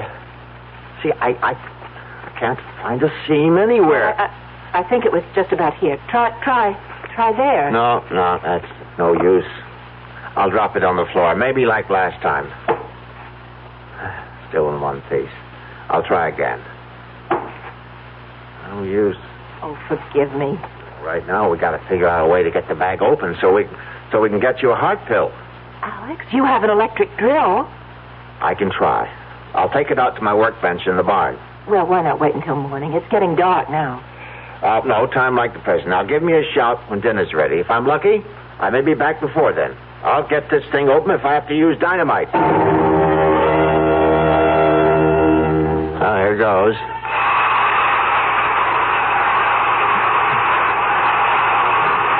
Nuts. The instrument will not achieve penetration. Do not be alarmed. I mean you no harm. You know who I am? Michael? I am he. Don't come any closer. There is nothing to fear. There is no belligerency in me. I have a gun. This rifle is loaded. That is a weapon? Yes. It can bring an end to consciousness? Easily. It is not my intention to cause any fear. But you have. You killed my dog today. The creature threatened me, and I did not intend to. I did not realize how weak it was. A simple mental probe, and I regret the occurrence. Haven't you ever seen a dog before? They are images in books and pictures. There are no dogs or animals where you come from? There is barely enough room for the higher forms of life. We have never learned to curb our reproductive powers, it seems. Well, where is this place you come from? This is Earth, the third planet from the sun, I think. I know. It is my home, too. Oh, that can't be. I exist, but not of your time. Not of my time? Time runs on. There is a past, a present, and a future. The threads are simultaneous. Oh, now you don't expect me to believe. I am fatigued from my experience, and I must return. If you will kindly give back my case to me, the one you have on the bench. It's yours? That is why I have come. It was misplaced, lost, but now that I have found it... Well, there's no argument about it, Doctor. It's yours. I am not a doctor, not in the context of usage in your time. Well, who cares? Listen, the case was opened up. I don't know how. The mechanism is faulty. I must exchange it. You did not utilize any of the contents. Well, only some of the powder in the bottle labeled... Yes, I am aware. But I did a fantastic job with my arm. Look at it. Look at it, Michael. Would you believe that only a few hours ago it was a match? I am well aware of the powers inherent in the powder. But now, please, give me the case. You cannot open it, for the key is in my hands alone. Stay back. I must open it once more, or you will. I've got to have something from it. Comprehend this. My time is far in your future. The compounds are of another time, different metabolisms. Evolution has caused basic changes. But the powder worked on me. It is probably the single excipient. I don't believe you. Look, I'll give you anything. Money. How much do you want to open it? I shall prove my point to you. You must be aware of the differences in our physiognomies. You mean your face? Exactly. The lack of an aperture above the jawbone. You call it a mouth. Have you wondered then how we are communicating? I have no mouth, for we ingest our nourishment through an osmotic process unknown to you. And if I have no mouth, then how do we communicate? You are moving your mouth, and I hear. I, on the other hand, send my thoughts to you through my mind. You see this is so? Yes. Think of it in this manner. I am you in a distant time. You should be able to comprehend then that medicinal compounds of my time may not be of benefit in yours. The differences in us are too great. But my arm... You were lucky to have chosen that particular container. My wife will die unless she has a pill. Just one pill. I have explained why you cannot have a pill. Open that bag or I'll kill you. I mean it. My demise will not help you. Comprehend. An unusual accident took place. A time warp misfunctioned, and I found myself in your time. The accident must have disturbed my balance, and I wandered from this place, leaving my case behind. We have communicated sufficiently. I feel joyous that your infirmity responded to the powder, but I cannot allow you to maintain possession of the case any longer. Stop. I took a vow to protect it with my life. I must fulfill that vow. Give it to me. That holds you for a while. You don't realize it, but you told me how to open this. You said the key is in your hand. It'll open to your handprints. Now your right hand on the bag. Nothing. Well, maybe Maybe both at once. There. I'll try one on each side. Yes, I've got it. Judy, it's open.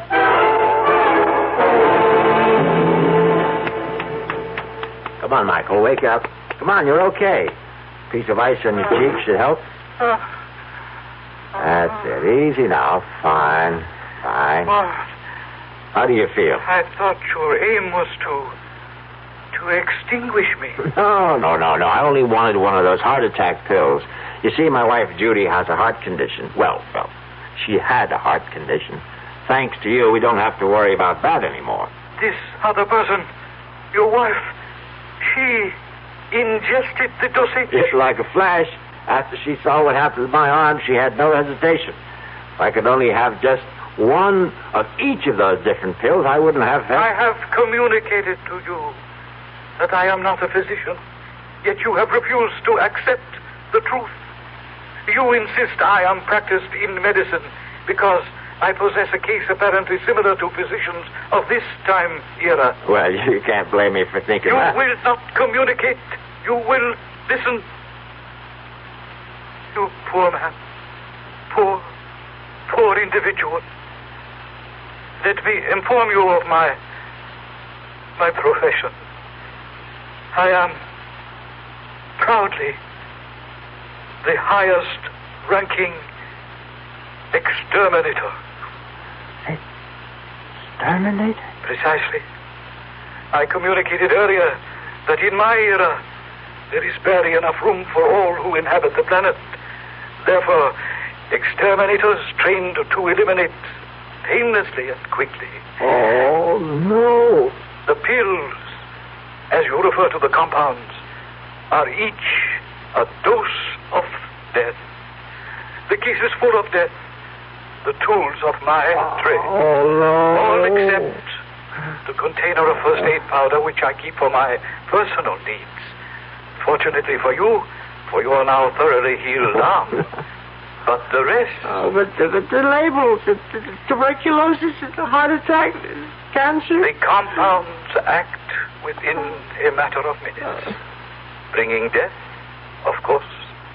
Instead of resorting to the crude murders of earlier, more primitive eras, it is more comforting for the family to report that one of its members has died of cancer, heart disease, or any one of a dozen other diseases. Murder. Elimination. Murder. My case. Please. You must have an antidote. If you make a mistake, there must be some way you... are not committed. I am sorry for your bereavement. Oh, no. I shall depart. Be assured, there was no pain. Oh, no.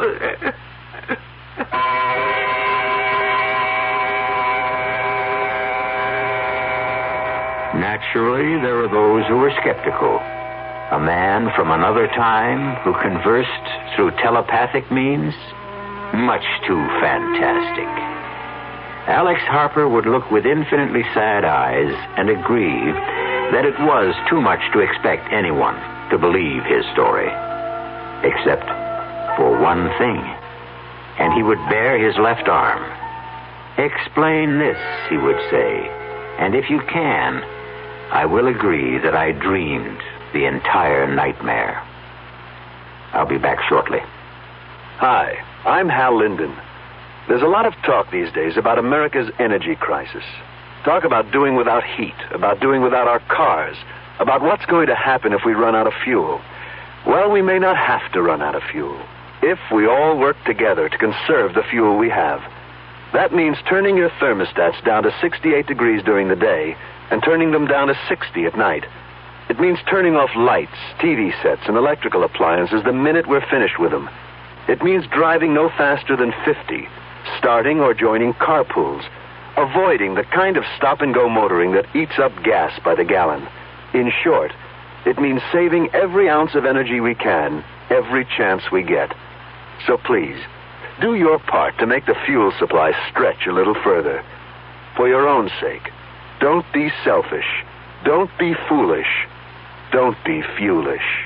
This message from the Federal Energy Office and the Advertising Council.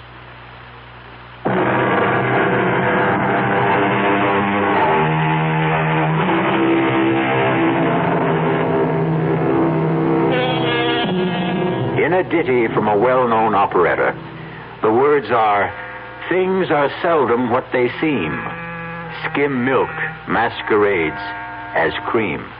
And as you have just heard, words alone may tell only part of the real story. But for stories guaranteed to increase your pulse beat, my suggestion is the Radio Mystery Theater. Our cast included Patrick O'Neill, Marion Seldes, Ian Martin, and Leon Janney. The entire production was under the direction of Hyman Brown. And now, a preview of our next tale. I know. I hadn't emptied the tub. The water's still there. It must be. I'll show you. I don't understand it. Tub's bone dry, ma'am. Hasn't been used. Now, not tonight, anyway. His clothes. Howard's clothes. He'd empty his suitcases and put his clothes in the closet. His suitcases, too. Just ladies' clothes. Yours, ma'am? Yes. Now, hey, don't cry. Hey, look, this dream you had. It was no dream. Okay, so maybe you imagined... I didn't imagine anything. Do you imagine a husband? Do you imagine a month-long honeymoon? Do you imagine a man in a chair with a knife in his chest? This is E.G. Marshall inviting you to return to our Mystery Theater for another adventure in the macabre. Until next time, pleasant dreams.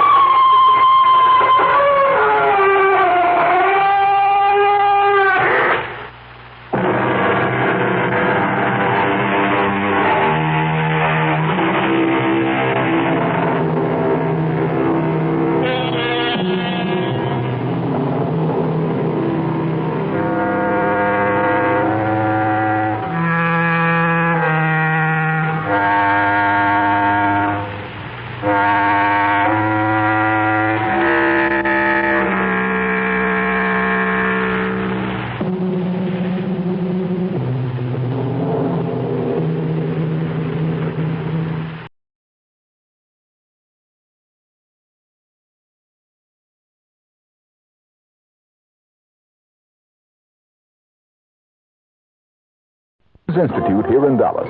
The program is open to any man or woman interested in broadcasting as a career. For application details, call the Scholarship Coordinator at KRLD 634-1080 during business hours. That's 634-1080.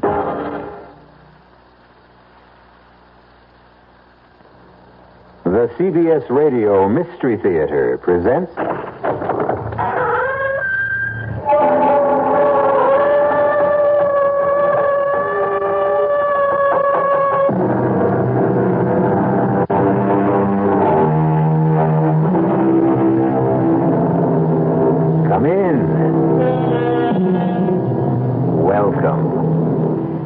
I'm E.G. Marshall. Welcome to the sound of suspense. Welcome to the fear you can hear. But mostly, welcome to the world of terrifying imagination. In this story, you're going to meet what some people call a shutterbug. You know what a shutterbug is. The kind of person who never goes anywhere without a camera swinging from a strap around his neck. Who is never content unless they're aiming a lens in your direction, whether you want to be photographed or not.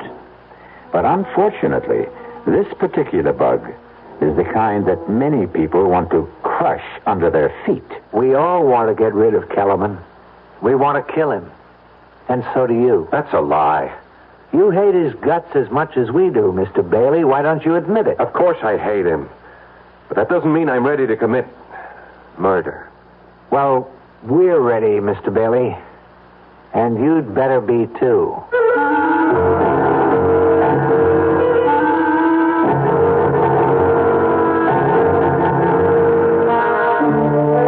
mystery drama, A Choice of Witnesses, was written especially for the Mystery Theater by Henry Slessor and stars Paul Hecht. It is sponsored in part by the Kellogg Company, makers of Kellogg's Special K cereal. I'll be back shortly with Act One. And now another tale of the ball and chain. At Kellogg's Special K presents the good, the bad, and the heavy. Why is that cowboy wearing a ball and chain? Because carrying around extra pounds can be just like carrying around a ball and chain. How symbolic. What will it be, senor? Give me the Special K breakfast. Here you go. For a Special K, it's milk, juice, and coffee. Hey, don't I know you from someplace? You probably don't recognize me with my ball and chain. I used to be 10 pounds lighter, but I'm getting back that way by exercising and eating smarter every meal. Starting with this here Special K breakfast. What's so special? It's less than 240 calories, 99% fat-free, and delicious. It's going to help me get rid of this here ball and chain. I bet your horse will be glad to hear that. Another ball and chain bites the dust. Your happy ending could begin with the Kellogg's Special K breakfast. That's Kellogg's Special K. That's right. Good night. Everybody needs to find a home. It's walls and floors and windows and doors with its own address outside. It's a yard with trees. Can you feel the breeze? Do you want to touch the sky? It's your home. It fits you like a glove. It's filled with love and family. Everybody needs to find a home. Centennial Home, quality that's around you. The builder will plan your home around you. Centennial Home, I'm greater than you. Centennial wants to be number one with you. Because Centennial wants to be number one with you, they're offering the lowest interest rates, 7 3/4% on homes purchased FHA or VA. Check Sunday's newspaper or call Centennial at 434-1661.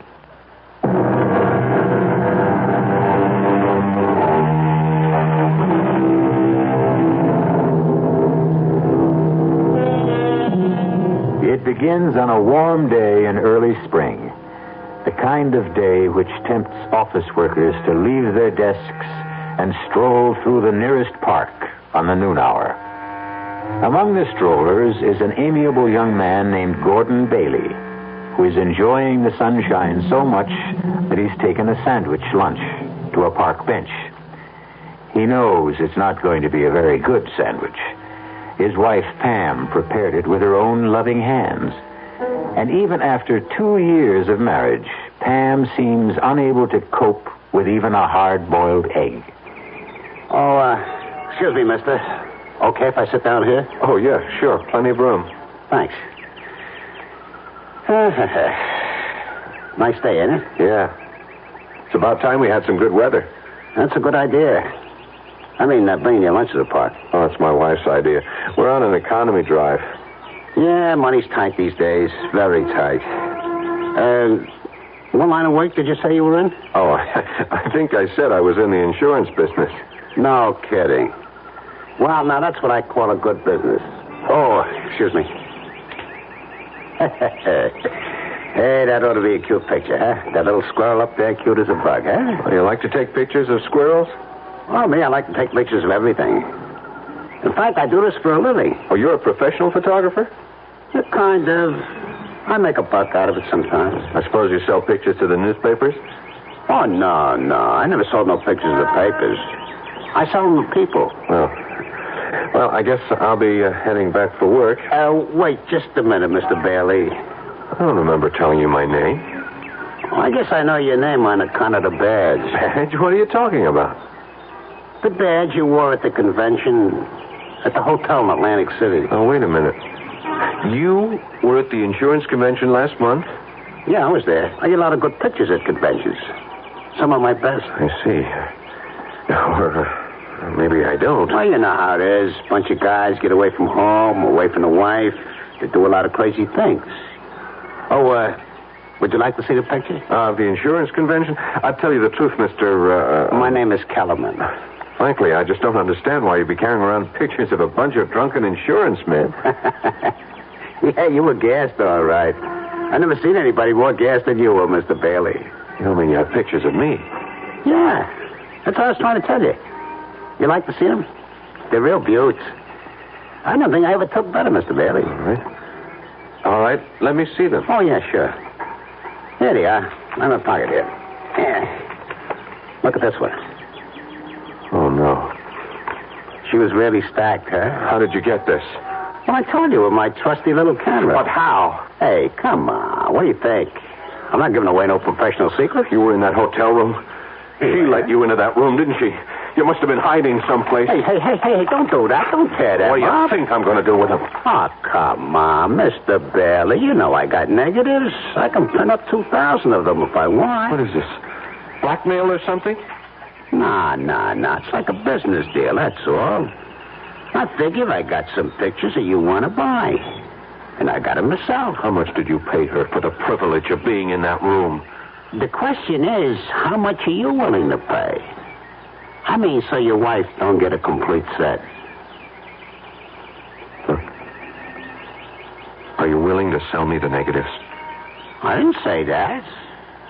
I got a different kind of deal in mind. You know what would happen if I told the police about this?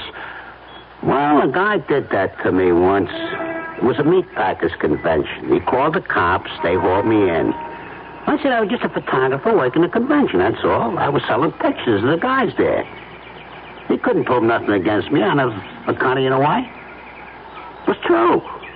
I am a photographer. I do work conventions. I sell regular type pictures, too. But they're not as profitable as these, are they? You know, that guy became one of my steadiest customers. Only then his wife divorced him anyway. He wouldn't make no more payments. Payments? Are you saying this is a regular thing? How much you earn at that insurance company? I figure a young guy like you, they pay about $15,000, $18,000 a year. Am I right? Listen to me, Kellerman. The woman at that convention, I didn't want to get mixed up with her. I was just so tight, I didn't know what I was doing. Oh, hey, you don't have to tell me about stuff like that, Mr. Bailey. I've been around plenty. I know how guys are. No, you don't understand. Look, I'm only married 2 years. I love my wife very much. And the only reason I got into that stupid mess was because of my boss. I didn't want to insult him. He was drunker than I was. Oh, come on, Mr. Bailey. You don't have to explain nothing to me. I know you don't want that nice little wife of yours to see these dirty pictures. And I don't want to show them to her, believe me. She'd never understand. Pam would never... Listen, I'll tell you what. I'll give you a flat price for the negatives, and that'll be it. Understand? I got a nice bonus recently. I'll give you $300 cash tomorrow afternoon. How does that sound? Now, listen to me, Mr. Bailey. People are real funny about this kind of business. They never believe a guy like me can, be honest, you know? Honest? That's some word. Well, what I mean is, they always think that if they pay me a flat fee, I'll be coming back at them again. You see what I mean? Even if I did give you the negatives, you'd figure I had copies someplace that I could hit you again any time, right? Look, I'm willing to take your word for it. Nah, Mr. Bailey, nah. You just spend the rest of your life worrying about me coming back. Am I right? But this way, you just make one small payment to me every month, like you pay the electric bill or the rent, you know? How much? How much do I have to pay? I figure you for about $40 a month. Now, that's not so terrible, is it? Just $40 a month? How do you collect the money? Oh, in person, Mr. Bailey. I just go around to all my customers once a month, and I collect in person. It's better that way, believe me. $40.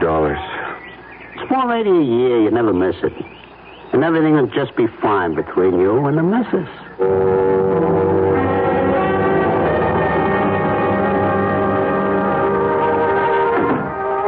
That you, honey? Yeah, it's me. Hey, shut up, you mutt. Hi, darling. Oh, be quiet, Lockjaw. It's your Lord and Master. I'm sorry I'm late. I decided to do a little Christmas shopping after work. I forgot how long it takes to fight those crowds. Oh, what a gorgeous package. Is that something for me? Never mind. Well, just in case it is, here's a big kiss in advance. Hey, you smell good. Is that a new perfume? It's the same old stuff. The one I'm practically out of. Hint, hint, hint. Oh, cut out that hinting. I've already spent more money than I should. Oh, speaking of money, that man was here. What man? You know, the one that comes around every month. That Mr. Kellerman. Kellerman? What the heck was he doing here? It's only the 19th. Well, I don't know, Gordon, but he was here just the same, looking for you. What did he say? Nothing. Just that he'd be back later. Later today? Mm-hmm.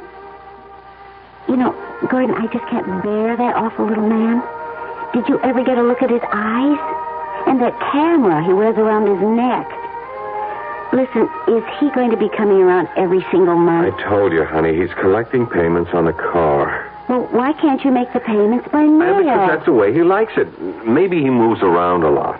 Well, he gives me the creeps. You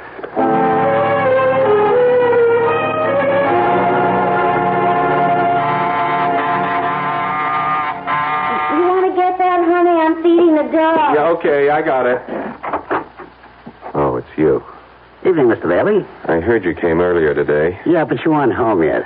Hope I didn't disturb your wife too much. Look, we'll talk in the hallway. Oh, yeah, of course. All right. What's this early visit all about? You going away for the holidays? Oh, no, I never go anywhere this time of year. This is one of my busiest times of year, you know? Yeah, I can imagine. I get some of my best pictures around now. You'd be surprised. You know how it is. People get all filled up with the Christmas spirit. All right. Get to the point. You want your payment now? Well, I wouldn't mind, of course, but that's not the reason I came around, Mr. Bailey. You see, I want to tell you that the payments are going to go up. What? I really hate to do it, but it's the inflation, you know? Everything costs more: food, clothing, film, gasoline. I'm just going to have an increase, Mr. Bailey. I'm sorry. How much of an increase? Well, just another $15 a month. 15? Terrific. Now it's 55. What's it going to be a couple of months from now?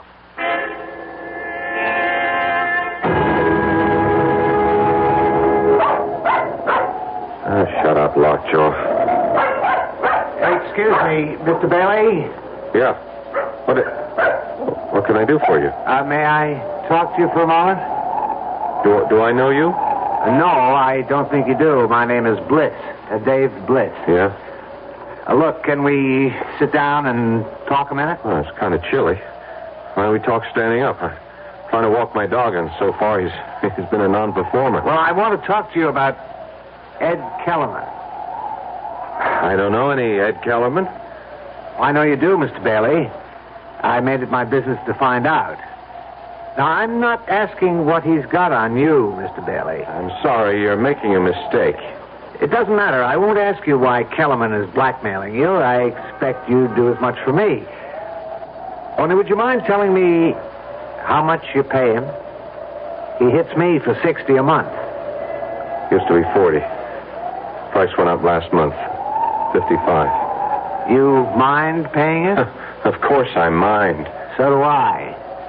I'd mind if it was $10 a month. And not just because of the money. I hate that slimy man, and I'm sure you hate him as much as I do.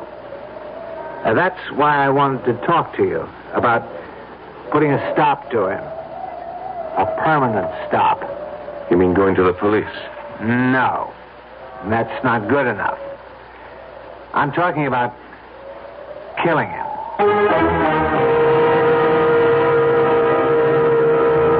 Every problem has a solution, they say. And Mr. Dave Bliss seems to have arrived at his.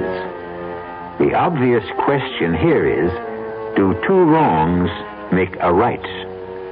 We'll find out what Mr. Gordon Bailey thinks about that dilemma when we return shortly with Act Two. In 1919, someone had a big idea. Let's help youth understand big business by starting them in small businesses of their own. And Junior Achievement was born. Each group elected a board of directors, chose a product, set up a production line, sold stock, and went into business. That year, 314 students made and sold products and learned the business of business.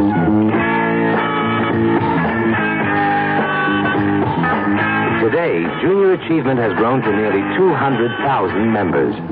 Junior Achievers are designing and marketing their own products and services, from cutting boards to printing. They're organizing sales efforts, writing marketing plans, calculating profit and loss. Running these small businesses helps Junior Achievers understand how big business works. Support Junior Achievement, where youth learns the business of business. Call your local Junior Achievement office. The Dallas Times-Herald. You're doing more, we're doing more. With 100,000 people in Dallas playing tennis, you can imagine there's a lot of interest in the kind of coverage tennis gets in the newspaper, and how much attention is... What is the Dallas Times-Herald doing to satisfy the growing number of tennis fans and players in Dallas? Listen to sports writer Tim Taylor. So we don't treat tennis as a 3 times a year sport to be covered only when there's a major professional tournament in town. We try to emphasize what's happening in Dallas at the grassroots level, with stories that range from developing junior players to high schools and colleges to the average player who may not belong to a tennis club or league. And what this does, of course, is to... You're doing more to learn what's going on. We're doing more to tell you. And there's a simple way to prove it. If you're not a Times-Herald subscriber, call this number, 744-6101, the Dallas Times-Herald. You're doing more. We're doing more.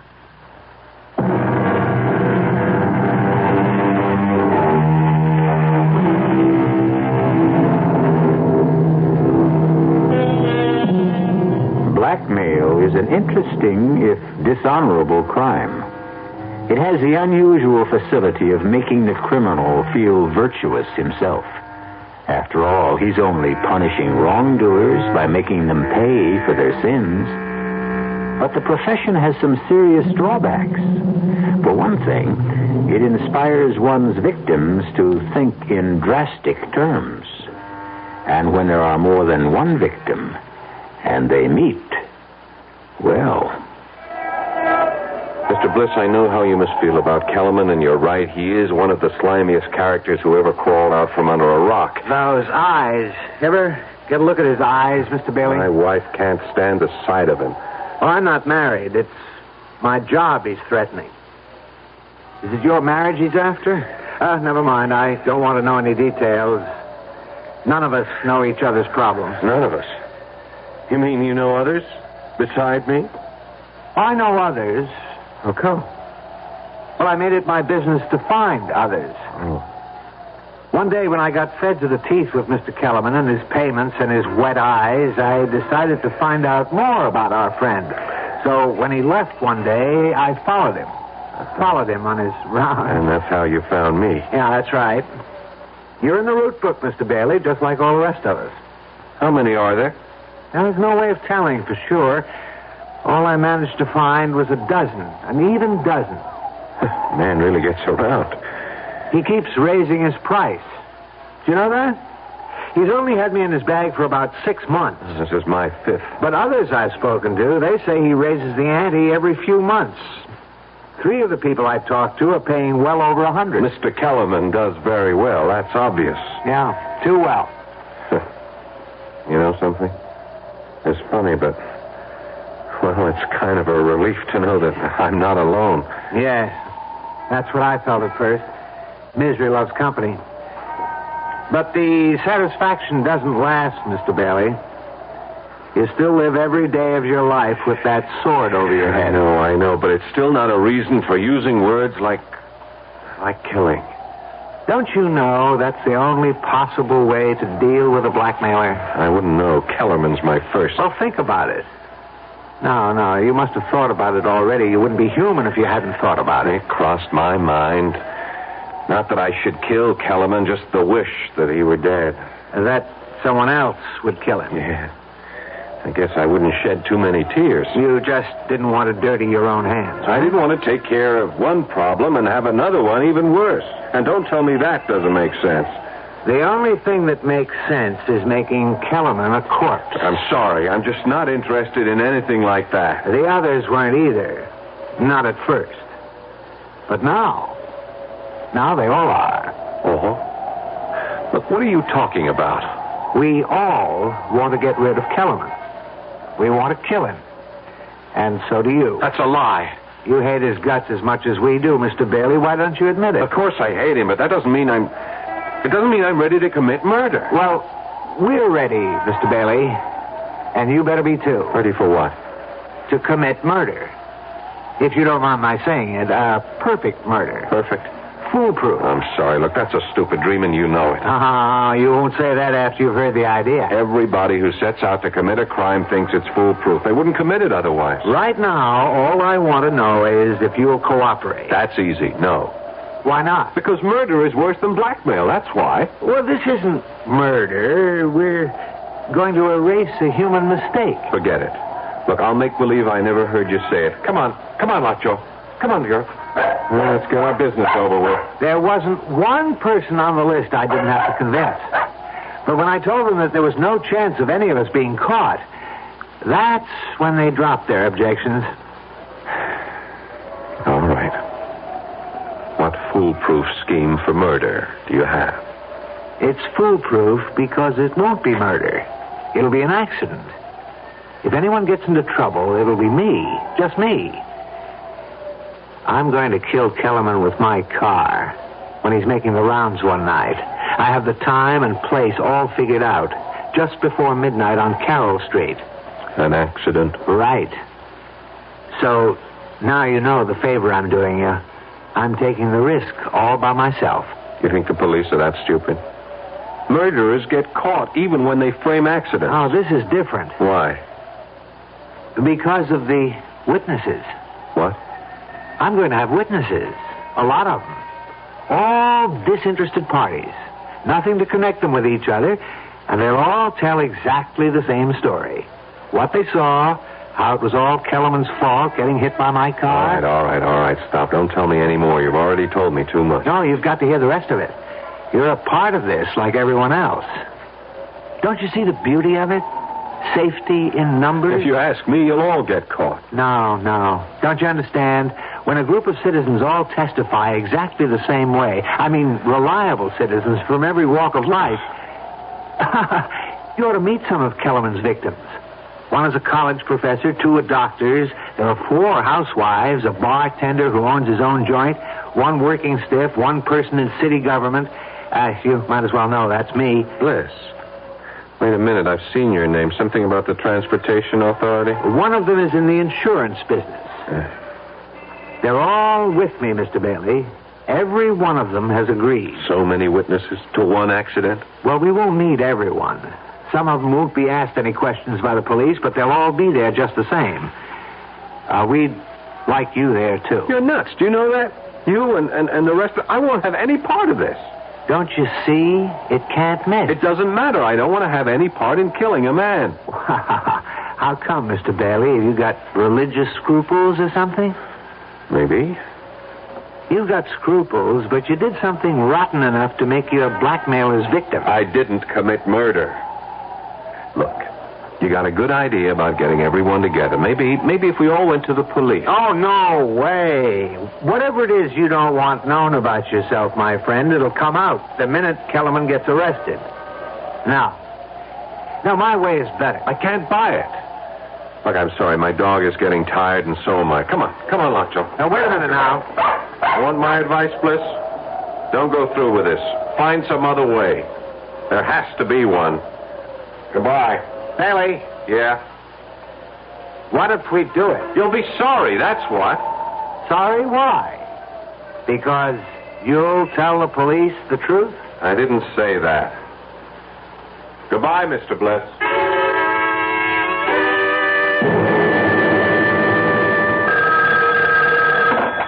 Hello.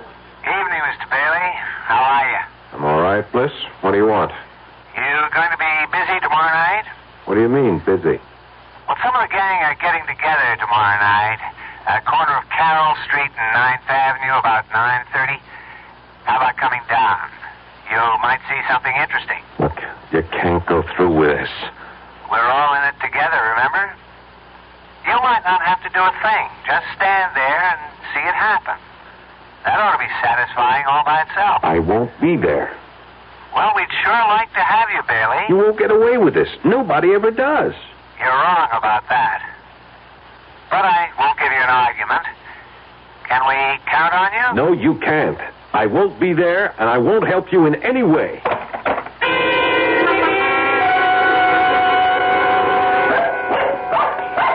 Oh, shut up, Lockjaw. What's the matter with you tonight? Gordon? Yeah? Do you think Lockjaw's all right? She keeps staring at the door and growling. I don't know. Must hear the neighbors or something. Maybe she's waiting to bark at that man, the collector, you know? Kellerman? Uh-huh. Isn't he coming tonight? He usually comes on the last Sunday of the month, doesn't he? Yeah, usually. Well, I doubt if he'll be here tonight. It's almost 11 now. Oh. I didn't realize it was that late. You haven't done much this evening. Don't you feel all right? Yeah, sure. I'm all right. Well, you just seem to be, waiting. Was it for that man? Because if it was, well, I'm sure he's not coming, honey. I think we ought to go to bed, listen to the news or something. Oh, the news. Yeah, I guess it's on right now, isn't it? Just about. You want me to turn it on here? Yeah, sure, would you? Okay. The conference, now postponed until February, will include top officials from both nations. On the local front, a man who has been identified as Edward Kellerman of 1811 Sudworth Avenue Gordon, do you was suppose he's the killed same? by an automobile tonight on the corner of Carroll Street and 9th Avenue. The driver of the car, city administration official David Bliss, was released after questioning. 5 witnesses on the scene of the accident testified that Kellerman had stepped into the automobile's path as it rounded the corner. In sports, the Golden Warriors announced their home. Gordon, do you suppose it's that man, the collector? You think that's the reason he didn't come around tonight? It would be a good enough reason, wouldn't it? If he was dead, lying in the middle of the street, dead. You look so strange. Gordon, did you like that man? If you want to know the truth, Pam, I hated him. You did? Why? Just on general principles. Oh, I really don't understand you sometimes, Gordon. Hand me the phone book, huh? Okay. Thanks. Here. You going to call somebody? Honey, why don't you go to bed? I'll be in a few minutes. Yeah, but who are you calling? Just someone I know. Someone who knew Kellerman. Oh, I see. To find out if they know about what happened to him. Huh? Yeah, that's right. Okay, honey. I'll go in then. I'm feeling a little tired. Yeah, so am I. I'll be right. Good night, sweetheart. Good night.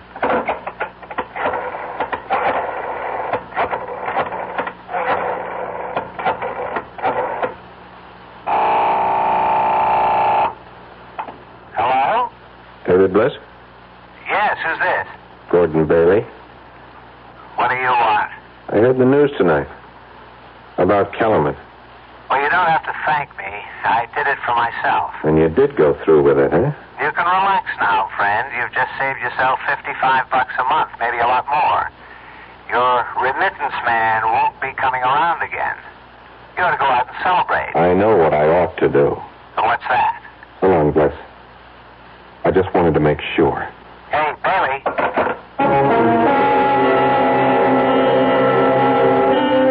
Obviously, there's one thing you can say for David Bliss. He's a man of his word.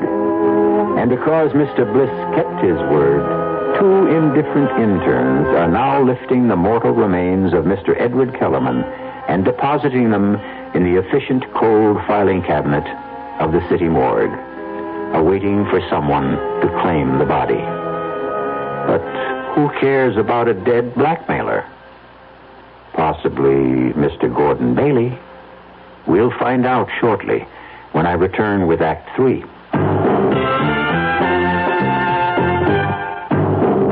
Ever had a tall, frosty glass of Amplitude? Well, if your beer is Budweiser, you've had it often. Amplitude is a fancy word for the entire taste phenomenon, the total experience of flavor. Next time you take a healthy swallow of Bud, watch what happens. Think about the sensations you're experiencing. Notice how the flavor of Bud comes on nice and easy. Not too strong, not too quick, just right. Notice just the clean, crisp togetherness of Bud's taste. Everything in perfect balance, with no single element jumping out at you. And there'll be no aftertaste either, no hanging on. And you'll be refreshed and ready for another glassful. Actually, Bud drinkers have been experiencing amplitude for years, but they never phrase it that way.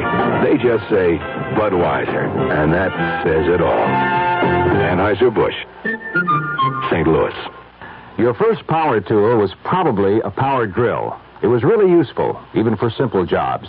It's still useful, even now that you've gone on to more difficult projects. Hi, Frank Lieber here for True Value Hardware Stores, and they've got an essential companion for your power drill. Black & Decker's electric drill bit sharpener. As your workshop skills become sharper and sharper, your drill's bits become duller and duller. Buying new ones time and time again is expensive. Black & Decker's drill bit sharpener will make them sharp as new again. It works like an electric pencil sharpener. It fits 11 bit sizes from 1/8 to 3/8 of an inch, and it's double insulated for electrical safety. Right now, True Value Hardware Stores have the Black & Decker drill bit sharpener at a new low price. It was $19.99. Now it's $4 less. Just $15.99. Get the Black & Decker electric drill bit sharpener for just $15.99 at the True Value Hardware Store nearest your home.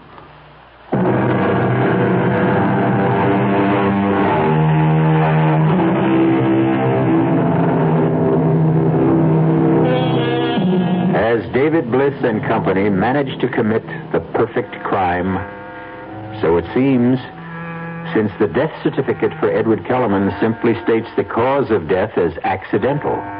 At least a dozen people know otherwise, but they remain silent, feeling not grief, but relief. The only one who finds it difficult to maintain that silence is the one victim of Ed Kellerman who was knocked on the corner of Carroll Street and 9th Avenue that fateful night. Honey, do you know it's almost 2 o'clock in the morning? Oh, is it? Really? You know, I honestly think you are coming down with something. A virus, maybe. Pam, will you please stop fussing? You're beginning to sound like my mother. I certainly wouldn't want to do that. I'm just trying to get you to go to sleep. You've got a job to go to tomorrow. You know, it's funny about my mother. When I was growing up, she made me feel that there was something, I don't know, something so profound about religion. Well, if you ask me, she just likes the bingo games. My father was that way, too. But neither one of them really seemed to live their religion. You know what I mean? I mean, they talked about loving their neighbors and so forth, but they didn't love them at all. They were always saying the nastiest things about them. Well, that's how people are. When I was in my teens, I used to call them hypocrites. Now, I just wonder if I'm any different than they were. I really don't think I am. Different how? Well, about things like the 10 Commandments, for instance. I wonder if there's one I haven't broken. I hope you haven't coveted your neighbor's wife. That's about the only one I can remember. I remember them all. You do? Yeah, I won a prize in Bible class when I was only 8 for reciting all of them. Thou shalt not this. Thou shalt not that. There are only 8 shalt nots. Thou shalt have no other gods beside me. Thou shalt not worship any graven image. Thou shalt not take the name of the Lord thy God in vain. Thou shalt not kill.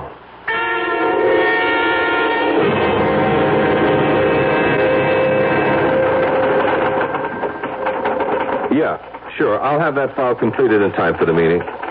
Righto, Phil. Bye. Oh, Sylvia, did you reach that number yet? No. Okay, well, buzz me if you do. All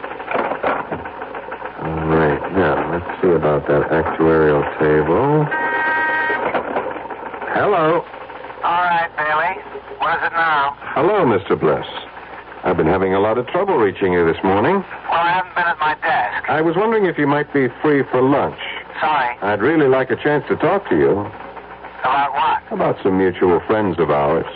If we're talking about the same thing, Bailey, they're not mutual friends.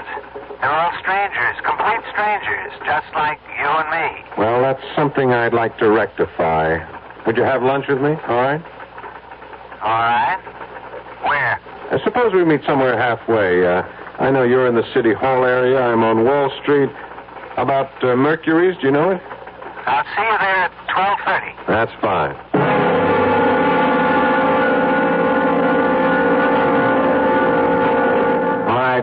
let's have it. You don't want a social lunch. You have something on your mind. You're right. Something I can't get off my mind. How about our old friend Kellerman, I suppose? You remember what you said about him? How he was a sword hanging over your head? So? He's still that for me, Mr. Bliss. He is exactly that. Kellerman is dead. He won't be ringing your doorbell anymore. How come you're not grateful for that? If Kellerman had really been hit by a car, if he had a heart attack or something, yes, I admit I would be glad about it. I would have gone out and celebrated. I would have slept very well at night. But the way things are, I'm not sleeping at all. Try pills. I'm just sorry you ever came up to me in that park. If I didn't know it was going to happen the way it happened, it never would have bothered me. But I do know, and it bothers me too much. So? The thing is, I don't know if I can live with it. You want to be more specific? I don't know if I can spend the rest of my life with this thing on my conscience. Your conscience? Look, you had nothing to do with Kellerman's death. I don't know what you think Kellerman had on me, Bliss, but it wasn't anything illegal. Just immoral, right? It was something stupid I did. Well, there was nothing stupid about what we did. Wasn't it? Are you really so sure you've committed the perfect murder? Shut up. Don't you ever use that word in front of me. You're still afraid, aren't you? Afraid of being found out. It can't happen. Not as long as we all stick together. Oh, safety in numbers, right? When the police came, they only questioned 4 of them. Every single one told the same story. There was no reason to doubt their word. Why should there be? Because there was no connection between them. Right. They were all strangers. Nothing to tie them to each other. Except Kellerman. What about the records he might have kept? His little black notebook, for instance. We thought of that, too. First thing we did when we went to his body was lift that book right out of his pocket. Oh, what about the apartment? What about all the stuff he had there? The second thing we lifted was the key to his apartment. One of our guys, Joe, the bartender, went straight there. He cleaned out every scrap of paper in the place, every single one of his rotten photographs. You were very thorough, weren't you? Yeah. We were thorough, Bailey. And you ought to be grateful, not worried. I am worrying. I'm worrying about whether or not I should... Go on. Whether or not you should what? Bailey, are you thinking about going to the police? It occurred to me. You mean you'd turn me in? I don't know. I just don't know. Did it ever occur to you to turn Kellerman in? Yes, often. But did you? No. Why not? Wasn't he committing a crime? Wasn't he disturbing your precious sleep, too? Yes, he was. But you didn't turn him in because you were afraid for yourself. Isn't that the truth? I suppose so. So all this morality of yours, this conscience you talk about, you didn't discover you had any until Kellerman was gone, until he was no longer a threat to you. Isn't that true? I still say blackmail isn't murder. Bailey, I've got news for you. I wasn't going to tell you this unless it was absolutely necessary. Tell me what? Kellerman may be gone, but his photographs are still around. What? You heard me. We have all of Kellerman's negatives, all the dirty pictures he ever took. Most of them have been returned to his victims. Everyone who cooperated with us. I see. That means we have your pictures, too, my friend. You understand? And if I don't cooperate, I get a new blackmailer. Is that it? No, that isn't the way it is at all. Kellerman bled you, Bailey. Every month he came whistling up to your front door asking for money. More and more money all the time. But that's over now. Done and finished. So what you're saying is, if I go to the police, the photographs go where I don't want them to go. I'm sorry to use Kellerman's own tactics, but you're forcing my hand. Bailey, please use your head. You've got nothing to gain and everything to lose. Somebody's done you a favor. The only way to show your gratitude is to forget it. What do you say? Well, I'll think about it.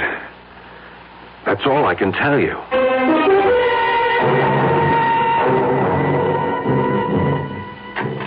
Want any more coffee, honey? No, thanks. You look so tense, Gordon. Yeah, I guess I have been acting pretty jumpy tonight. Well, you've hardly said 2 words to me since you came home. The thing is, I've been thinking a lot, Pam. About what? About whether I had the nerve to tell you something. Something that happened about, 7 months ago. What do you mean? Pam, you remember that insurance convention I went to back in July in Atlantic City? Of course I remember. I couldn't go with you because of Mother being in the hospital. I wish you had been with me. Then nothing would have happened. What did happen? Did you get into some kind of trouble? Yeah, I got myself into trouble by being stupid, by drinking too much and letting Hal Emmons drink too much. Emmons? You mean your supervisor? I was still new on the job. You remember, Pam? I wanted to make good. Yeah? I was afraid of Emmons taking a dislike to me, afraid of crossing him. We both got drunk that second night. Emmons insisted that we pick up these girls. But, honey, I swear, I didn't want anything to do with it. I wasn't the least bit interested, but, Emmons is the kind of guy who uses conventions to swing a little, I told him I was crazy about my wife, that home cooking was good enough for me, but he just pressured me, Pam. Oh, Pam, can I make you understand? Go on. What happened? We brought the girls upstairs. They had adjoining rooms. They were professionals, you see. Gordon. Honey. Gordon, why do you have to tell me about this?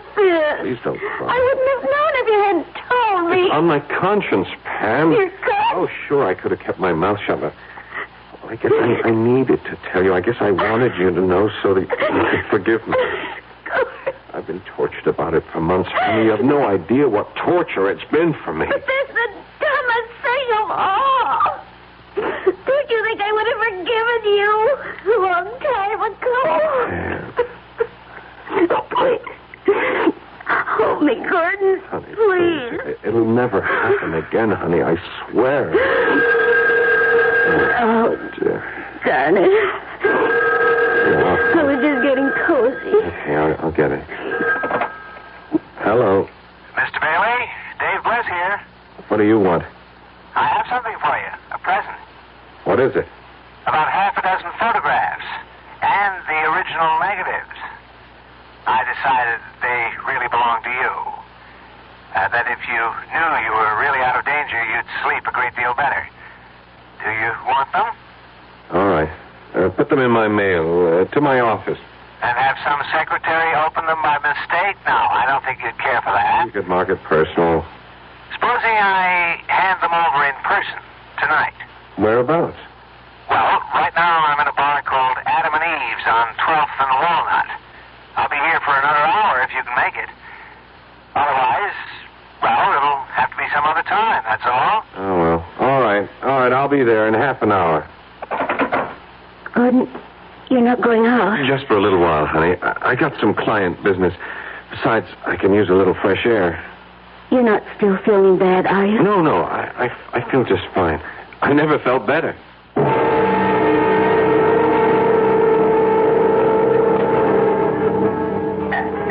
Maybe I'm crazy to do this, Bailey. Maybe I'm putting my neck into a noose, giving you back these photographs. And why are you doing it?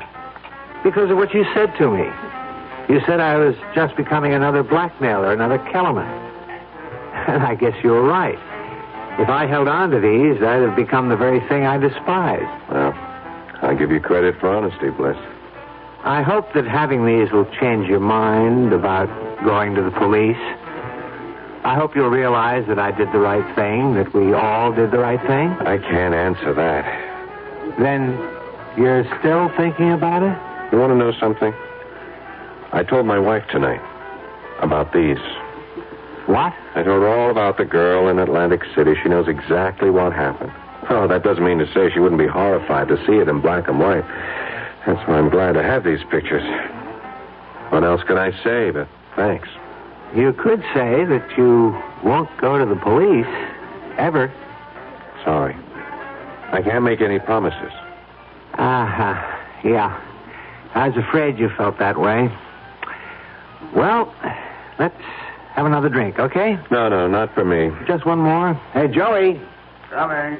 Really, I have to be going. My wife's waiting at home for me. What'll it be, Mr. Bliss? It's trouble, Joey. All the trouble we can handle. Yeah. I figured it had to be. Hey, what is this? Sit right there, mister. Put that gun away. Oh, my God, Blitz, what are you doing? Go on, Joey.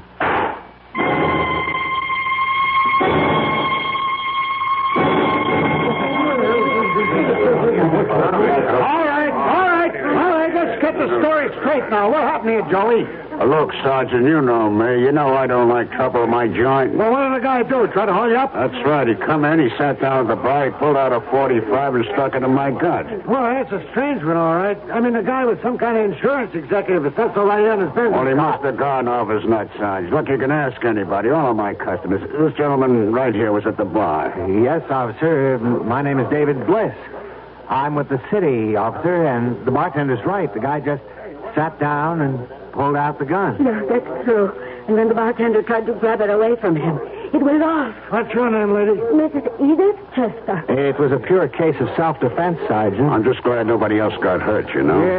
Yeah, you were lucky, Joey. You were all lucky. Okay, I'll need some statements now from some of you other witnesses.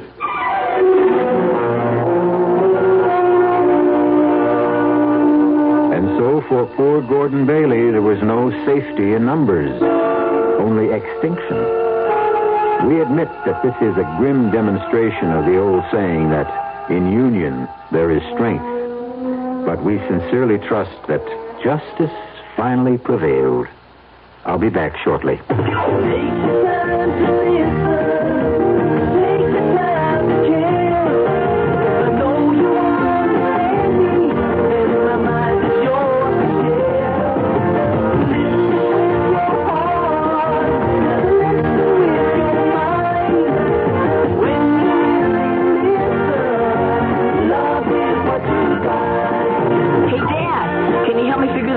Later, I'm busy. Honey, I'm worried about Robbie. Let's talk. Daddy, do you know what happens to bears in the wintertime? If all they hear is your busy signal, some very important people might stop calling. And there are messages you can't afford to miss.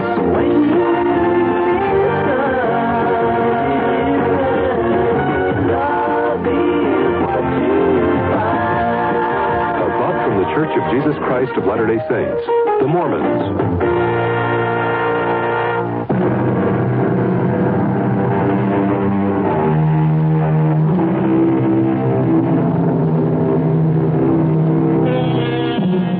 If there's a moral to this story, it might be that eyewitnesses can't always be trusted, even when they're being honest.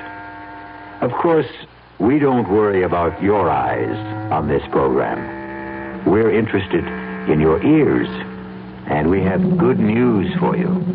Many thousands of ears are now listening to these exercises in imagination.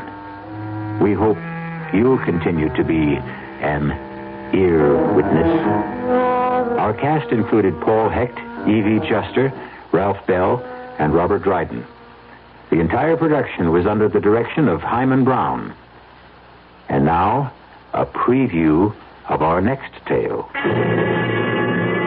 Even if all you say is true, that this man was Richardson's murderer, you can't help John Lindell any longer. He's beyond that. But his name, don't you want to clear his name?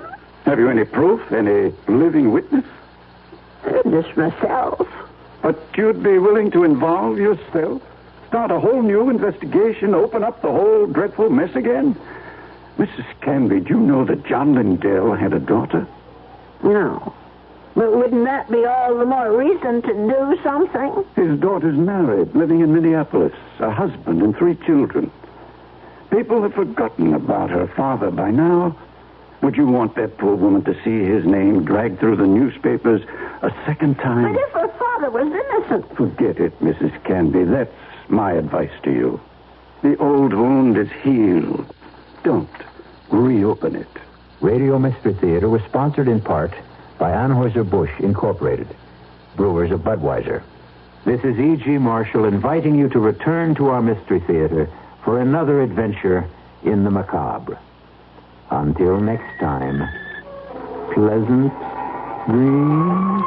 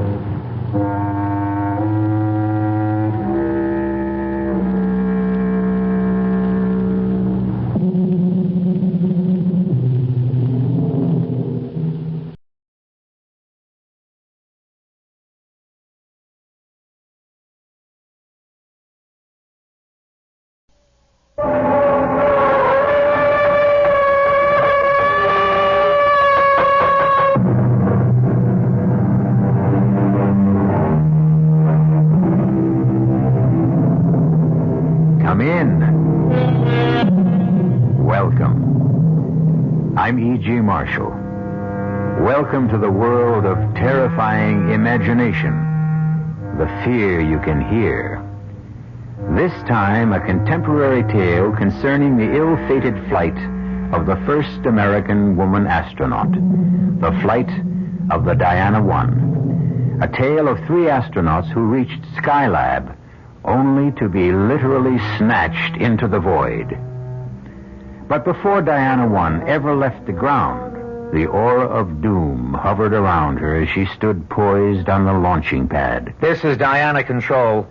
We've been holding at T-minus 45 minutes while a faulty computer monitoring the loading of propellant has failed. This is a scrub. We will set back countdown to T-minus 13 hours. McDonald at Capcom. Gordon, do you read me? I read you. I'm sorry for the bad news. It's a scrub. Roger. Tell Luke I'm sorry, too. And, what do I say to the doctor? Same thing. Same for all of us on the team. Yeah, but it's tougher on her. I mean, you know, the disappointment. First American woman into space and all. I'll tell you, I'll manage it. Don't you worry about her. Over and out. Roger. Only I do worry. Ships, whether they ride on air or water, just don't mix with women.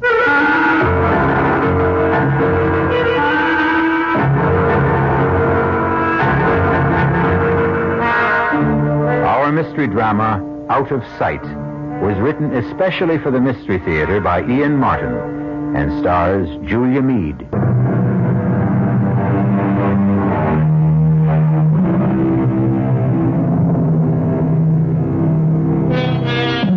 It might have been far better if the scrub on the Diana I had been a total. This was only another in the long series of delays that had plagued the spaceship and haunted not only the astronauts themselves, but the ground crew as well. Returning to the compound from the launching, the most concerned of all was the first of our lady astronauts. I don't mind admitting it, but I really feel like bursting into tears. Who doesn't? Well, the difference is you're a man, and I'm a woman. No doubt of that. Although I must say I go for you a lot more as you are now than in the spacesuit. Down, boy. Back off, Marine. Hey, what are you getting so sore about, Navy? You got her. And I mean to keep her. Yes, sir, Captain. I mean, Commander. Hey, don't pass my digs. Are we all having dinner together? Yeah, sure thing, but I want to get me a shower and a shave first. We were up on that rocket so long, I practically grew a beard on my knees. Well, I'll see you later.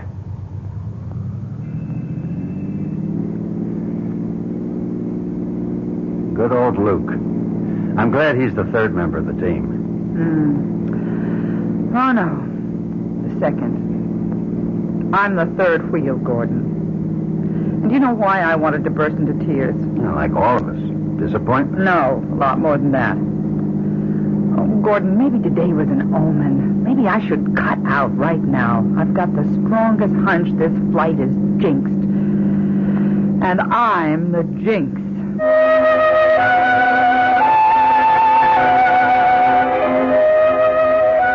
Terry? Terry, where are you? At the window, Gordon. I didn't mean to wake you. It's okay. What's wrong, Terry? Look, darling. The sky is filled with stars, glistening like fish in a net. Oh, hold me a minute. Of course. How many nights we've talked about this trip. Hope to make it together. All the long training and planning. And now it's here at last. Or almost here. I'm not going. What? I'm not going, Gordon. Oh, but you've got to. You can't back out now. Lieutenant Nettles is back up for me. Oh, but she's not a doctor. She's a woman. That's the important thing. I wasn't picked for this trip primarily because I'm a doctor. But why would you cut out now? Because I'm scared. Oh, honey. Everybody gets buck fever. You know, I had it my first time. This is more than buck fever. Well, what is it then? It's not me I'm scared for. It's you and Luke. Why? Because I'm a jinx. No, you're not going to start in with the superstitions like Luke. It's more than just superstition. Oh, darling, I can't tell you, but I've been lying awake and getting the strongest ESP waves. You were dreaming. But I wasn't. I was wide awake. Oh, for the love of Mike, don't do this to me. But it's you I'm thinking of, darling. I want you safe. And I honestly, for some reason, I can't explain why. I think if I go up there with you... Damn it, Terry, I never thought you'd do this to me. And I never thought the first woman astronaut would be such a flop. Oh, I'm so ashamed. You better answer that. Hello? Oh, yes, sir. Did you reach Luke Strong? Good. Yes, sir, we will. Within the hour. Oh, no, I can drive. Yes, sir, we'll go straight to the hospital unit. Thank you, sir. Good news for us, too. What is it? Weather forecasts are for quick changing conditions that would ground us for 2 to 3 weeks unless we get off tomorrow. They've restarted the countdown, and it's go. We lift off in 7 hours. I've committed you, Terry. If you don't go, it's a total scrub. Are you with me? You know I'm always with you, for better or for worse. Not just as a wife. Ready, willing, and able, Skipper. Astronaut Teresa Weber reporting aboard.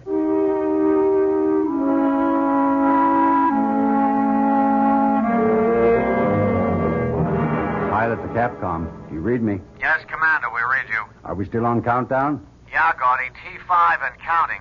Any okay with you? All systems are go here. Check, Luke? Everything reads good to me. Cabin pressure is holding at 6.1 pounds. Roger. We are T40 and counting. Looks good all the way. Good. Keep me posted. Roger. Over and out. How do you feel, Terry? Now that I'm here, great. Hang in, lovely. You've only begun to live. What do you say, Luke? Well, let's get it all put together. Skylab, here we come. That's the spirit. Let's check out the inertial guidance and the boosters again. What do I do, Captain? Just sit tight and get ready for the thrill of your life.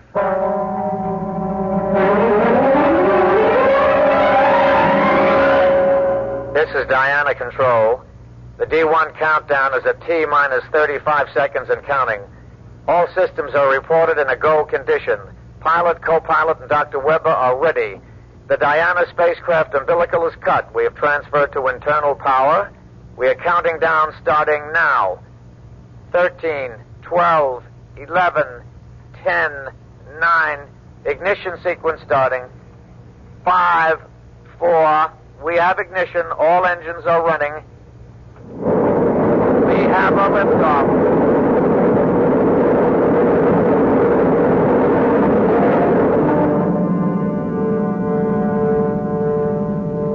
clock is operating.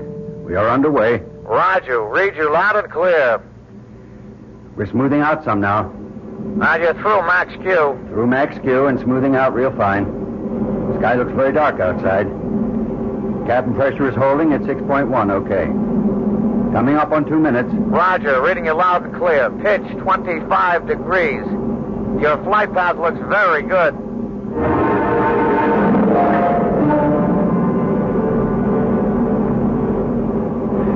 We're up on S4B stage burn, and I read it. Mark, 2 minutes. Roger, you have 22 seconds to shut off. Roger. Read that, Luke. What do you reach your velocity? 25,668 feet per second. Roger, we confirm. Coming up to burn off. 6, 5, 4, 3, 2. There she blows. Gentlemen, you are in orbit. Hallelujah. We've achieved orbit. Whee! Skylab, here we come. You are go for a dock. Roger. You'll be losing me now. I'll pass you on to Bermuda. Roger. I'll see you in a couple of hours. Have a happy. We'll give you a final okay on docking then. Roger. My buddy thanks you, my wife thanks you, and I thank you. Over and out. Okay, Terry. What do you think of space flight now? Oh, it's marvelous. Wonderful. A rocking chair. I don't know what was the matter with me. Well, whatever it was, as long as it's gone, let's put it out of our minds. Now, this is going to be a milk run. A what? I'll tell you. A young man like me and a young woman like you wouldn't dig that talk. It's from World War II, but I've read about it. A milk run was like when you flew out to bomb and came back and knew old Hitler didn't have any more planes to bother you, and you were just as safe as if you were taking a ride in your grandmother's electric automobile. A piece of cake. Yeah. But the best piece of cake we got riding with little old Diana is the middle astronaut here. Okay, Luke. Playtime's over. Let's run a full instrument check and give Terry a chance to start working on the medical reports. If I have to put up with wearing these electrodes like Frankenstein's monster, let's at least make it worthwhile.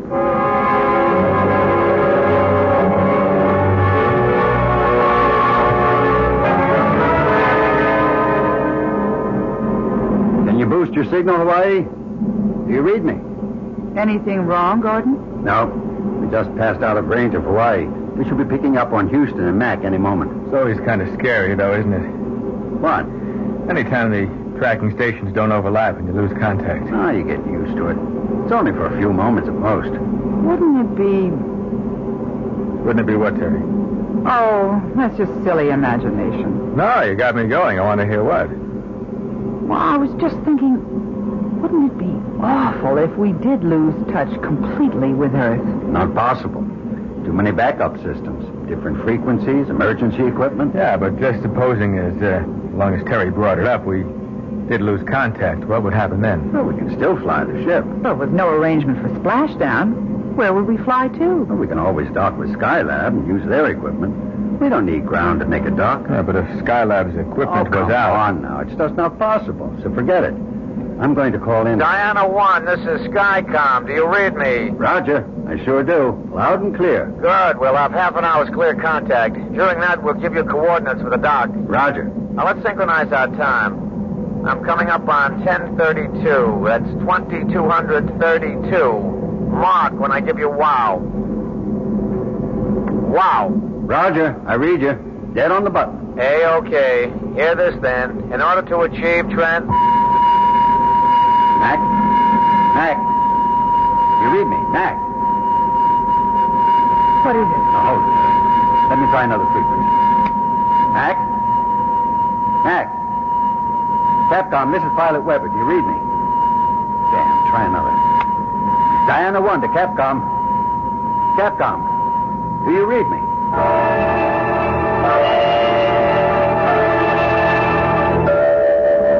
I can't raise a thing, Skipper.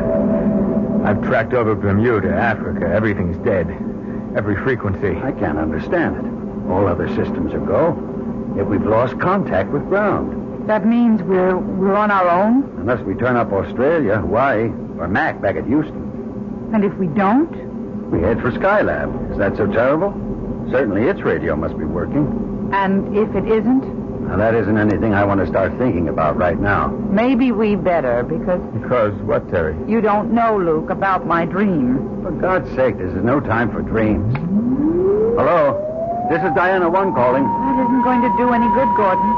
This is what I dreamed, that we'd lose contact. I remember that humming sound. You'll never get through it, even if we make Skylab. That would mean that... Thanks to me, the first woman, the Jinx, we're lost. We're lost in space.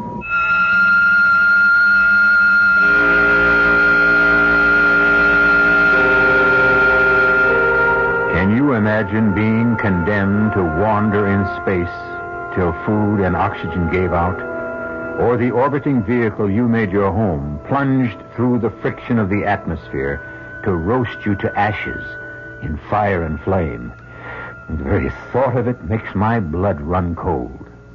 But perhaps you will prove to be made of sterner stuff. For another full orbit, the Diana 1 circled the Earth. But it seemed that all communication was irretrievably gone. On all frequencies, on all tracking stations our astronauts tried to raise, they heard only that high, oscillating hum. Now, we've got to face it. We're clear out of touch. There's only one thing left to do. Make the dock ourselves. Well, we've used up a critical amount of fuel attitudinizing ourselves to try to pick up Capcom signals. I know. Do we go for a dock this time around or wait till next orbit? Well, we've repositioned all the way around this time. We'll never be aligned more favorably. With the tweak burn, we ought to have precise apogee and gain on her enough to lock onto target with radar. How soon will we see the lab? 25 to 20 miles we ought to have clear. There she is. Ahead and just a little bit above us. She's right, Gordy. Okay, we'll intercept. We're on our own. We're going to have to chase for a while, but we're locked on by radar and fitting.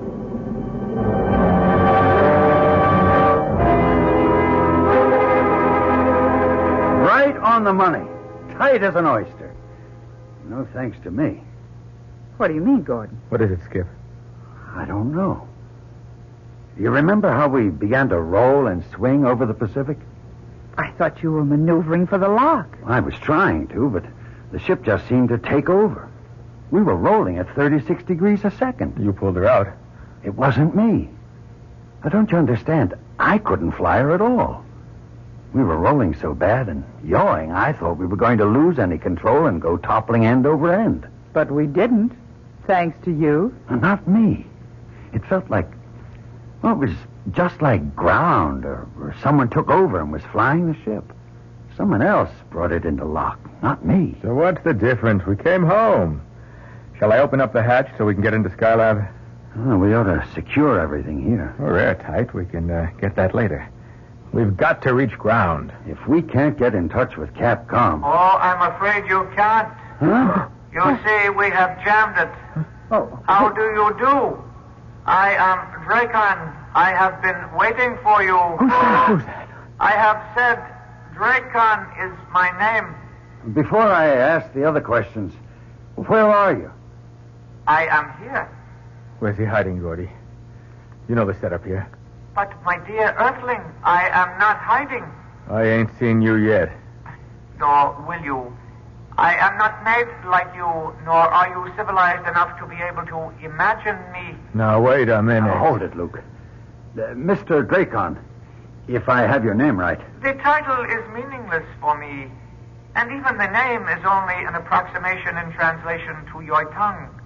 Call me then, Dracon. Very well. Dracon, who are you? I will try to simplify. I am not of your galaxy. I am of Centauri 7, a quintillion of light years from your solar system. What's going on, Gordy? It's the sort of thing I dreamed. It would be easier if you had a presence, Dracon. We could talk more sensibly then. Ah, no, I believe to the contrary. You could not conceive of me even if I could make some emanation before your eyes. No, the voice must be enough. Well, then, what is it you want? for you to come with me. Supposing we refuse. But there's no way you can. I am going to take you to Centauri 7. A quintillion years away? Time is a relative factor. We shall go by time warp. But even so, I am a doctor. I must face physiological facts. I don't know what your physiology may be, but if we, earthlings, as you call us, should pass a destination a quintillion years away, we wouldn't arrive as anything more than dust. I have said that time is a relative factor. We must leave. Are you ready to go? How?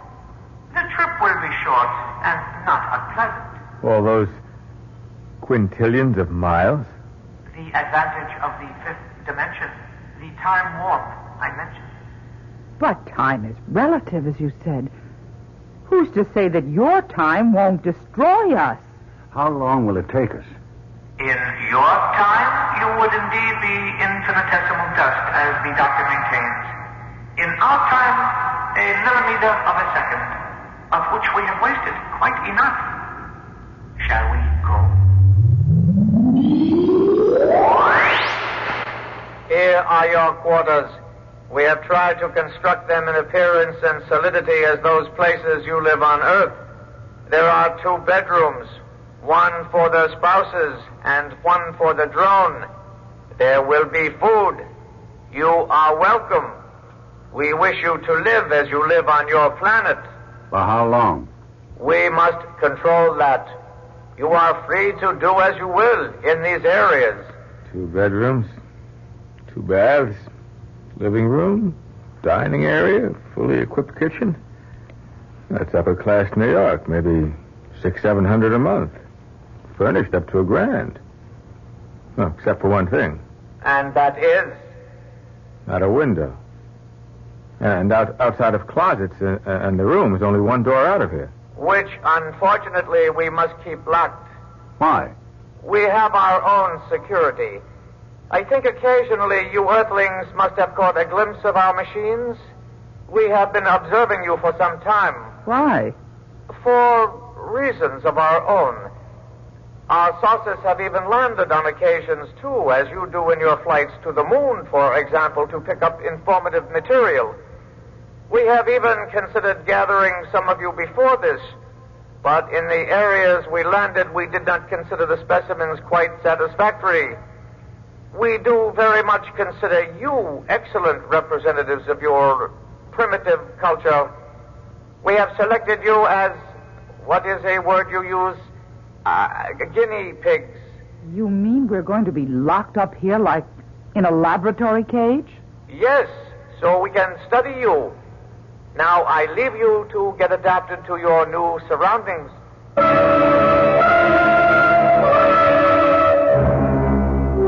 I have brought the Earthlings, O Ancient One. You did not pluck them from the planet itself. No, Ancient One. From the atmosphere, from one of their spaceships. Why did you pick these? One is a female. Our first opportunity to gather such a specimen without alerting the Earthlings. So be it. What is your wish now, Raycom? Permission to start the test. As you wish.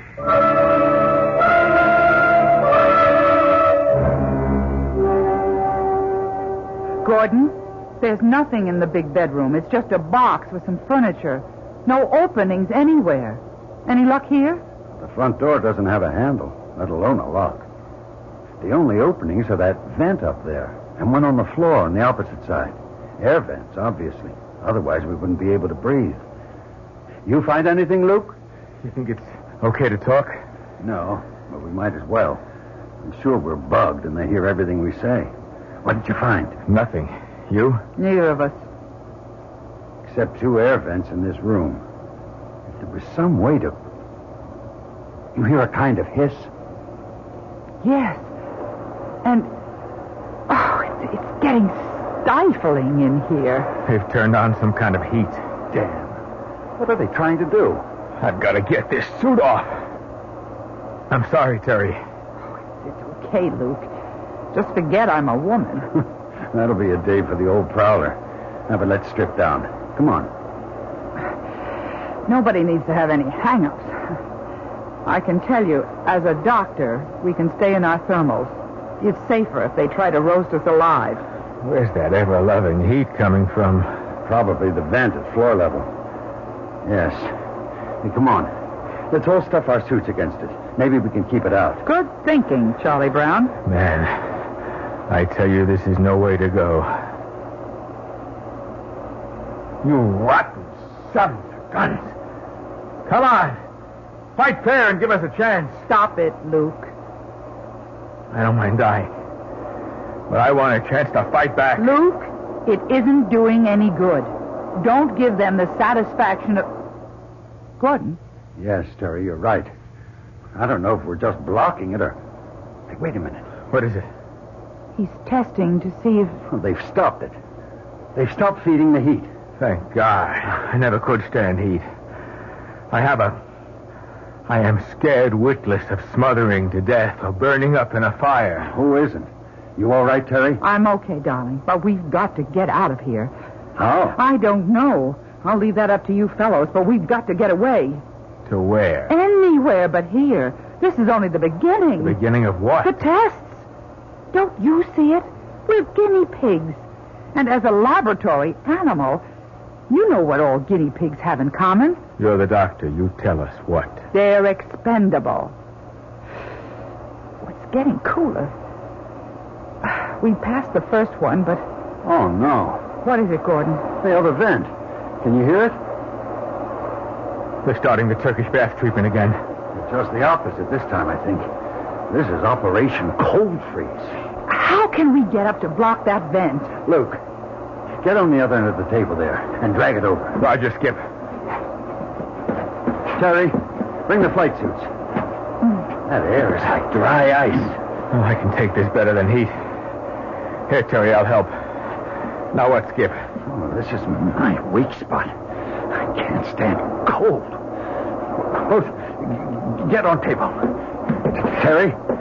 Yes, darling. You get up. Luke's shoulders. I help. Then I pass flight suits to you. Block out cold air. Here you go.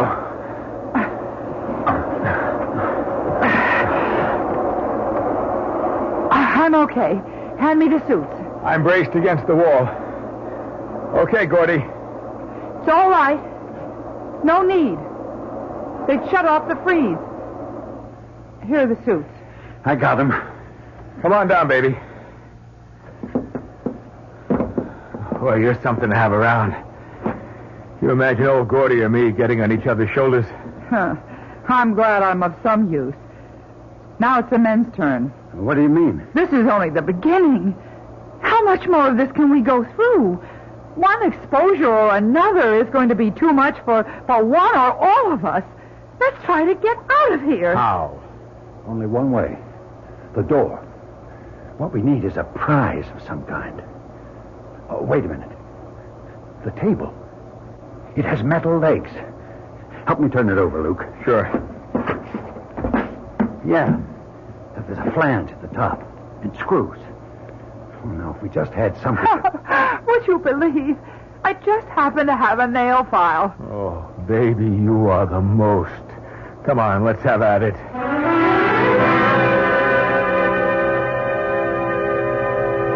Have we got the flange far enough in between the jamb and the door this time? This looks like it. Ready? If we do get the door open, then what, darling? Well, first, let's get it open. Then we'll know. You ready, Luke? Roger. You too, Terry.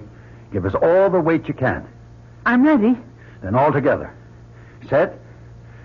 On the count of 3.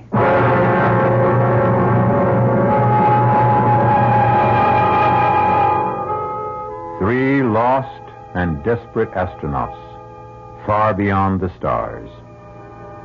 Should they succeed in opening this door, what can they hope to find at best? Another world, and one apparently hostile to them. What infinitesimal chance do they have to return to landfall and splash down on old familiar Mother Earth? Is there any threat worse to sanity than the unknown?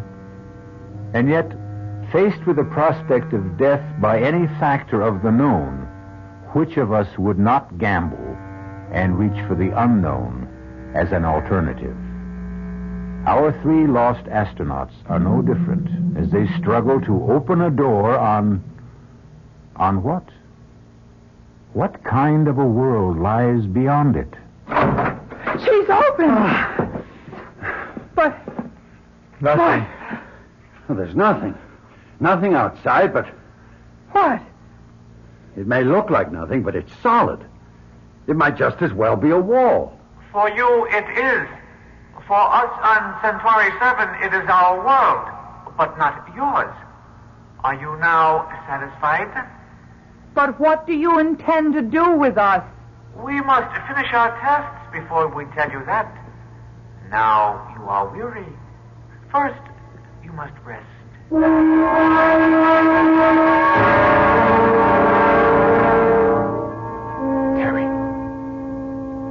Terry, wake up. What?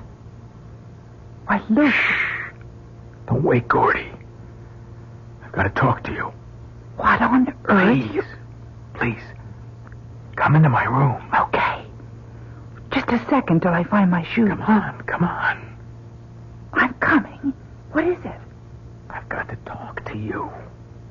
Terry. We're all going to die here. We don't know that. Well, I do. And there's something I want before I do. What are you? You. I want you, Terry. Luke, listen to me. I'm not listening to anyone anymore, just myself. Now, Gordy stole you away from me, but just for once, I'm going to steal something away from him. Gordy is your best friend. That's for laughs. Everything I ever wanted in life, I had to fight him for. First space flight, the commandership of this one U, he always won. Keep away from me. Not this time, not this once. You can't. I won't. I'll scream for Gordon. You do, and you get this in your throat. If I can't have you, he never will again. Oh, where did you get that knife? From the table. 3 of them there. Okay, Terry. Come here. Get away from her, Luke. Gordy.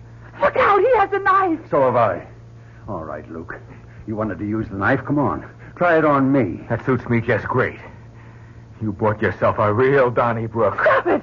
Stop it, both of you. Stay out of this, Terry. I won't stay out of it. And for the information of both of you, I have a knife, too. Okay, Luke. Drop yours. Let your lousy husband get me in the back, no thanks. Hey, stay out of this, Terry. He's had this coming a long time. Will you listen to me? Both of you?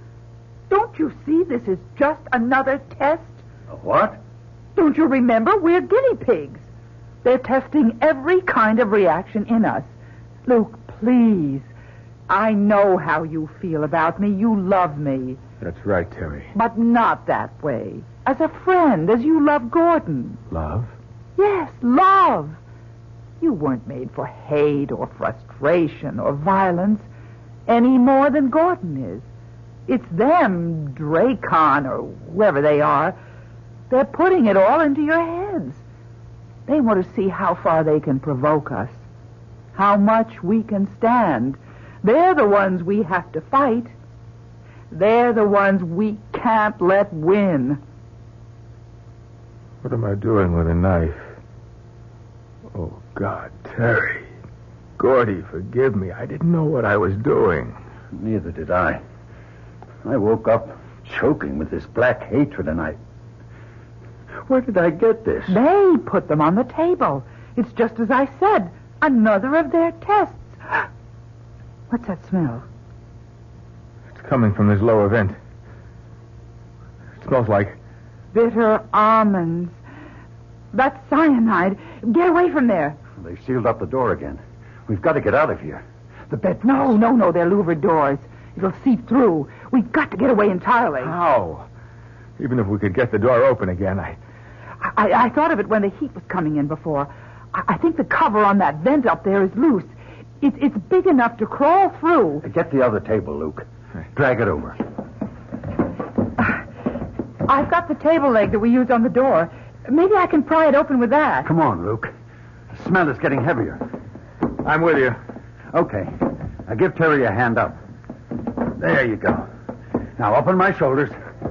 I got the table leg. All right. I'll give it to her. Then support her while she levers it. Okay, Terry? Yes, I think I can. It's quite loose. I'm sure I can. Look out! Can you scramble in there? If I can just... Get your hands under her left foot, Luke. Roger. I'll get mine under the other. Now, lift. All right, Terry? Yes? There's a duct. I can't see where it goes. Is it big enough for all of us to get through? Yes, but how? You're smaller than I am, Luke. I'll give you a leg up, and Terry can lift from above. What about you? I'll get a chair, and you can haul me up from there. Come on. Let's not waste any time. That smell is getting stronger.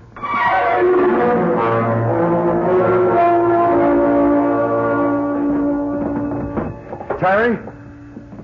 What, Gordon? Why are you stopping? Another turn? No. It's a dead end. Oh, no. Are you sure? It's blocked in front and on both sides. Wait a minute. What? It's open above. Like a chimney. How wide is it? Just a moment. It's round. About maybe 3 feet in diameter. Any light? No. Just as dark in here. It's no use. We'll have to go back. We can't go back. Not to that cyanide. Maybe they stopped pumping it in. What else can we do? We can try what mountain climbers do. What? Terry? Yes, Gordon. Can you stand up where you are? Yes. I think if I... Yes. I'm standing with my head in the chimney. All right. Now listen carefully. Remember when we climbed Old Baldy? Yes. 1,000,000 years ago. Now, hang in, baby. Don't you flake out on it. I won't.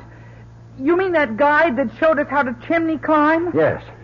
Now turn towards me and put your back against the wall. Now, can you get your feet up there on the other side? Just about. Then I brace my back and then push up, right? Right. And slide your feet up an inch or two and keep repeating. Roger. You'll have to go next, Luke. You get it? I get the idea. But supposing that thing's 30 or 40 feet tall. We go as far as we can, and we all fall and break our necks together.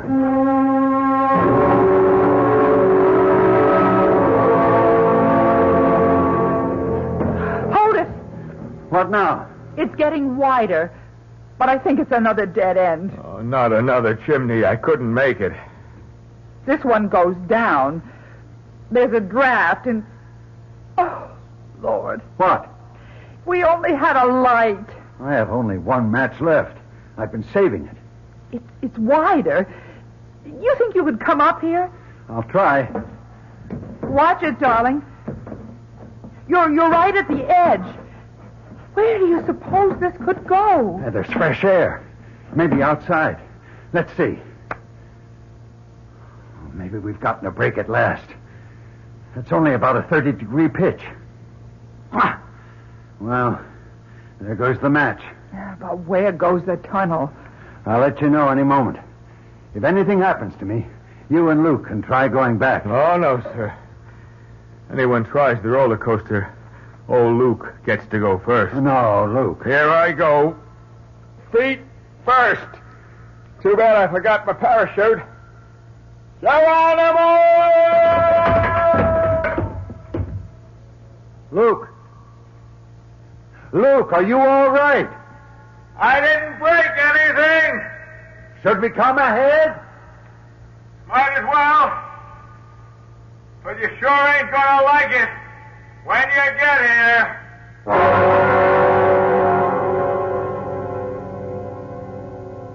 Oh, all that for nothing. Right back where we started. At least we don't have to bother about trying the lower vent. We know where it goes to. And at least there's none of that cyanide gas. Yeah, but now what? Now we have finished with our external examination. I am sorry to say that the continuation of our test program may be even more unpleasant. Now, look. If you let Captain Strong and my wife go, you can... Just a minute, old buddy. Same offer here, Dracon, or whatever your name is. Only I stay. I'm afraid not satisfactory. The female is essential for more reasons than one. Why? First of all, your physiology is quite different from the male. We will want to study that. Secondly, you are a doctor. We can use your expertise to dissect your male companions so that we may study how to work on you. No, absolutely not. I won't lift a finger to help you. Suppose we were to offer to let your husband go. I'll answer that. No, let me. Darling, I'd gladly die for you.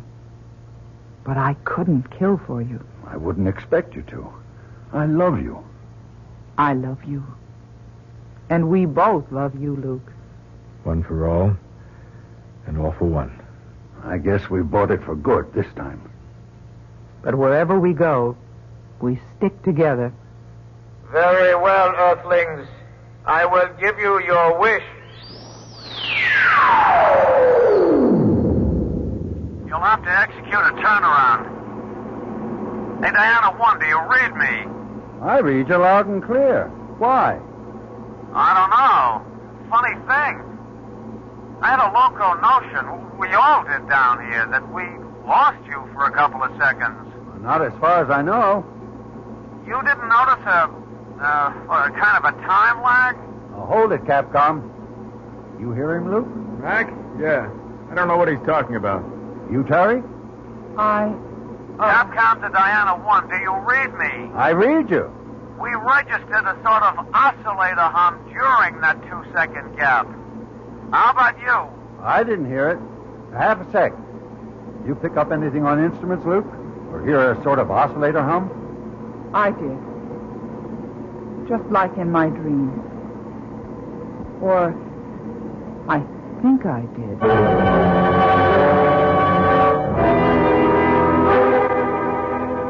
And are you sure they come?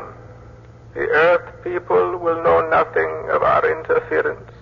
Oh, Ancient One, in their time reference, they were missing but the blink of an eye. And the three who were here will not remember. Can the eye of an Earthling see a bullet? Can it follow the speed of light? They will not remember. As to the planet itself, what is your recommendation? Observing them close at hand, particularly the female one, I have seen a capability for self-sacrifice and love. There is some hope for them, then. We might allow them another millennium to better themselves. So be it. We will allow the Earthlings one final chance.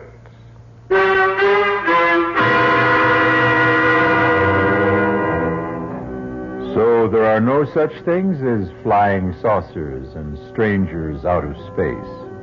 And man is the only creature to travel the roads among the stars.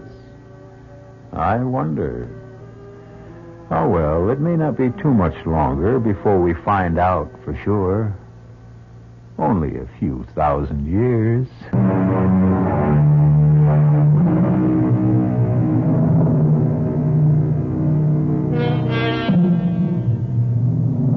1,000 years. The millennium. Perhaps the one mentioned in the book of the Revelation, when the angel came down from heaven with the key to the bottomless pit and a great chain in his hand. And he bound the devil and cast him into the pit and sealed it, so that he should deceive the nations no more. Not a bad idea. Not a bad idea at all. We could all begin with the devil in all of us. It might just be worth a try. Our cast included Julia Mead, Sidney Walker, Ira Lewis, and Jack Grimes. The entire production was under the direction of Hyman Brown. And now, a preview of our next tale. I'm afraid I'm going to puncture that theory of yours about Hatcher being something of a time bomb ready to blow up. I'm certain that he's not dangerous. On what do you base your findings? Well, he's been under intense treatment and has begun to respond very rapidly. He's mild and cooperative. He's almost childlike. I see. I've reduced the guard to 1 8-hour shift, midnight to 8 in the morning, and at all other times he is constantly in the hands of our nurses and therapists and other personnel. Well, you are something of a gambler, Doctor, taking that kind of a risk. No.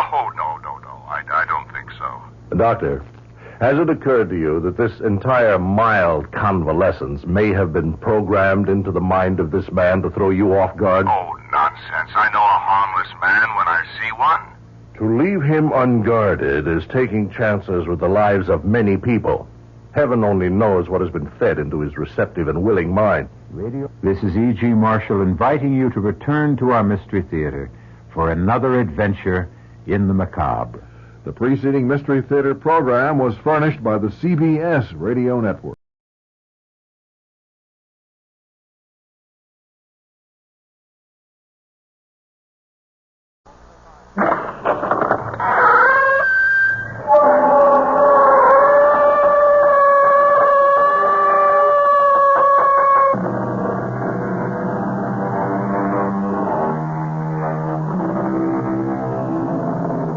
Come in.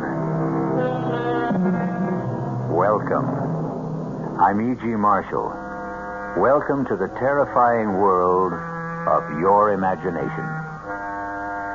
My story explores the dark, uncharted area of the human brain.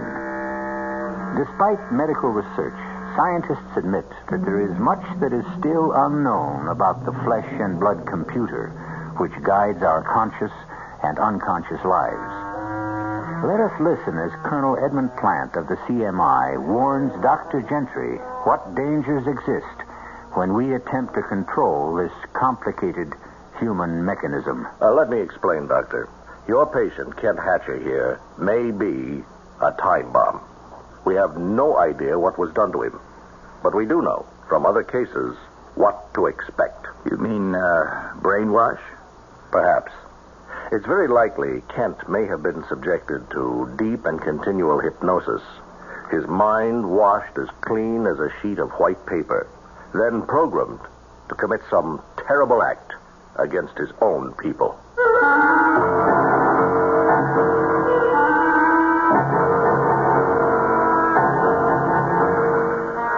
Our mystery drama, Prognosis Negative, was written especially for the Mystery Theater by Sidney Sloan and stars William Redfield and Bryna Rayburn.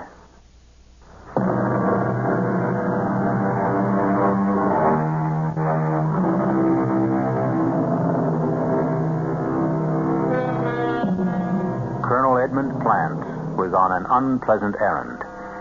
As he walked into the big, dirty gray building, the military hospital for the insane, known to the brass as the Pit, he could think of many places he'd rather be.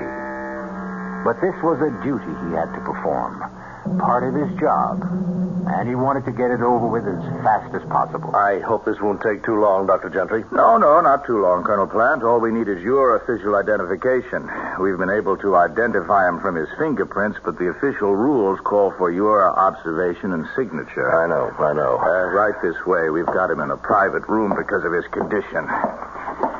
Yeah, here we are. Step inside, please. I'll speak to him. I don't know if he'll respond. Kent, can you hear me? Colonel Plant, your commanding officer, is here to see you. You want to talk to him? 6, 5, 3, listen to me. Listen to me. What does that mean? Well, we don't know. That's the only response we've been able to get from him. Kent, do you remember me? Kent. See? Look at his eyes. No focus. He doesn't hear you. He's in a world of his own. Kent Hatcher disappeared on a mission behind enemy lines 8 years ago. 2 months ago, he showed up in a prisoner exchange. We had believed him dead in action. After 7 years, he was declared officially dead. Well, does he have any relatives? A wife? Yeah, he had a wife. She's remarried. Moved away, left the state, I believe. Anyone else, Colonel? No. So, here he is. Mindless, mutilated, tortured. No relatives, no friends.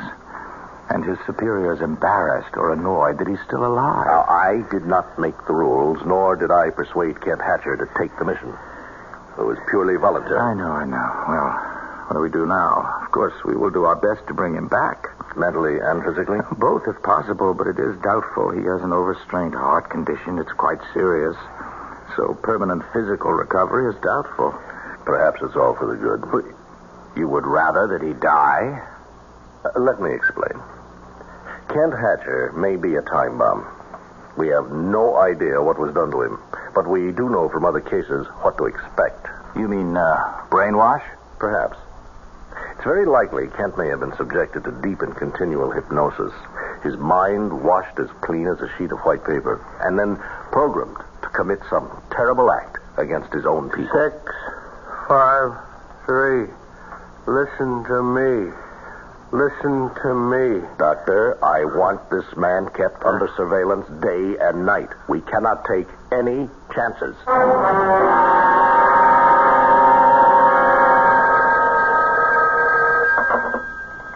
CMI, Colonel Plant here. Oh, Colonel, this is Dr. Gentry. Paul Gentry. Yes? Remember we were talking just last week about the case of Kent Hatcher, one of your agents? Oh, yes, that. Well, yes. I'm afraid I'm going to puncture that theory of yours about Hatcher being something of a time bomb ready to blow up. I'm certain that he's not dangerous. On what do you base your findings? Well, he's been under intense treatment and has begun to respond very rapidly. He's mild and cooperative. He's almost childlike. I see. I've reduced the guard to 1 8-hour shift, midnight to 8 in the morning, and at all other times he is constantly in the hands of our nurses and therapists and other personnel. Well, you are something of a gambler, Doctor. What, gambler? Taking that kind of a risk. No. I don't think so. Doctor, has it occurred to you that this entire mild convalescence may have been programmed into the mind of this man to throw you off guard? Oh, nonsense. I know a harmless man when I see one. To leave him unguarded is taking chances with the lives of many people. Heaven only knows what has been fed into his receptive and willing mind.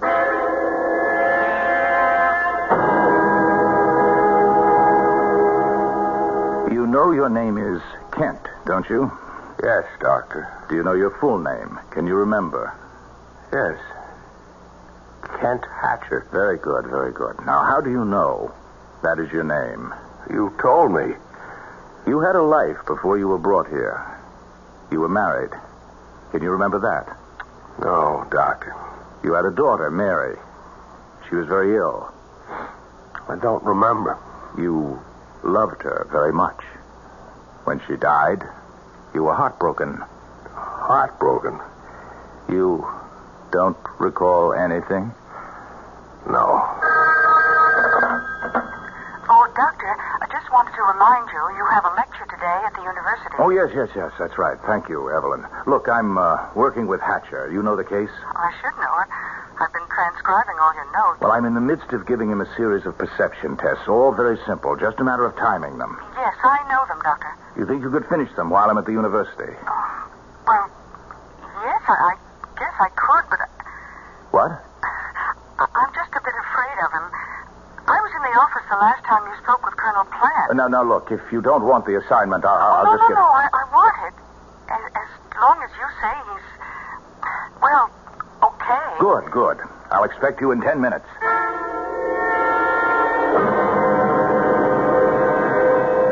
Excellent, Mr. Hatcher. Excellent. Well, I'll have a good report for Dr. Gentry. Now, suppose we put all the equipment, the puzzles and the cards, back into their proper boxes. Proper boxes? The boxes they came in. You understand, don't you? Understand. I think you understand more than you pretend. Are you pretending? No. Oh, don't get upset. I'm sorry if I hurt your feelings. 6, 5, 3. Listen to me. Listen to me. Please, 6, sit down. 5, we have more 3. to do, more Listen games to play. me. Please. Now. Stay back. Stay back. Now. Please, Now. don't hurt me. Now. Please.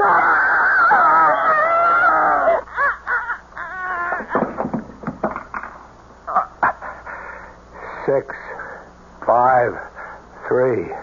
Listen to me. Listen to me.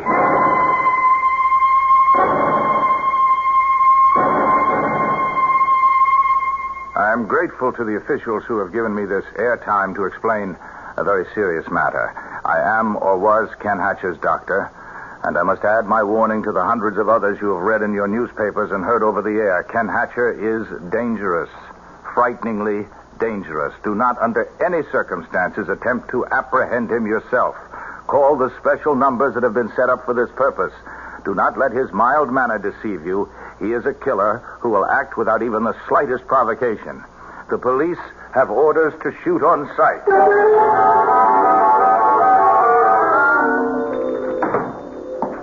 Morning, mister. What can I do for you? You want to buy a $200 coat for U18? I want some clothes. Different clothes. Oh, well, I don't blame you. You're wearing old painter's overalls. And where did you pick up that raincoat? At the automat? Give me clothes. Sure, mister. Didn't mean to hurt your feelings or nothing. Look, I figure you about a 40 long, right on this rack over here. So, you just go ahead and help yourself, huh? You pick out what you want. I gotta go to the back of the store to, do a little alteration, okay? You just pick out what you want, and then call me, right? Okay. I'll see you in a minute. What was that number I seen in the paper? Where is it? Here.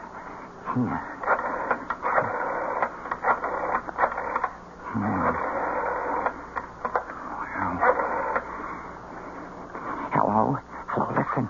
He's right in my store. I recognize him in a picture in the paper. Also, I've seen it 4 times on the news. I don't know how long I could get...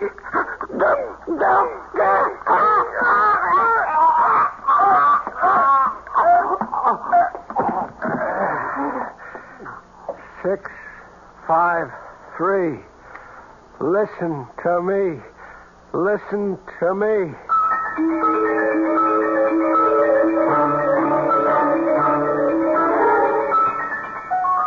Now, the way I see it, Archie, the old girl's prime for the taking right now, with the right approach. It's the booze talking, Freddy girl. You ain't got a cent out of you, Mrs. Mowbray. And you ain't gonna because you ain't sharp enough to convince her. Look, Archie, you gotta work these big jobs slow. You rush them, you end up with an empty hand. Look, Freddy, that old tea leaves bit and the table knocking routine ain't gonna fool no one, not even your stupid Mrs. Mowbray, who wants to get in touch with the spirit of her dear dead departed. Hey, take the bottle and get in the other room. Might be a customer for a reading. This hour, 11:45? Yeah, it's probably some drunk. Oh, the better. They give bigger fees. And no complaints. Now get out. All right. I'll be sitting behind the curtain in the kitchen. Yes? Oh, step inside, friend, and let Frederica Gillis solve your problems. You have... Yes. Oh, look. Step inside, please. That's better. Now, what's troubling you, friend? Money matters, domestic difficulties, fear of the future.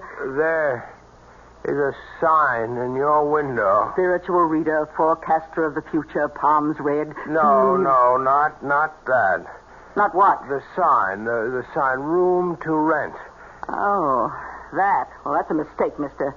We had a room vacant, but we really don't have it. I took that room 3 months ago. I'm the lodger here. There ain't no more room. But the sign is still in the window. Just a mistake. It should have been taken down. No room?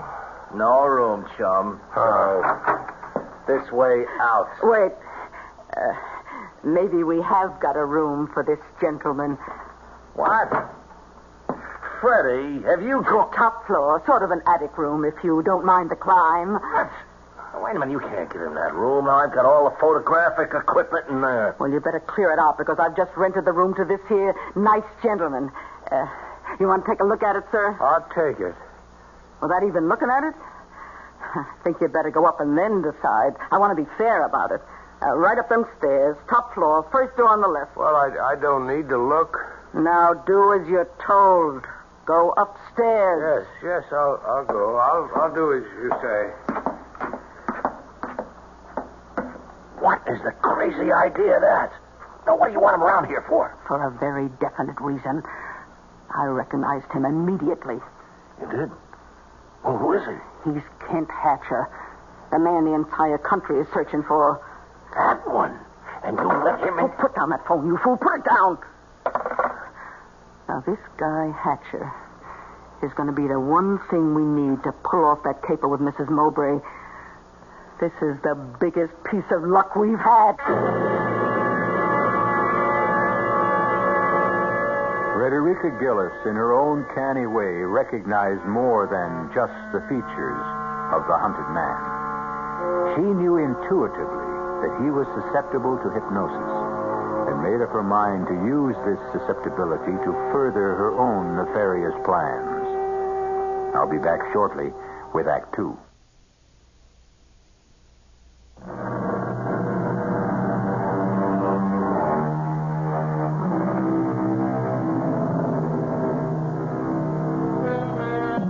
Several days have passed since Kent Hatcher, the hunted man, found refuge with Frederica Gillis and her accomplice, Archie. She has not permitted him to leave the house, and, in fact, has been working to disguise his much-publicized, scarred face. That you, Archie? Right, Freddie girl. Come out here in the kitchen. I want you to see something. Coming. Well, Archie, how do you like him? Good. What a change you made in his appearance. You've even given him a new hairdo. Looks a lot different with the dye job. Takes years off his age, blacking it up like that. Wait till his beard grows out. That'll cover most of the scars. It's terrific. Well, Kent, how do you like your new look? I like it. Thank you. Only his name is not Kent, Archie. That had to be changed. His name is Mazumodar. What? He's going to be Mazumodar, the Indian mystic. He'll darken his face, let his beard grow out, and then with a fancy, what do you call them things they wrap around their heads? Turban. Turban, that's it. Oh, can't you just see him in a rich-looking robe with a turban on his head? Now, wait, well, what's on your mind, Freddie girl? Oh, you're not very quick, Archie. Now, look, what I have in mind is Mazumodar. Mazumodar, do you hear me? I hear you. What is your name? Tell me your name. I am Mazumodar. Now, I want you to go to your room, and you are to stay there until I call you. Repeat what I have told you. Go to my room and stay until you call me. Now, go. I go to my room and stay. That's amazing. To me, he's behaving like a little lamb. Oh, I could sense right from the moment I laid eyes on him that he was an easy subject. Oh, we're going to give Mrs. Mowbray the greatest spirit show she's ever seen in her life. She'll hand us her money in a bushel basket.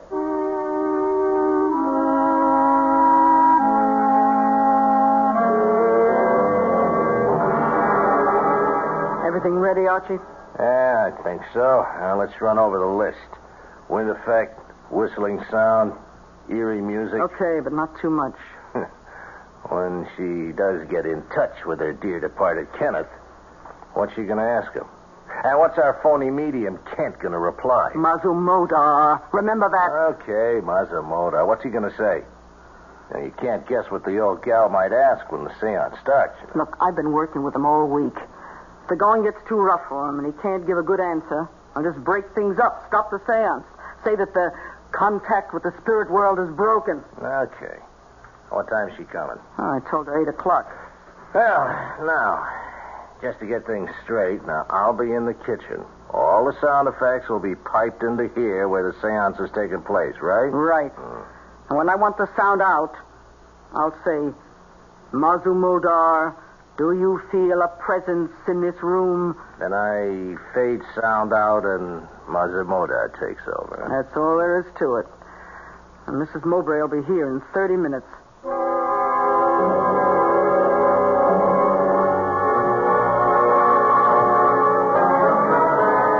Mrs. Mowbray, this is the great Mazamoda. Oh, does he speak English? Oh, yes. I've asked him to conduct the seance in English. He's agreed, though he'd rather do it in his own language. Oh, I understand. Thank him for me. If he is able to reach out into the great void and bring my son, my dear son Kenneth, back to me, even for an instant. Mazamoda will do his best.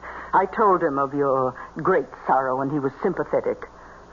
Weren't you all-seeing one? I am sympathetic to the sorrows of a grieving mother. Oh, bless you. Bless you. Please help me. Let us begin. Sit here at this table, Mrs. Mowbray. Yes.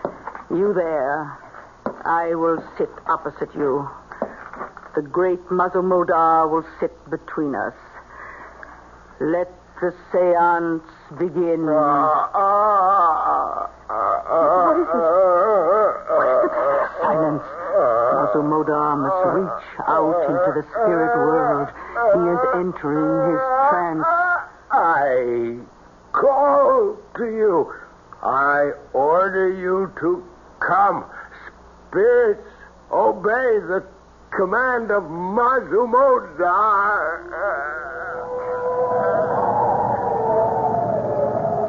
Do you feel a presence, all-seeing one? There is one here who demands to speak. Then let him speak. Mother, where are you? It's Kenneth. He's calling to me. You may speak to him. Oh, Kenneth, darling, I miss you terribly. Are you happy? I am happy, Mother. Oh, I'm so alone, darling. I want you with me always. I have felt your presence near me. I have been with you from the moment of my death. It has been difficult reaching you, difficult to let you hear my voice. Now you are being helped by kind and gentle people. Be good to them, Mother. Without them, our thin thread of contact will dissolve. I will return to you, and we will talk again. I will return. What happened? Why has he gone? Oh, call him back, I beg you. Mazamoda, I will give you anything you want, but please let me speak to him again. Now, stop that. You want to ruin everything? Stop, I say. The seance is at an end. Oh, please. Ask Mazamoda to forgive me for my outburst. Mazamoda understands, Mrs. Mowbray. Oh, I hope he does. When may I come again? I will call you after I consult with him. I want to... Well, I don't quite know how to say this, but can I give him something? I mean, will he accept? The all-seeing one is a holy man and may not accept money. It is unclean. Oh, well, in that case... But he must live, and I must live. That is, I will accept for him. Oh, yes, of course. Here.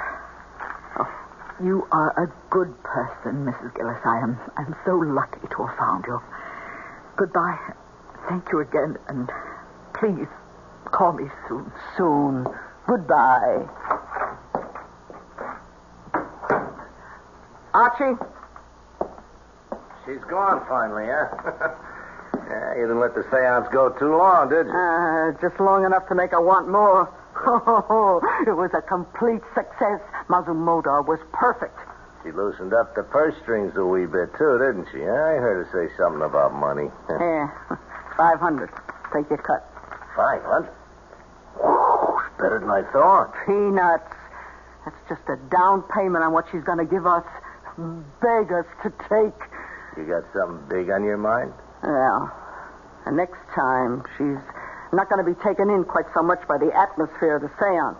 She wants something more definite, more tangible. Well, we got all that info we collected from the Army files about her son. You know, flyer shot down. Body never recovered. Final report of his burial in enemy territory. Oh, nothing in that stuff will have any influence on her. Now, just take a look at this snapshot, taken with his buddies overseas. Take a good look at it. Yeah, all right. Yeah, well, what's so important about this photo? Look at his right wrist. What do you see? Here, use this magnifying glass. Here. Yeah. Looks like he's wearing one of them identity bracelets this guys wore at the time, you know, especially the flyers. That's correct. Now, it was specially made for him, she told me, by a fancy jeweler.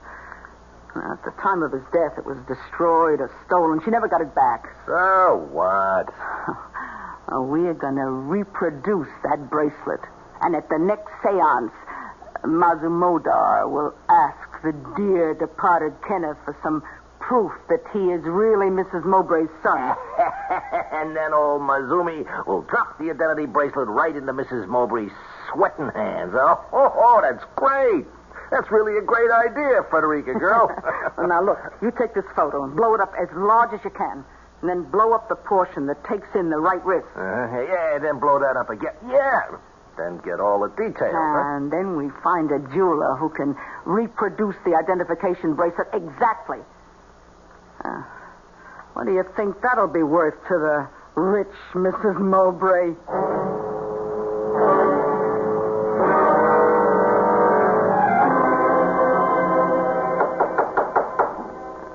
Now, open up, Kent. Now, will you be a good guy? Good guy, now open up the door, huh? Look, I gotta get in there, Kent, and I got all my photographic equipment in there. Well, thanks, old man.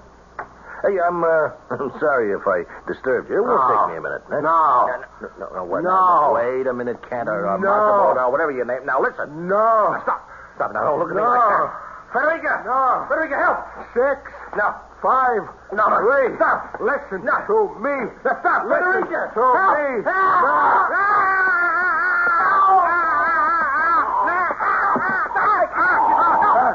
You hear me? You hear me and you obey. Tell me that you hear me. I hear you. Well, now go back into your room and stay there until I order you to leave. Repeat what I have said. Go back to my room. Stay there. Until I order you to leave. Until you order me to leave.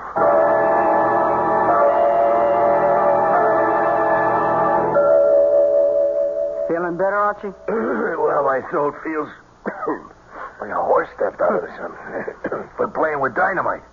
The best thing we can do is turn him in before we all wake up dead some morning. Huh? Yeah. Wait till we make the big caper. To the next seance. And we're able to drop the identification bracelet into the center of the table. Yeah, can we take the chance? Can we wait that long? So just go to work. Take your pictures. How long will it take to have the bracelet made? Well, I know a guy who does great work. Good. Can you get to him? He's just a telephone call away. He owes me a couple of favors. Well, call him. And then start working with your camera. I got all your equipment out of Mazumodar's room.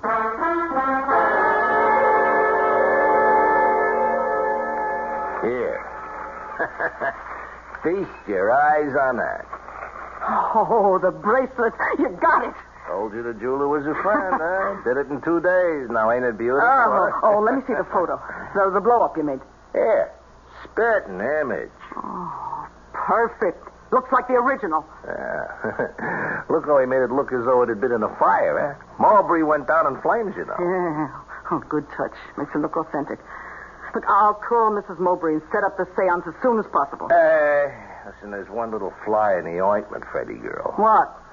Maybe we ought to get a new medium to run the show, huh? What are you talking about? New medium? No. We've got to use Mazumodar. We've established him. Well, you got to unestablish him. He's gone. Gone. When? How? We'll just have to find him. Come on. He didn't have much money, so he couldn't have gone far. Well, wouldn't it be better to report the whole thing to the police? And throw away enough money to keep us in the good things for the rest of our life? Are you crazy? But now... No buts. Mazu Modar is the key that will unlock Mrs. Mowbray's bank account. And we're not going to let that slip out of our hands.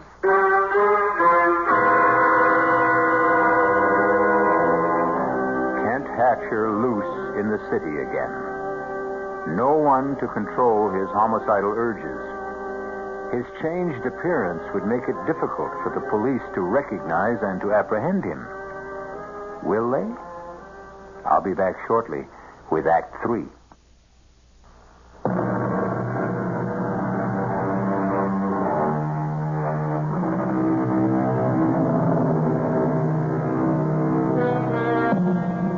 Days have gone by since Kent Hatcher broke through the bonds of hypnotic suggestion and fled from the house of Frederica Gillis. Mrs. Gillis and Archie have been hunting for him for hours. But the tortured man wanders through the big city. Something urges him onward. Something that he cannot define even to himself. Hello. May I speak to Carl Shearson, please? This is his wife. Carl, Alma, I know you don't like me calling the office, but I think I saw him. No, Carl, I'm sure. He's changed, but I knew him. Yes, I know I said that before, but this time he followed me. Yes, I tried to get away. I ran into Fletcher's grocery store, quickly ordered some groceries, and asked them to let me slip out the back entrance. I didn't see him after that. Call the police. No, I couldn't. They'll kill him. They're searching for him, and they'll take no chances. Oh, someone at the door. Must be my grocery order. I told them to send it up. Call me back in a few minutes, Carl. Coming. Oh, no. No. Please, don't come in here. Get your foot out of the door. Let me close it, please. Alma, I want to talk to you. Alma, don't hold the door. I won't hurt you. Come in. Alma, I've been following you. At first, I didn't know why. And then the name Alma kept repeating in my head. Then I knew who Alma was. Do you know who I am? Yes. I know you can't. They told me you were dead. I was alone all those years. I'm remarried. Remarried? You were declared legally dead. Even then I hesitated, but Carl insisted that we marry. He's a good man, kind. I need him. He loves me. Our daughter, Mary, dead, isn't she? Pneumonia. The year after you disappeared. Dead. Everything dead, or gone, or over. Kent, you must go away. Hide. They're looking for you. They may find you here. All over. You know, Alma, I can hardly remember what you used to look like. I can hardly remember my life.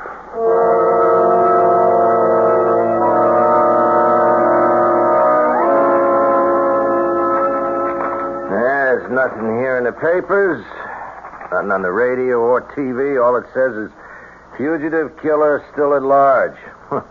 Seems he ran into his ex-missus and her new husband reported it to the police. No, that means he's still in town. Yeah, worse luck. I wish he'd take off with the great open spaces. I hope we never see him again.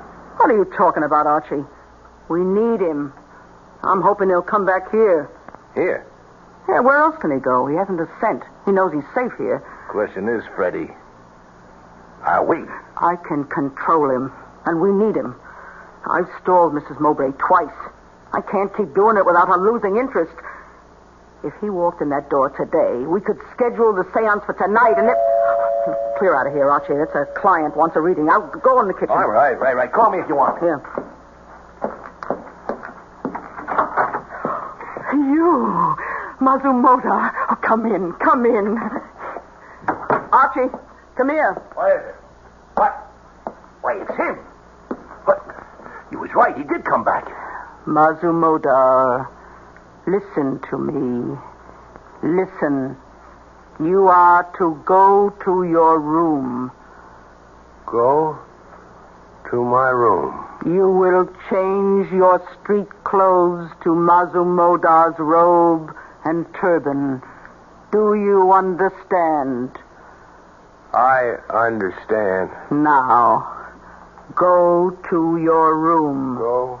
I go to my room. It's amazing. That's truly amazing. You got him like a monkey on a string. I told you I could control him. You going to pull it off tonight? Why should we wait? As soon as we get our money, we'll get rid of him, turn him in. Well, it's my sentiments exactly. Now, he is too hot to handle. The sooner the cops get him, the better. Hand me the phone.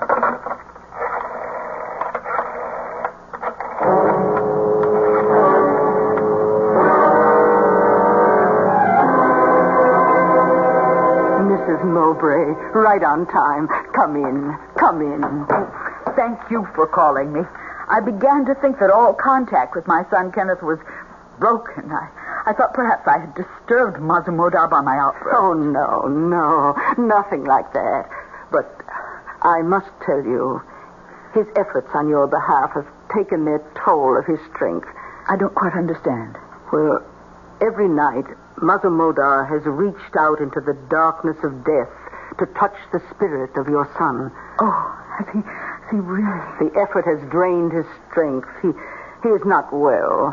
Oh, then perhaps it may take him months, perhaps years to recuperate, and the expenses incurred are very high. I will pay them anything. Well, I am certain that he will be successful tonight. I have been in communion with the spirit of your son. I have informed him that he must appear to you and must give you some evidence known only to the two of you to prove without any doubt that it is truly he. Oh, if he could. We will begin. Sit here at this table, as we did the last time. Yes. You there, I across from you, and Mazumoda sitting between us. Now, I will dim the lights. Let us join hands and complete the mystic circle.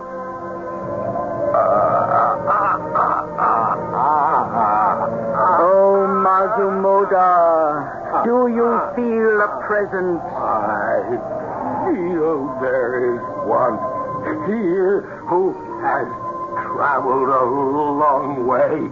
Do you know him by name? This is not simple. He is trying to... Mazumoda, are you all right? Can you continue? I can continue. I must. The spirit is here in our midst. He wants to speak. Let him speak. Mother, I call out to you across the long reaches of infinity. Oh, Kenneth! I have spoken several times to this holy man who has made it possible to be near you. Yes, Kenneth. He has informed me that I must give you substantial proof of my presence here. What should it be? Oh, anything. I believe it is really you. No, I will give you proof. Proof of my love for you, dear mother. Do you remember your loving gift to me? What gift?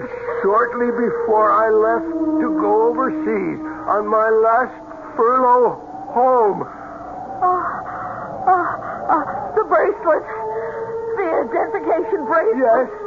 It was never found, never returned to me. I wanted that more than anything else. I knew that, and I return it to you now. It's his bracelet. Oh, my son. Lights. Let us turn on the lights. The seance is over. Oh, my dear son. Oh, could you all been to me to bring back this bracelet?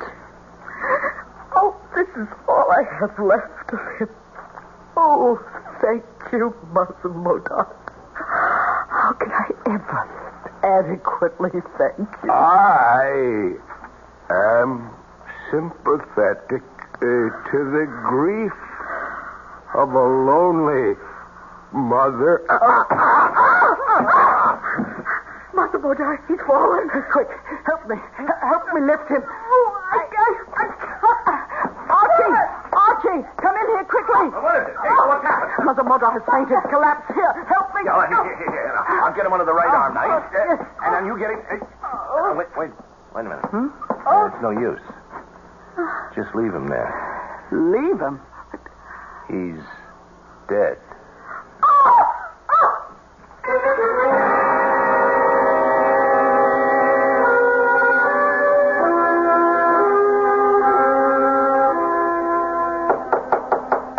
Come in. Oh, yes, Colonel Plant. I've been expecting you. Yes. Official identification of the body, I know. Well, I don't make the rules. I realize that, Doctor. Let's get on with it. I have another appointment. Very well. If you'll come this way. Here, after you, Colonel. We keep the bodies here prior to identification. Of course. Right this way, please. And here we are, number 31416. Do you identify this man, Colonel Plant? I do. His name was Kent Hatcher. His serial number... No, that won't be necessary, Colonel. It's all here on this form. May I have your signature, please? Yes, of course. There you are. Thank you. Is that all? No, that's all that's required officially, Colonel.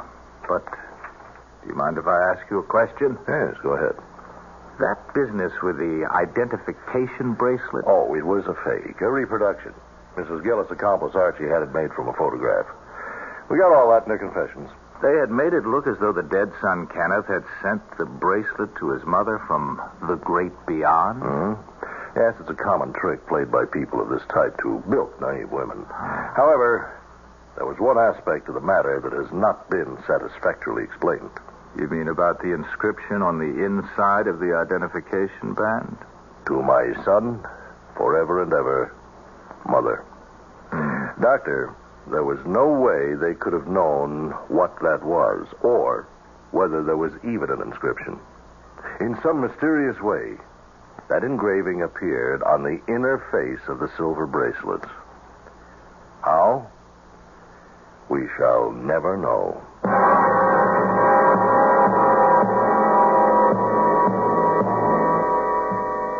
And the tortured, troubled man finally found his rest on a cold slab in the morgue. Unmourned, unwanted, unwept for. I'll be back shortly.